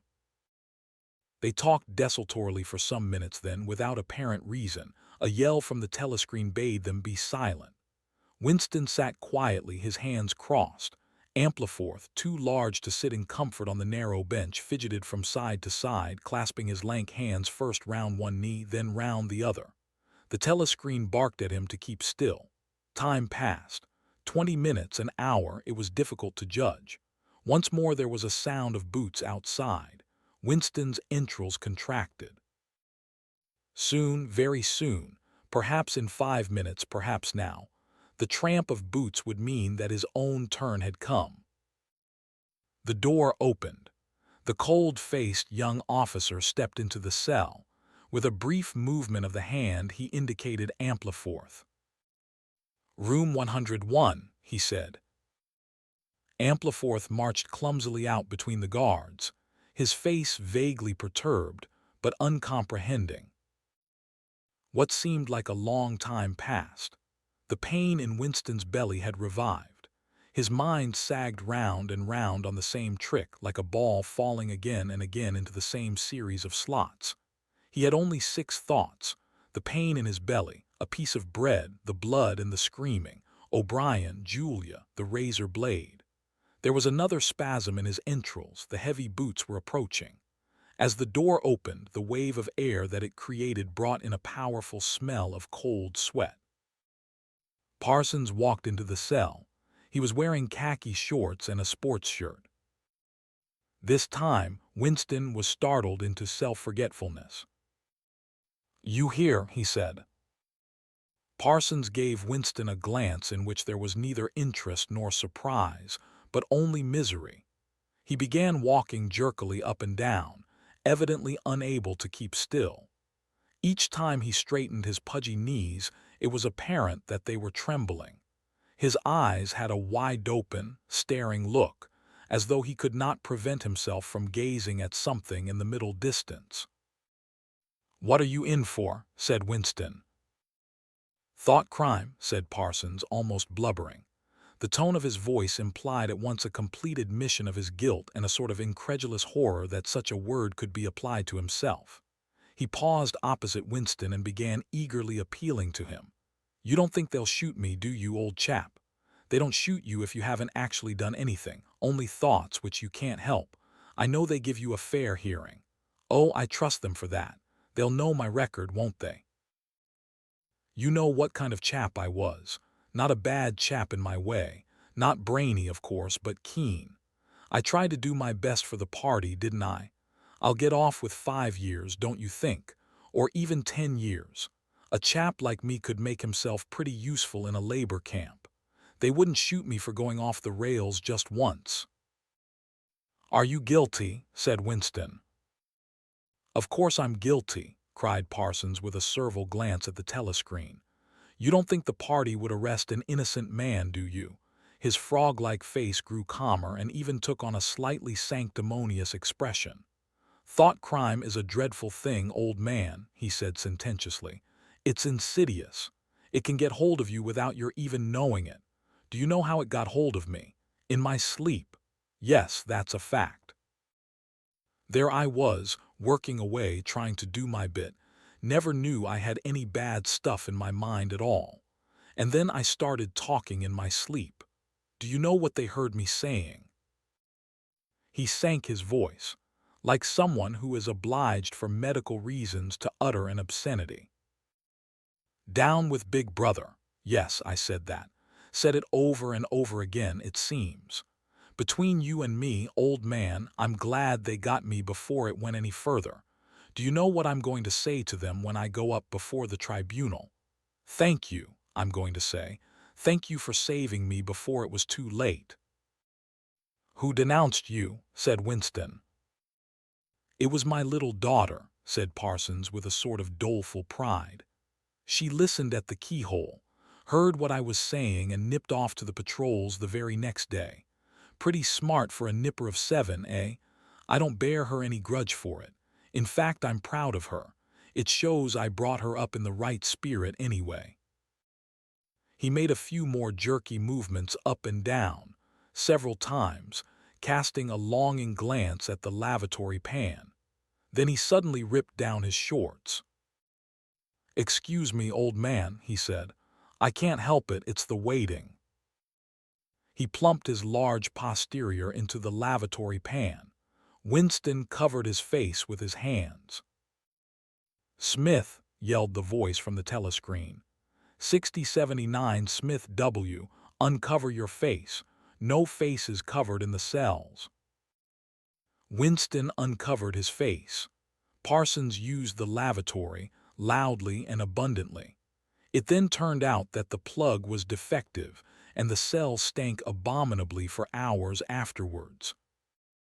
Parsons was removed. More prisoners came and went mysteriously. A woman, was consigned to room 101, and Winston noticed seemed to shrivel and turn a different color when she heard the words. A time came when, if it had been morning when he was brought here, it would be afternoon, or if it had been afternoon, then it would be midnight. There were 6 prisoners in the cell, men and women. All sat very still. Opposite Winston, there sat a man with a chinless, toothy face exactly like that of some large, harmless rodent. His fat, mottled cheeks were so pouched at the bottom that it was difficult not to believe that he had little stores of food tucked away there. His pale gray eyes flitted timorously from face to face and turned quickly away again when he caught anyone's eye. The door opened, and another prisoner was brought in whose appearance sent a momentary chill through Winston. He was a commonplace, mean-looking man who might have been an engineer or technician of some kind. But what was startling was the emaciation of his face. It was like a skull. Because of its thinness, the mouth and eyes looked disproportionately large, and the eyes seemed filled with a murderous, unappeasable hatred of somebody or something. The man sat down on the bench at a little distance from Winston. Winston did not look at him again, but the tormented, skull-like face was as vivid in his mind as though it had been straight in front of his eyes. Suddenly he realized what was the matter. The man was dying of starvation. The same thought seemed to occur almost simultaneously to everyone in the cell. There was a very faint stirring all the way round the bench. The eyes of the chinless man kept flitting towards the skull-faced man, then turning guiltily away, then being dragged back by an irresistible attraction. Presently he began to fidget on his seat. At last he stood up, waddled clumsily across the cell, dug down into the pocket of his overalls, and with an abashed air held out a grimy piece of bread to the skull-faced man. There was a furious, deafening roar from the telescreen. The chinless man jumped in his tracks. The skull-faced man had quickly thrust his hands behind his back, as though demonstrating to all the world that he refused the gift. "Bumstead," roared the voice. 2713 Bumstead J., let fall that piece of bread. The chinless man dropped the piece of bread on the floor. "Remain standing where you are," said the voice. "Face the door, make no movement." The chinless man obeyed. His large, pouchy cheeks were quivering uncontrollably. The door clanged open. As the young officer entered and stepped aside, there emerged from behind him a short, stumpy guard with enormous arms and shoulders. He took his stand opposite the chinless man, and then, at a signal from the officer, let free a frightful blow, with all the weight of his body behind it, full in the chinless man's mouth. The force of it seemed almost to knock him clear of the floor. His body was flung across the cell and fetched up against the base of the lavatory seat. For a moment he lay as though stunned, with dark blood oozing from his mouth and nose. A very faint whimpering or squeaking, which seemed unconscious, came out of him. Then he rolled over and raised himself unsteadily on hands and knees. Amid a stream of blood and saliva, the 2 halves of a dental plate fell out of his mouth. The prisoners sat very still, their hands crossed on their knees. The chinless man climbed back into his place. Down one side of his face the flesh was darkening. His mouth had swollen into a shapeless, cherry-colored mass with a black hole in the middle of it. From time to time, A little blood dripped onto the breast of his overalls. His gray eyes still flitted from face to face, more guiltily than ever, as though he were trying to discover how much the others despised him for his humiliation. The door opened. With a small gesture, the officer indicated the skull-faced man. "Room 101, he said. There was a gasp and a flurry at Winston's side. The man had actually flung himself on his knees on the floor, with his hand clasped together. "Comrade officer," he cried, "you don't have to take me to that place. Haven't I told you everything already? What else is it you want to know? There's nothing I wouldn't confess, nothing. Just tell me what it is and I'll confess straight off. Write it down and I'll sign it, anything. Not room 101. "Room 101, said the officer. The man's face, already very pale, turned a color Winston would not have believed possible. It was definitely, unmistakably, a shade of green. "Do anything to me," he yelled. "You've been starving me for weeks. Finish it off and let me die. Shoot me, hang me, sentence me to 25 years. Is there somebody else you want me to give away? Just say who it is and I'll tell you anything you want. I don't care who it is or what you do to them. I've got a wife and 3 children. The biggest of them isn't 6 years old. You can take the whole lot of them and cut their throats in front of my eyes and I'll stand by and watch it. But not room 101. "Room 101, said the officer. The man looked frantically round at the other prisoners, as though with some idea that he could put another victim in his own place. His eyes settled on the smashed face of the chinless man. He flung out a lean arm. "That's the one you ought to be taking, not me," he shouted. "You didn't hear what he was saying after they bashed his face. Give me a chance and I'll tell you every word of it. H.E.S. the one that's against the party, not me."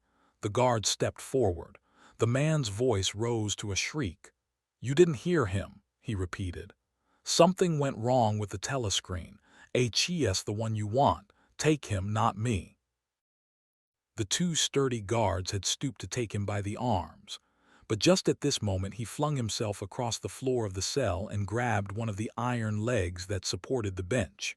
He had set up a wordless howling like an animal. The guards took hold of him to wrench him loose, but he clung on with astonishing strength. For perhaps 20 seconds they were hauling at him. The prisoners sat quiet, their hands crossed on their knees, looking straight in front of them. The howling stopped. The man had no breath left for anything except hanging on. Then there was a different kind of cry. A kick from a guard's boot had broken the fingers of one of his hands. They dragged him to his feet. "Room 101, said the officer. The man was led out, walking unsteadily with head sunken, nursing his crushed hand. All the fight had gone out of him. A long time passed. If it had been midnight when the skull-faced man was taken away, it was morning. If morning, it was afternoon. Winston was alone and had been alone for hours. The pain of sitting on the narrow bench was such that often he got up and walked about, unreproved by the telescreen. The piece of bread still lay where the chinless man had dropped it. At the beginning it needed a hard effort not to look at it, but presently hunger gave way to thirst. His mouth was sticky and evil-tasting. The humming sound and the unvarying white light induced a sort of faintness, an empty feeling inside his head. He would get up because the ache in his bones was no longer bearable, and then would sit down again almost at once because he was too dizzy to make sure of staying on his feet. Whenever his physical sensations were a little under control, the terror returned. Sometimes with a fading hope he thought of O'Brien and the razor blade. It was thinkable that the razor blade might arrive concealed in his food if he were ever fed. More dimly he thought of Julia. Somewhere or other she was suffering perhaps far worse than he. She might be screaming with pain at this moment, he thought. If I could save Julia by doubling my own pain, would I do it? Yes, I would. But that was merely an intellectual decision, taken because he knew that he ought to take it. He did not feel it. In this place you could not feel anything except pain and foreknowledge of pain. Besides, was it possible, when you were actually suffering it, to wish for any reason that your own pain should increase? But that question was not answerable yet. The boots were approaching again. The door opened. O'Brien came in. Winston started to his feet. The shock of the sight had driven all caution out of him. For the first time in many years, he forgot the presence of the telescreen. "They've got you too," he cried. "They got me a long time ago," said O'Brien with a mild, almost regretful irony. He stepped aside. From behind him there emerged a broad-chested guard with a long black truncheon in his hand. "You know this, Winston," said O'Brien. "Don't deceive yourself. You did know it, you have always known it." Yes, he saw now, he had always known it.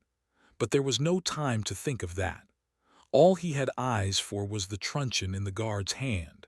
It might fall anywhere, on the crown, on the tip of the ear, on the upper arm, on the elbow. The elbow. He had slumped to his knees, almost paralyzed, clasping the stricken elbow with his other hand. Everything had exploded into yellow light. Inconceivable, inconceivable that one blow could cause such pain. The light cleared and he could see the other two looking down at him. The guard was laughing at his contortions. One question at any rate was answered. Never for any reason on earth could you wish for an increase of pain. Of pain you could wish only one thing, that it should stop. Nothing in the world was so bad as physical pain. In the face of pain there are no heroes. No heroes, he thought over and over as he writhed on the floor, clutching uselessly at his disabled left arm. Chapter 2. He was lying on something that felt like a camp bed, except that it was higher off the ground and that he was fixed down in some way so that he could not move. Light that seemed stronger than usual was falling on his face. O'Brien was standing at his side, looking down at him intently. At the other side of him stood a man in a white coat, holding a hypodermic syringe. Even after his eyes were open, he took in his surroundings only gradually. He had the impression of swimming up into this room from some quite different world, a sort of underwater world far beneath it. How long he had been down there, he did not know. Since the moment when they arrested him, he had not seen darkness or daylight. Besides, his memories were not continuous.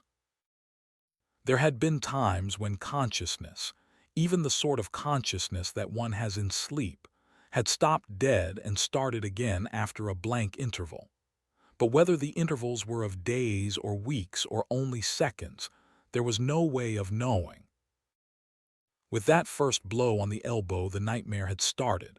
Later, he was to realize that all that then happened was merely a preliminary, a routine interrogation to which nearly all prisoners were subjected.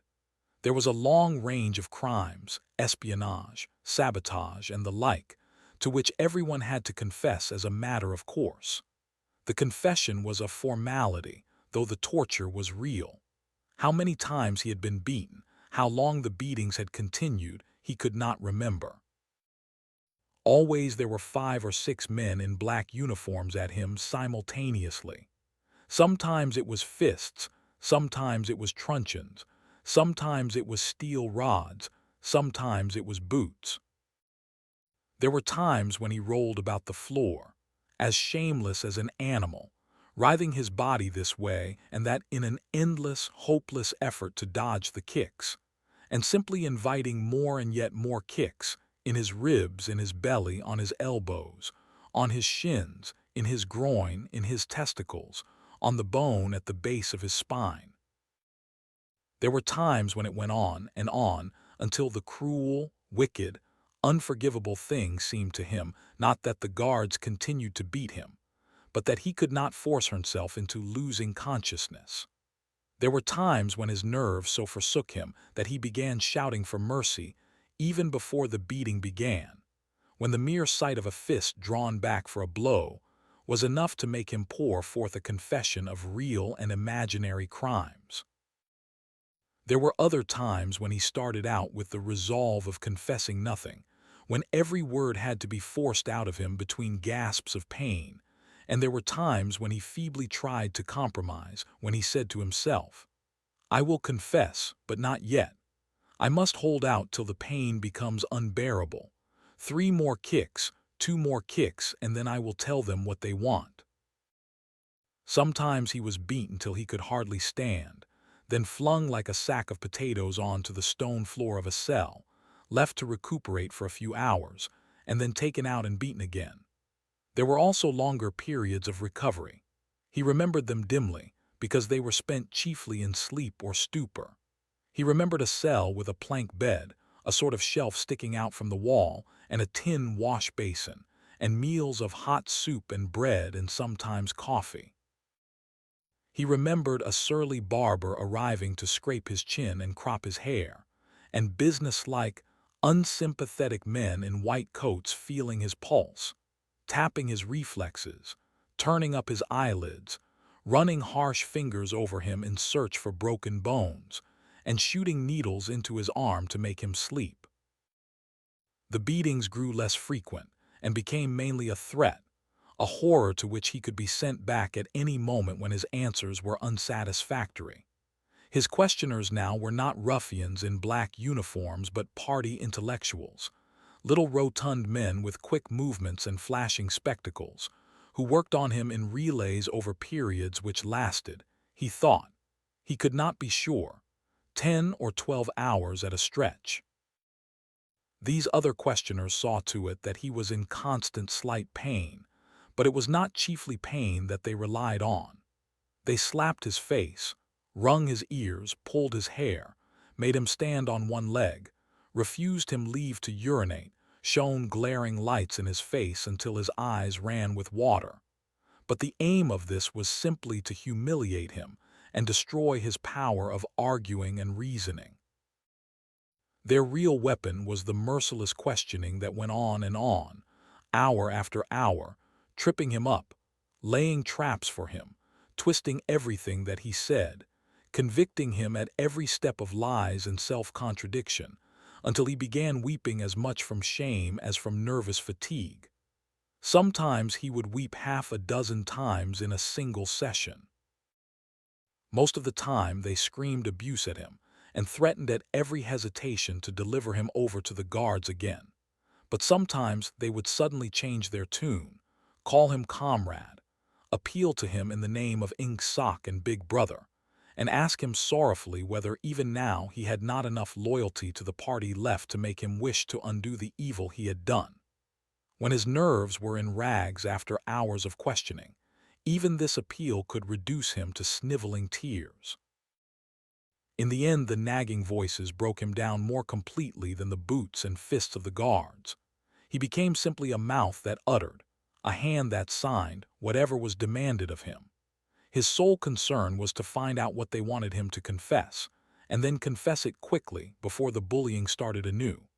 He confessed to the assassination of eminent party members, the distribution of seditious pamphlets, embezzlement of public funds, sale of military secrets, sabotage of every kind. He confessed that he had been a spy in the pay of the East Asian government as far back as 1968. He confessed that he was a religious believer, an admirer of capitalism, and a sexual pervert. He confessed that he had murdered his wife, although he knew, and his questioners must have known, that his wife was still alive. He confessed that for years he had been in personal touch with Goldstein and had been a member of an underground organization which had included almost every human being he had ever known. It was easier to confess everything and implicate everybody. Besides, in a sense it was all true. It was true that he had been the enemy of the party, and in the eyes of the party there was no distinction between the thought and the deed. There were also memories of another kind. They stood out in his mind disconnectedly, like pictures with blackness all round them. He was in a cell which might have been either dark or light, because he could see nothing except a pair of eyes. Near at hand, some kind of instrument was ticking slowly and regularly. The eyes grew larger and more luminous. Suddenly, he floated out of his seat, dived into the eyes, and was swallowed up. He was strapped into a chair surrounded by dials under dazzling lights. A man in a white coat was reading the dials. There was a tramp of heavy boots outside. The door clanged open. The waxed-faced officer marched in, followed by 2 guards. "Room 101, said the officer. The man in the white coat did not turn round. He did not look at Winston either. He was looking only at the dials. He was rolling down a mighty corridor, a kilometer wide, full of glorious golden light, roaring with laughter and shouting out confessions at the top of his voice. He was confessing everything, even the things he had succeeded in holding back under the torture. He was relating the entire history of his life to an audience who knew it already. With him were the guards, the other questioners, the men in white coats, O'Brien, Julia, Mr. Charrington, all rolling down the corridor together and shouting with laughter. Some dreadful thing which had lain embedded in the future had somehow been skipped over and had not happened. Everything was all right. There was no more pain. The last detail of his life was laid bare, understood, forgiven. He was starting up from the plank bed in the half-certainty that he had heard O'Brien's voice. All through his interrogation, although he had never seen him, he had had the feeling that O'Brien was at his elbow, just out of sight. It was O'Brien who was directing everything. It was he who set the guards on to Winston and who prevented them from killing him.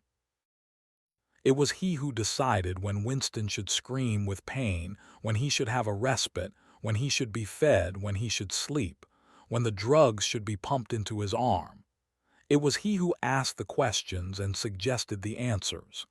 He was the tormentor, he was the protector, he was the inquisitor, he was the friend. And once, Winston could not remember whether it was in drugged sleep or in normal sleep or even in a moment of wakefulness. A voice murmured in his ear, "Don't worry, Winston, you are in my keeping. For 7 years I have watched over you. Now the turning point has come. I shall save you, I shall make you perfect." He was not sure whether it was O'Brien's voice, but it was the same voice that had said to him, "We shall meet in the place where there is no darkness," in that other dream, 7 years ago. He did not remember any ending to his interrogation.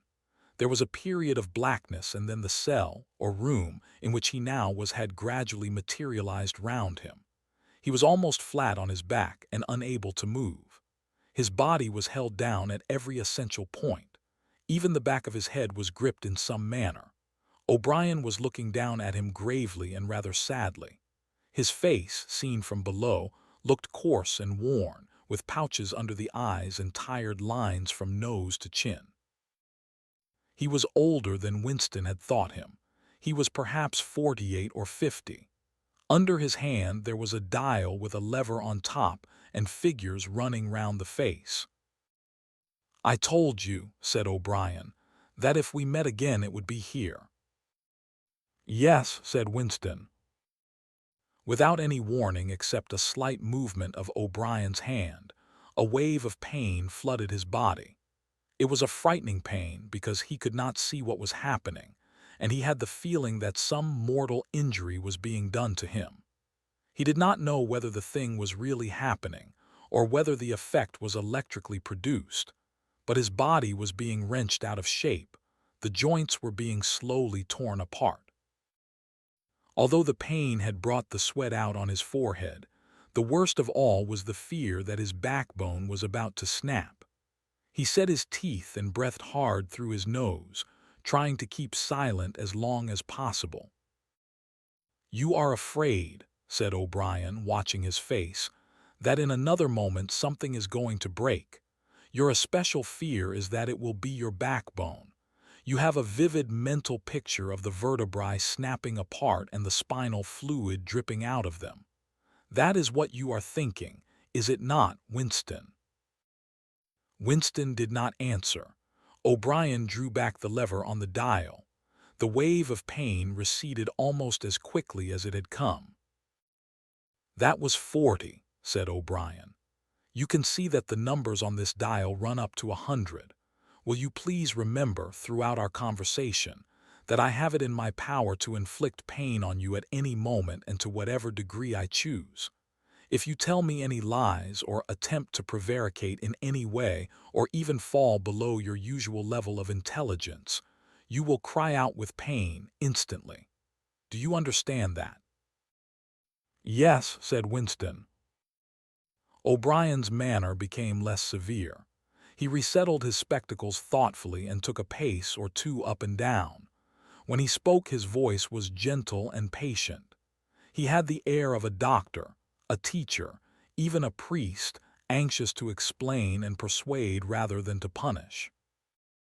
"I am taking trouble with you, Winston," he said, "because you are worth trouble. You know perfectly well what is the matter with you. You have known it for years, though you have fought against the knowledge. You are mentally deranged. You suffer from a defective memory. You are unable to remember real events, and you persuade yourself that you remember other events which never happened. Fortunately, it is curable. You have never cured yourself of it because you did not choose to. There was a small effort of the will that you were not ready to make. Even now, I am well aware, you are clinging to your disease under the impression that it is a virtue. Now we will take an example. At this moment, which power is Oceania at war with? When I was arrested, Oceania was at war with Eastasia. With Eastasia, good. And Oceania has always been at war with Eastasia, has it not? Winston drew in his breath. He opened his mouth to speak and then did not speak. He could not take his eyes away from the dial. "The truth, please, Winston, your truth. Tell me what you think you remember." "I remember that until only a week before I was arrested, we were not at war with Eastasia at all. We were in alliance with them. The war was against Eurasia. That had lasted for 4 years. Before that—" O'Brien stopped him with a movement of the hand. "Another example," he said. "Some years ago you had a very serious delusion indeed. You believed that 3 men, 3 one-time party members named Jones, Aronson, and Rutherford, men who were executed for treachery and sabotage after making the fullest possible confession, were not guilty of the crimes they were charged with. You believed that you had seen unmistakable documentary evidence proving that their confessions were false. There was a certain photograph about which you had a hallucination. You believed that you had actually held it in your hands. It was a photograph something like this." An oblong slip of newspaper had appeared between O'Brien's fingers. For perhaps 5 seconds it was within the angle of Winston's vision. It was a photograph, and there was no question of its identity. It was the photograph. It was another copy of the photograph of Jones, Aronson, and Rutherford at the party function in New York, which he had chanced upon 11 years ago and promptly destroyed. For only an instant it was before his eyes, then it was out of sight again. But he had seen it. Unquestionably he had seen it. He made a desperate, agonizing effort to wrench the top half of his body free. It was impossible to move so much as a centimeter in any direction. For the moment he had even forgotten the dial. All he wanted was to hold the photograph in his fingers again, or at least to see it. "It exists," he cried. "No," said O'Brien. He stepped across the room. There was a memory hole in the opposite wall. O'Brien lifted the grating. Unseen, the frail slip of paper was whirling away on the current of warm air. It was vanishing in a flash of flame. O'Brien turned away from the wall. "Ashes," he said. "Not even identifiable ashes. Dust. It does not exist. It never existed." "But it did exist. It does exist. It exists in memory. I remember it. You remember it." "I do not remember it," said O'Brien. Winston's heart sank. That was doublethink. He had a feeling of deadly helplessness. If he could have been certain that O'Brien was lying, it would not have seemed to matter. But it was perfectly possible that O'Brien had really forgotten the photograph. And if so, then already he would have forgotten his denial of remembering it and forgotten the act of forgetting. How could one be sure that it was simple trickery? Perhaps that lunatic dislocation in the mind could really happen. That was the thought that defeated him. O'Brien was looking down at him speculatively. More than ever, he had the air of a teacher taking pains with a wayward but promising child. "There is a party slogan dealing with the control of the past," he said. "Repeat it if you please." "Who controls the past controls the future. Who controls the present controls the past," repeated Winston obediently. "Who controls the present controls the past," said O'Brien, nodding his head with slow approval. "Is it your opinion, Winston, that the past has real existence?" Again the feeling of helplessness descended upon Winston. His eyes flitted towards the dial.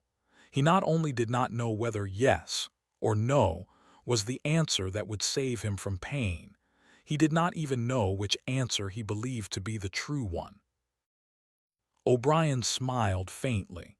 "You are no metaphysician, Winston," he said. "Until this moment you had never considered what is meant by existence. I will put it more precisely. Does the past exist concretely in space? Is there somewhere or other a place, a world of solid objects, where the past is still happening?" "No." "Then where does the past exist, if at all?" "In records it is written down." "In records and—" "In the mind, in human memories." "In memory. Very well, then. We, the party, control all records and we control all memories. Then we control the past, do we not?" "But how can you stop people remembering things?" cried Winston again, momentarily forgetting the dial. "It is involuntary. It is outside oneself. How can you control memory? You have not controlled mine." O'Brien's manner grew stern again. He laid his hand on the dial. "On the contrary," he said, "you have not controlled it. That is what has brought you here. You are here because you have failed in humility, in self-discipline. You would not make the act of submission which is the price of sanity. You preferred to be a lunatic, a minority of one. Only the disciplined mind can see reality, Winston. You believe that reality is something objective, external, existing in its own right. You also believe that the nature of reality is self-evident. When you delude yourself into thinking that you see something, you assume that everyone else sees the same thing as you. But I tell you, Winston, that reality is not external. Reality exists in the human mind and nowhere else. Not in the individual mind, which can make mistakes and in any case soon perishes. Only in the mind of the party, which is collective and immortal. Whatever the party holds to be the truth is truth. It is impossible to see reality except by looking through the eyes of the party. That is the fact that you have got to relearn, Winston. It needs an act of self-destruction, an effort of the will. You must humble yourself before you can become sane." He paused for a few moments, as though to allow what he had been saying to sink in. "Do you remember," he went on, "writing in your diary, 'Freedom is the freedom to say that 2 plus 2 make 4'?" "Yes," said Winston.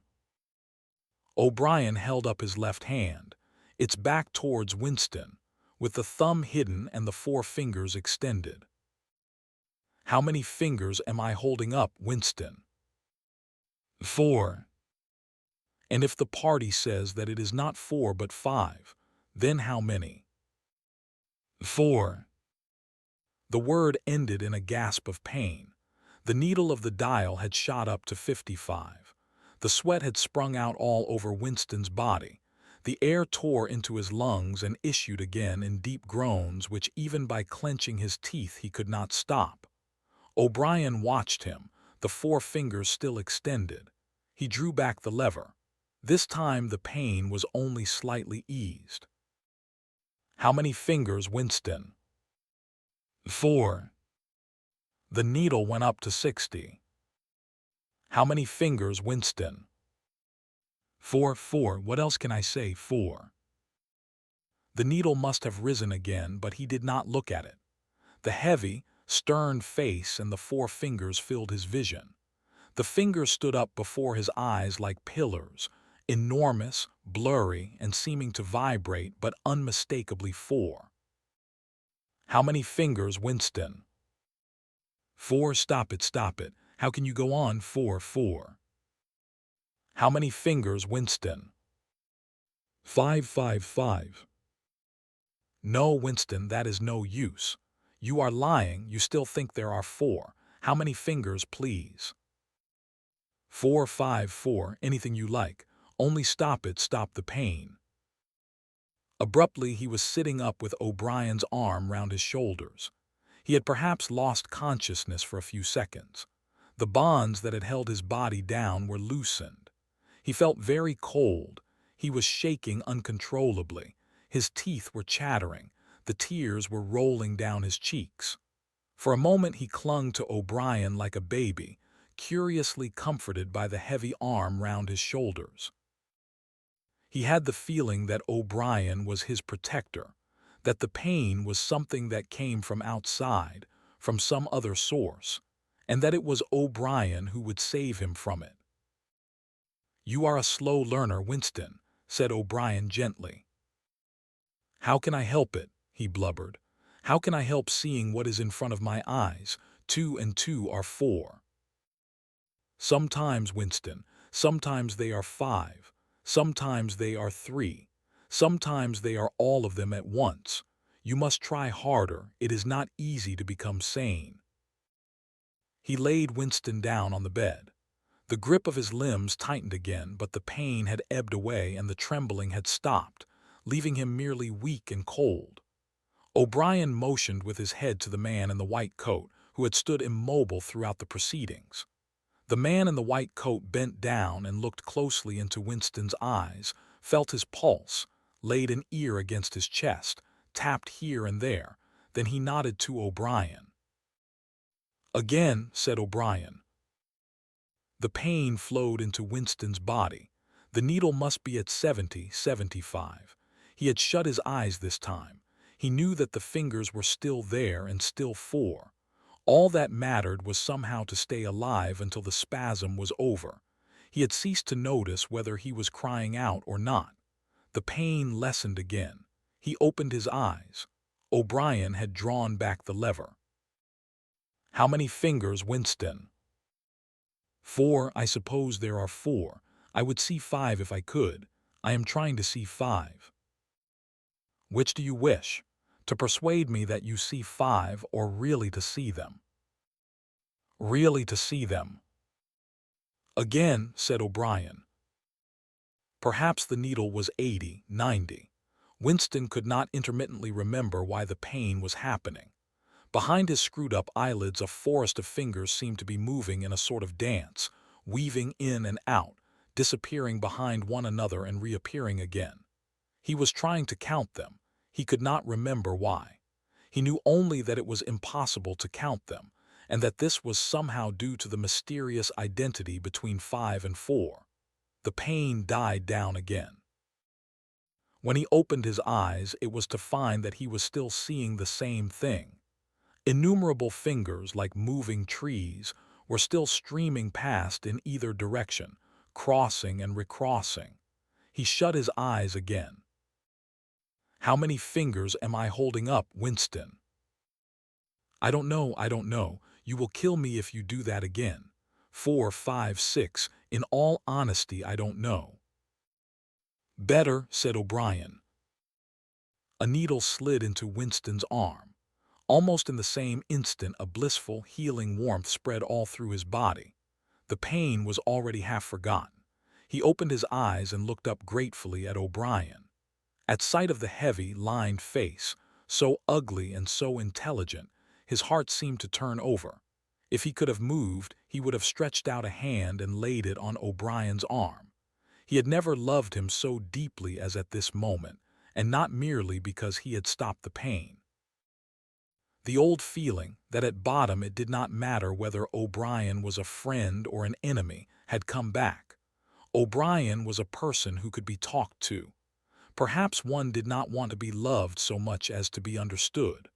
O'Brien had tortured him to the edge of lunacy, and in a little while it was certain he would send him to his death. It made no difference. In some sense that went deeper than friendship, they were intimates. Somewhere or other, although the actual words might never be spoken, there was a place where they could meet and talk. O'Brien was looking down at him with an expression which suggested that the same thought might be in his own mind. When he spoke, it was in an easy, conversational tone. "Do you know where you are, Winston?" he said. "I don't know, I can guess. In the ministry of love." "Do you know how long you have been here?" "I don't know, days, weeks, months. I think it is months." "And why do you imagine that we bring people to this place?" "To make them confess." "No, that is not the reason. Try again." "To punish them." "No," exclaimed O'Brien. His voice had changed extraordinarily, and his face had suddenly become both stern and animated. "No, not merely to extract your confession, not to punish you. Shall I tell you why we have brought you here? To cure you, to make you sane. Will you understand, Winston, that no one whom we bring to this place ever leaves our hands uncured? We are not interested in those stupid crimes that you have committed. The party is not interested in the overt act. The thought is all we care about. We do not merely destroy our enemies, we change them. Do you understand what I mean by that?" He was bending over Winston. His face looked enormous because of its nearness, and hideously ugly because it was seen from below. Moreover, it was filled with a sort of exaltation, a lunatic intensity. Again Winston's heart shrank. If it had been possible, he would have cowered deeper into the bed. He felt certain that O'Brien was about to twist the dial out of sheer wantonness. At this moment, however, O'Brien turned away. He took a pace or two up and down. Then he continued less vehemently. "The first thing for you to understand is that in this place there are no martyrdoms. You have read of the religious persecutions of the past. In the Middle Ages there was the Inquisition. It was a failure. It set out to eradicate heresy and ended by perpetuating it. For every heretic it burned at the stake, thousands of others rose up. Why was that? Because the Inquisition killed its enemies in the open, and killed them while they were still unrepentant. In fact, it killed them because they were unrepentant. Men were dying because they would not abandon their true beliefs. Naturally, all the glory belonged to the victim and all the shame to the inquisitor who burned him. Later, in the 20th century, there were the totalitarians, as they were called. There were the German Nazis and the Russian communists. The Russians persecuted heresy more cruelly than the Inquisition had done, and they imagined that they had learned from the mistakes of the past. They knew, at any rate, that one must not make martyrs.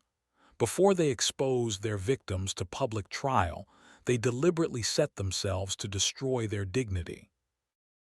They wore them down by torture and solitude until they were despicable, cringing wretches, confessing whatever was put into their mouths, covering themselves with abuse, accusing and sheltering behind one another, whimpering for mercy.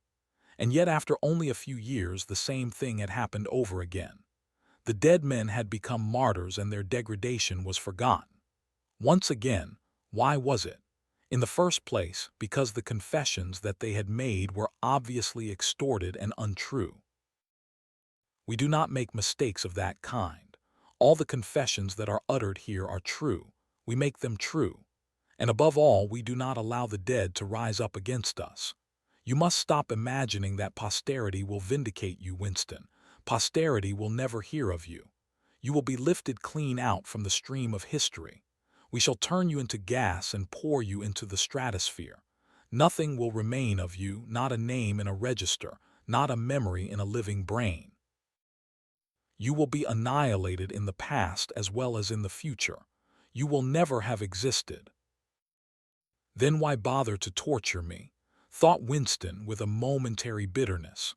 O'Brien checked his step as though Winston had uttered the thought aloud. His large, ugly face came nearer, with the eyes a little narrowed.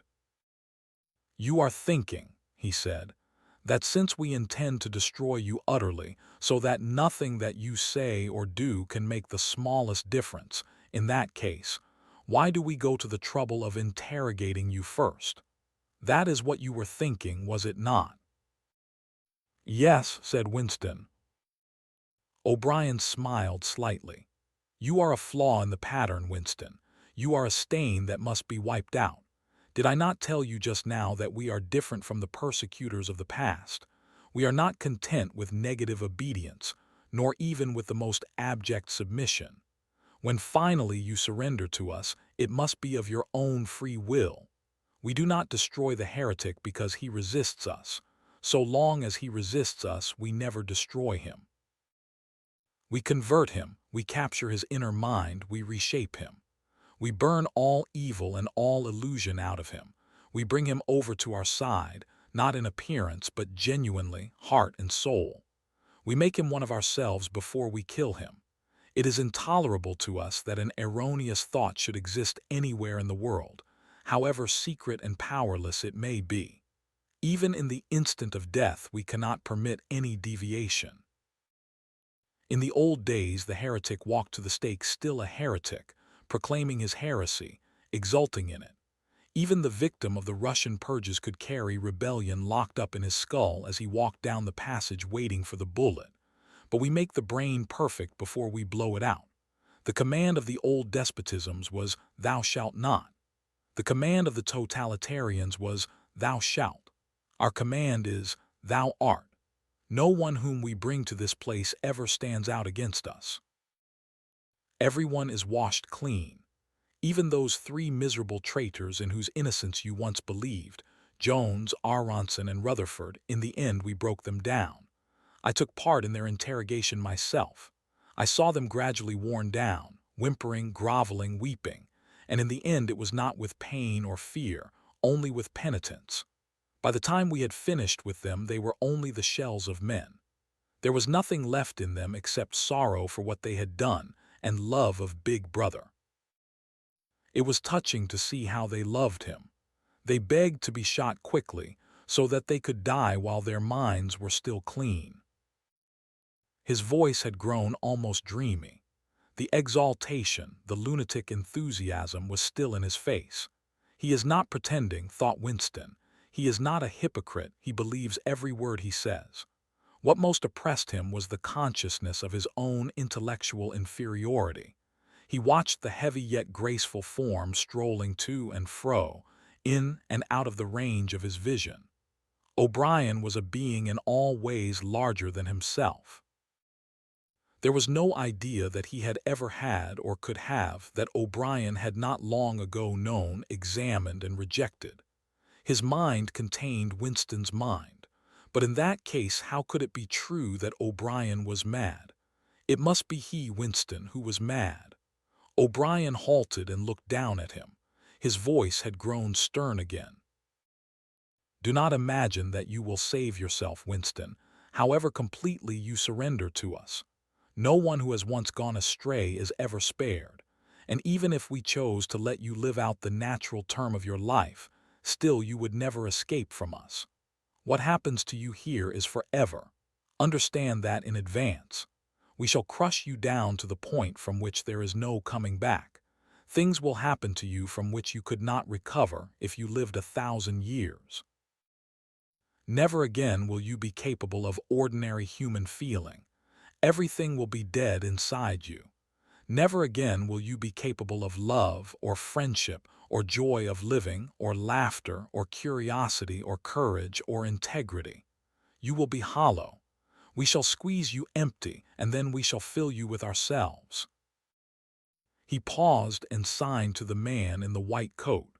Winston was aware of some heavy piece of apparatus being pushed into place behind his head. O'Brien had sat down beside the bed, so that his face was almost on a level with Winston's. 3,000, he said, speaking over Winston's head to the man in the white coat. Two soft pads, which felt slightly moist, clamped themselves against Winston's temples. He quailed. There was pain coming, a new kind of pain. O'Brien laid a hand reassuringly, almost kindly, on his. "This time it will not hurt," he said. "Keep your eyes fixed on mine." At this moment there was a devastating explosion, or what seemed like an explosion, though it was not certain whether there was any noise. There was undoubtedly a blinding flash of light. Winston was not hurt, only prostrated. Although he had already been lying on his back when the thing happened, he had a curious feeling that he had been knocked into that position. A terrific painless blow had flattened him out. Also something had happened inside his head. As his eyes regained their focus, he remembered who he was and where he was, and recognized the face that was gazing into his own. But somewhere or other there was a large patch of emptiness, as though a piece had been taken out of his brain. "It will not last," said O'Brien. "Look me in the eyes. What country is Oceania at war with?" Winston thought. He knew what was meant by Oceania, and that he himself was a citizen of Oceania. He also remembered Eurasia and Eastasia, but who was at war with whom he did not know. In fact, he had not been aware that there was any war. "I don't remember." "Oceania is at war with Eastasia. Do you remember that now?" "Yes." "Oceania has always been at war with Eastasia. Since the beginning of your life, since the beginning of the party, since the beginning of history, the war has continued without a break, always the same war. Do you remember that?" "Yes." 11 years ago you created a legend about 3 men who had been condemned to death for treachery. You pretended that you had seen a piece of paper which proved them innocent. No such piece of paper ever existed. You invented it, and later you grew to believe in it. You remember now the very moment at which you first invented it. Do you remember that?" "Yes." "Just now I held up the fingers of my hand to you. You saw 5 fingers. Do you remember that?" "Yes." O'Brien held up the fingers of his left hand, with the thumb concealed. "There are 5 fingers there. Do you see 5 fingers?" "Yes." And he did see them for a fleeting instant before the scenery of his mind changed. He saw 5 fingers, and there was no deformity. Then everything was normal again, and the old fear, the hatred, and the bewilderment came crowding back again. But there had been a moment. He did not know how long, 30 seconds perhaps, of luminous certainty, when each new suggestion of O'Brien's had filled up a patch of emptiness and become absolute truth, and when 2 and 2 could have been 3 as easily as 5, if that were what was needed. It had faded but before O'Brien had dropped his hand. But though he could not recapture it, he could remember it, as one remembers a vivid experience at some period of one's life when one was in effect a different person. "You see now," said O'Brien, "that it is at any rate possible." "Yes," said Winston. O'Brien stood up with a satisfied air. Over to his left, Winston saw the man in the white coat break an ampule and draw back the plunger of a syringe. O'Brien turned to Winston with a smile. In almost the old manner, he resettled his spectacles on his nose. "Do you remember writing in your diary," he said, "that it did not matter whether I was a friend or an enemy, since I was at least a person who understood you and could be talked to? You were right. I enjoy talking to you. Your mind appeals to me. It resembles my own mind except that you happen to be insane. Before we bring the session to an end, you can ask me a few questions if you choose. Any question I like. Anything. He saw that Winston's eyes were upon the dial. It is switched off. What is your first question? What have you done with Julia? Said Winston. O'Brien smiled again. She betrayed you, Winston, immediately, unreservedly. I have seldom seen anyone come over to us so promptly. You would hardly recognize her if you saw her. All her rebelliousness, her deceit, her folly, her dirty-mindedness, everything has been burned out of her. It was a perfect conversion, a textbook case. You tortured her. O'Brien left this unanswered. Next question, he said. Does Big Brother exist? Of course he exists. The party exists. Big Brother is the embodiment of the party. Does he exist in the same way as I exist? You do not exist, said O'Brien. Once again the sense of helplessness assailed him. He knew, or he could imagine, the arguments which proved his own non-existence, but they were nonsense, they were only a play on words. Did not the statement, "You do not exist," contain a logical absurdity?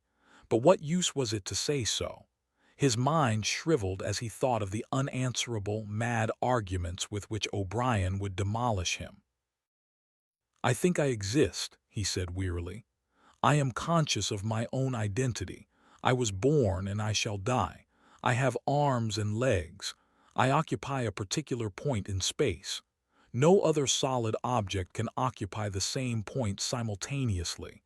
In that sense, does Big Brother exist? It is of no importance. He exists. Will Big Brother ever die? Of course not. How could he die? Next question. Does the Brotherhood exist? That, Winston, you will never know. If we choose to set you free when we have finished with you, and if you live to be 90 years old, still, you will never learn whether the answer to that question is yes or no. As long as you live, it will be an unsolved riddle in your mind. Winston lay silent. His breast rose and fell a little faster. He still had not asked the question that had come into his mind the first. He had got to ask it, and yet it was as though his tongue would not utter it. There was a trace of amusement in O'Brien's face. Even his spectacles seemed to wear an ironical gleam. He knows, thought Winston suddenly, he knows what I am going to ask. At the thought the words burst out of him. What is in room 101? The expression on O'Brien's face did not change. He answered dryly. You know what is in room 101, Winston. Everyone knows what is in room 101. He raised a finger to the man in the white coat. Evidently the session was at an end. A needle jerked into Winston's arm. He sank almost instantly into deep sleep. Chapter 3. There are 3 stages in your reintegration, said O'Brien. There is learning, there is understanding, and there is acceptance. It is time for you to enter upon the 2nd stage. As always, Winston was lying flat on his back, but of late his bonds were looser. They still held him to the bed, but he could move his knees a little and could turn his head from side to side and raise his arms from the elbow. The dial, also, had grown to be less of a terror. He could evade its pangs if he was quick-witted enough. It was chiefly when he showed stupidity that O'Brien pulled the lever. Sometimes they got through a whole session without use of the dial. He could not remember how many sessions there had been. The whole process seemed to stretch out over a long, indefinite time, weeks, possibly, and the intervals between the sessions might sometimes have been days, sometimes only an hour or 2. As you lie there, said O'Brien, you have often wondered, you have even asked me, why the Ministry of Love should expend so much time and trouble on you. And when you were free you were puzzled by what was essentially the same question. You could grasp the mechanics of the society you lived in, but not its underlying motives. Do you remember writing in your diary, "I understand how, I do not understand why"? It was when you thought about why that you doubted your own sanity. You have read the book, Goldstein's book, or parts of it at least. Did it tell you anything that you did not know already? You have read it, said Winston. I wrote it. That is to say, I collaborated in writing it. No book is produced individually, as you know. Is it true what it says? As description, yes. The program it sets forth is nonsense. The secret accumulation of knowledge, a gradual spread of enlightenment, ultimately a proletarian rebellion, the overthrow of the party. You foresaw yourself that that was what it would say. It is all nonsense. The proletarians will never revolt, not in 1,000 years or 1,000,000. They cannot. I do not have to tell you the reason. You know it already. If you have ever cherished any dreams of violent insurrection, you must abandon them. There is no way in which the party can be overthrown. The rule of the party is forever. Make that the starting point of your thoughts. He came closer to the bed. Forever, he repeated. And now let us get back to the question of how and why. You understand well enough how the party maintains itself in power. Now tell me why we cling to power. What is our motive? Why should we want power? Go on, speak, he added as Winston remained silent. Nevertheless, Winston did not speak for another moment or two. A feeling of weariness had overwhelmed him. The faint, mad gleam of enthusiasm had come back into O'Brien's face. He knew in advance what O'Brien would say, that the party did not seek power for its own ends, but only for the good of the majority. That it sought power because men in the mass were frail, cowardly creatures who could not endure liberty or face the truth, and must be ruled over and systematically deceived by others who were stronger than themselves. That the choice for mankind lay between freedom and happiness, and that, for the great bulk of mankind, happiness was better. That the party was the eternal guardian of the weak, a dedicated sect doing evil that good might come, sacrificing its own happiness to that of others. The terrible thing, thought Winston, the terrible thing was that when O'Brien said this he would believe it. You could see it in his face. O'Brien knew everything. 1,000 times better than Winston, he knew what the world was really like, in what degradation the mass of human beings lived, and by what lies and barbarities the party kept them there. He had understood it all, weighed it all, and it made no difference. All was justified by the ultimate purpose. What can you do, thought Winston, against the lunatic who is more intelligent than yourself, who gives your arguments a fair hearing, and then simply persists in his lunacy? You are ruling over us for our own good, he said feebly. You believe that human beings are not fit to govern themselves, and therefore... He started and almost cried out. A pang of pain had shot through his body. O'Brien had pushed the lever of the dial up to 35. That was stupid, Winston, stupid, he said. You should know better than to say a thing like that. He pulled the lever back and continued. Now I will tell you the answer to my question. It is this. The party seeks power entirely for its own sake. We are not interested in the good of others. We are interested solely in power. Not wealth or luxury or long life or happiness. Only power, pure power. What pure power means you will understand presently. We are different from all the oligarchies of the past in that we know what we are doing. All the others, even those who resembled ourselves, were cowards and hypocrites. The German Nazis and the Russian communists came very close to us in their methods, but they never had the courage to recognize their own motives. They pretended, perhaps they even believed, that they had seized power unwillingly and for a limited time, and that just round the corner there lay a paradise where human beings would be free and equal. We are not like that. We know that no one ever seizes power with the intention of relinquishing it. Power is not a means, it is an end. One does not establish a dictatorship in order to safeguard a revolution. One makes the revolution in order to establish the dictatorship. The object of persecution is persecution. The object of torture is torture. The object of power is power. Now do you begin to understand me? Winston was struck, as he had been struck before, by the tiredness of O'Brien's face. It was strong and fleshy and brutal. It was full of intelligence and a sort of controlled passion before which he felt himself helpless. But it was tired. There were pouches under the eyes. The skin sagged from the cheekbones. O'Brien leaned over him, deliberately bringing the worn face nearer. "You are thinking," he said, "that my face is old and tired. You are thinking that I talk of power, and yet I am not even able to prevent the decay of my own body. Can you not understand, Winston, that the individual is only a cell? The weariness of the cell is the vigor of the organism. Do you die when you cut your fingernails?"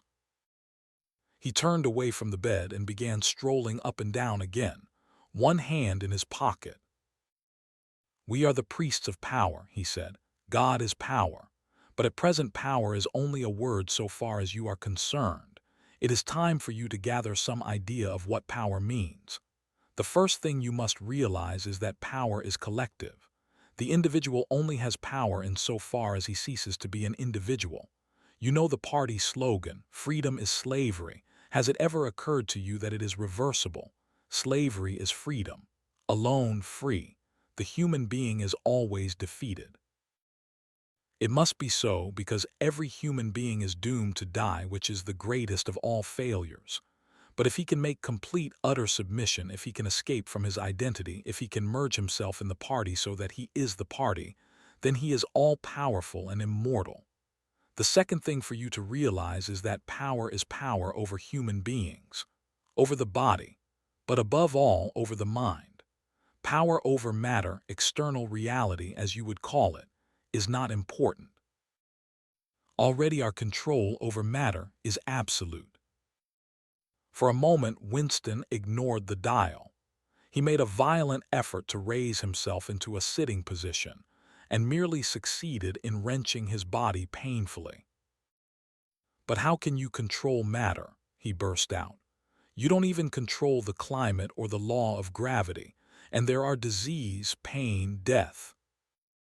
O'Brien silenced him by a movement of his hand. "We control matter because we control the mind. Reality is inside the skull. You will learn by degrees, Winston. There is nothing that we could not do. Invisibility, levitation, anything. I could float off this floor like a soap bubble if I wished to. I do not wish to because the party does not wish it.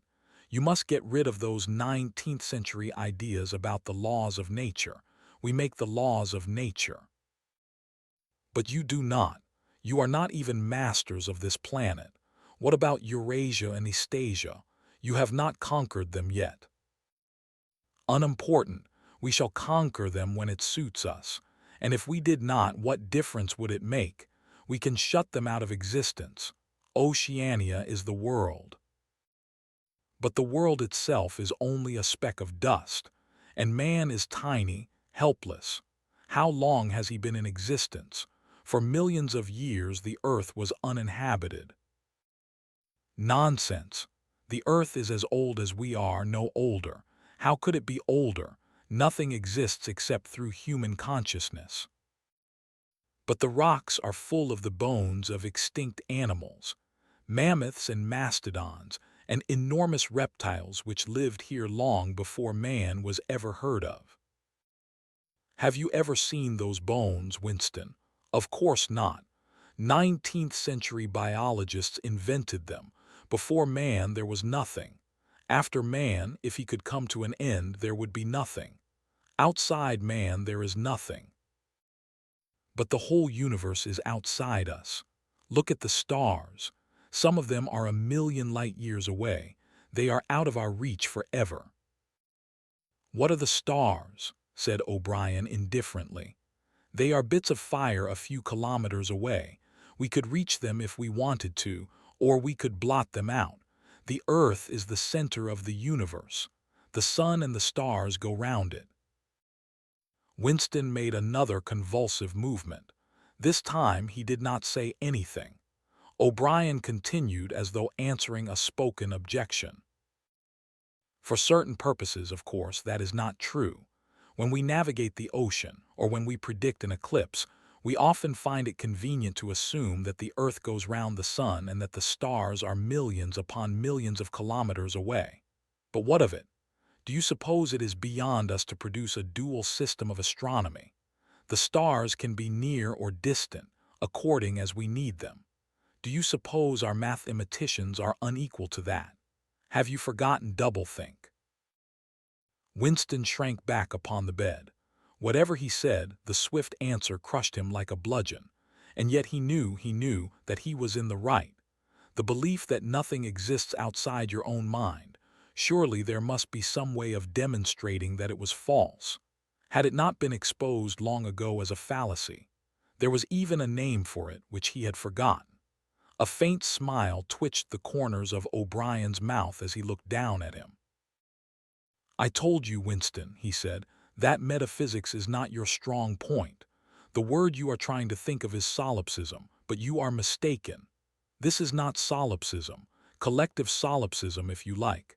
But that is a different thing, in fact, the opposite thing. All this is a digression," he added in a different tone. "The real power, the power we have to fight for night and day, is not power over things but over men." He paused, and for a moment assumed again his air of a schoolmaster questioning a promising pupil. "How does one man assert his power over another, Winston?" Winston thought. "By making him suffer," he said. "Exactly. By making him suffer. Obedience is not enough. Unless he is suffering, how can you be sure that he is obeying your will and not his own? Power is in inflicting pain and humiliation. Power is in tearing human minds to pieces and putting them together again in new shapes of your own choosing. Do you begin to see, then, what kind of world we are creating? It is the exact opposite of the stupid hedonistic utopias that the old reformers imagined. A world of fear and treachery and torment, a world of trampling and being trampled upon, a world which will grow not less but more merciless as it refines itself. Progress in our world will be progress towards more pain. The old civilizations claimed that they were founded on love or justice. Ours is founded upon hatred. In our world there will be no emotions except fear, rage, triumph, and self-abasement. Everything else we shall destroy, everything. Already we are breaking down the habits of thought which have survived from before the revolution. We have cut the links between child and parent, and between man and man, and between man and woman. No one dares trust a wife or a child or a friend any longer. But in the future there will be no wives and no friends. Children will be taken from their mothers at birth, as one takes eggs from a hen. The sex instinct will be eradicated. Procreation will be an annual formality like the renewal of a ration card. We shall abolish the orgasm. Our neurologists are at work upon it now. There will be no loyalty except loyalty towards the party. There will be no love except the love of Big Brother. There will be no laughter except the laugh of triumph over a defeated enemy. There will be no art, no literature, no science. When we are omnipotent, we shall have no more need of science. There will be no distinction between beauty and ugliness. There will be no curiosity, no enjoyment of the process of life. All competing pleasures will be destroyed. But always, do not forget this, Winston, always there will be the intoxication of power, constantly increasing and constantly growing subtler. Always, at every moment, there will be the thrill of victory, the sensation of trampling on an enemy who is helpless. If you want a picture of the future, imagine a boot stamping on a human face, forever. He paused as though he expected Winston to speak. Winston had tried to shrink back into the surface of the bed again. He could not say anything. His heart seemed to be frozen. O'Brien went on. "And remember that it is forever. The face will always be there to be stamped upon. The heretic, the enemy of society, will always be there so that he can be defeated and humiliated over again. Everything that you have undergone since you have been in our hands, all that will continue and worse. The espionage, the betrayals, the arrests, the tortures, the executions, the disappearances will never cease. It will be a world of terror as much as a world of triumph. The more the party is powerful, the less it will be tolerant. The weaker the opposition, the tighter the despotism. Goldstein and his heresies will live forever. Every day, at every moment, they will be defeated, discredited, ridiculed, spat upon, and yet they will always survive. This drama that I have played out with you during 7 years will be played out over and over again, generation after generation, always in subtler forms. Always we shall have the heretic here at our mercy, screaming with pain, broken up, contemptible, and in the end utterly penitent, saved from himself, crawling to our feet of his own accord. That is the world that we are preparing, Winston. A world of victory after victory, triumph after triumph after triumph. An endless pressing, pressing upon the nerve of power. You are beginning, I can see, to realize what that world will be like. But in the end you will do more than understand it. You will accept it, welcome it, become part of it. Winston had recovered himself sufficiently to speak. He said weakly. What do you mean by that remark, Winston? You could not create such a world as you have just described. It is a dream. It is impossible. Why? It is impossible to found a civilization on fear and hatred and cruelty. It would never endure. Why not? It would have no vitality. It would disintegrate. It would commit suicide. Nonsense. You are under the impression that hatred is more exhausting than love. Why should it be? And if it were, what difference would that make? Suppose that we choose to wear ourselves out faster. Suppose that we quicken the tempo of human life till men are senile at 30. Still, what difference would it make? Can you not understand that the death of the individual is not death? The party is immortal. As usual, the voice had battered Winston into helplessness. Moreover, he was in dread that if he persisted in his disagreement, O'Brien would twist the dial again. And yet he could not keep silent. Feebly, without arguments, with nothing to support him except his inarticulate horror of what O'Brien had said, he returned to the attack. I don't know, I don't care. Somehow you will fail, something will defeat you. Life will defeat you. We control life, Winston, at all its levels. You are imagining that there is something called human nature which will be outraged by what we do and will turn against us. But we create human nature. Men are infinitely malleable. Or perhaps you have returned to your old idea that the proletarians or the slaves will arise and overthrow us. Put it out of your mind.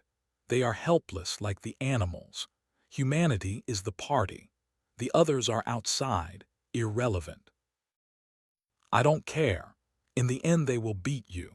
Sooner or later they will see you for what you are, and then they will tear you to pieces. Do you see any evidence that that is happening, or any reason why it should? No, I believe it. I know that you will fail. There is something in the universe, I don't know, some spirit, some principle, that you will never overcome. Do you believe in God, Winston? No. Then what is it, this principle that will defeat us? I don't know, the spirit of man. And do you consider yourself a man? Yes. If you are a man, Winston, you are the last man. Your kind is extinct. We are the inheritors. Do you understand that you are alone? You are outside history. You are non-existent. His manner changed and he said more harshly, and you consider yourself morally superior to us with our lies and our cruelty. Yes, I consider myself superior. O'Brien did not speak. 2 other voices were speaking. After a moment, Winston recognized one of them as his own. It was a soundtrack of the conversation he had had with O'Brien on the night when he had enrolled himself in the Brotherhood. He heard himself promising to lie, to steal, to forge, to murder, to encourage drug-taking and prostitution, to disseminate venereal diseases, to throw vitriol in a child's face. O'Brien made a small, impatient gesture, as though to say that the demonstration was hardly worth making. Then he turned a switch and the voices stopped. "Get up from that bed," he said. The bonds had loosened themselves. Winston lowered himself to the floor and stood up unsteadily. "You are the last man," said O'Brien. "You are the guardian of the human spirit. You shall see yourself as you are. Take off your clothes." Winston undid the bit of string that held his overalls together. The zip fastener had long since been wrenched out of them. He could not remember whether at any time since his arrest he had taken off all his clothes at one time. Beneath the overalls his body was looped with filthy yellowish rags, just recognizable as the remnants of underclothes. As he slid them to the ground, he saw that there was a three-sided mirror at the far end of the room. He approached it, then stopped short. An involuntary cry had broken out of him. "Go on," said O'Brien. "Stand between the wings of the mirror. You shall see the side view as well." He had stopped because he was frightened. A bowed, gray-colored, skeleton-like thing was coming towards him. Its actual appearance was frightening, and not merely the fact that he knew it to be himself. He moved closer to the glass. The creature's face seemed to be protruded because of its bent carriage. A forlorn jailbird's face with a knobby forehead running back into a bald scalp, a crooked nose, and battered-looking cheekbones above which his eyes were fierce and watchful. The cheeks were seamed, the mouth had a drawn-in look. Certainly it was his own face, but it seemed to him that it had changed more than he had changed inside. The emotions it registered would be different from the ones he felt. He had gone partially bald. For the first moment he had thought that he had gone gray as well, but it was only the scalp that was gray. Except for his hands and a circle of his face, his body was gray all over with ancient, ingrained dirt. Here and there under the dirt there were the red scars of wounds, and near the ankle the varicose ulcer was an inflamed mass with flakes of skin peeling off it. But the truly frightening thing was the emaciation of his body. The barrel of the ribs was as narrow as that of a skeleton. The legs had shrunk so that the knees were thicker than the thighs. He saw now what O'Brien had meant about seeing the side view. The curvature of the spine was astonishing. The thin shoulders were hunched forward so as to make a cavity of the chest. The scraggy neck seemed to be bending double under the weight of the skull. At a guess, he would have said that it was the body of a man of 60, suffering from some malignant disease. "You have thought sometimes," said O'Brien, "that my face, the face of a member of the inner party, looks old and worn. What do you think of your own face?" He seized Winston's shoulder and spun him round so that he was facing him. "Look at the condition you are in," he said. "Look at this filthy grime all over your body. Look at the dirt between your toes. Look at that disgusting running sore on your leg. Do you know that you stink like a goat? Probably you have ceased to notice it. Look at your emaciation. Do you see? I can make my thumb and forefinger meet round your bicep. I could snap your neck like a carrot. Do you know that you have lost 25 kilograms since you have been in our hands? Even your hair is coming out in handfuls. Look." He plucked at Winston's head and brought away a tuft of hair. "Open your mouth. 9, 10, 11 teeth left. How many had you when you came to us? And the few you have left are dropping out of your head. Look here." He seized one of Winston's remaining front teeth between his powerful thumb and forefinger. A twinge of pain shot through Winston's jaw. O'Brien had wrenched the loose tooth out by the roots. He tossed it across the cell. "You are rotting away," he said. "You are falling to pieces. What are you? A bag of filth. Now turn around and look into that mirror again. Do you see that thing facing you? That is the last man. If you are human, that is humanity. Now put your clothes on again." Winston began to dress himself with slow, stiff movements. Until now, he had not seemed to notice how thin and weak he was. Only one thought stirred in his mind, that he must have been in this place longer than he had imagined. Then suddenly, as he fixed the miserable rags round himself, a feeling of pity for his ruined body overcame him. Before he knew what he was doing, he had collapsed onto a small stool that stood beside the bed and burst into tears. He was aware of his ugliness, his gracelessness, a bundle of bones in filthy underclothes sitting weeping in the harsh white light, but he could not stop himself. O'Brien laid a hand on his shoulder, almost kindly. "It will not last forever," he said. "You can escape from it whenever you choose. Everything depends on yourself." "You did it," sobbed Winston. "You reduced me to this state." "No, Winston, you reduced yourself to it. This is what you accepted when you set yourself up against the party. It was all contained in that first act. Nothing has happened that you did not foresee." He paused and then went on. "We have beaten you, Winston. We have broken you up. You have seen what your body is like.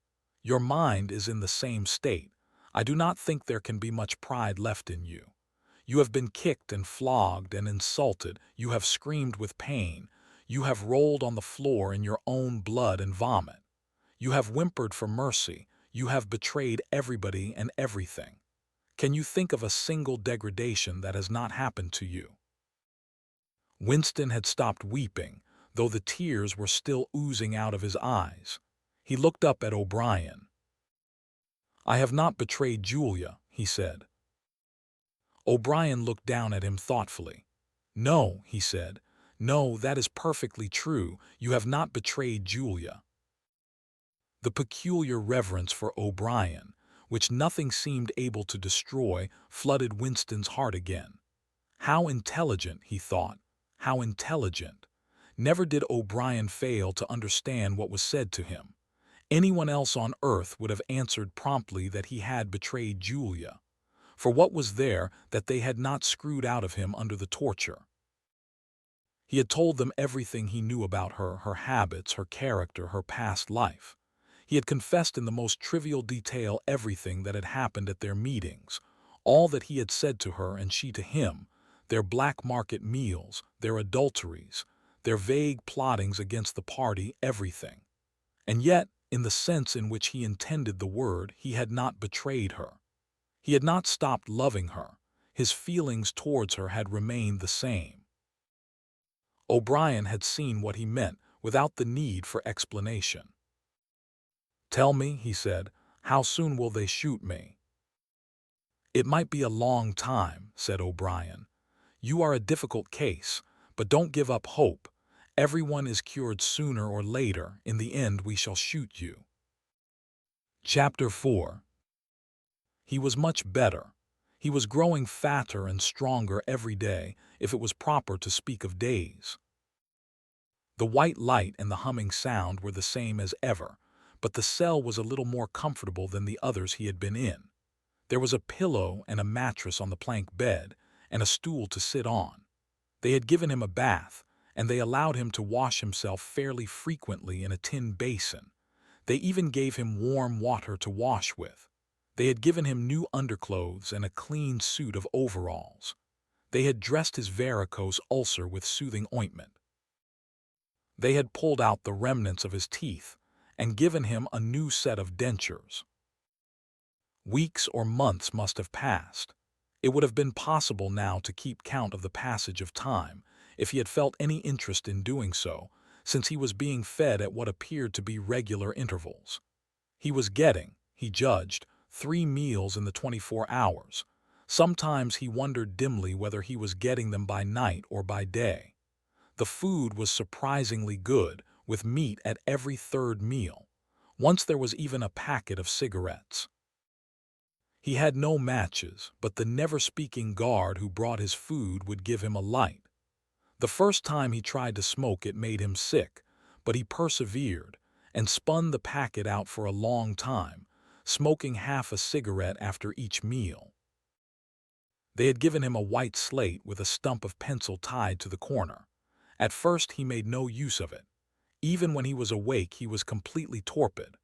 Often he would lie from one meal to the next almost without stirring, sometimes asleep, sometimes waking into vague reveries in which it was too much trouble to open his eyes. He had long grown used to sleeping with a strong light on his face. It seemed to make no difference except that one's dreams were more coherent. He dreamed a great deal all through this time, and they were always happy dreams. He was in the golden country, or he was sitting among enormous, glorious, sunlit ruins with his mother, with Julia, with O'Brien, not doing anything, merely sitting in the sun, talking of peaceful things. Such thoughts as he had when he was awake were mostly about his dreams. He seemed to have lost the power of intellectual effort, now that the stimulus of pain had been removed. He was not bored. He had no desire for conversation or distraction. Merely to be alone, not to be beaten or questioned, to have enough to eat, and to be clean all over was completely satisfying. By degrees he came to spend less time in sleep, but he still felt no impulse to get off the bed.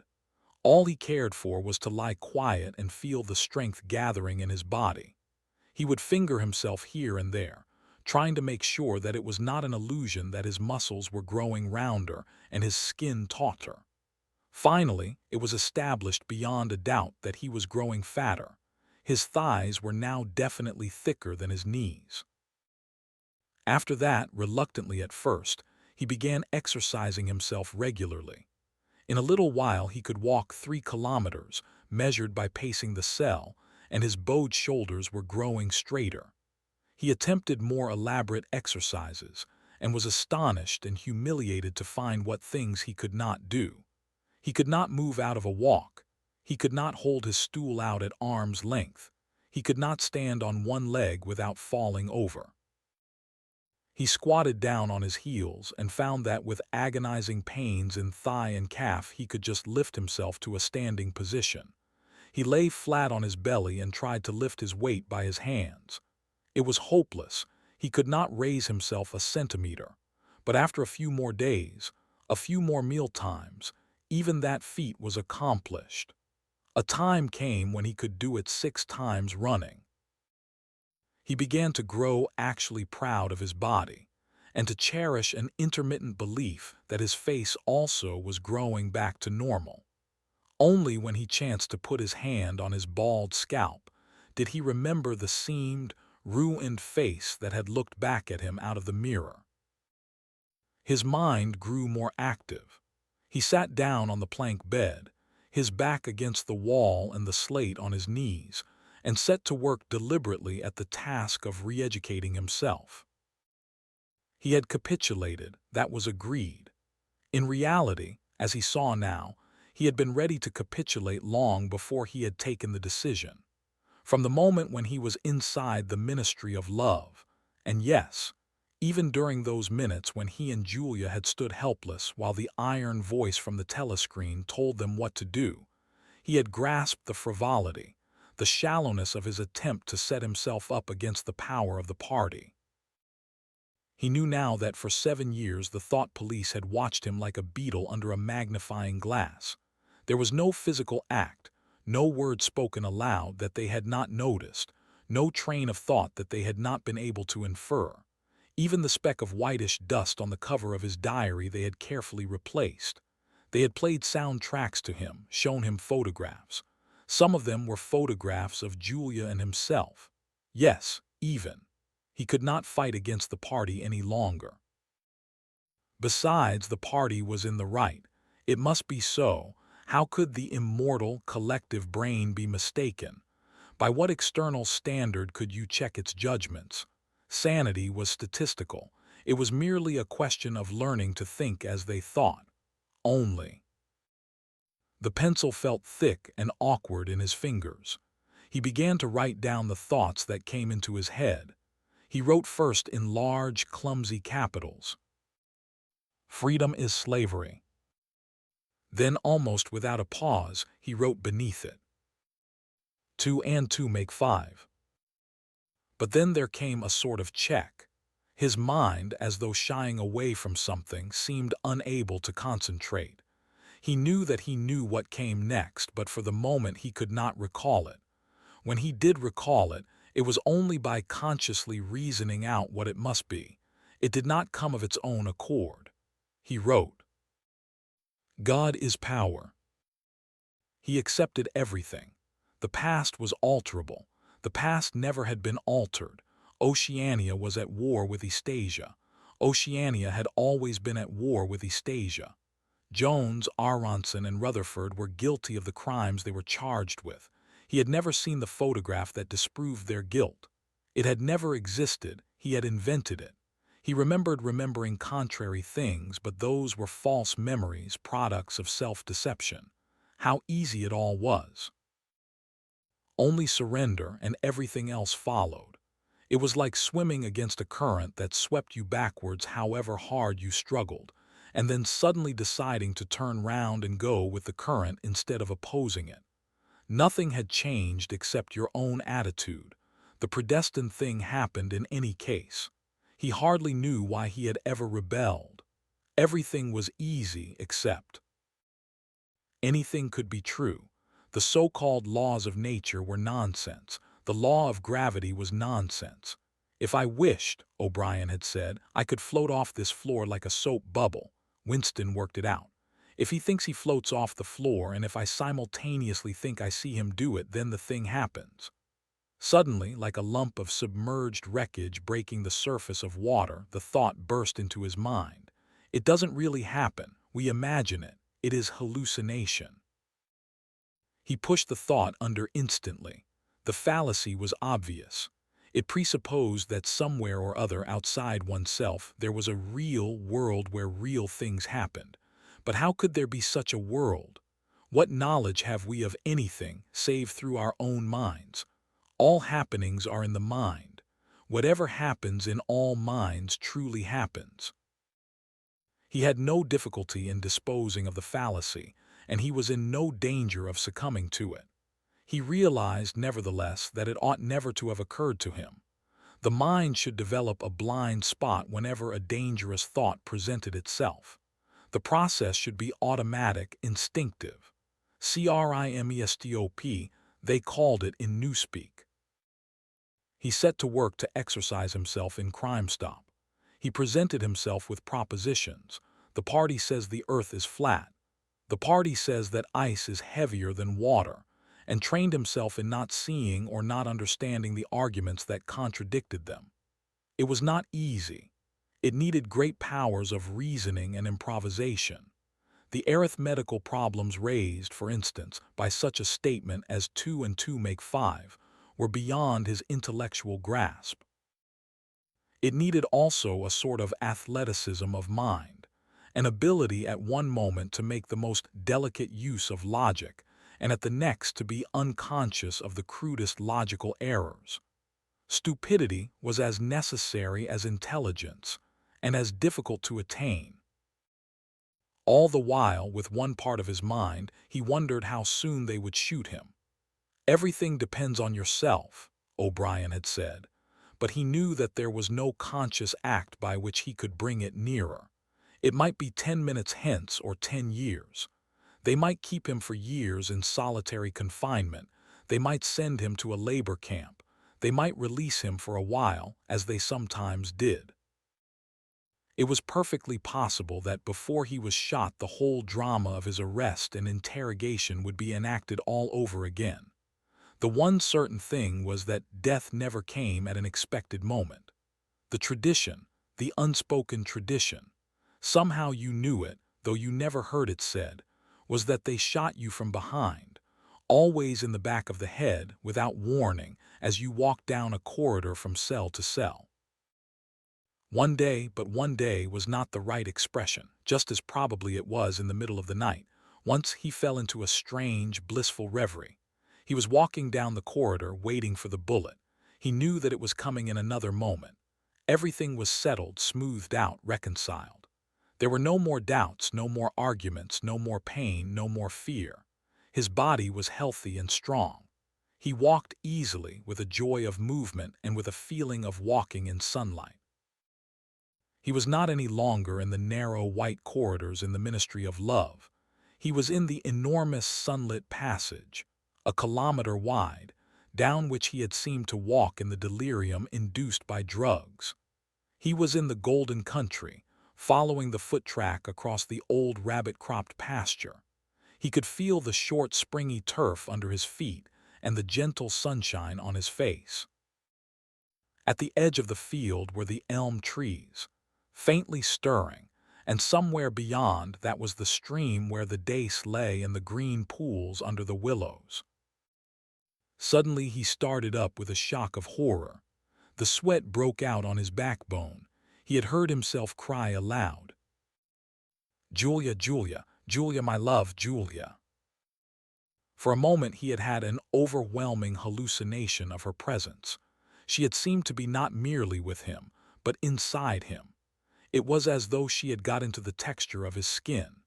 In that moment he had loved her far more than he had ever done when they were together and free. Also he knew that somewhere or other she was still alive and needed his help.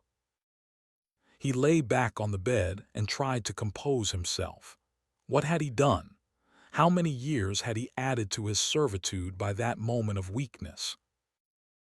In another moment he would hear the tramp of boots outside. They could not let such an outburst go unpunished. They would know now, if they had not known before, that he was breaking the agreement he had made with them. He obeyed the party, but he still hated the party. In the old days he had hidden a heretical mind beneath an appearance of conformity. Now he had retreated a step further. In the mind he had surrendered, but he had hoped to keep the inner heart inviolate. He knew that he was in the wrong, but he preferred to be in the wrong. They would understand that. O'Brien would understand it. It was all confessed in that single foolish cry.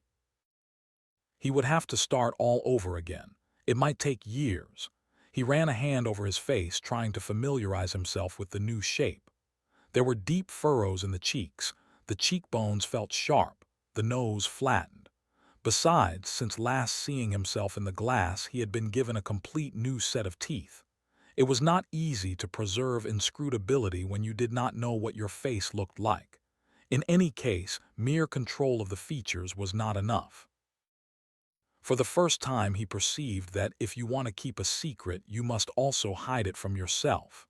You must know all the while that it is there, but until it is needed, you must never let it emerge into your consciousness in any shape that could be given a name. From now onwards he must not only think right, he must feel right, dream right. And all the while he must keep his hatred locked up inside him like a ball of matter which was part of himself, and yet unconnected with the rest of him, a kind of cyst. One day they would decide to shoot him. You could not tell when it would happen, but a few seconds beforehand it should be possible to guess. It was always from behind, walking down a corridor. 10 seconds would be enough. In that time the world inside him could turn over. And then suddenly, without a word uttered, without a check in his step, without the changing of a line in his face, suddenly the camouflage would be down and bang, would go the batteries of his hatred. Hatred would fill him like an enormous roaring flame, and almost in the same instant bang, would go the bullet, too late or too early. They would have blown his brain to pieces before they could reclaim it. The heretical thought would be unpunished, unrepented, out of their reach forever. They would have blown a hole in their own perfection. To die hating them, that was freedom. He shut his eyes. It was more difficult than accepting an intellectual discipline. It was a question of degrading himself, mutilating himself. He had got to plunge into the filthiest of filth. What was the most horrible, sickening thing of all? He thought of Big Brother. The enormous face, because of constantly seeing it on posters, he always thought of it as being a meter wide. with its heavy black mustache and the eyes that followed you to and fro, seemed to float into his mind of its own accord. What were his true feelings towards Big Brother? There was a heavy tramp of boots in the passage. The steel door swung open with a clang. O'Brien walked into the cell. Behind him were the waxen-faced officer and the black-uniformed guards. "Get up," said O'Brien. "Come here." Winston stood opposite him. O'Brien took Winston's shoulders between his strong hands and looked at him closely. "You have had thoughts of deceiving me," he said. "That was stupid. Stand up straighter, look me in the face." He paused and went on in a gentler tone. "You are improving. Intellectually, there is very little wrong with you. It is only emotionally that you have failed to make progress. Tell me, Winston, and remember, no lies. You know that I am always able to detect a lie. Tell me, what are your true feelings towards Big Brother?" "I hate him." "You hate him, good. Then the time has come for you to take the last step. You must love Big Brother. It is not enough to obey him. You must love him." He released Winston with a little push towards the guards. "Room 101, he said. Chapter 5. At each stage of his imprisonment he had known, or seemed to know, whereabouts he was in the windowless building. Possibly there were slight differences in the air pressure. The cells where the guards had beaten him were below ground level. The room where he had been interrogated by O'Brien was high up near the roof. This place was many meters underground, as deep down as it was possible to go. It was bigger than most of the cells he had been in, but he hardly noticed his surroundings. All he noticed was that there were two small tables straight in front of him, each covered with green baize. One was only a meter or two from him, the other was further away, near the door. He was strapped upright in a chair, so tightly that he could move nothing, not even his head. A sort of pad gripped his head from behind, forcing him to look straight in front of him. For a moment he was alone, then the door opened and O'Brien came in. "You asked me once," said O'Brien, "what was in room 101. I told you that you knew the answer already. Everyone knows it. The thing that is in room 101 is the worst thing in the world." The door opened again. A guard came in, carrying something made of wire, a box or basket of some kind. He set it down on the further table, because of the position in which O'Brien was standing. Winston could not see what the thing was. "The worst thing in the world," said O'Brien, "varies from individual to individual. It may be burial alive, or death by fire, or by drowning, or by impalement, or 50 other deaths. There are cases where it is some quite trivial thing, not even fatal." He had moved a little to one side, so that Winston had a better view of the thing on the table. It was an oblong wire cage with a handle on top for carrying it by. Fixed to the front of it was something that looked like a fencing mask, with the concave side outwards.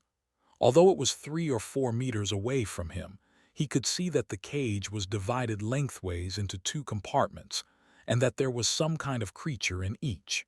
They were rats. "In your case," said O'Brien, "the worst thing in the world happens to be rats." A sort of premonitory tremor, a fear of he was not certain what, had passed through Winston as soon as he caught his first glimpse of the cage. But at this moment, the meaning of the mask-like attachment in front of it suddenly sank into him. His bowels seemed to turn to water. "You can't do that," he cried out in a high, cracked voice.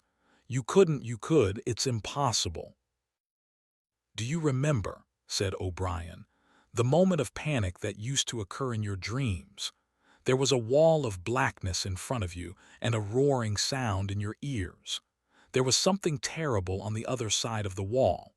You knew that you knew what it was, but you dared not drag it into the open. It was the rats that were on the other side of the wall."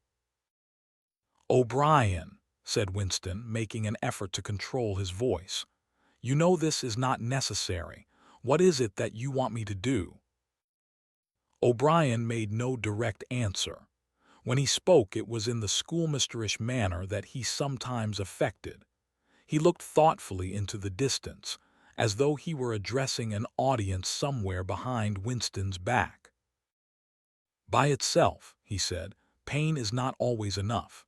There are occasions when a human being will stand out against pain, even to the point of death. But for everyone there is something unendurable, something that cannot be contemplated. Courage and cowardice are not involved. If you are falling from a height, it is not cowardly to clutch at a rope. If you have come up from deep water, it is not cowardly to fill your lungs with air. It is merely an instinct which cannot be destroyed. It is the same with the rats. For you, they are unendurable. They are a form of pressure that you cannot withstand, even if you wish to. You will do what is required of you." "But what is it? What is it? How can I do it if I don't know what it is?" O'Brien picked up the cage and brought it across to the nearer table. He set it down carefully on the baize cloth. Winston could hear the blood singing in his ears. He had the feeling of sitting in utter loneliness. He was in the middle of a great empty plain, a flat desert drenched with sunlight, across which all sounds came to him out of immense distances.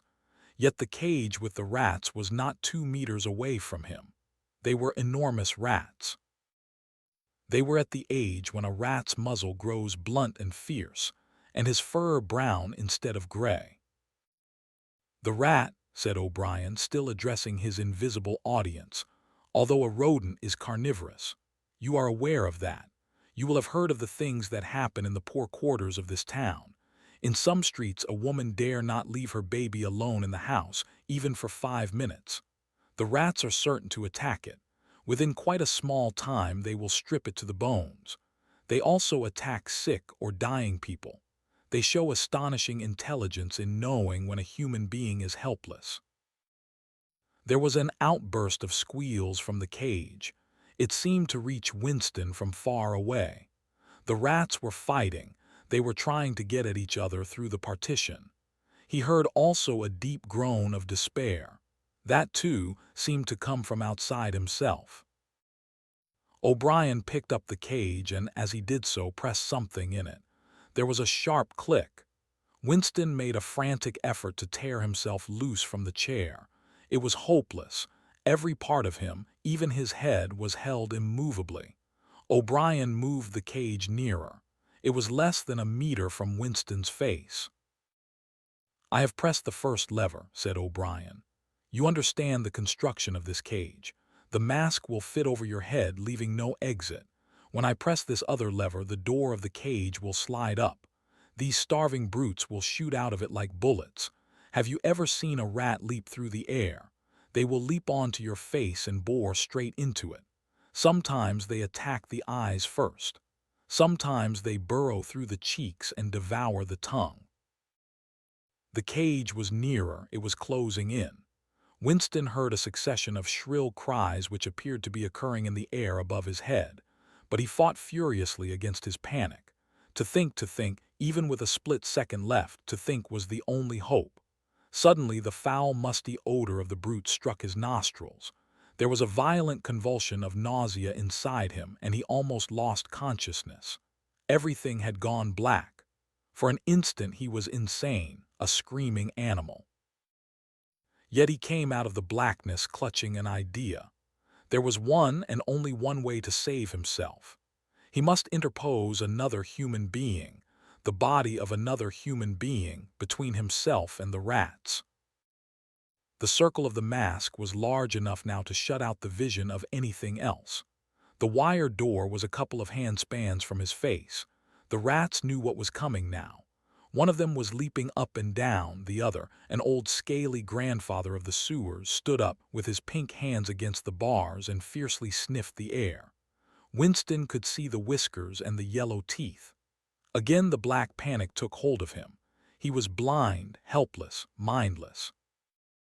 "It was a common punishment in Imperial China," said O'Brien as didactically as ever. The mask was closing on his face. The wire brushed his cheek. And then, no, it was not relief, only hope, a tiny fragment of hope. Too late, perhaps too late. But he had suddenly understood that in the whole world there was just one person to whom he could transfer his punishment, one body that he could thrust between himself and the rats. And he was shouting frantically, over and over. Do it to Julia. Do it to Julia. Not me, Julia, I don't care what you do to her. Tear her face off, strip her to the bones. Not me, Julia, not me. He was falling backwards into enormous depths away from the rats. He was still strapped in the chair, but he had fallen through the floor, through the walls of the building, through the earth, through the oceans, through the atmosphere into outer space, into the gulfs between the stars, always away, away, away from the rats. He was light years distant, but O'Brien was still standing at his side. There was still the cold touch of wire against his cheek. But through the darkness that enveloped him, he heard another metallic click, and knew that the cage door had clicked shut and not open. Chapter 6. The chestnut tree was almost empty.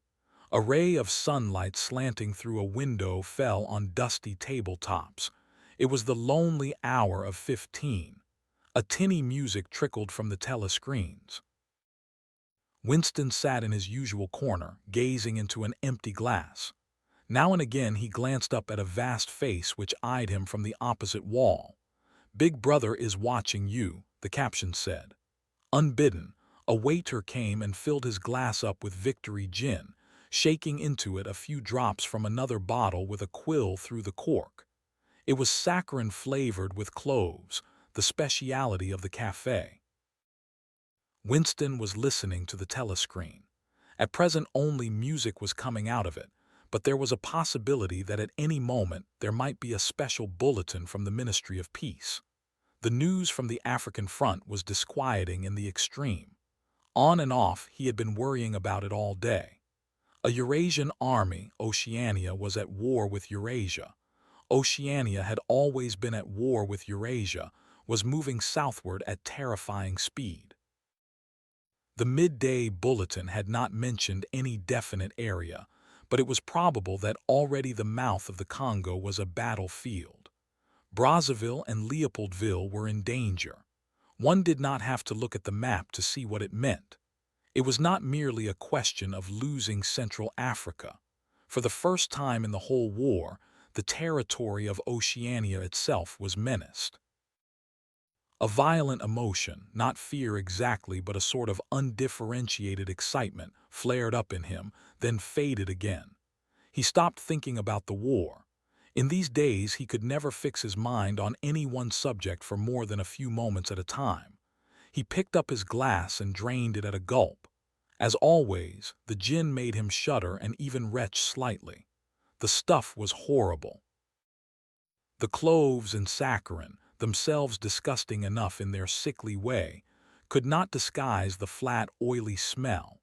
And what was worst of all was that the smell of gin, which dwelt with him night and day, was inextricably mixed up in his mind with the smell of those. He never named them, even in his thoughts, and so far as it was possible he never visualized them. They were something that he was half aware of, hovering close to his face, a smell that clung to his nostrils. As the gin rose in him, he belched through purple lips. He had grown fatter since they released him, and had regained his old color, indeed more than regained it. His features had thickened, the skin on nose and cheekbones was coarsely red, even the bald scalp was too deep a pink. A waiter, again unbidden, brought the chessboard and the current issue of the Times, with the page turned down at the chess problem. Then, seeing that Winston's glass was empty, he brought the gin bottle and filled it. There was no need to give orders. They knew his habits. The chessboard was always waiting for him. His corner table was always reserved. Even when the place was full, he had it to himself, since nobody cared to be seen sitting too close to him.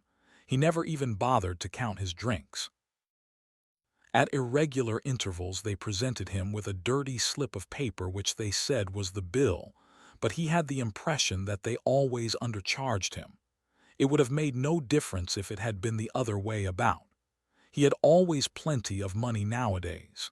He even had a job, a sinecure, more highly paid than his old job had been. The music from the telescreen stopped and a voice took over. Winston raised his head to listen. No bulletins from the front, however. It was merely a brief announcement from the Ministry of Plenty. In the preceding quarter, it appeared, the 10th three-year plan's quota for bootlaces had been overfulfilled by 98%. He examined the chess problem and set out the pieces. It was a tricky ending involving a couple of knights. White to play and mate in 2 moves. Winston looked up at the portrait of Big Brother. White always mates, he thought with a sort of cloudy mysticism. Always, without exception, it is so arranged. In no chess problem since the beginning of the world has black ever won. Did it not symbolize the eternal, unvarying triumph of good over evil? The huge face gazed back at him, full of calm power. White always mates. The voice from the telescreen paused and added in a different and much graver tone, "You are warned to stand by for an important announcement at 15:30. 15:30. This is news of the highest importance. Take care not to miss it. 15:30. The tinkling music struck up again. Winston's heart stirred.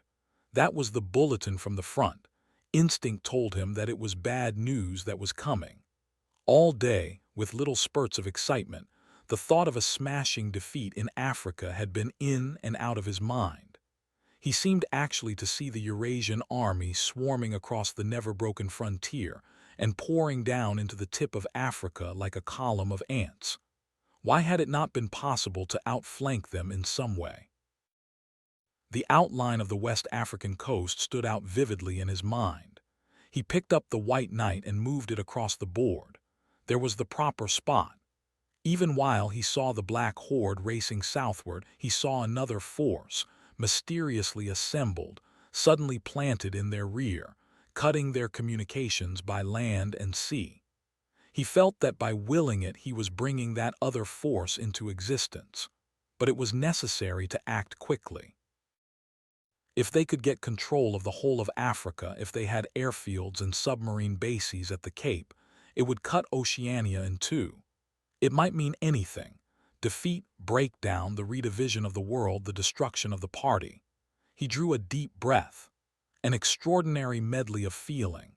But it was not a medley exactly. Rather, it was successive layers of feeling, in which one could not say which layer was undermost, struggled inside him. The spasm passed. He put the white knight back in its place, but for the moment he could not settle down to serious study of the chess problem. His thoughts wandered again. Almost unconsciously he traced with his finger in the dust on the table. 2 + 2 = 5. They can't get inside you, she had said, but they could get inside you. What happens to you here is forever, O'Brien had said.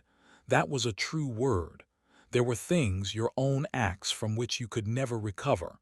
Something was killed in your breast, burnt out, cauterized out. He had seen her. He had even spoken to her. There was no danger in it.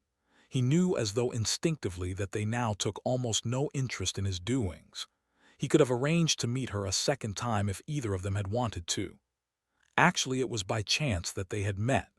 It was in the park, on a vile, biting day in March, when the earth was like iron and all the grass seemed dead, and there was not a bud anywhere except a few crocuses which had pushed themselves up to be dismembered by the wind. He was hurrying along with frozen hands and watering eyes when he saw her not 10 meters away from him. It struck him at once that she had changed in some ill-defined way. They almost passed one another without a sign. Then he turned and followed her, not very eagerly. He knew that there was no danger. Nobody would take any interest in him. She did not speak. She walked obliquely away across the grass as though trying to get rid of him, then seemed to resign herself to having him at her side. Presently they were in among a clump of ragged, leafless shrubs. useless either for concealment or as protection from the wind. They halted. It was vilely cold. The wind whistled through the twigs and fretted the occasional, dirty-looking crocuses. He put his arm round her waist. There was no telescreen, but there must be hidden microphones. Besides, they could be seen. It did not matter, nothing mattered. They could have lain down on the ground and done that if they had wanted to. His flesh froze with horror at the thought of it. She made no response whatever to the clasp of his arm. She did not even try to disengage herself. He knew now what had changed in her. Her face was sallower, and there was a long scar, partly hidden by the hair, across her forehead and temple. But that was not the change. It was that her waist had grown thicker, and in a surprising way had stiffened. He remembered how once, after the explosion of a rocket bomb, he had helped to drag a corpse out of some ruins, and had been astonished not only by the incredible weight of the thing, but by its rigidity and awkwardness to handle, which made it seem more like stone than flesh. Her body felt like that. It occurred to him that the texture of her skin would be quite different from what it had once been. He did not attempt to kiss her, nor did they speak. As they walked back across the grass, she looked directly at him for the first time. It was only a momentary glance, full of contempt and dislike. He wondered whether it was a dislike that came purely out of the past or whether it was inspired also by his bloated face and the water that the wind kept squeezing from his eyes. They sat down on two iron chairs, side by side but not too close together. He saw that she was about to speak. She moved her clumsy shoe a few centimeters and deliberately crushed a twig. Her feet seemed to have grown broader, he noticed. "I betrayed you," she said baldly. "I betrayed you," he said. She gave him another quick look of dislike. "Sometimes," she said, "they threaten you with something you can't stand up to, can't even think about. And then you say, 'Don't do it to me, do it to somebody else, do it to so-and-so.' And perhaps you might pretend afterwards that it was only a trick and that you just said it to make them stop and didn't really mean it. But that isn't true. At the time when it happens, you do mean it. You think there's no other way of saving yourself, and you're quite ready to save yourself that way. You want it to happen to the other person. You don't give a damn what they suffer. All you care about is yourself." "All you care about is yourself," he echoed. "And after that, you don't feel the same towards the other person any longer." "No," he said, "you don't feel the same." There did not seem to be anything more to say. The wind plastered their thin overalls against their bodies. Almost at once it became embarrassing to sit there in silence. Besides, it was too cold to keep still. She said something about catching her tube and stood up to go. "We must meet again," he said. "Yes," she said, "we must meet again." He followed irresolutely for a little distance, half a pace behind her. They did not speak again. She did not actually try to shake him off, but walked at just such a speed as to prevent his keeping abreast of her. He had made up his mind that he would accompany her as far as the tube station, but suddenly this process of trailing along in the cold seemed pointless and unbearable. He was overwhelmed by a desire not so much to get away from Julia as to get back to the Chestnut Tree Cafe, which had never seemed so attractive as at this moment. He had a nostalgic vision of his corner table, with the newspaper and the chessboard and the ever-flowing gin. Above all, it would be warm in there. The next moment, not altogether by accident, he allowed himself to become separated from her by a small knot of people. He made a half-hearted attempt to catch up, then slowed down, turned, and made off in the opposite direction. When he had gone 50 meters, he looked back. The street was not crowded, but already he could not distinguish her. Any one of a dozen hurrying figures might have been hers. Perhaps her thickened, stiffened body was no longer recognizable from behind. "At the time when it happens," she had said, "you do mean it." He had meant it. He had not merely said it, he had wished it. He had wished that she and not he should be delivered over to the. Something changed in the music that trickled from the telescreen. A cracked and jeering note, a yellow note, came into it. And then, perhaps it was not happening, perhaps it was only a memory taking on the semblance of sound. A voice was singing. Under the spreading chestnut tree. I sold you, and you sold me. The tears welled up in his eyes. A passing waiter noticed that his glass was empty and came back with the gin bottle. He took up his glass and sniffed at it. The stuff grew not less but more horrible with every mouthful he drank, but it had become the element he swam in. It was his life, his death, and his resurrection. It was gin that sank him into stupor every night, and gin that revived him every morning.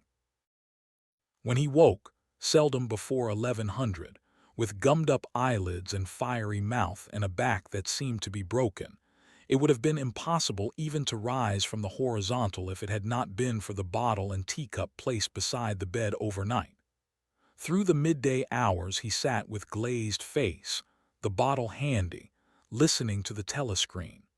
From 15 to closing time he was a fixture in the chestnut tree.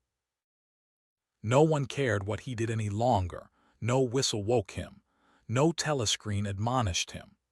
Occasionally, perhaps twice a week, he went to a dusty, forgotten-looking office in the Ministry of Truth and did a little work, or what was called work.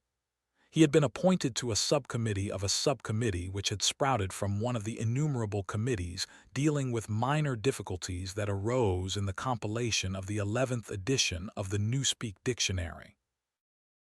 They were engaged in producing something called an interim report, but what it was that they were reporting on he had never definitely found out. It was something to do with the question of whether commas should be placed inside brackets or outside. There were 4 others on the committee, all of them persons similar to himself. There were days when they assembled and then promptly dispersed again, frankly admitting to one another that there was not really anything to be done. But there were other days when they settled down to their work almost eagerly, making a tremendous show of entering up their minutes and drafting long memoranda which were never finished. When the argument as to what they were supposedly arguing about grew extraordinarily involved and abstruse, with subtle haggling over definitions, enormous digressions, quarrels, threats, even to appeal to higher authority. And then suddenly the life would go out of them, and they would sit round the table looking at one another with extinct eyes, like ghosts fading at cock-crow. The telescreen was silent for a moment. Winston raised his head again. The bulletin. But no, they were merely changing the music. He had the map of Africa behind his eyelids. The movement of the armies was a diagram. A black arrow tearing vertically southward and a white arrow horizontally eastward across the tail of the first. As though for reassurance he looked up at the imperturbable face in the portrait. Was it conceivable that the second arrow did not even exist? His interest flagged again. He drank another mouthful of gin, picked up the white knight and made a tentative move. Check. But it was evidently not the right move because, uncalled, a memory floated into his mind. He saw a candle-lit room with a vast white counterpaned bed, and himself, a boy of 9 or 10, sitting on the floor, shaking a dice box and laughing excitedly. His mother was sitting opposite him and also laughing. It must have been about a month before she disappeared. It was a moment of reconciliation, when the nagging hunger in his belly was forgotten, and his earlier affection for her had temporarily revived. He remembered the day well, a pelting, drenching day when the water streamed down the windowpane, and the light indoors was too dull to read by. The boredom of the 2 children in the dark, cramped bedroom became unbearable.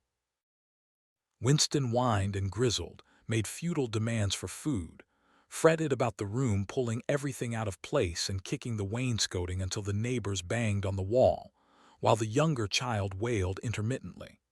In the end, his mother said, "Now be good and I'll buy you a toy. A lovely toy. You'll love it."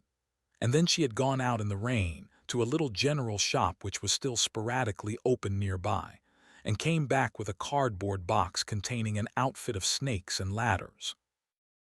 He could still remember the smell of the damp cardboard. It was a miserable outfit. The board was cracked and the tiny wooden dice were so ill-cut that they would hardly lie on their sides. Winston looked at the thing sulkily and without interest. But then his mother lit a piece of candle, and they sat down on the floor to play. Soon he was wildly excited and shouting with laughter as the tiddlywinks climbed hopefully up the ladders and then came slithering down the snakes again, almost to the starting point. They played 8 games, winning 4 each. His tiny sister, too young to understand what the game was about, had sat propped up against a bolster, laughing because the others were laughing. For a whole afternoon they had all been happy together, as in his earlier childhood. He pushed the picture out of his mind. It was a false memory. He was troubled by false memories occasionally. They did not matter so long as one knew them for what they were. Some things had happened, others had not happened. He turned back to the chessboard and picked up the white knight again. Almost in the same instant it dropped onto the board with a clatter. He had started as though a pin had run into him. A shrill trumpet call had pierced the air. It was the bulletin, victory. It always meant victory when a trumpet call preceded the news. A sort of electric drill ran through the cafe. Even the waiters had started and pricked up their ears. The trumpet call had let loose an enormous volume of noise. Already an excited voice was gabbling from the telescreen, but even as it started, it was almost drowned by a roar of cheering from outside. The news had run round the streets like magic. He could hear just enough of what was issuing from the telescreen to realize that it had all happened, as he had foreseen. A vast seaborne armada had secretly assembled a sudden blow in the enemy's rear, the white arrow tearing across the tail of the black. Fragments of triumphant phrases pushed themselves through the din. Vast strategic maneuver, perfect coordination, utter rout, 500,000 prisoners, complete demoralization, control of the whole of Africa, bring the war within measurable distance of its end, victory, greatest victory in human history, victory, victory, victory. Under the table, Winston's feet made convulsive movements. He had not stirred from his seat, but in his mind he was running, swiftly running. He was with the crowds outside, cheering himself deaf. He looked up again at the portrait of Big Brother, the colossus that bestrode the world, the rock against which the hordes of Asia dashed themselves in vain. He thought how 10 minutes ago, yes, only 10 minutes, there had still been equivocation in his heart as he wondered whether the news from the front would be of victory or defeat. Ah, it was more than a Eurasian army that had perished. Much had changed in him since that first day in the ministry of love, but the final, indispensable healing change had never happened until this moment. The voice from the telescreen was still pouring forth its tale of prisoners and booty and slaughter, but the shouting outside had died down a little. The waiters were turning back to their work. One of them approached with the gin bottle. Winston, sitting in a blissful dream, paid no attention as his glass was filled up. He was not running or cheering any longer.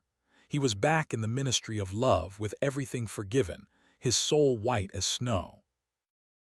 He was in the public dock, confessing everything, implicating everybody. He was walking down the white-tiled corridor with the feeling of walking in sunlight and an armed guard at his back. The long-hoped-for bullet was entering his brain. He gazed up at the enormous face. 40 years it had taken him to learn what kind of smile was hidden beneath the dark mustache. Oh, cruel, needless misunderstanding. Oh, stubborn, self-willed exile from the loving breast. 2 gin-scented tears trickled down the sides of his nose. But it was all right, everything was all right, The struggle was finished. He had won the victory over himself. He loved Big Brother. The end. Appendix. The principles of Newspeak. Newspeak was the official language of Oceania and had been devised to meet the ideological needs of Ingsoc, or English socialism. In the year 1984, there was not as yet anyone who used Newspeak as his sole means of communication, either in speech or writing.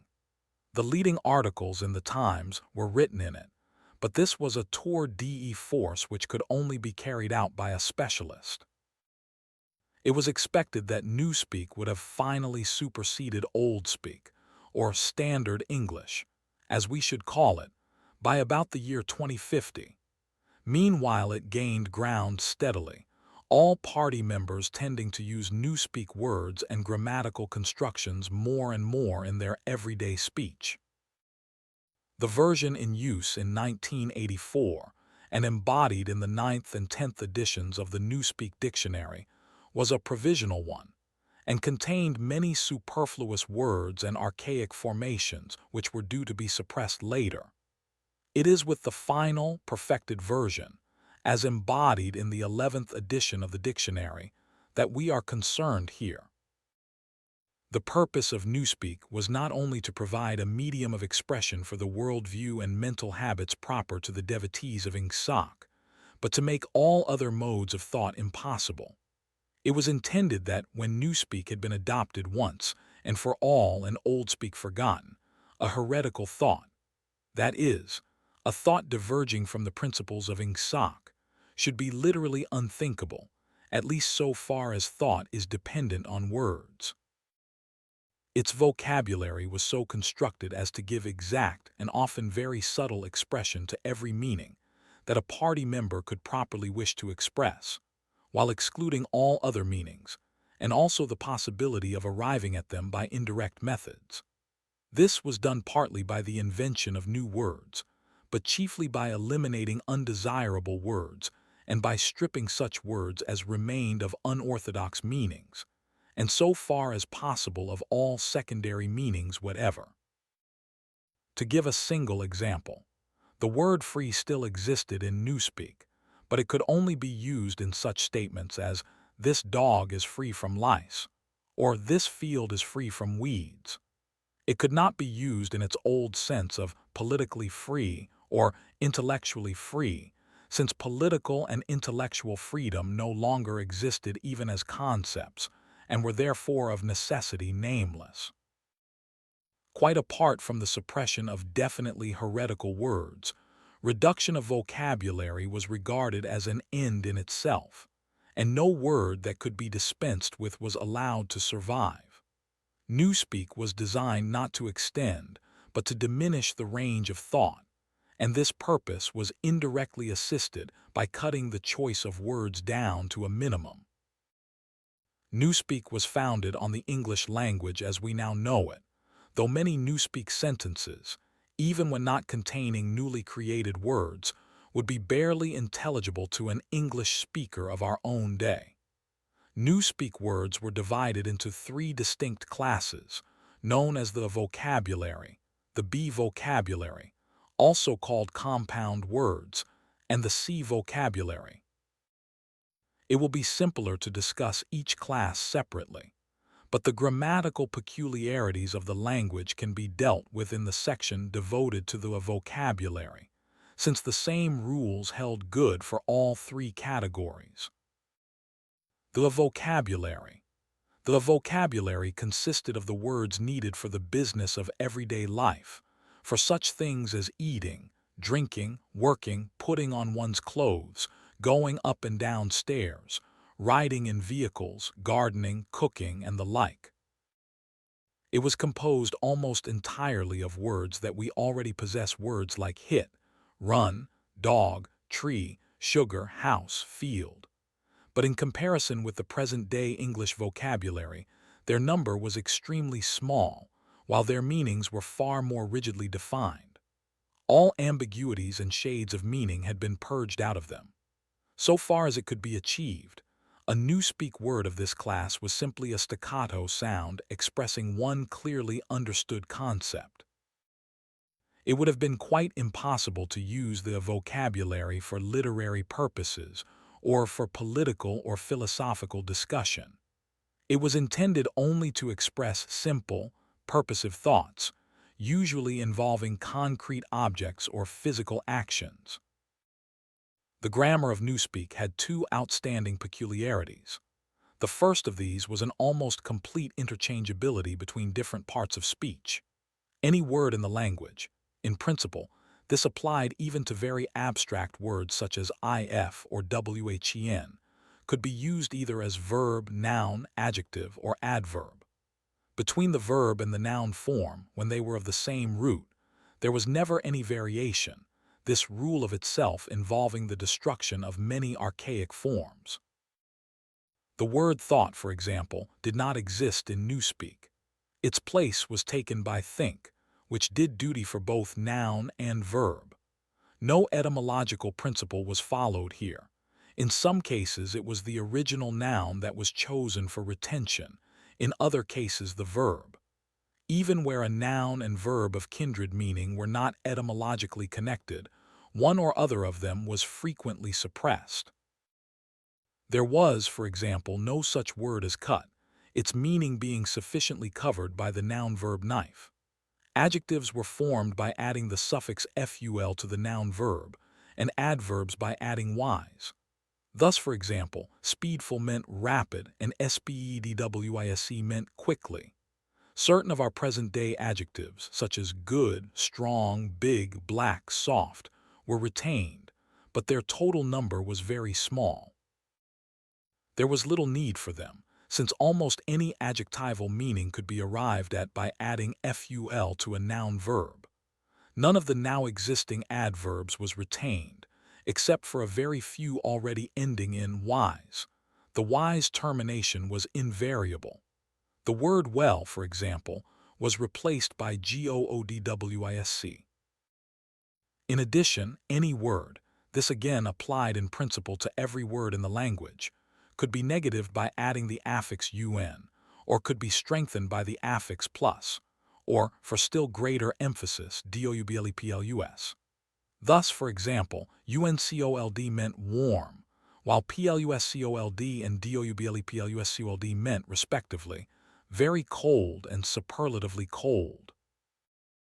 It was also possible, as in present-day English, to modify the meaning of almost any word by prepositional affixes such as ante, post, up, down, etc. By such methods it was found possible to bring about an enormous diminution of vocabulary.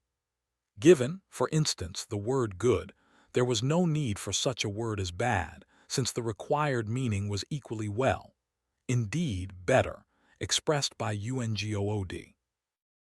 All that was necessary, in any case where two words formed a natural pair of opposites, was to decide which of them to suppress.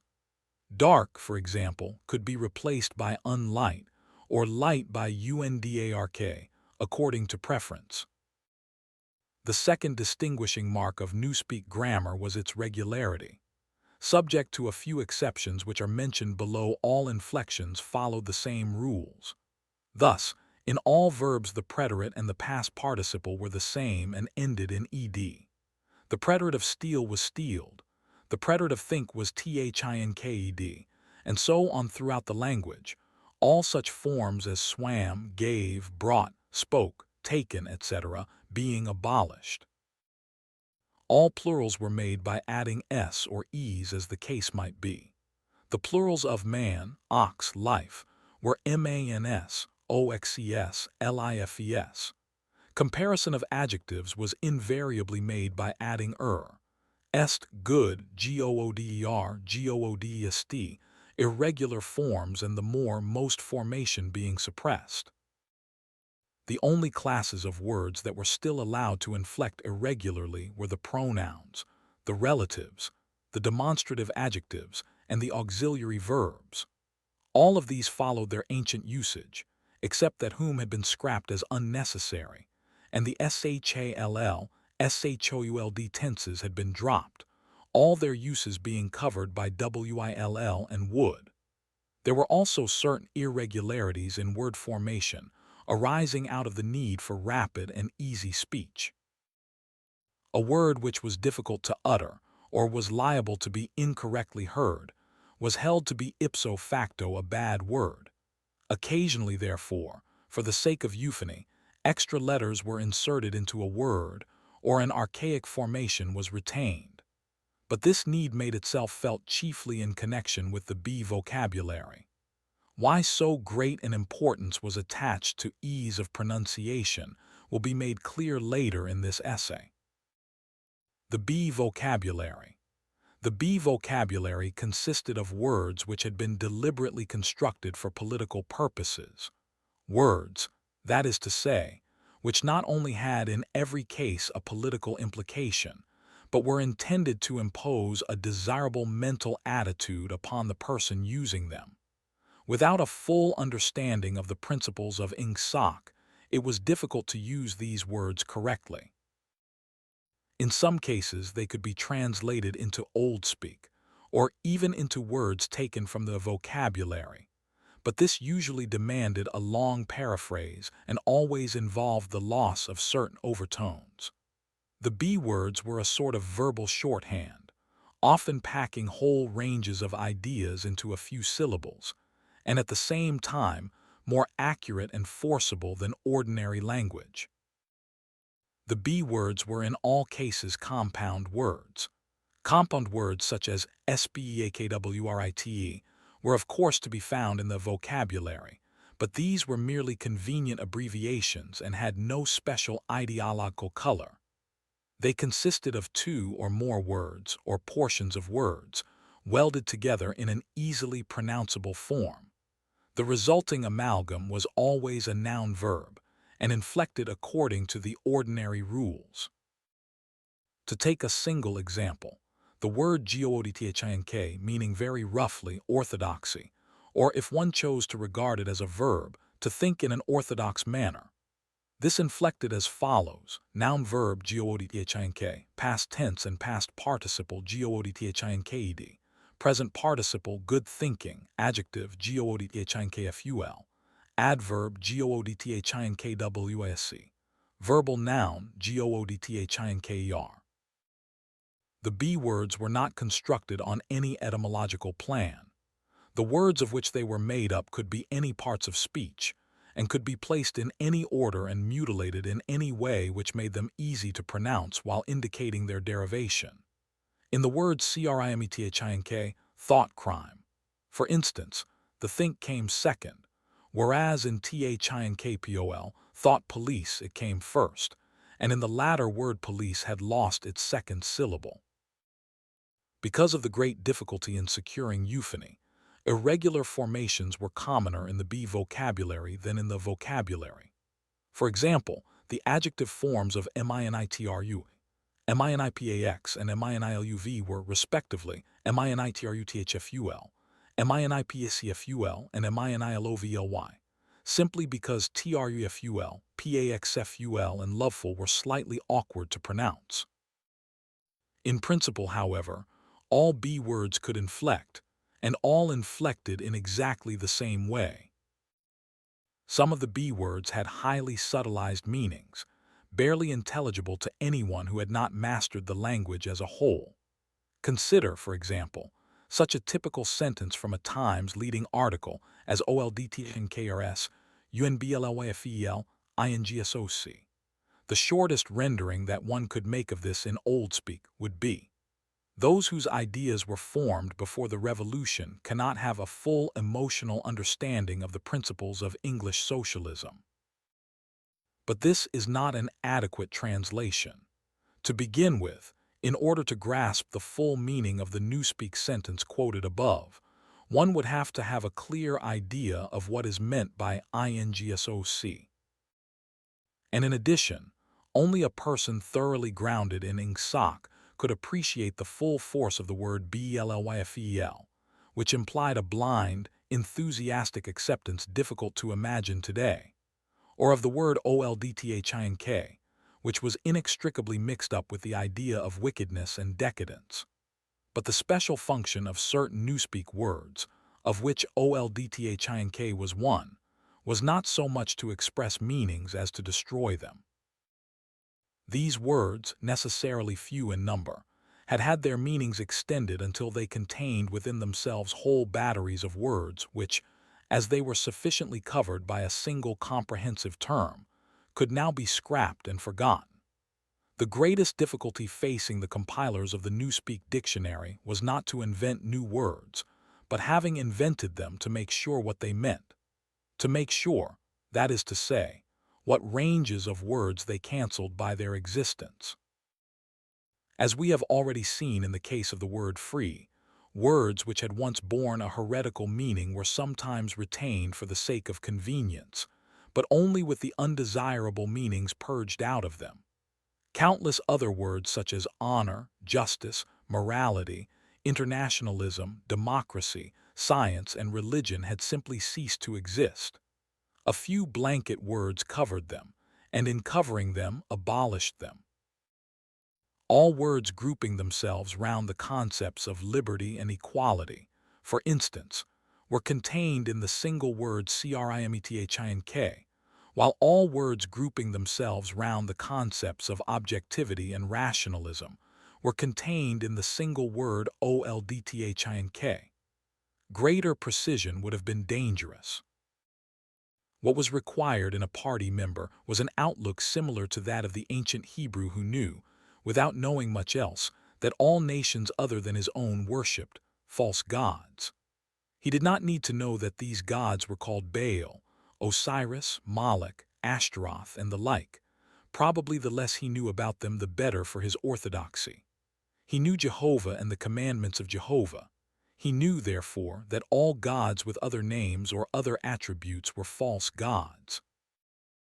In somewhat the same way, the party member knew what constituted right conduct, and in exceedingly vague, generalized terms, he knew what kinds of departure from it were possible.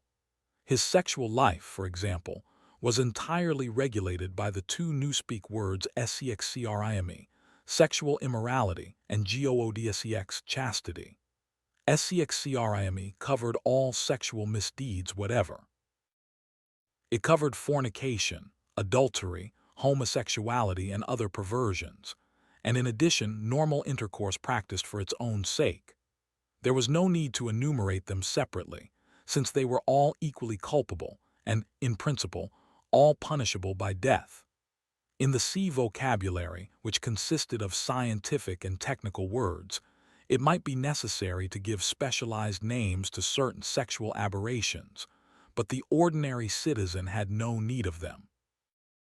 He knew what was meant by goodsex, that is to say, normal intercourse between man and wife, for the sole purpose of begetting children, and without physical pleasure on the part of the woman. All else was sexcrime. In Newspeak it was seldom possible to follow a heretical thought further than the perception that it was heretical. Beyond that point the necessary words were non-existent. No word in the B vocabulary was ideologically neutral. A great many were euphemisms. Such words, for instance, as JOYCAMP, forced labor camp, or MINIPAX, Ministry of Peace, i.e. Ministry of War, meant almost the exact opposite of what they appeared to mean. Some words, on the other hand, displayed a frank and contemptuous understanding of the real nature of oceanic society. An example was PROLEFED, meaning the rubbishy entertainment and spurious news which the party handed out to the masses. Other words, again, were ambivalent, having the connotation good when applied to the party and bad when applied to its enemies. But in addition, there were great numbers of words which at first sight appeared to be mere abbreviations, and which derived their ideological color not from their meaning, but from their structure. So far as it could be contrived, everything that had or might have political significance of any kind was fitted into the B vocabulary. The name of every organization, or body of people, or doctrine, or country, or institution, or public building, was invariably cut down into the familiar shape. That is, a single easily pronounced word with the smallest number of syllables that would preserve the original derivation. In the Ministry of Truth, for example, the records department in which Winston Smith worked was called RECDEP. The fiction department was called FICDEP. The teleprograms department was called TELEDEP, and so on. This was not done solely with the object of saving time. Even in the early decades of the 20th century, telescoped words and phrases had been one of the characteristic features of political language, and it had been noticed that the tendency to use abbreviations of this kind was most marked in totalitarian countries and totalitarian organizations.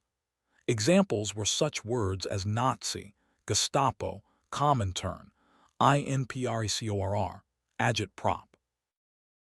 In the beginning, the practice had been adopted as it were instinctively, but in Newspeak it was used with a conscious purpose. It was perceived that in thus abbreviating a name one narrowed and subtly altered its meaning, by cutting out most of the associations that would otherwise cling to it.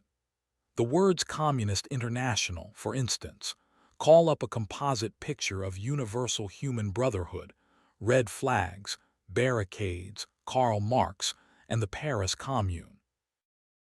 The word Comintern, on the other hand, suggests merely a tightly knit organization and a well-defined body of doctrine.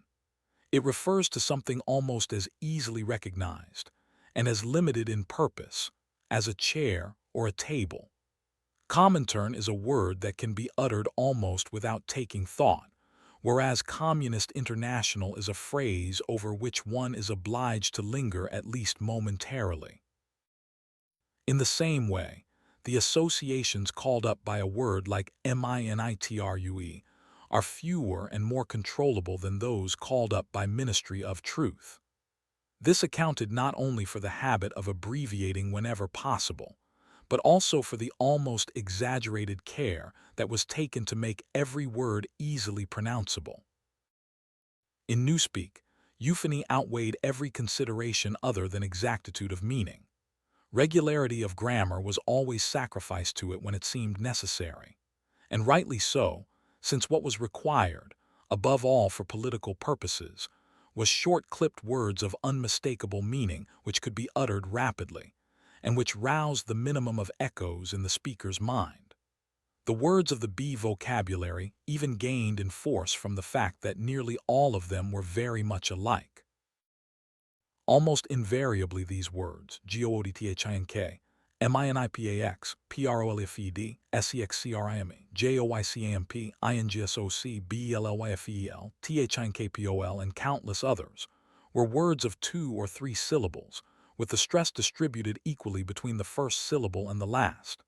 The use of them encouraged a gabbling style of speech, at once staccato and monotonous, and this was exactly what was aimed at. The intention was to make speech, and especially speech on any subject not ideologically neutral, as nearly as possible independent of consciousness. For the purposes of everyday life, it was no doubt necessary, or sometimes necessary, to reflect before speaking, but a party member called upon to make a political or ethical judgment should be able to spray forth the correct opinions as automatically as a machine gun spraying forth bullets. His training fitted him to do this. The language gave him an almost foolproof instrument, and the texture of the words, with their harsh sound and a certain willful ugliness which was in accord with the spirit of Ingsoc, assisted the process still further. So did the fact of having very few words to choose from. Relative to our own, the Newspeak vocabulary was tiny, and new ways of reducing it were constantly being devised. Newspeak, indeed, differed from most all other languages in that its vocabulary grew smaller instead of larger every year. Each reduction was a gain, since the smaller the area of choice, the smaller the temptation to take thought. Ultimately, it was hoped to make articulate speech issue from the larynx without involving the higher brain centers at all. This aim was frankly admitted in the Newspeak word DUCKSPAK, meaning to quack like a duck. Like various other words in the B vocabulary, duckSBAK was ambivalent in meaning. Provided that the opinions which were quacked out were orthodox ones, it implied nothing but praise, and when the Times referred to one of the orators of the party as a doubleplusgood duckSBAKER, it was paying a warm and valued compliment. The C vocabulary. The C vocabulary was supplementary to the others and consisted entirely of scientific and technical terms. These resembled the scientific terms in use today and were constructed from the same roots, but the usual care was taken to define them rigidly and strip them of undesirable meanings. They followed the same grammatical rules as the words in the other two vocabularies. Very few of the C words had any currency either in everyday speech or in political speech. Any scientific worker or technician could find all the words he needed in the list devoted to his own speciality, but he seldom had more than a smattering of the words occurring in the other lists. Only a very few words were common to all lists, and there was no vocabulary expressing the function of science as a habit of mind or a method of thought, irrespective of its particular branches. There was, indeed, no word for science, any meaning that it could possibly bear being already sufficiently covered by the word ingsoc. From the foregoing account it will be seen that in Newspeak the expression of unorthodox opinions, above a very low level, was well nigh impossible. It was of course possible to utter heresies of a very crude kind, a species of blasphemy. It would have been possible, for example, to say Big Brother is ungood. But this statement, which to an orthodox ear merely conveyed a self-evident absurdity, could not have been sustained by reasoned argument, because the necessary words were not available. Ideas inimical to ingsoc could only be entertained in a vague, wordless form, and could only be named in very broad terms which lumped together and condemned whole groups of heresies, without defining them in doing so. One could, in fact, only use Newspeak for unorthodox purposes, by illegitimately translating some of the words back into Oldspeak. For example, all mans are equal was a possible Newspeak sentence, but only in the same sense in which all men are redhared is a possible Oldspeak sentence. It did not contain a grammatical error, but it expressed a palpable untruth, i.e. that all men are of equal size, weight, or strength. The concept of political equality no longer existed, and this secondary meaning had accordingly been purged out of the word equal. In 1984, when Oldspeak was still the normal means of communication, the danger theoretically existed that in using Newspeak words one might remember their original meanings. In practice, it was not difficult for any person well grounded in doublethink to avoid doing this, but within a couple of generations even the possibility of such a lapse would have vanished. A person growing up with Newspeak as his sole language would no more know that equal had once had the secondary meaning of politically equal, or that free had once meant intellectually free, than, for instance, a person who had never heard of chess would be aware of the secondary meanings attaching to queen and rook. There would be many crimes and errors which it would be beyond his power to commit, simply because they were nameless and therefore unimaginable.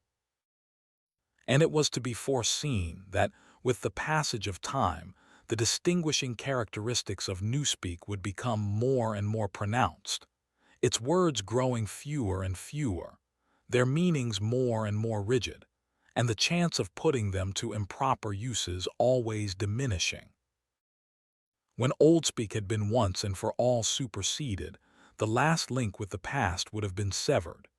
History had already been rewritten, but fragments of the literature of the past survived here and there, imperfectly censored, and so long as one retained one's knowledge of Oldspeak, it was possible to read them. In the future such fragments, even if they chanced to survive, would be unintelligible and untranslatable.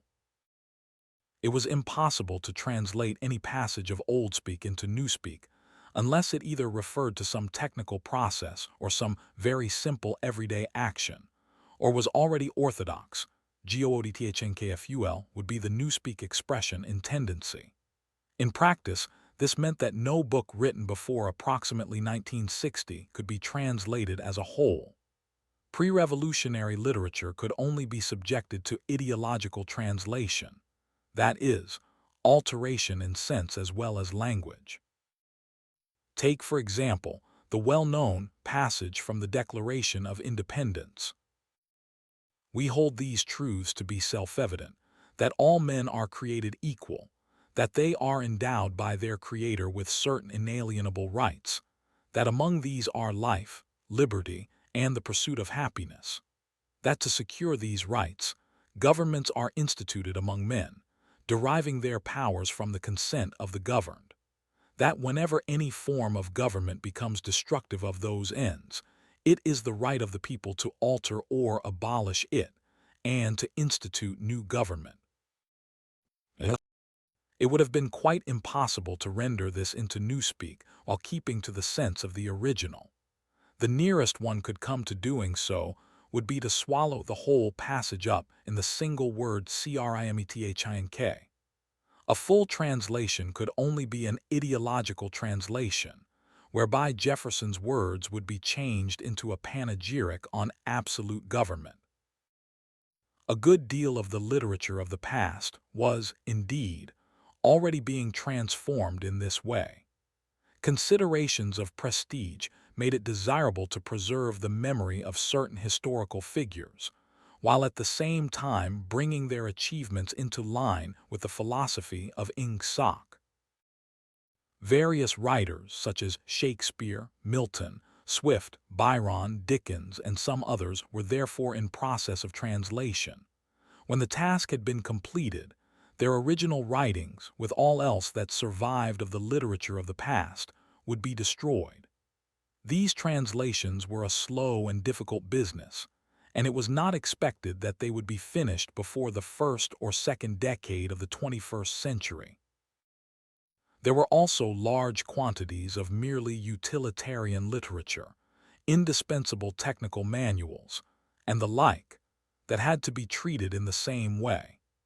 It was chiefly in order to allow time for the preliminary work of translation that the final adoption of Newspeak had been fixed for so late a date as 2050.